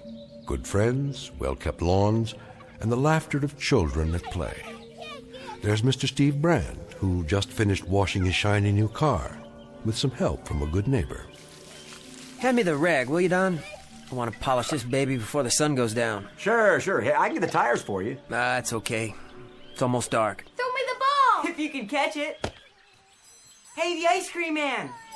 Look at that. Ice cream before dinner. Why not? They deserve it. Well, as long as their mothers don't find out. What'll it be, boys? Futsicle. Coming right up. And a rocket popsicle. This one's got your name on it, Tommy. At the sound of the roar and the flash of unearthly light, it will be precisely 6:43, and time for another era to begin in this otherwise perfect neighborhood.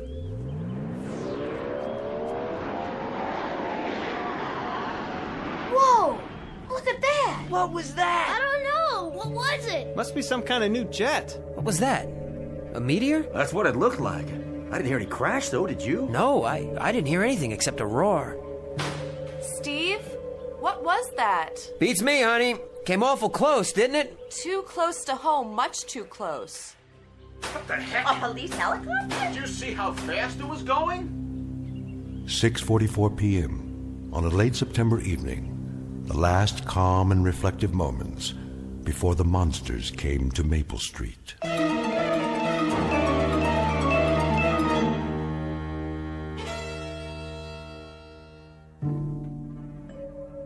And now, back to our story from the Twilight Zone.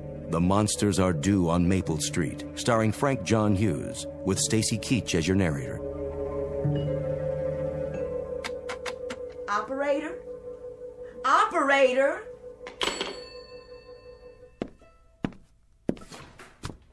Bill, there's something wrong with the phone. What are you doing out there?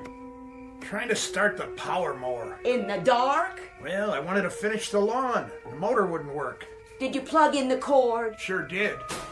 Steve, where are you? Right here, honey. I just washed my hair and the blow dryer stopped. Then I put soup in the microwave, but it's still cold. We must have blown a fuse. Can you fix it? I don't think so. Why not? It looks like the whole block. The power's off in our house, too. I can't get anybody on the phone, and the TV went out.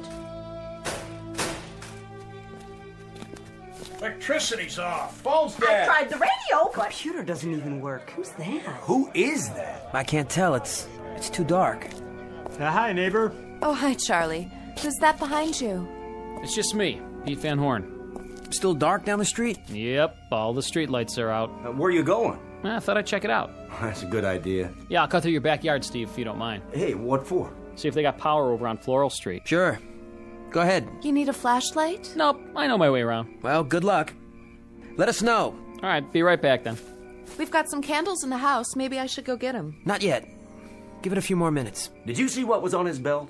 What? A claw hammer. Oh, he always carries that. How come? He's a carpenter. Yeah, but what does he need a hammer for at night? I don't know. For protection? From what? Steve, what's going on? I wish I knew, honey. You know, it just doesn't make any sense. How do you mean? Well, why should the power go off all of a sudden? And the phone lines. Maybe some sort of electrical storm or something. Nah, that don't seem likely. I mean, the sky was just as blue as anything today. No lightning, no thunder, no nothing. How could it be a storm? I can't get a thing on the radio. Not even the portable. So we can't call the power company. Well, why don't we check with the police? How? Well, you could drive downtown to that new car of yours. I suppose I could. They'll probably think we're nuts, though. A little power failure, and right away we get all flustered and bent out of shape. It isn't just a power failure, Charlie. If it was, we'd still be able to get a broadcast on the portable. Well, we ought to do something. I'll run into town, and we'll get this straightened out. Are you sure, Steve? Maybe we should all stay together. Just take a few minutes, and then at least we'll know. Do you want me to come with you? No, you wait here. Go in the house if you want and light some candles.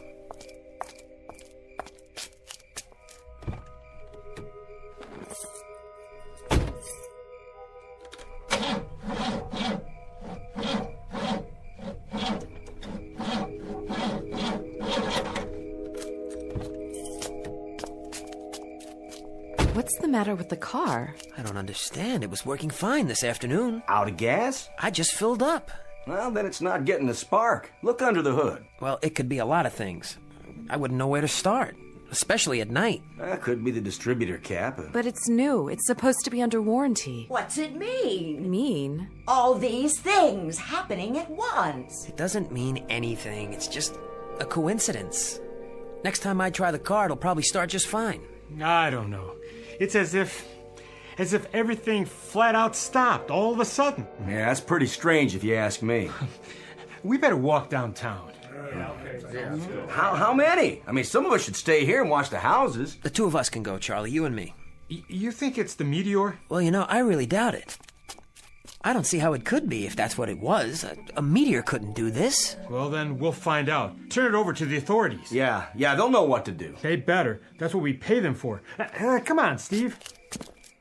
Mr. Brand, Yes, Tommy? you better not. Better not what? Go into town. Why not? They don't want you to. Who doesn't want us to? Them. Them? Whoever was in that thing that flew over. What? Whoever was in it. I don't think they want us to leave here. Fool kid. Wait a minute. What do you mean? What are you talking about? They don't want us to. That's why they shut everything off. What makes you say that? Now, isn't that the craziest thing you ever heard? Tommy, I asked you a question. Whatever gave you that idea? It's always that way. Always? Well, when a ship lands from outer space. Oh, come on now. It's that way in every story. Which story? All of them. It could be the mothership or just, a scout. You mean one of those smaller spaceships? Oh, sure. Yeah, a flying saucer, something like that. They watch everything we do. Why? I missed something. I don't know that either. But they're checking us out. All the way from outer space. Sure. That's where they come from. Don't you know anything? For what reason? Well, for the invasion. An invasion from space yet. Sally, you better get that boy of yours off to bed. He's been reading too many comic books or seeing too many science fiction movies or something. Tommy, come over here and stop that kind of talk. Go with your mother, Tommy. We'll be right back, and you'll see. That wasn't any kind of ship, for crying out loud. That was just a meteor or something. I guess it did have something to do with these power failures and the rest of it. Meteors can do strange things. I think I read something about it. Oh, sure. Like sunspots. That's right. Yeah, that's the kind of thing sunspots do. They raise Cain with radio reception all over the world. That part's definitely true. And this thing coming so close, why? I mean, there's no telling the sort of stuff it can do. Yeah, you go ahead, Steve. You and Charlie go into town and see if that isn't what's causing it all. All right, then. We're going. Mr. Brand, please don't. Come on. You want us just to stand right here in one spot? You might not be able to get to town. Why not? It was that way in the story. Nobody could leave. Nobody except... Except who? He's talking about some video game. Hold on. I want to hear this. Except who, Tommy? Except the people they sent down ahead of them. Well, they look just like people. You'd never know the difference. It wasn't until the ship landed Tommy, please, son, please don't talk that way. Right. The kid shouldn't say stuff like that. And we shouldn't stand here listening to him. Why, this is the silliest thing I ever heard. He tells us a comic book plot and we stand around listening like fools. Go ahead, Tommy. I want to hear what you've got to say. The whole thing. What kind of story was this? And what about the people they sent ahead? That was the way they got ready for the landing. They sent 4 people. A mother and a father and 2 kids who looked just like humans. But they weren't. Well, I guess that's it then. What we better do is run a check on the neighborhood and see which one of us are really human. How does that sound to everybody? There must be something better to do than just stand around making bum jokes about it. Well, like what? Well, for instance, I wonder if Floral Street's got the same deal we got. Hey, where's Pete Van Horn? Didn't he get back yet? Can't see a blessed thing. Hey, who's that? It's Les Goodman. See him there across the street? He went out and got in his car just like that. Now, where's he going at a time like this? Looks like he isn't going anywhere. Hey, Les. Can't you get it started? No dice. That sounds like the battery's dead. It shouldn't be. It's charged up. Could be the starter. Oh, this car always works like clockwork. I get behind the wheel in the morning and it goes. It never fails. Unless it's something electrical. Such as? Who did that? Nobody. It just started. All by itself? But that can't be. Cars don't just start all by themselves. Do they, Steve? Of course not. Not without the keys. I got them right here in my hand. Well, this one did. How come his car just up and started like that? How could it? Yeah, how could it start by itself? He wasn't anywhere near it. And he never did come out to look at that thing that flew over. He wasn't even interested. He was too busy. Busy with what? Why? Why didn't he come out with the rest of us to look? He always was an oddball. Him and his whole family. Real oddballs. What do you say we ask him? Well, that's a good idea. Wait a minute. Just wait a minute. What for? Let's not turn into a mob here. Listen to me. Let him talk. I don't understand it either. I tried to start it. It wouldn't start. You saw me. All of you saw me. Sure we did. What are you telling us, Les? That there's something going on? I'm not telling you anything. I don't understand it either. I swear I don't understand anything about tonight. What don't you understand? What's happening? Well, maybe you better tell us the whole story. What story? Well, here's the way I see it. Nothing's working on this street. Nothing. No lights, no power, no radio, no TV. Nothing except one car. And guess whose it is? Yours. Yeah, that's right. Now don't go jumping to conclusions. We don't have all the facts yet. He's getting back in his car. Well, why shouldn't he? It's his. No, you don't. We need some answers. And we need them now. Hold it right there. You keep your distance, all of you. Go ahead, let's hear it. So I've got a car that starts by itself. Well, that's a freak thing, I admit it. But does that make me some kind of criminal or something? I don't know why the car works. It just does.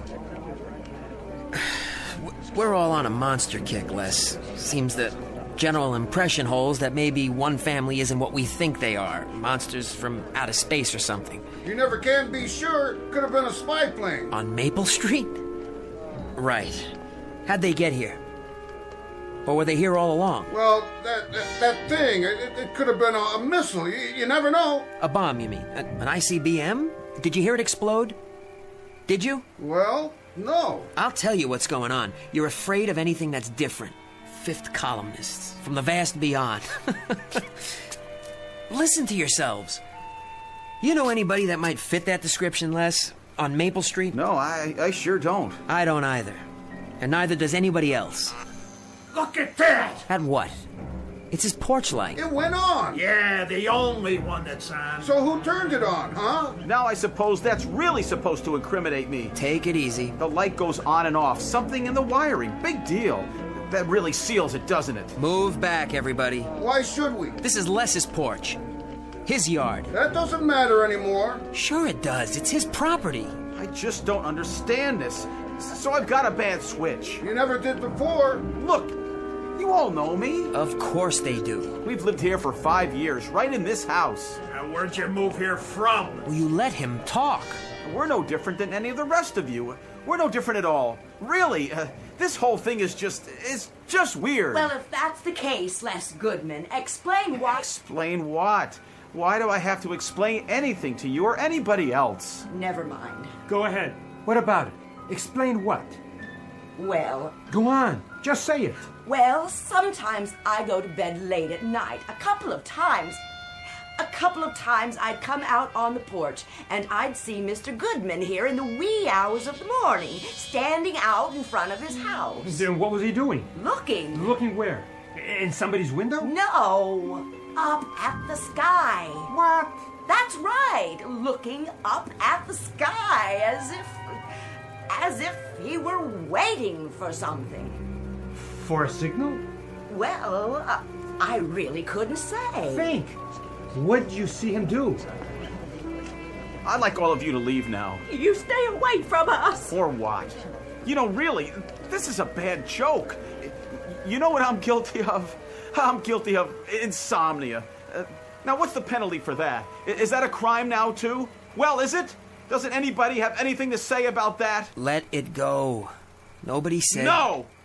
Did you hear what I said? I said it was insomnia. They heard. You fools. You scared, frightened rabbits. You're sick. Sick people. Do you know that? All of you. Hey, easy. And you don't know what you're getting into. You don't have any idea. Because let me tell you, this thing you're starting, that should be what really frightens you. As God is my witness, you're letting something begin here that could turn into a nightmare you can't stop.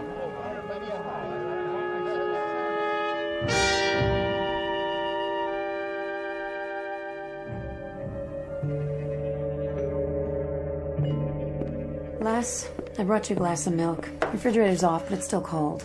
Put the candle out. Why? Just do it. What are all those people doing across the street? Why are they just standing there? I said put the candle out, now. Are they still watching our house? That's right. What do they expect to see? A red monkey. What? I remember a science article I read once. Which article? About an experiment. What made you think of that? It was in a laboratory. They set up a kind of zoo with all these monkeys. They made sure they were comfortable, had plenty to eat, let them go about their business. All different kinds of monkeys. And for a while, they all got along just fine. Les, what does this have to do with all And the... one day, the scientists painted one of the monkeys another color. Red or green or something, I don't remember. Just one of them. And you know what happened? All the other monkeys turned on it, and they tore the red monkey apart. Killed it right there on the spot for no reason. Oh, Les, that is a horrible story. No reason, except it was a little bit too different. I suppose that was enough for the monkeys. Do we still have that gun? What? My dad's old service pistol. I had it packed in the attic. I was wondering, do you think it's still there?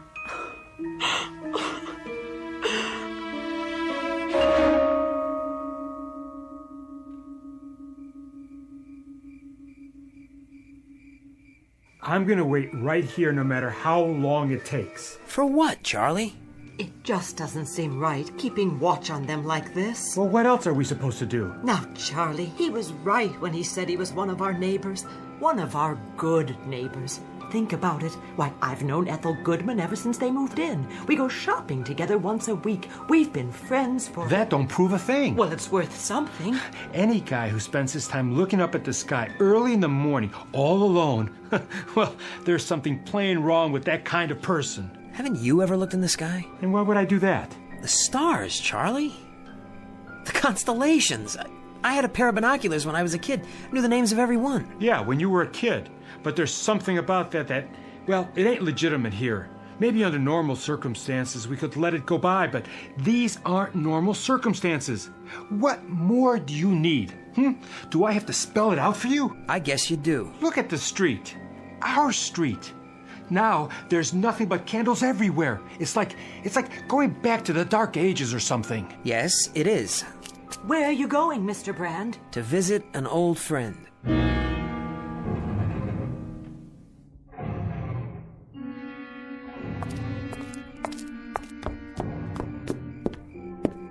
Les? You don't have to knock. Anybody wants me, I'm right here. Come on, Les. Steve, is that you? Stay right where you are. We don't want any trouble. No trouble, I promise. Not if I have anything to say about it. But this time, if anybody sets foot on my porch, that's what they're going to get. Trouble. Look, Les. I've already explained to you people. You people? Is that who we are now? And I'm not going to explain again. You don't have to explain anything. I don't sleep very well at night. Sometimes I get up and take a walk, and I look up at the sky. I keep track of the meteor showers, shooting stars. They come at different times of the year, at odd hours. You can read about it in National Geographic. Don't you know that? Sure I do. That's exactly what he does. He always has. I understand. Why, this whole thing, it's been blown out of all proportion. It's ridiculous. I know. It's some kind of madness or something. That's what it is, all right. Some kind of madness. Then what can we do to stop it? At this point, that is the question. You best watch who you're seen with, Steve. Who's that? You ain't exactly above suspicion yourself. Or you, Charlie. Or any of us, it seems, from age 8 on up. Come inside, Steve. No. There's no reason to hide. What I'd like to know is, what are we going to do? Just stand around here all night? There's nothing else we can do. Till then, we stand watch. One of them will tip their hand. You'll see. They've got to. There's something you can do, Charlie. Oh, you're telling me what to do? You could go home and keep your mouth shut. Oh, yeah? You could quit strutting around like a self-appointed hanging judge and just climb into bed and forget it. You sound real anxious to have that happen, Steve. Oh, I am. In that case, I think we better keep a real close eye on you, too. You do that. I think everything might as well come out now. Good idea. Steve, your wife's done plenty of talking about you lately. She what? About your habits. You're plenty odd, too, it sounds like. And when did you talk to my wife? Go ahead. Tell us what she said. Yes, go ahead. What's my wife said? Let's get it all out. Yeah, let's. Why not? Let's pick out every idiosyncrasy about every single man, woman, and child on this street and put them under a microscope like bugs. Are you afraid of the truth, buddy? You think you know what the truth is? If you got nothing to hide... Then why don't we go all the way and set up some kind of kangaroo court? How about a firing squad at dawn, Charlie, so we can get rid of all the suspects? Narrow them down, make it easier for you. And for you too, Don, old buddy. Hey, look, there's no need getting so upset, Steve. Then why are you? Well, it's just that, well... Well, what? Myra's talked about how there's been plenty of nights when you spend hours and hours down in your basement, working on some kind of radio equipment or something. Oh, for the love of... Got a regular electronics lab down there, she says. Well, none of us have ever seen that radio, now have we? Or whatever it is. How come you never told us about it? Yeah, go ahead, Steve. What kind of radio set you working on? Shortwave or something else? I've never seen it, and neither has anyone else around here. It's a hobby, for God's sake. Who do you talk to on that radio? And who talks to you? What kind of messages you sending, huh? And receiving. I'm surprised at you, Charlie. How come you're so dense all of a sudden? What does that mean? Who do I talk to? Well, who do you think? I talk to monsters from outer space. There, he admitted it. I talk to three-headed green men who fly over in what look like meteors. That is, when I'm not talking to other enemies, other aliens. Steve, please. Go back in the house, honey. It's a ham radio, that's all. I bought him a book on it for his birthday. It's just an amateur radio set. A lot of people have them. It's good for keeping in touch with friends all over the world. Oh, yeah? What friends? In which country? Does it matter? It matters a lot. I can show it to you. Would that make you feel better? It's right down in the basement. Show them nothing. If they want to look inside our house, let them go get a search warrant. Look, you can't afford to... Charlie, don't tell me what I can afford. Stop telling me who's dangerous and who's safe and who's a menace. Come inside now. And the rest of you, you're with them too, aren't you? You're standing here all set to crucify, all set to find a scapegoat, all desperate to point your fingers at your neighbor. Well, now look, friends. The only thing that's gonna happen is that we'll all end up eating each other alive. Get your hand off me, Charlie. That's not the only thing that can happen to us. What's that?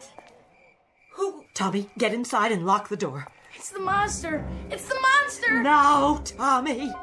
We may need this. A shotgun? Give me that. Don't try to take it away from me. Put it down. We can't even see who it is yet. It could be anybody. It don't look like anybody. At least not from around here. It looks tall, real tall and dark, and... That's because the streetlights are off. Well, whoever it is, it can go right back where it came from. Oh, it's an it now, not a who. Give me the gun. But you don't know who... Stand aside if you're not going to help. Good Lord, will anybody take the time to think? We've done enough thinking. Will you people wise up? Even if it is what you say it is, what good would a gun do against something like that? Some sort of enemy? Something you don't even have a name for yet? Something that... No more words, Steve. You're gonna talk us into a grave. Whatever's out there in the street, you'd let walk right over us, wouldn't you? Well, some of us won't. Some of us are man enough to stand up for what we believe in. What do you believe? Quiet! Here it comes!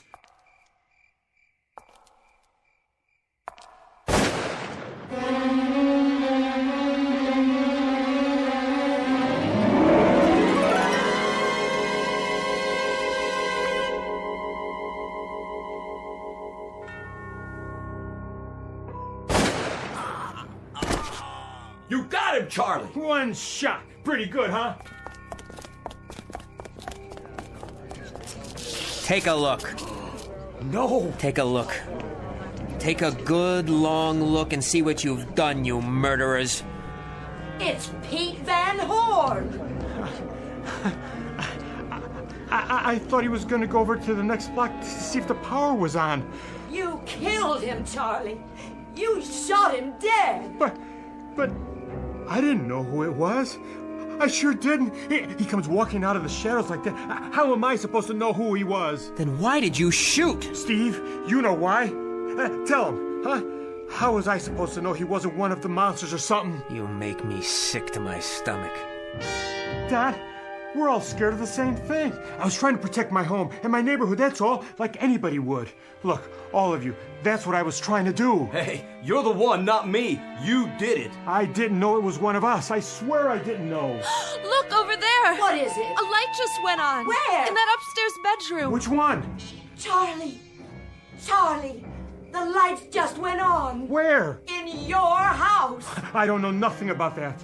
Why did your lights just go on? Yeah, what about it, Charlie? Oh, back off. Hey, how come you're the only one with lights on now? Yes. Why don't you tell us? It's something I'd certainly like to know. To be honest, I'm curious. Hey, come on. You were so quick to kill, Charlie. It was an accident. And you were so quick to tell us who we had to be careful of. Well, come to think of it, maybe you had to kill.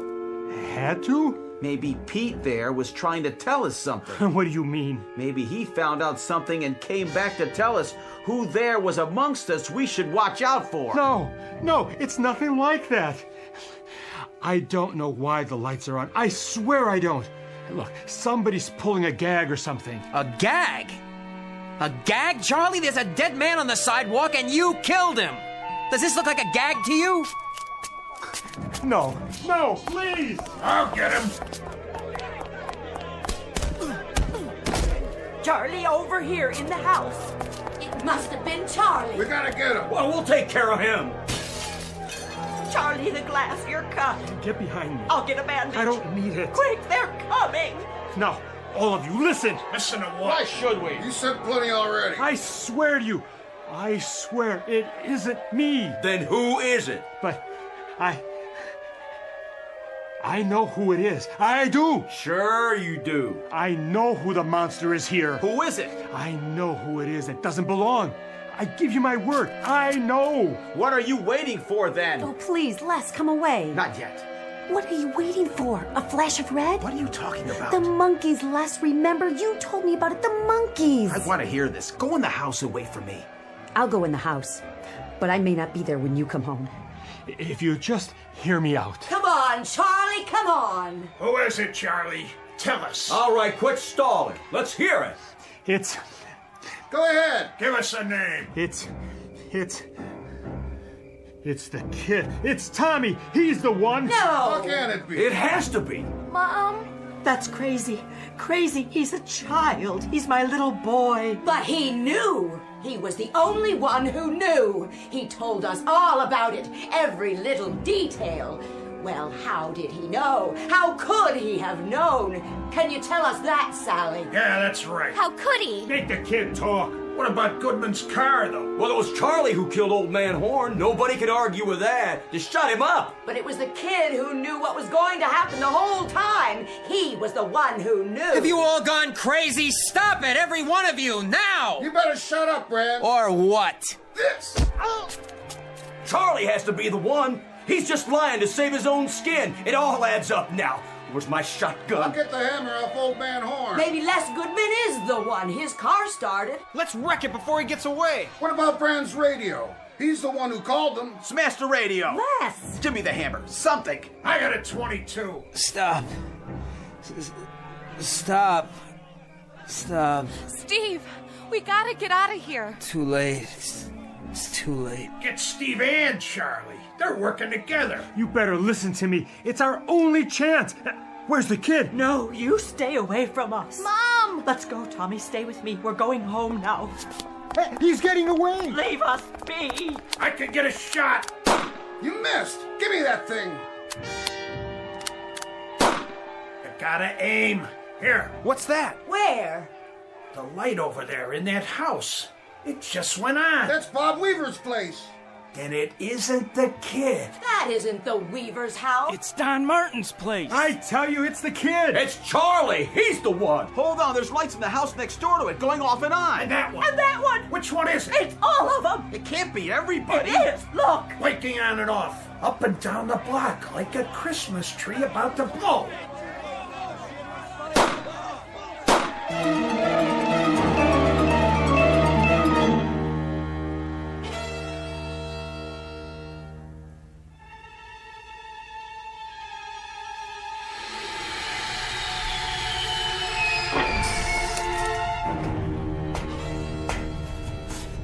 Look at them down there. They've started a fire. Humans. They didn't last long. They never do. No defenses. Then our job will be easy. Understand the procedure now? Clearly. We stop some of their primitive machines. Radios, televisions, telephones. And throw them in the darkness for a few Earth hours. a few minutes and observe the pattern. This pattern is always the same, with subtle variations. They pick the most dangerous enemy they can find, their own kind. All we need to do is watch and wait. And I take it this place, this Maple Street, is not unique.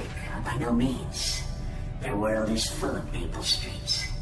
And we'll go from one to another, and let them destroy themselves, one by one by one. Time to return to the ship. For now. Tell the fleet we're ready. If we even need them.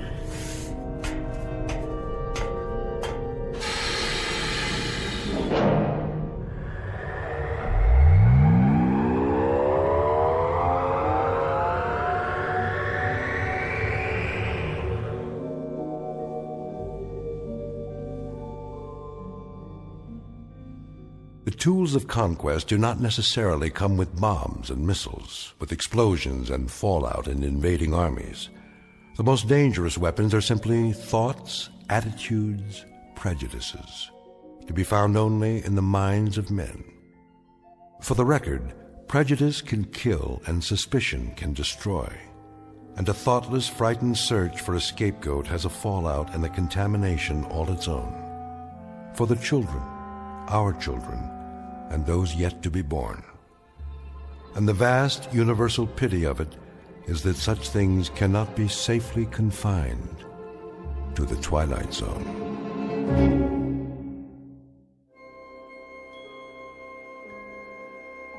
Hi, this is Carl Amari, producer of the Twilight Zone radio dramas. I'd like to take a moment to tell you about our official website at twilightzoneradio.com, where you'll get the latest news and information on these Twilight Zone radio dramas. Plus, at twilightzoneradio.com, you can digitally download 3 free episodes or any of our episodes for only $1.95 each. In this age of ever-changing technology, we've decided to make these episodes instantly available to you by making the Twilight Zone radio dramas a digital download-only series. This means that this series will no longer be offered on CD. The CD collections at our website are now being offered while supplies last at buy one, get one free. So be sure to get your favorites before they're sold out. Be sure to visit us often, and I'll see you in the zone.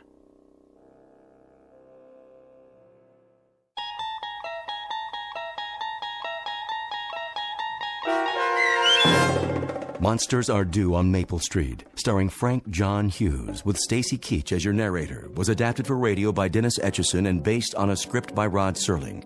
Heard in the cast were Adam Tangway, Mike Aljadeff, Tony Castillo, Laura Russell, Linda Ryder, Turk Moeller, Rick Komanik, Peggy Roeder, Heather Ann Preet, Sammy Giampapa, Anthony Giampapa, Jeff Lubiton, Don Longo, Carl Amari, Roger Wolski, and Doug James.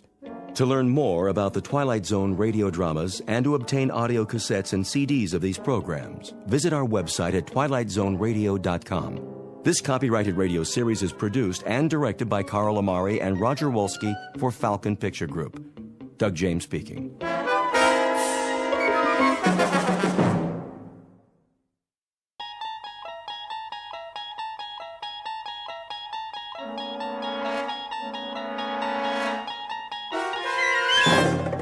You unlock this door with the key of imagination. Beyond it is another dimension, a dimension of sound, a dimension of sight, a dimension of mind. You're moving into a land of both shadow and substance, of things and ideas. You've just crossed over into the Twilight Zone.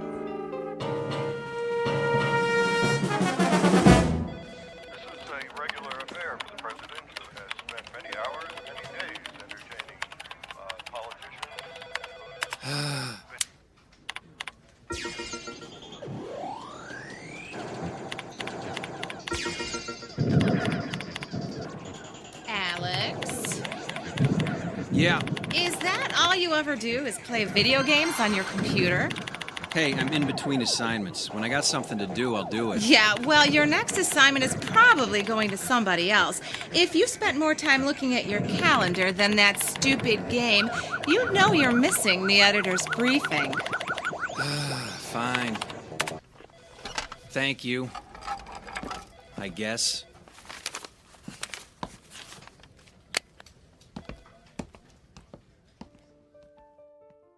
Yeah, I know politicians. Politicians never point fingers at voters. If anything goes wrong, it's either their opponent's fault or sunspots. Do me a favor. Find another source to support it. Sorry I'm late, Tom. Ugh, Alex, you're always late. Get a plane ticket to San Francisco and rent a car. There's a research lab about 3 hours up the coast. Something right up your alley. Nanotechnology. Yeah, if it's too small to see, it must be Alex. Very funny.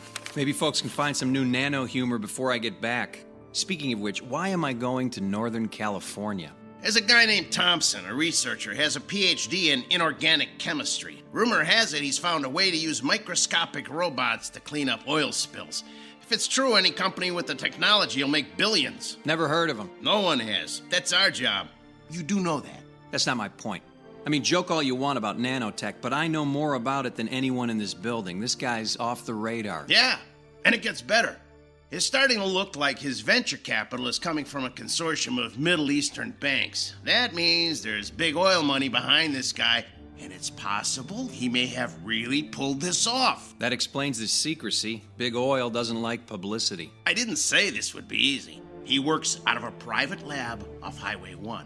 He's right on the ocean. Oh, sweet deal. Look, I don't care what you do in your spare time, but find out something about this guy and what he's up to. I don't suppose knocking on the door and saying, "Hi, I'm a reporter, what are you up to?" is gonna work? No. Your usual investigative reporting approach is probably not gonna work.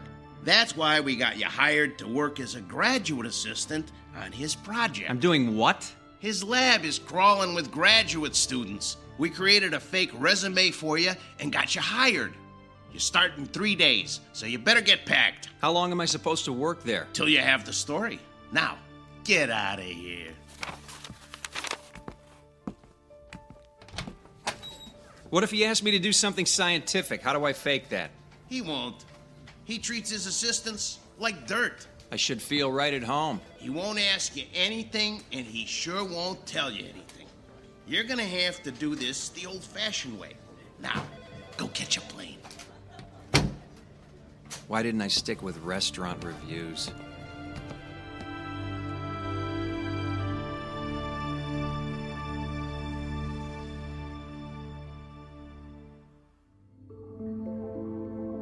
Meet Alex Harrington, a hack reporter with little talent whose career is defined by things as small as his ability.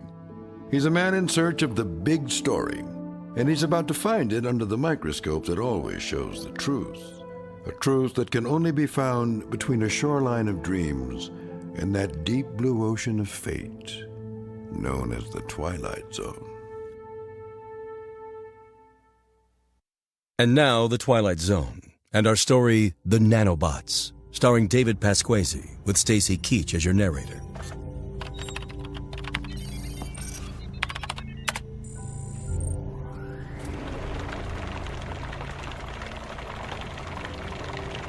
That's good enough for now. Alex, can you shut off the agitation?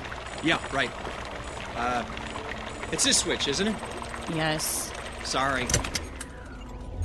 What's in there today? A blend of motor oil, axle grease, and kerosene. Ah, the sludge du jour. Very funny. Tim, ready for release? All ready. Okay, let him go. Commence release now.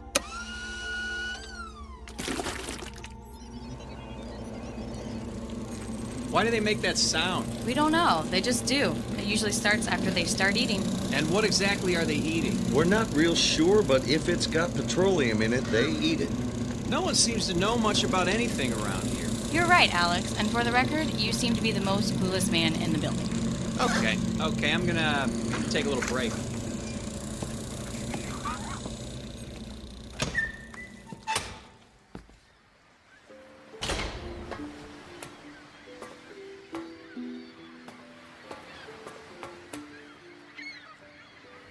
Beautiful view, isn't it? Oh, Sorry, I didn't see you coming. Yeah, I could stare at the ocean for hours. Excuse me, can I bum a smoke off of you? You smoke? I wouldn't have expected that. I thought all of you environmentalists were against things like cigarettes. Yeah, well, don't tell anybody.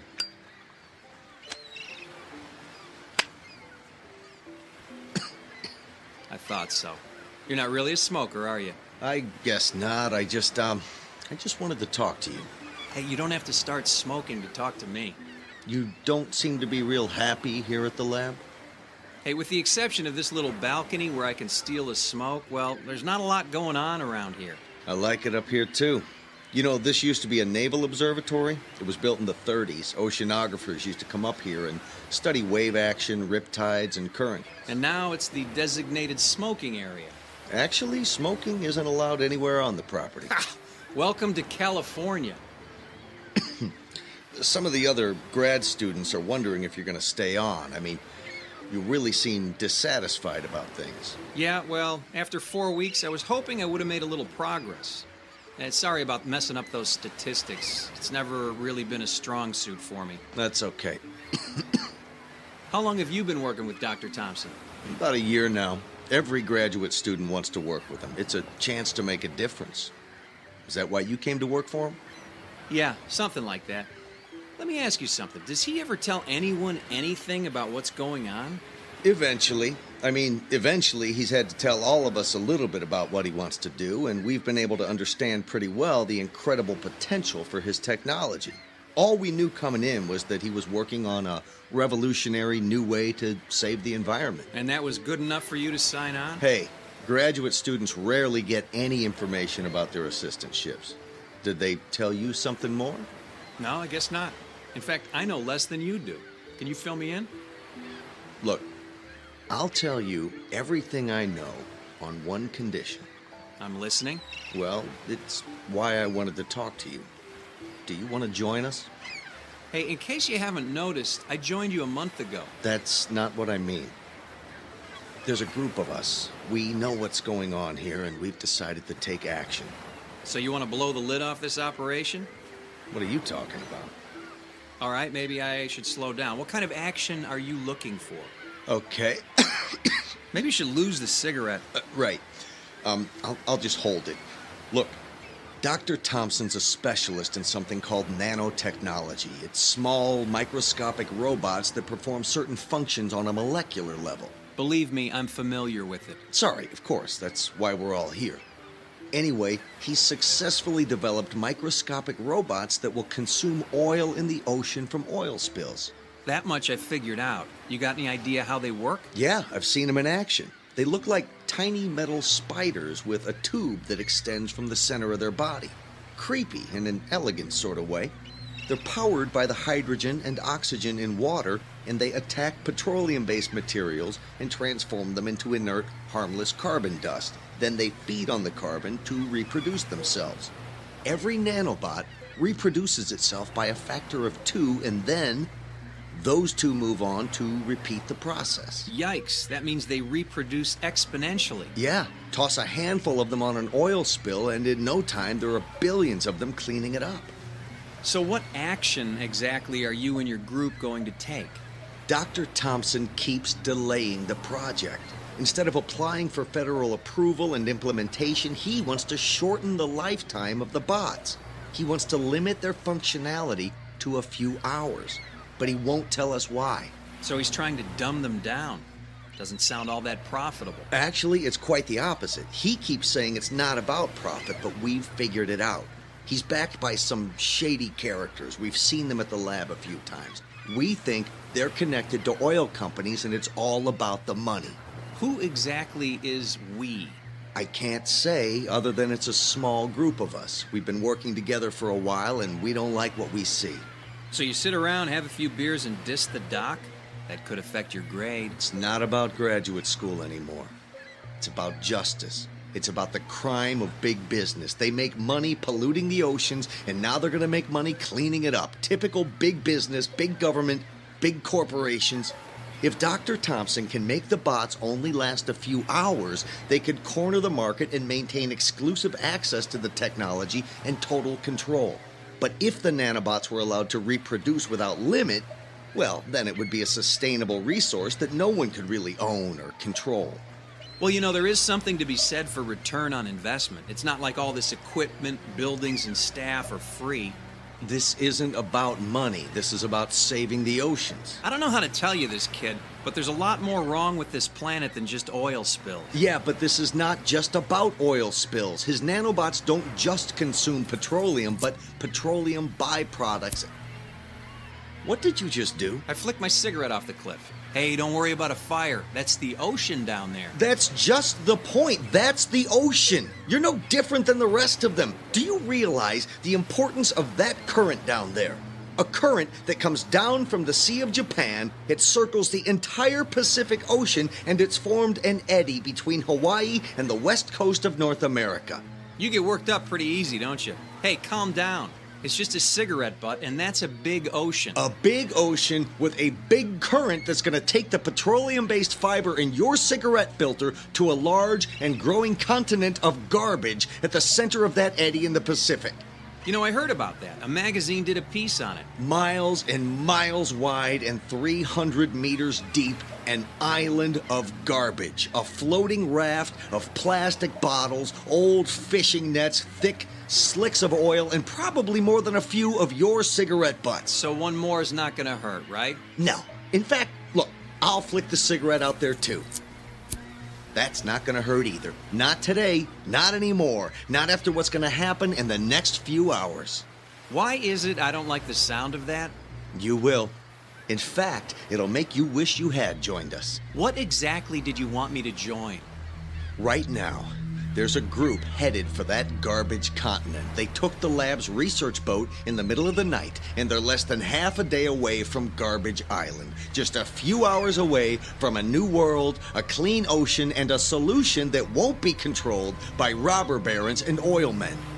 What did you do? The nanobots are about to have their first meal.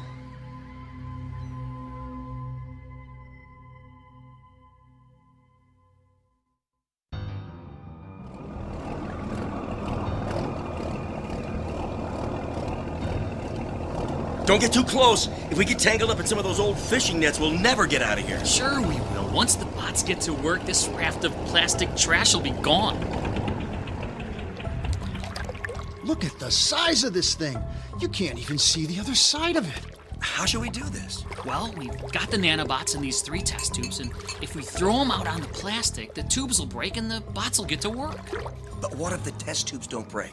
I mean, that's a big raft of plastic out there. It's not like we're throwing these things on rocks. Yeah, I didn't think of that.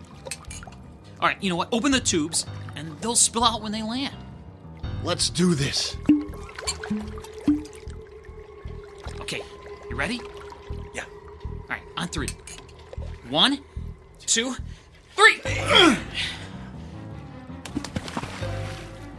Oh, one of them broke for sure. It doesn't even matter. All you need is one of those things to hit the water and find some plastic, and it'll start duplicating. Is anything happening? I don't think it's working. Wait. Do you hear what I hear? Yeah! Go, bugs, go! Look!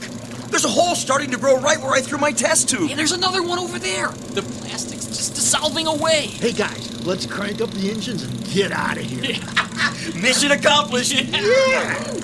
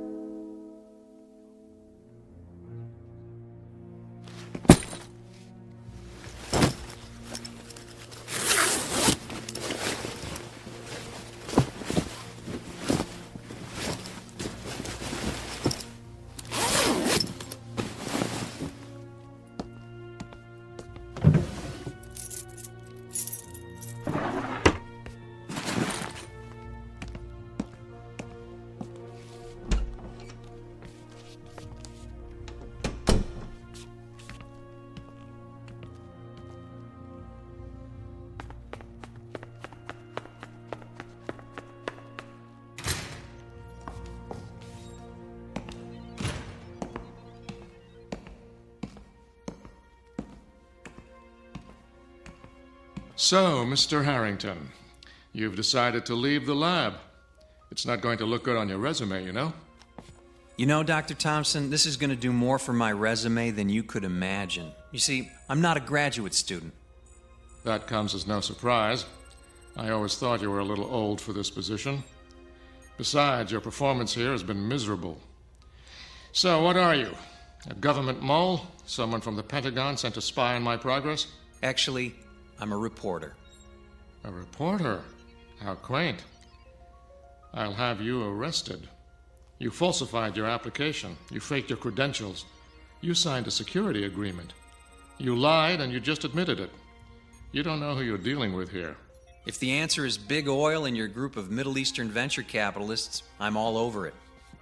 Sir, you are a moron. You have no idea what's happening here. That makes both of us. You see, there's something you should know. Something I found out about your lab and the activities of some of your graduate students.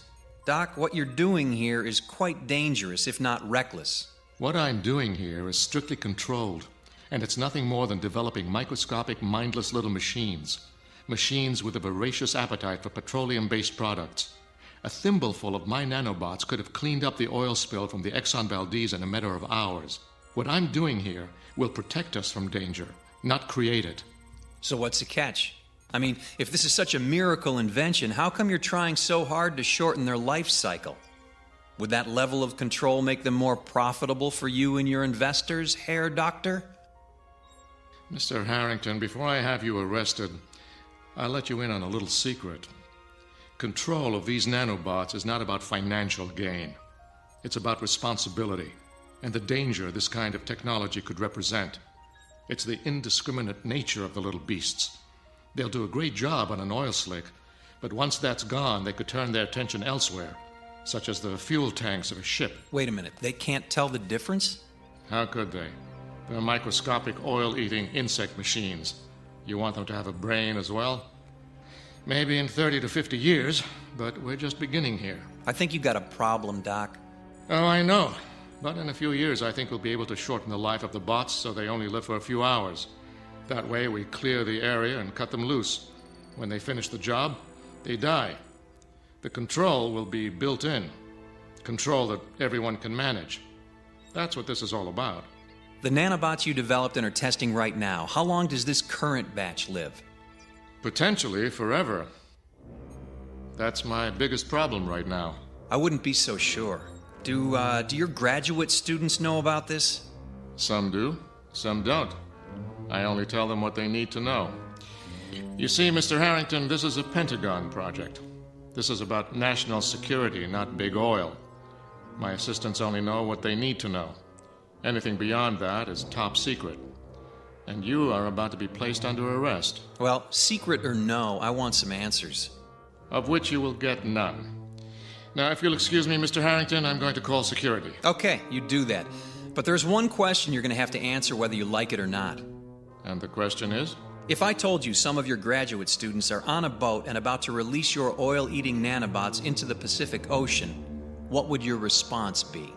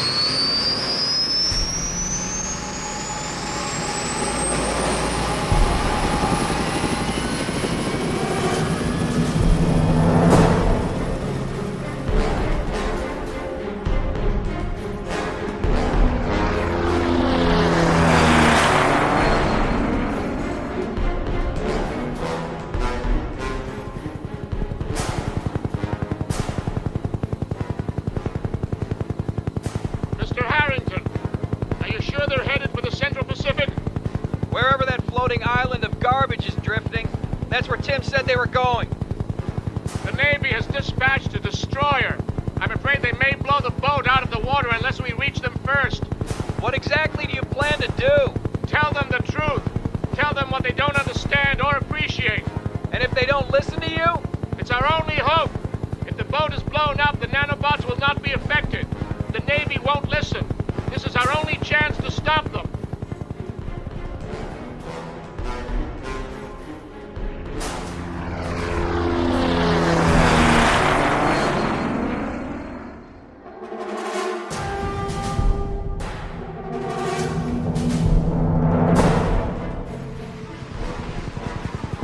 Is that your boat? It should be, but I don't see the floating garbage. These are the right coordinates, but all the garbage must have drifted away. Doc, it's 2 miles wide, and it'd be hard to miss. Maybe they ran out of fuel. Or worse, maybe your little spiders got into the fuel tank. It's possible. They seem to be drifting without power. Wait a minute. Look at the ocean. Is that the sea bottom we're looking at? Good God! The water is more than 1,000 feet deep in this location, and you can see the bottom. It looks like your little inventions work. Something's not right. The clarity of the water, I don't understand it. CG Base, we have a ship in distress. Pilot, what did you say? Look below. Your research vessel's taking on water. We're gonna have to go in for a rescue. How many did you say were on board? 3. 3 young men. It's going down fast. It looks like they scuttled the boat. I don't think they like you, Doc. It's not about me, and they didn't scuttle the boat. It's about the nanobots. Look, the hull of the boat is disintegrating. What's going on?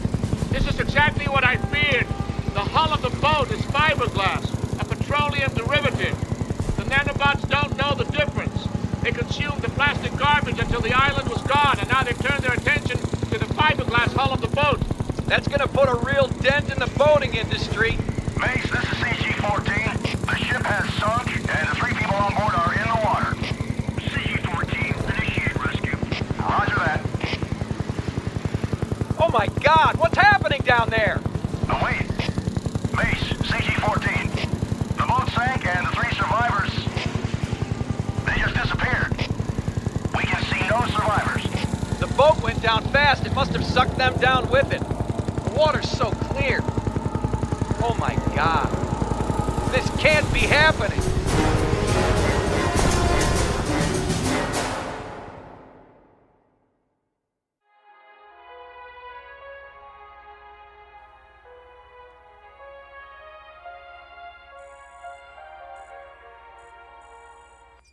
We interrupt this broadcast to bring you a special report. The United States Coast Guard has announced that thousands of distress calls have been received across the Pacific Rim in the last 48 hours. According to the Department of Homeland Security, the alert status in the United States is code red, as a combined Navy, Coast Guard, and international effort has been assembled to deal with the crisis. Latest reports indicate that numerous ships, yachts, and pleasure craft have sunk unexpectedly and abruptly along the entire Pacific coastline. All watercraft are being ordered to stay in port, with the exception of naval vessels involved in the search and rescue efforts. Stay tuned for further reports. So that's the official story? No explanation, no information, just don't go in the water? What do you want us to tell people? Isn't there enough panic for you media types to roll around in? Media types? We're the bad guys? I think you're the one who's got some explaining to do, sir. I have nothing to explain to you. Well, maybe not me, but it looks like you got a small army of graduate students looking for some answers. Is it true? What Tim told us? Is it true? Tim, is he here? Where is he? He's gone.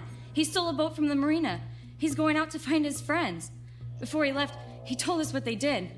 Is that what the news reports are all about?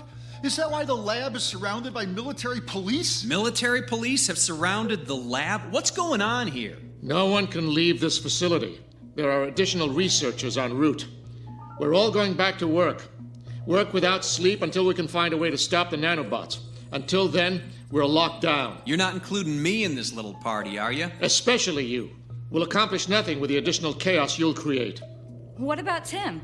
He took off in a fiberglass cigarette boat. Ha! Good man. He doesn't smoke, but he found his cigarette. Mary, Tim is dead. The boat he's traveling in will no doubt encounter a great tide of nanobots, and he too will sink into the deep. Justice, if you ask me. He's the ringleader who caused all of these problems. So, on that happy note, I'm going up to your observation deck to have a smoke. Unless you have a problem with that, Dr. Thompson? Smoke yourself to death. The sooner the better. Will do. And as for all of you, Godspeed and good luck. We'll divide into teams. No one works alone. Progress will be reported on an hourly basis.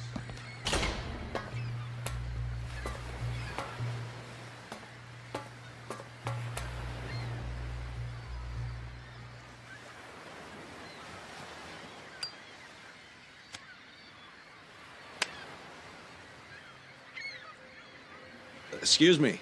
Can I bum a smoke off you? Hello, Tim. I heard you were dead. Sounds like Mary did her job. She's one of us, you know. I figured if Thompson thought I was dead, I'd have a better chance. It's one way of looking at it, but a better chance at what? Sounds like you and your friends have done enough. Getting away. Oh, nice. You and your beer-drinking buddies caused thousands of boats to sink, and all you want to do is get away. Yeah, that's saving the Earth for you. We didn't know. Thompson told us nothing. We thought the same thing you did. That he was trying to make a world-saving technology. And then we found out it was nothing more than a profit center for the companies and governments destroying the Earth. That may be true, but I gotta tell you, Timmy, there's a big target on your back these days. That's why I'm getting out of here. You staying or coming with me? So you're just gonna run away? Do you know what happened to your friends out there? They're dead, you know. I heard the boat sank. There's more to it than that, Timmy boy. Your nanobots can't seem to tell the difference between a plastic bottle and the plastic hull of a boat. If it means the end of plastic on the planet, who cares? You know, you need to work on that attitude. They knew what they were doing was dangerous. Oh, really? Did you tell them that before they left? Did you tell them they might find themselves in the water 1,000 or so miles out in the ocean? Why didn't you save them? Was that their punishment? Punishment? You want to hear about punishment? Listen, you hear that out there? That's the sound of billions of your little bugs out in the ocean. But hey, what are they eating? There's no oil slick, no boats out there, but the sound of them. More and more eating and duplicating.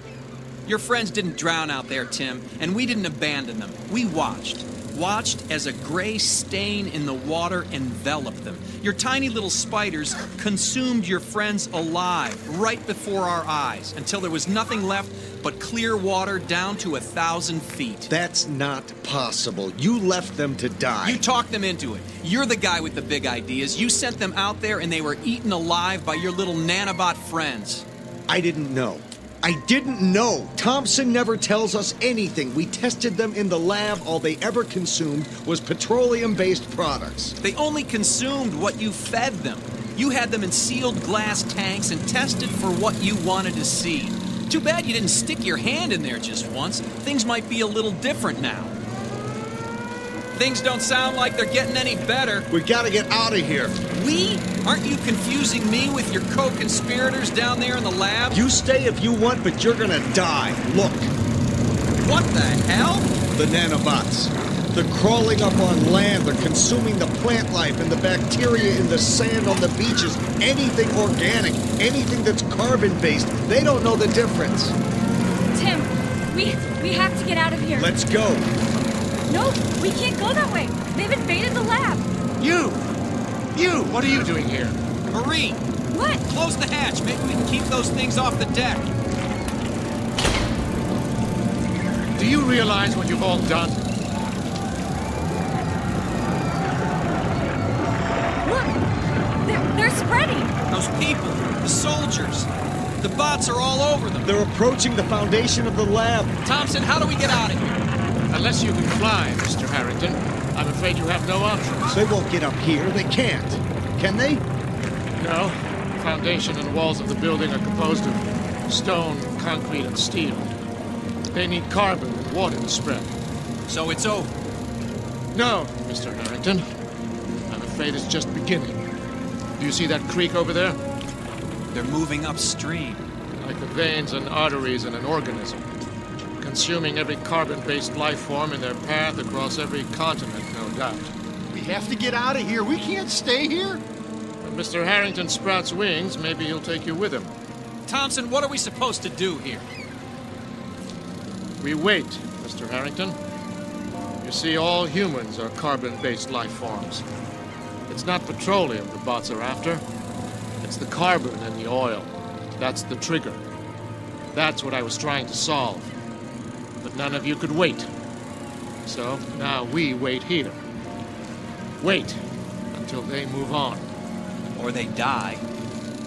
Yes, that's also an option. Of course, given the fact that they have a life expectancy measured in tens of thousands of long years, that would be a very long wait.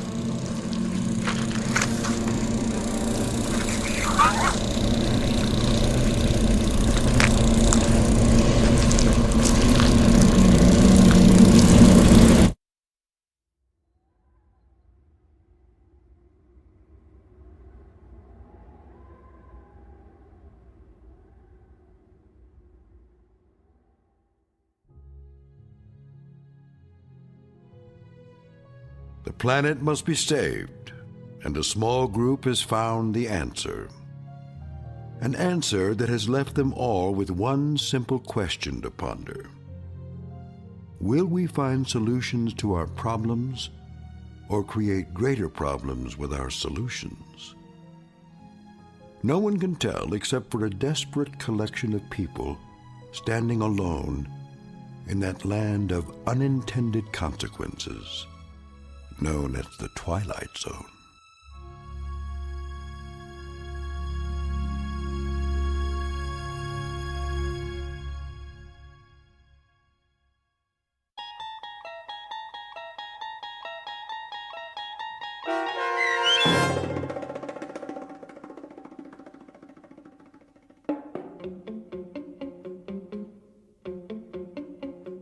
The Nanobots, starring David Pasquesi with Stacy Keach as your narrator, was written for The Twilight Zone by Steve Newby. Heard in the cast were Christian Stolte, David Darlow, Joby Cerny, Lisa Wolfe, Doug James, Bree Swartz, Steve Newby, and Carl Amari. The producers of The Twilight Zone wish to thank CBS Enterprises and the Rod Serling Estate for making this series possible. This copyrighted radio series is produced and directed by Carl Amari for Falcon Picture Group. Sound design, custom Foley effects, recording, and editing are produced in the Cerny American Sound to Picture Theater by sound designers Craig Lee, Bob Benson, Todd Beyer, and Tim Cerny. Music for The Twilight Zone is provided by CBS and American Music Company Incorporated, New York. To learn more about the Twilight Zone radio dramas and to download episodes, including 3 free episodes on our homepage, visit our official website at twilightzoneradio.com. Doug James speaking.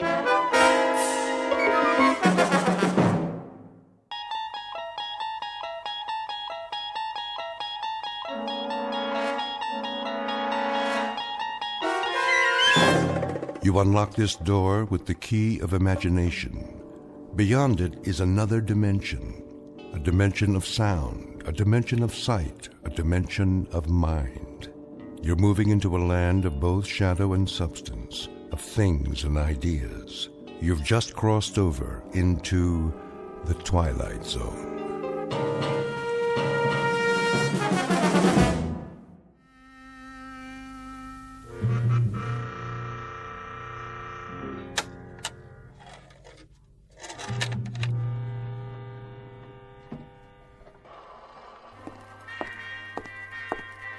Jason.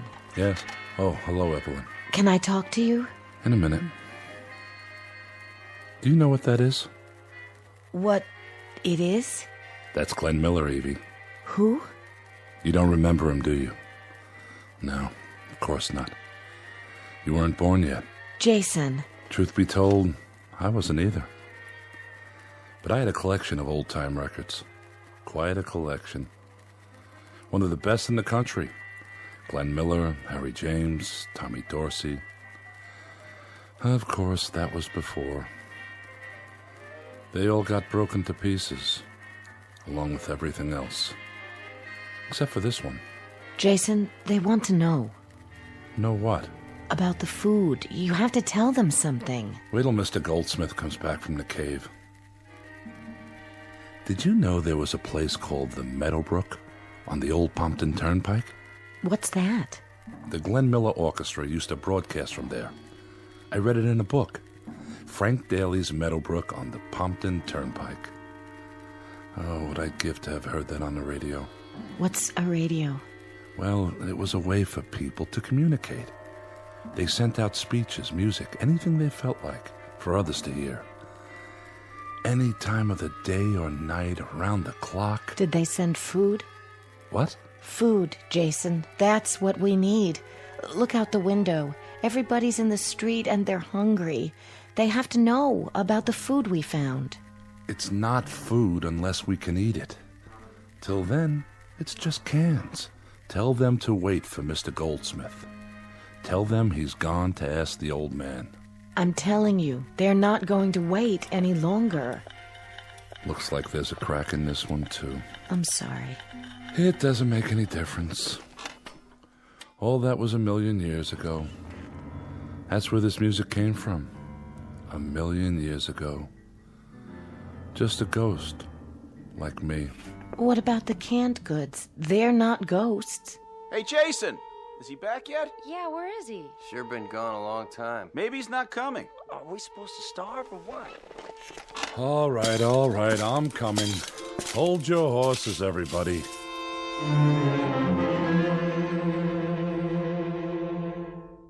What you've just witnessed is the better part of a legacy, left by man for himself. Some years previous, he pushed his buttons, and a nightmarish moment later woke to find that he had turned the clock back 1,000 years, or more.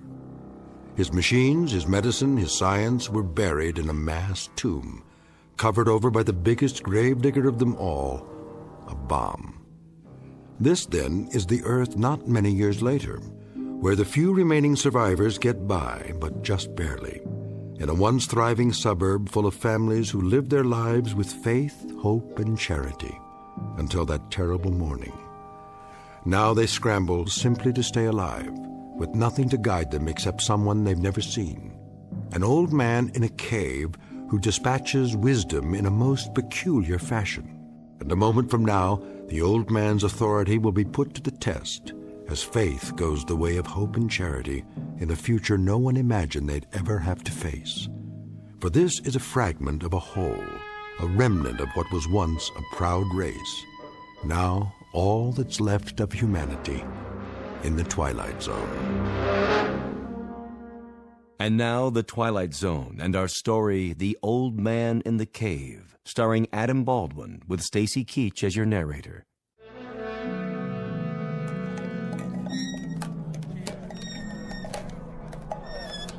Put that can down. Look at this. It says peas and carrots. And sliced beef from Argentina. You know the last time I had beef? I said, leave it. You been to the cave, Jason? Did you see Goldsmith? What's the matter with you people? Are you worried the old man's gone away? He's always been there. Well, hasn't he? But did he talk to Goldsmith yet? Goldsmith's waiting for the message. As soon as he gets it, he'll bring it down and share it with us. Is he asking about this food? I tell you, it's pre-bomb. Everything in the pile is pre-bomb. We don't know that. Look at it. It's safe as anything. I'm surprised at you. I'm surprised at all of you. We have no way of knowing... Why do we have to wait for the old man? Why don't we just take our chances with it? We already took our chances. What's that in your hand? See this? The old man told us not to plant on the north acreage, and this is what came up. I know what those are. Those are carrots, just like on the can. Did these grow, Evie? Or did someone leave them to us in a will? They were the best of the crop.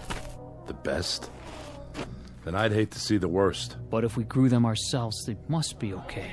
No, Evie's right. I don't think we ought to eat these. Too much of a risk. Maybe we just better bury them with honors. But that's what Goldsmith went to the cave for. That and the canned goods, to find out what land we could try next. If the old man says it's okay... The old man, indeed. God knows where he gets his knowledge, but he knows about land. You remember the tomatoes that came up? After he sent a message telling us not to plant them. They were deformed, too. Monstrous is the word. Looked like rotten watermelons, and tasted like nothing fit for a human. But these cans, they didn't grow. We found them buried by the road. Let's wait till Mr. Goldsmith comes back. Wait till he has a chance to ask. You know, man doesn't live by bread and canned goods alone, or free carrots or mutated tomatoes. But do me a favor, will you? Just don't ask me what he does live by. In this 20th illustrious year after the bomb, I wouldn't be able to tell you. Attention! Attention! There's Goldsmith. We'll find out once and for all. We have just had a communication from the old man in the cave. And? There is an 80% possibility of rain tomorrow. The wind is from the northeast. This means there will very likely be a high radioactivity count in the precipitation.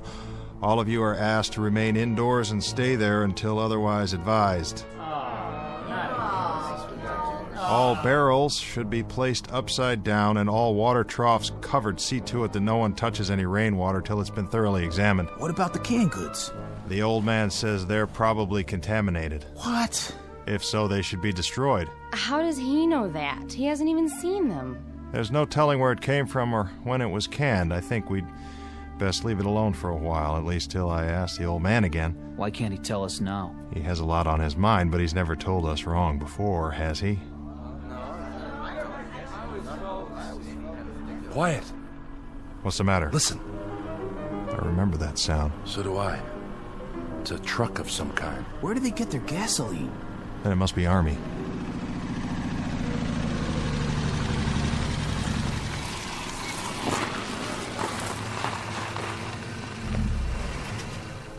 Private, stay with me. Yes, sir. The rest of you wait by the Jeep. You won't need those guns. We're not armed. Who's in charge here? I guess I am. Good. You got a name? Goldsmith. What about this place? Does it have a name? And if it does? Well, if it has a name, Goldsmith, we'd like to hear it. And you are? Major French, Central States Command. Never heard of it. Well, you will from now on. We've been sent out to organize. What? Organize? That's what I said. On whose order? You better clean out your ears, Pops. I told you, Central States Command. How many people here? We haven't counted lately. What about food? What about it? There's sufficient. You grow your own? Well, some. We have a supply of pre-war canned goods. So I see. It's quite a stash. Well, that's not part of it. Haber, take a look around. Right, sir. Douglas, stay close to the car. Furman, you stay with me. Yes, sir. Major, what do you want? Oh, painless things. Nothing, really. Quarters for the four of us. Agreed. Let's see. Rations for as long as we're here. And no trouble. The last one goes on the top of the list. No trouble. I don't think you understand, Major. No? You can speak freely? We don't recognize your authority here. We've had other transients pass through the town on occasion. Did you say transients? They didn't stay. Like you, Major, they represented themselves as authorities, and we discovered they had no headquarters. They carried it with them. They represented no one but themselves. Well, now, this is the new breed, Mr. Goldsmith.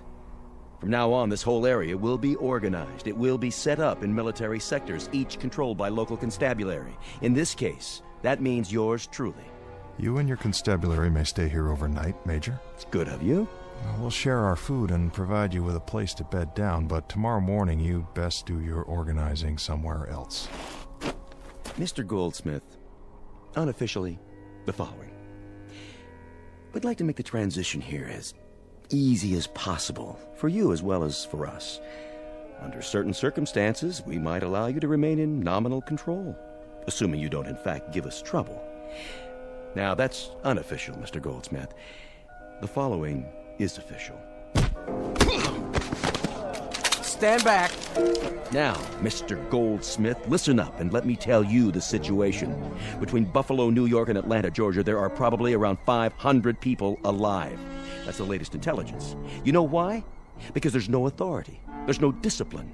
We're here to give you a little of both. Now, if you give us lip, if you make any trouble at all, I'll hang you from that flagpole of yours, the tall one in the town square. Now, what about it, Mr. Goldsmith? Do you want to cooperate, or do you want your neck broken? That should be an easy enough decision for someone as bright as you.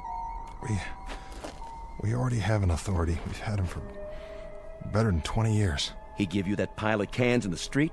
No, someone found it. What all have you got there? Poisons, contaminated food. Who says so?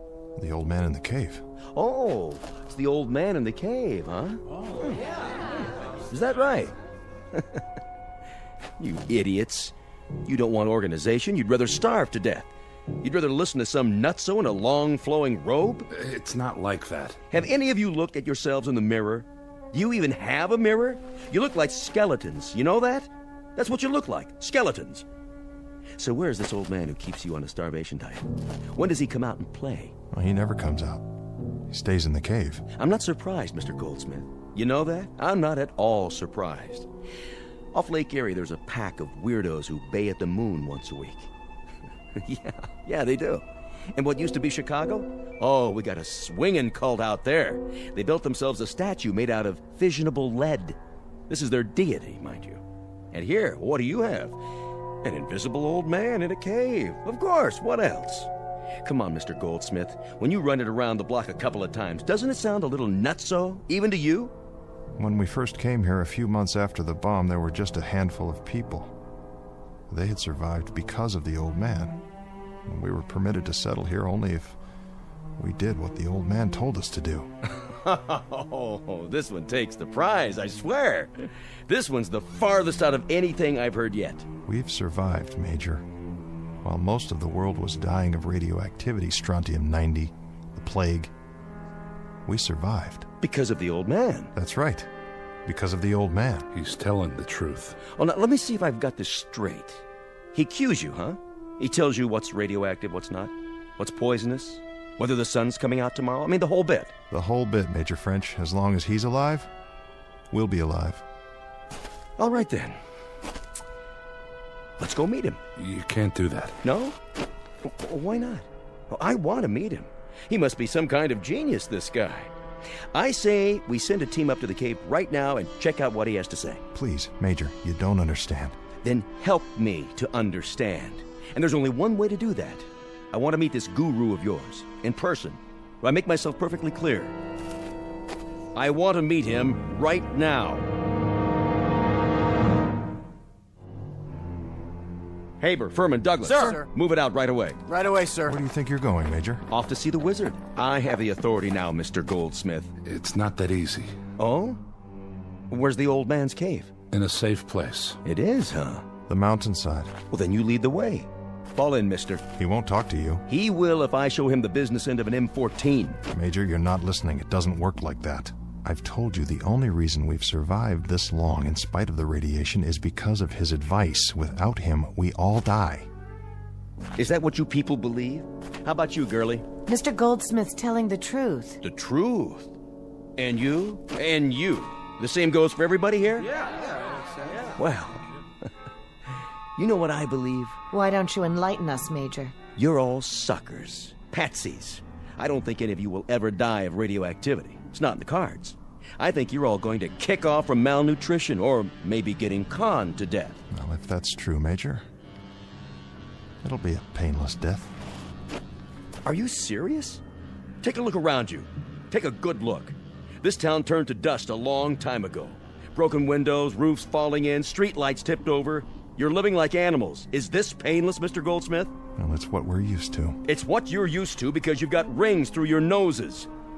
An old man in a cave who doesn't come out into the daylight. Mr. Goldsmith, listen up. The booking odds are as follows. I'll give you 100 to 1. No, make it 500 to 1 that your old man is some soft-in-the-head hermit who smells like a garbage heap and doesn't even know what year it is. Get me? That's not for us to say. You got that right. It's for you to ask. Friends, Romans, and farm animals, lend me your ears. We're going up to that little cave now, and we're going to run a check on your favorite recluse. We'll haul him out into the light of day and get a good look at him. And then, I'll decide. Decide what, Major? If he's worth keeping alive.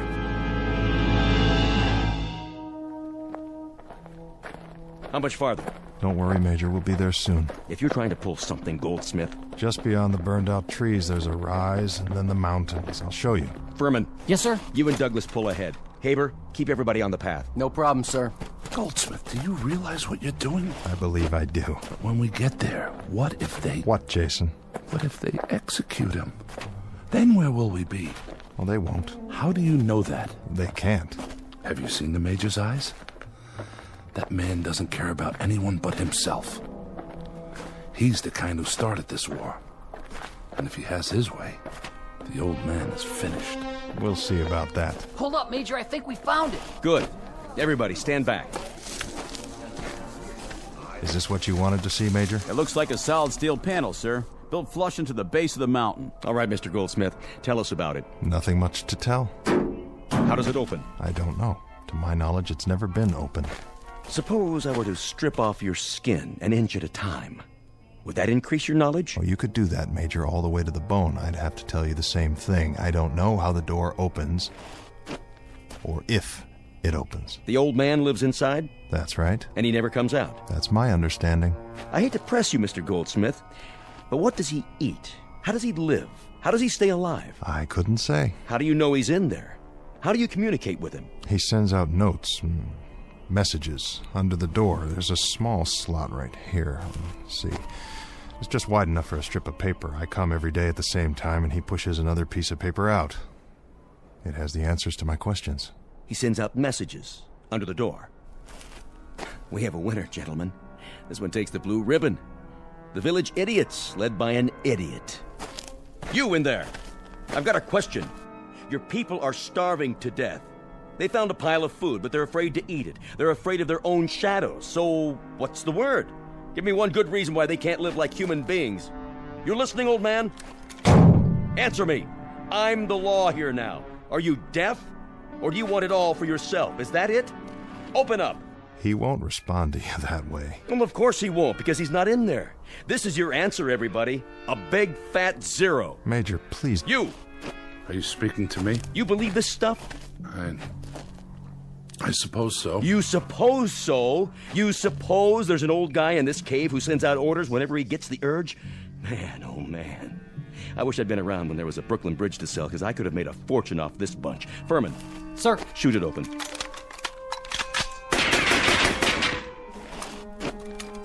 No dice, Major. It must be an inch thick. Maybe 2. Douglas, give me a grenade. Here, sir.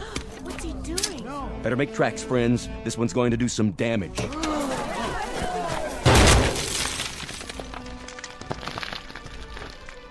It's still shut tight, Major. Hey, old man! It's getting dark. If we're gonna find our way back... You in there, listen up. I'm not through with you yet. I haven't even started. Goldsmith. What is it, Jason? You know how to open the door. I know you do. I know how to open the door, but I took an oath that I never would. My predecessor took the same oath, and that door has remained closed. No one will get into that cave. No one will ever touch the old man. Who is he? Where did he come from? A question oft asked, and a question never answered. Well, the Major is going to get an answer, one way or another. You can bet on that. It makes no difference, Jason. He's kept us alive. That's all that matters. Now, come on, old friend. Let's go home.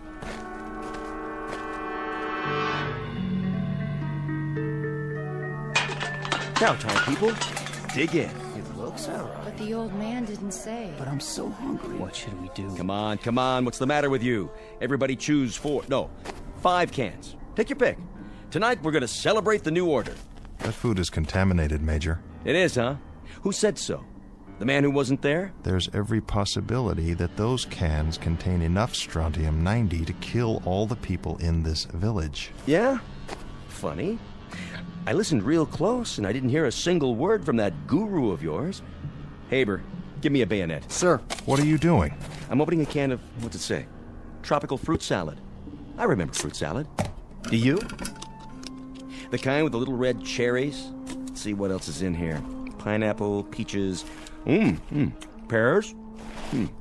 Oh, I warned you. My stomach. You see, this is what happens when you... See what? Just a little performance for the yokels to keep them, on their toes. But you knew that, didn't you, Mr. Goldsmith? There's nothing wrong with this food. It's positively scrumptious. Well, say something. Tell me how disappointed you are. You're a nutcase, There's enough grub in that pile to keep you alive for years. There's enough poison in that pile to kill us all in days or hours. Much of it was canned after the bomb. We have no idea where it came from or who processed it. Some of the cans are only cheap plastic. It's porous. We have no idea what seeped into them from the air. Let's lay it on the line, shall we? Any of you who want a good meal for a change, dig in. For the rest of you who still want to play kindergarten, go home and gnaw on a bone. I'll try one. I guess it wouldn't hurt to sample it if we're careful. Don't be fools. Don't commit suicide because a couple of pack rats invade our homes and decide to turn things upside down. Let them be, Goldsmith. If they want to eat that stuff, let them eat it. The old man warned us about this. He told us it might be contaminated. We've got to bury it. Get out of my way. I say it's all right.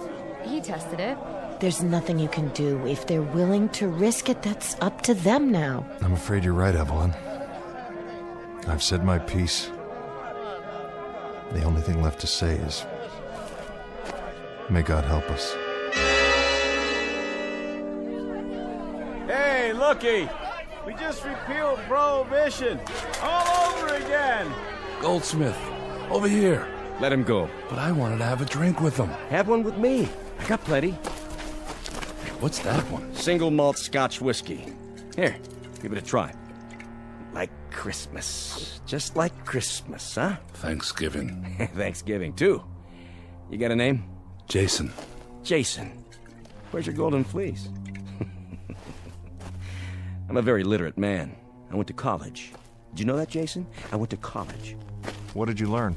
Why, it's the famous Mr. Goldsmith, keeper of the legend, protector of the fables, Lord High Chamberlain of the cave. You look hungry and thirsty. How about a drink?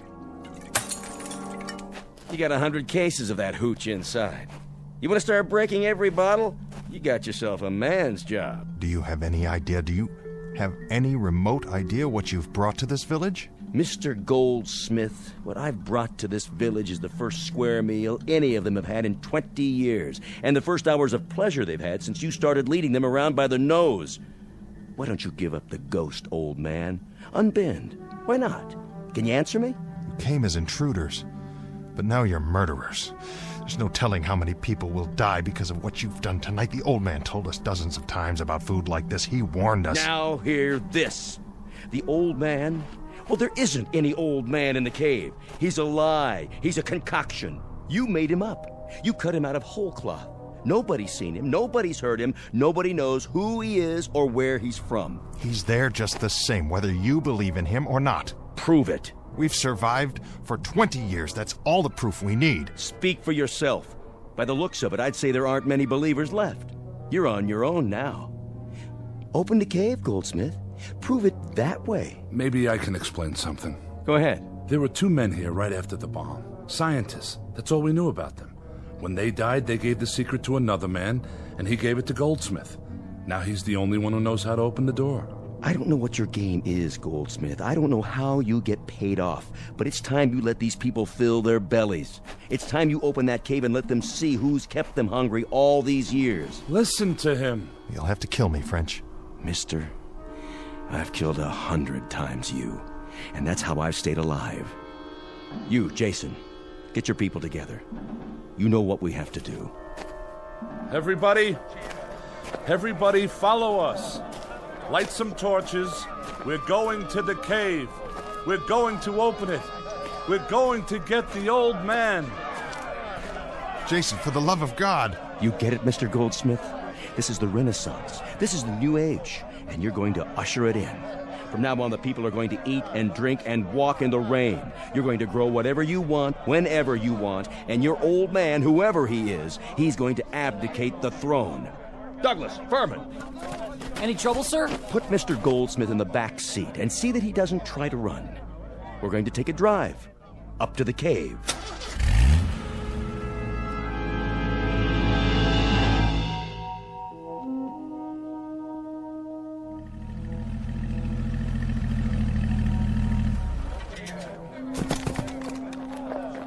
Drag him if you have to.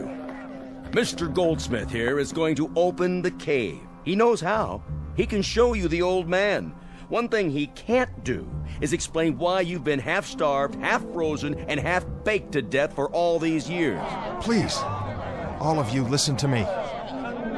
There's no reason under the sun for this cave to be open. The only thing you need to know is that the old man has kept us alive. We're hungry. Do you understand? We're hungry. We've survived, but we haven't lived. He's never let us.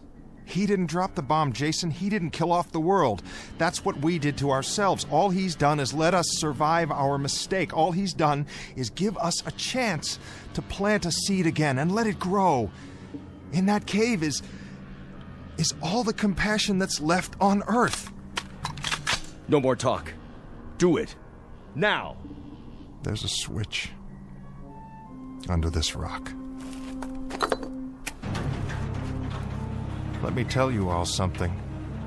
Now the damage has been done. The destruction is complete. Irrevocable. You, Mr. French. When we talked about the ways that men could die, we forgot the chief method of execution. We forgot faithlessness. Enough! You've listened to him for years. That's all you've done. You've listened, and then, when he said jump, you jumped. When he said breathe, you breathed. And when he said starve, you starved. I'll tell you what's in this cave. Here's my prediction. It's a fanatic, a madman, who had to be kept locked up behind a steel wall, not to protect you, to protect him. Now you'll see for yourselves. What are you waiting for? Get him!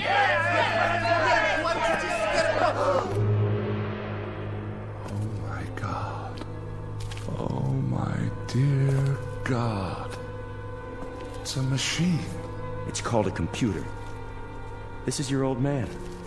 This is your tyrant, your dictator. Kill it. You've been hungry long enough. Kill it, now!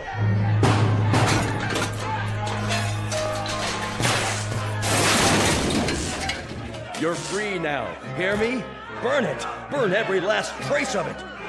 You're all free.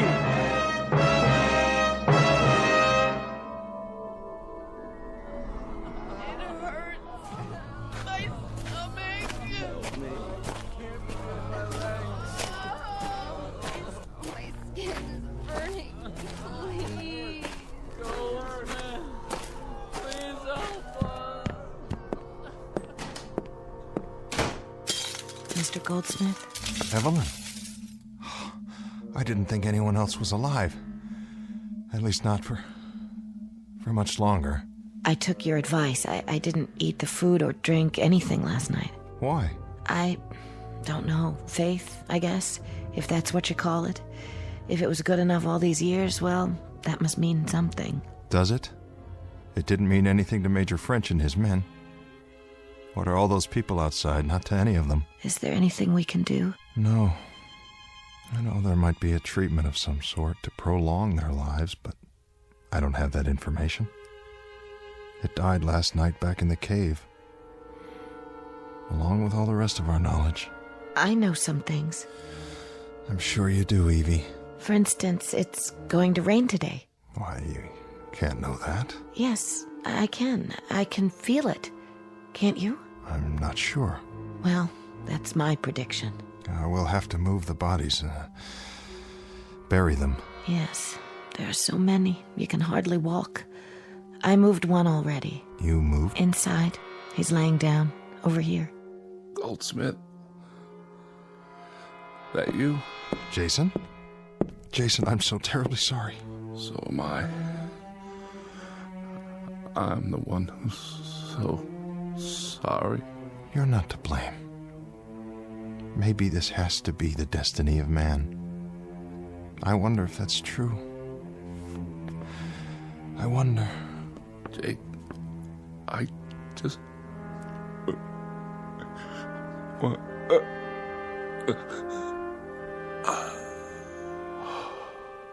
Oh. He was a good man, wasn't he? A good man. He was always good to me. That's why I helped him in. He said He wanted to hear something one last time, and now it's too late. Wait, I think I know what he wanted. And what was that? This.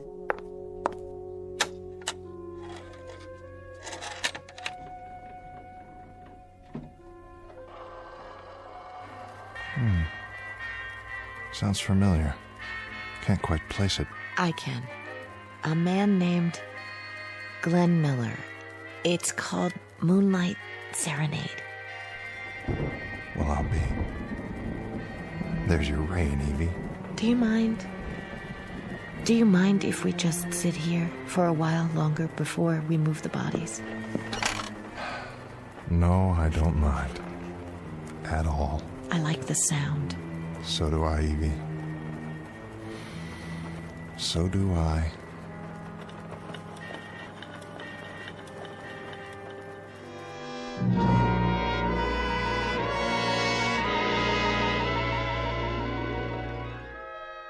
Mr. Goldsmith, survivor, an eyewitness to history and man's imperfection, an observer of the very human trait of greed and chronicler of the last chapter, the one reading suicide.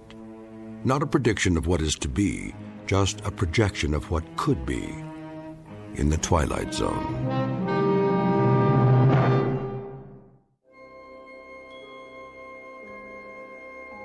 Hi, this is Carl Amari, producer of the Twilight Zone radio dramas. I'd like to take a moment to tell you about our official website at twilightzoneradio.com, where you'll get the latest news and information on these Twilight Zone radio dramas. Plus, at twilightzoneradio.com, you can digitally download 3 free episodes or any of our episodes for only $1.95 each. In this age of ever-changing technology, we've decided to make these episodes instantly available to you by making the Twilight Zone radio dramas a digital download-only series. This means that this series will no longer be offered on CD. The CD collections at our website are now being offered while supplies last at buy one, get one free. So be sure to get your favorites before they're sold out. Be sure to visit us often, and I'll see you in the zone.